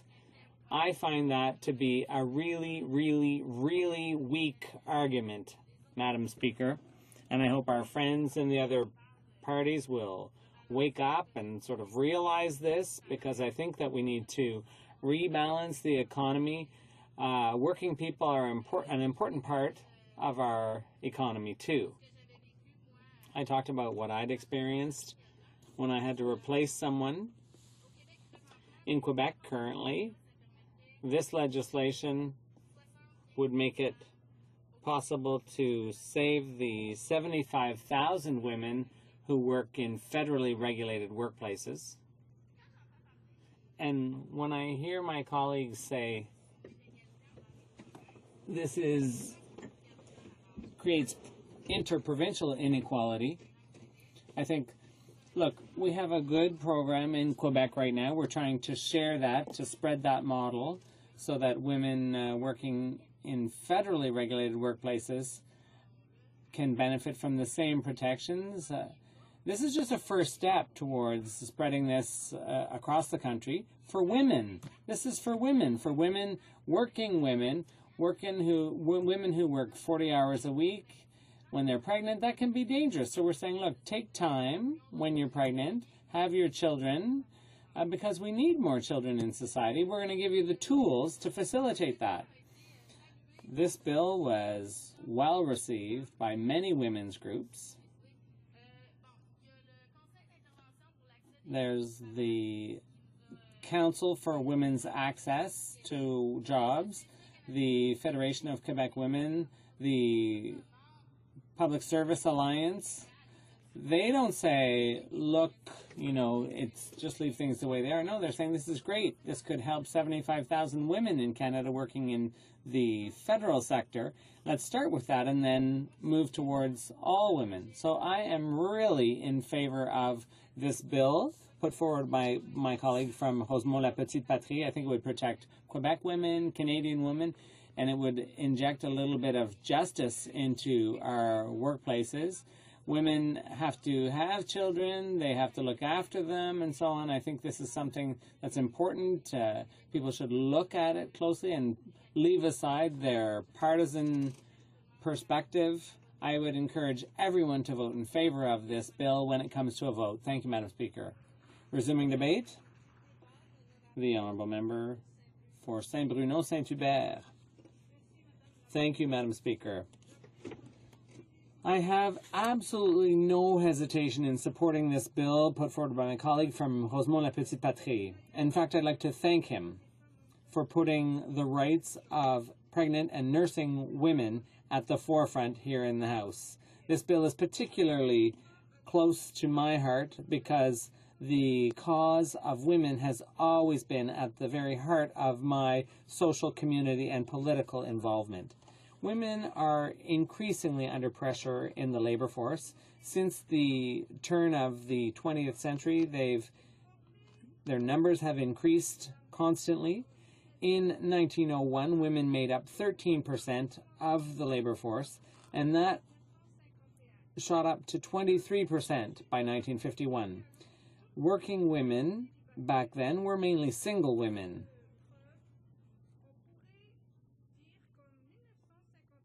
In 1951, the Canadian labor force consisted of only 11% of women in the workforce were married women. But that's no longer the case, Madam Speaker. The labor force has changed. The role of women has also changed. There were very few women in this House about 20 years ago. The first woman elected to the House of Commons was Agnes MacPhail in 1921. There were 4 women in the House of Commons in the 22nd Parliament. The 20% mark for women was only reached in 1997. Today we make up 76, there are 76 women in the House, 40 of whom are in the official opposition.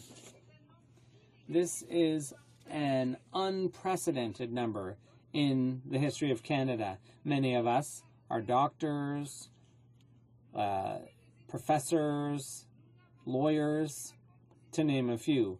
We've done graduate studies. You only need to look at the composition of the House to see how the role of women has changed. It would be very hypocritical and, moreover, very unrealistic to suggest that women in the labor force face the same challenges as their male colleagues. The first challenge is obviously wages. The fight for pay equity in Canada is unfortunately not over. A few weeks ago, the Supreme Court ruled on a battle that had been raging for over 28 years between Canada Post and the Public Service Alliance. Another challenge women face in the labor market has to do with maternity. Now we have a program for maternal leave. Luckily, it's not perfect, but it's better than things once were. This is not the only challenge, though. Women who leave on maternal leave, maternity leave, may miss out on promotions, or they may be transferred because of their absence. That's far from ideal. And they have to qualify for EI federally. And that's not, obviously doesn't apply to the self-employed. There are also cases like part-time employees, and that's a group of workers where women are overrepresented. I find that the Quebec parental insurance plan is more generous than the federal one. It's better adapted to women's needs, but that's not what my speech today is all about. Among maternity-related issues, there's also the issue of preventive withdrawal. Given the nature of some women's work and potential complications, some women who get pregnant cannot continue to work. These women, for health reasons and for the safety of their child and their own safety, cannot continue working. In Quebec, women working under provincial jurisdiction have access to workers' compensation if their employer can't find other tasks for them that won't put their health or their unborn child's health in danger. For women working in federally regulated businesses, it's a nightmare. They can go on leave only until they see their doctor. Once the doctor certifies that they can no longer continue to do their job, the employer has an obligation to transfer them to other tasks. But sometimes this is impossible, Madam Speaker. And then the pregnant worker has two choices. She can either continue to work despite the risks and dangers of doing so, and this choice can jeopardize the mother and the child and create complications related to pregnancy. However, this choice does enable the woman to keep earning a salary.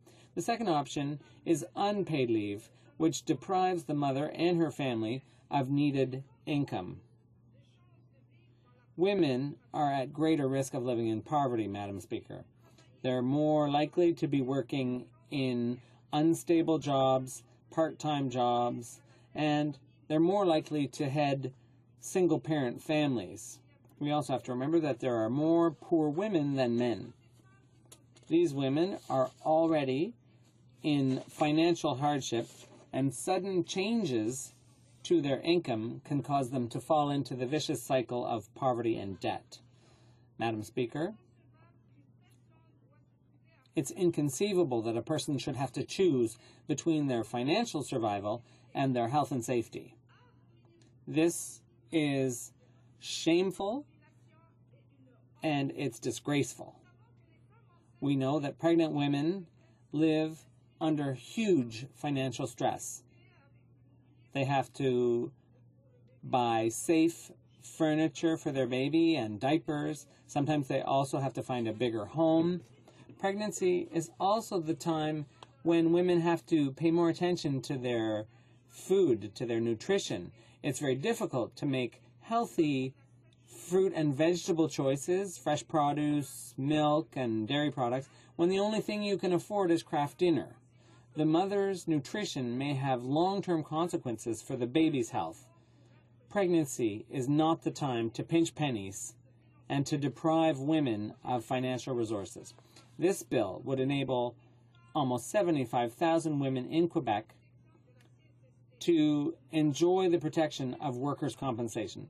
We're talking about 75,000 women who won't have to choose between their health and safety and their financial health.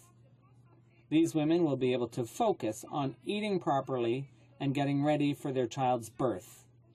And if other provinces decided to follow Quebec's suit and provide similar protection through their provincial workers' compensation schemes, this bill would give greater protection to more women. I think the government should accept this bill because it merely restores equality between men and women all across Canada. Madam Speaker, I would encourage all my colleagues to support this bill. It's a question of justice, it's a question of equality, and it's also a question of public health. Madam Speaker, thank you. Resuming debate, the honourable member for Nanaimo Cowichan, but I should tell her ahead of time I'll have to interrupt her in a few minutes. Thank you, Madam Speaker, and I rise to speak on Bill C-307, an act to amend the Canada Labour Code, pregnant and nursing women, and it's been proposed by my colleague, the member from Rosemont-La Petite-Patrie, and I want to commend him for bringing forward this important piece of legislation. Just in terms of the context, currently in Quebec, women who are pregnant and nursing have some protection in their workplace if they are covered under Quebec labour laws, but women who are not under Quebec labour laws and are under Labour Canada do not have the same protection. And of course what the member has proposed would apply to women across Canada if their provincial governments had similar legislation. I just want to quote for one moment from the International Labour Organization, and it says that maternity protection has been a core issue for the International Labour Organization and informs the work of the Canadian Labour Congress. ILO member states have adopted the Maternity Protection Convention 2000, number 183, which states that the need to provide protection for pregnancy are the shared responsibility of the government and society, and extends coverage to all employed women regardless of occupation or type of undertaking, including women employed in atypical forms of work. And I think that's an important context because the key words to this statement are a shared responsibility of the government and society. And Madam Speaker, I would argue that this shared responsibility is something that we in the House should be talking about when we're talking about pregnant and nursing women in the workplace. It's always interesting to hear people talk about family values, and yet when we have a piece of legislation brought forward that's actually designed to protect the very family that people talk about, members in this House are talking in opposition, and I think that's a shame. There are a number of organizations across Canada who are in support of this legislation, and I want to quote from CUPE. CUPE is, of course, applauding the member from Rosemont-La Petite-Patrie, and they are saying that this would extend provincial measures governing the paid protective reassignment of pregnant women employees to work under federal jurisdiction. This would include areas such as air and rail transportation, banking, communication, ports, and armoured car services. At present, protective reassignment means that pregnant workers in occupations subject to the Canada Labour Code receive employment insurance benefits equivalent to 55% of their pay. For every week of benefits, their maternity leave is reduced by a week. In essence, this amounts to leave without pay. So in effect, Madam Speaker, if some workers are forced to take an unpaid leave of absence from their work, it actually impacts on their ability to provide care for their children and to provide financial support to their families. Now, one might ask, why is this important? What is it about workplaces that could be unsafe? And there are a number of organizations who have talked about the workplace pregnancy risk assessment. And I just want to point to one that's available. It says why a workplace pregnancy risk assessment matters. And of course, this comes to the heart of this. We're talking about health and safety in the workplace. And this particular document says that workplace risk assessments during pregnancy are especially important because there can be lots of hazards, even what may seem like the safest of workplaces. And I think that's the important point here. What we're talking about is a workplace that normally the woman is very capable of performing the duties in the workplace. But it's sometimes in some situations, when a woman is pregnant or nursing, there are things about the workplace that now make it unsafe for her. And of course, she fully intends to return to that workplace, and in most cases, we have laws in place where a woman's right to return to work after pregnancy is guaranteed. But in this case, this pregnancy risk assessment goes through a number of factors, but I would just want to touch on three. And I can see, Madam Speaker, you're saying I'm going to run out of time. So it talks about lifting risks, chemical risks, and standing risks. And there are a long list of activities that fall under those lists that would say that this is not a safe place for the woman to work while she's pregnant or nursing. Chemical risk. I think any one of us who has been a mother and has nursed can imagine working in an environment where the breast milk could become contaminated because the woman ingests something in the workplace. Surely we wouldn't want women working in those kinds of circumstances, and in some cases the employer is simply not able to reassign the woman to other duties. The workplace may not have those other opportunities. So in those kinds of cases, the woman does require some financial support until she is able to return to the workplace. And this is exactly what Bill C-307 is attempting to address, Madam Speaker. Now, there are many other organizations who have been in support, and I want to specifically quote the Alberta Federation of Labour, and they have passed a resolution that says they will work with affiliates, Labour councils, and Canadian Labour Congress for the adoption of protective reassignment legislation. That's it, Madam Speaker. The honourable member will have 5 minutes remaining for her intervention when this bill returns on the order paper. La période prévue donc pour l'étude des affaires. The period for private members' business is now over, and the item falls to the bottom of the order of precedence. 38, motion to adjourn the House is deemed to have been made and seconded at this time. Therefore, the question is that this House do now adjourn. The honourable member for Malpeque.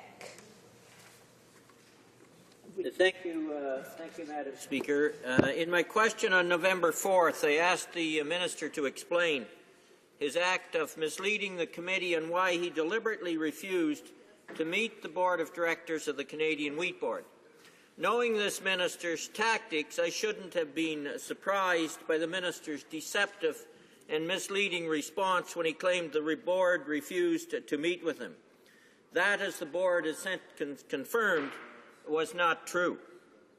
In fact, every action this government has taken in its fevered effort to destroy the Canadian Wheat Board was summed up in the federal court decision of December 7th as being, quote, an affront to the rule of law, end of quote. The minister claims he represents farmers, and cites the Western wheat growers and barley growers on every occasion. These organizations, by their own admission, have gone from 3,130 members to about 730 members, not all of whom reside in Western Canada. Clearly, this is a government that believes you can give freedom by destroying democracy. This is a government that has brought forward legislation based upon deception and lies. It is a government that has used threats, intimidation, firing, and gag orders on the board. This is a Minister of Agriculture who has the gall to stand in front of Western farmers and tell them he would do nothing until farmers decide to make a change to the Canadian Wheat Board. Farmers, the minister said, quote, are absolutely right to believe in democracy. I do, end of quote. He again broke his word because he never had the vote under Section 47(1) of the Canadian Wheat Board Act that would have allowed farmers to have that voice. And in fact, the federal court has said, as I indicated a moment ago, they made an affront to the rule of law. This is a government that claimed in this House, the parliamentary secretary did, that the Canadian Wheat Board of 1943 is the same as the CWB today, deliberately ignoring the fact that legislation was brought in 1997 which allowed an elected board of farm directors to control and manage the board. This is a Minister of Agriculture who will now deliberately expropriate the property of farmers and will appoint 5 of his cronies, his hacks, or those who he wants to pay off to direct the Wheat Board, changing the Canadian Wheat Board from being run by an elected board of farm directors to being run by a few hacks controlled by the Government of Canada. And who do these political appointees answer to? From where do they get their direction and marching orders? The Minister of Agriculture's office itself. This is a minister who just increased the contingency fund to $200 million, a fund that he and his hired cronies can manipulate as they wish, a point confirmed by the Deputy Minister of Agriculture himself. Madam Speaker, I will conclude by saying that when faced with a government that is guided by the same moral compass as a bully, as the thug, it should come as no surprise that extraordinary measures are required. The Prime Minister is fond of declaring that he would like Canada to reflect certain provisions of the BNA Act in terms of the federal relationship to other levels of government. Section 55 of that Act, long in disuse, but still contained in the Constitution document, provides the Governor-General with the option of withholding or reserving assent to legislation. Bill C-18 is premised on a violation of law. Its very genus is based on affront to the rule of law. Perhaps the Governor-General should give consideration to using Section 55 to deny this.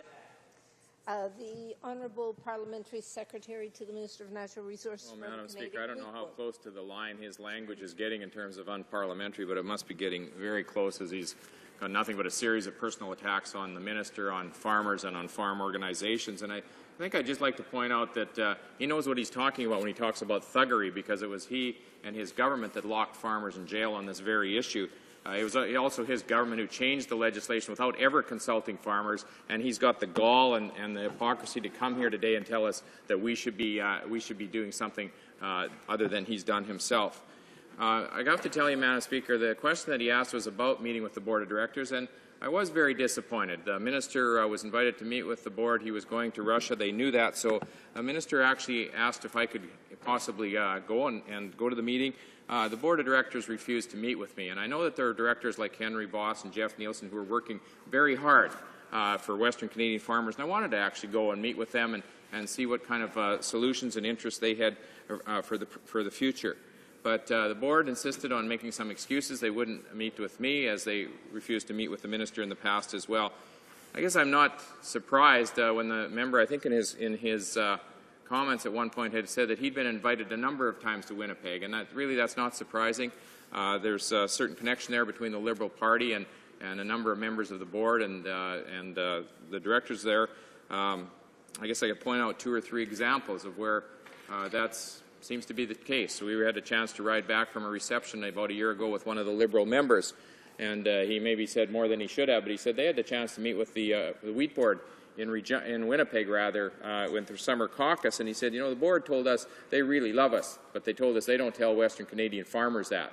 And there is a reason they should love them. I don't know if it was the campaign manager or the EA of Reg Alcock, but the board hired her to be the government relations member for the wheat board.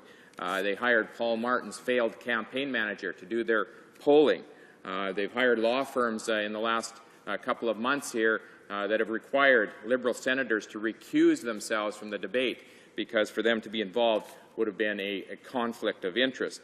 And so, Madam Speaker, we see that connection between the Liberals and the wheat board and the wheat board board of directors, and I think we're going to see that again tomorrow. I think you're going to see a circus stunt that's going to be pulled off, and you'll see a couple members of the Liberals there trying to get attention, trying to make this into a political situation because they don't want, for whatever reason, they don't seem to want Western Canadian farmers to have certainty. And I think that's what's really offending, really annoying Western Canadian farmers. And I just had somebody actually on the phone about 10 minutes ago, and he said, would you tell the member from Malpeque that the wheat board has been responsible for so much growth in Western Canada? But it's been the growth of the specialty crops and the growth of canola. And he wanted me to carry that message directly to the member from Malpeque when he heard that I was going to be talking to him. Madam Speaker, the member from Malpeque has been dragging an anchor all the way from Malpeque to Winnipeg. Apparently he's going to be there tomorrow. I don't know why he's not realizes the situation in Western Canada that farmers have moved on. Farmers want to have certainty. They want the freedom to market their own grain. And the member and a few members of his party and a few lonely people in Western Canada now still stand between farmers and certainty. And so, Madam Speaker, we look forward to the passing of this bill. We think it's important. It's going to bring certainty to Western Canadian farmers, and certainly they're looking forward to that day. We ask the member to join with us, make sure that that certainty takes place on January 1st, and we ask him to not continually interfere with the situation in order to cause uncertainty. And I guess he, his party, and the NDP as well have taken seriously that request from the board of directors of the 8 of the board of directors from the wheat board, when they came down, they said, would you mind disrupting this legislation as much as you possibly can, and then we'll work together to try to disrupt the market so that the government, when they implement the bill, it will cause uncertainty for farmers. On this side of the House, we want to do exactly the opposite. We want to bring the bill forward, and we want to provide certainty. The honourable member for Malpeque. The parliamentary secretary certainly misses the point. If there's one thing that is certain as a result of the government's action in destroying the Canadian Wheat Board, it will be uncertainty in the grain markets. That will be the bottom line. Madam Speaker, the key point here is what we're asking the government to do is abide by the rule of law, as the federal court has asked them to do, and ask them to respect farmers' opinion and allow farmers the right to have their say on their marketing institution. They have denied them that right. But they went really far, Madam Speaker. They've even managed to intimidate their own bureaucrats to the point that the Deputy Minister of Agriculture confirmed at the Senate Committee in C-18 that rather than provide the Minister with objective advice, he stated, quote, I was asked to indicate the studies that support that, meaning the open market option, and I've done so, end quote. There was other objective studies. He failed to release them. The government has even intimidated the bureaucracy. Why do they not abide? The honourable parliamentary secretary. Well, Madam Speaker, to wrap this up, the truly shameful thing is that the member from Malpeque and his interim leader are flying to Winnipeg tomorrow to hold a publicity stunt with Alan Hoberg and the other members of the tinfoil hat crowd with the express purpose of disrupting the markets in Western Canada. We live in a free country. Giving farmers the freedom is the right thing to do. Removing the CWB single desk is the best thing for the economy. It will result in increased innovation, investment, value-added opportunities, and employment in Western Canada. We want to extend to all wheat and barley farmers the property rights upon which our nation was built. And as one farmer wrote today in Winnipeg's Free Press, the right to sell my property, i.e. my own wheat, to whomever I like, should not be a collective decision. That's what I have believed for many years, and that is the difference between the member from Malpeque and myself. Resuming debate, the honourable member for Gaspésie. The honourable member for Gaspé-Île de la Madeleine. Thank you, Madam Speaker. The government has made cut to fisheries and oceans, ensuring us that there would be no consequences. At the same time, the oceanic ecosystem in the fisheries industry is facing a very worrying and uncertain future. In the past, the fisheries depended on the DFO for information, and so they could take enlightened decisions about the TAC, or total allowable catch. But the government has been cutting in recent years to research, and this has undermined what the government is doing with regard to vulnerable species. There was the recent abolition of the Fisheries Resource Conservation Council. The FRCC is an organization founded on science. For 10 years, the Fisheries Resource Conservation Council had a yearly revision of the TAC for ground fish. Very rarely were its recommendations not accepted and followed. The need for scientific assessment in fisheries has never been more important. The closure of the Fisheries Resource Conservation Council and cuts to scientific programs are of grave concern. In my riding, we say that the collapse of the cod and other fisheries has been horrific, and 30 to 50% of the jobs have been lost in the fisheries region. Now the fisheries region in the Gulf area is in transition due to the shift towards crustaceans such as snow crab and lobster. It's paradoxical. Despite the disappearance of many types of fish, fishing values have gone up because crustaceans can be sold at greater prices, but scientists can't really explain why the shellfish are so abundant. They don't know the long-term effects of these fundamental changes in the ecosystem. Crustacean fisheries is also being poorly managed. Snow crab is now in free fall. Scientists cannot tell us if we'll see the same thing happen with lobster. Companies in the Gaspé Peninsula are employing over 500 people in their fisheries processing centers, including for shellfish. How can we reassure these people that they'll be able to keep their jobs and continue to earn a living in the future? Scientific information is essential when we talk about the precautionary principle. So to have a review every 3 to 5 years is not enough. We need much more scientific research, not less. Cuts to fisheries and research mean that we won't have many guarantees with regard to research. Thank you. The Honourable Parliamentary Secretary to the Minister of Oceans and Fisheries. Well, thank you, Madam Speaker. I'm happy to have the opportunity to respond to the member opposite and to set the record straight about how Fisheries and Oceans Canada is delivering on its mandate through programs and services that a modern fishing industry requires. The member has mentioned our government's spending on research and management, and I can tell him and this House that since 2006 our government has demonstrated a strong commitment to science at Fisheries and Oceans, including $30 million to upgrade 13 laboratories at sites across the country. We've also set aside $388 million to construct 3 Coast Guard offshore fisheries science vessels with berths for 13 scientists each to undertake environmental and fishery research, and 1 offshore oceanographic science vessel with berths for 23 scientists to conduct oceanographic, geological, and hydrographic survey missions. This government has also approved $720 million for the construction of CCGS John G. Diefenbaker that will be Canada's largest and most powerful icebreaker. When it's delivered in 2017, it will be available to support Arctic science over 3 seasons each year instead of the current 2 seasons, and with a greater geographical reach into the high Arctic. We've invested $14 million to complete mapping and data collection in the Atlantic and Arctic Oceans for Canada's submission to the United Nations Convention on the Law of the Sea. And we've invested $9.7 million in science to support emerging commercial fishing. But we're not through with our progress yet. As we face the challenges of the future, we will continue to accelerate our progress towards supporting a more modern, economically and ecologically sustainable Canadian fishing industry. How are we going to do that? Well, for starters, fisheries management programs will be modernized to create an environment where stability, predictability, and transparency allow fish harvesters to make informed business choices and decisions for the long term. We will continue to improve ecosystem science and habitat management by focusing resources on areas of greatest impact and improving transparency and effectiveness.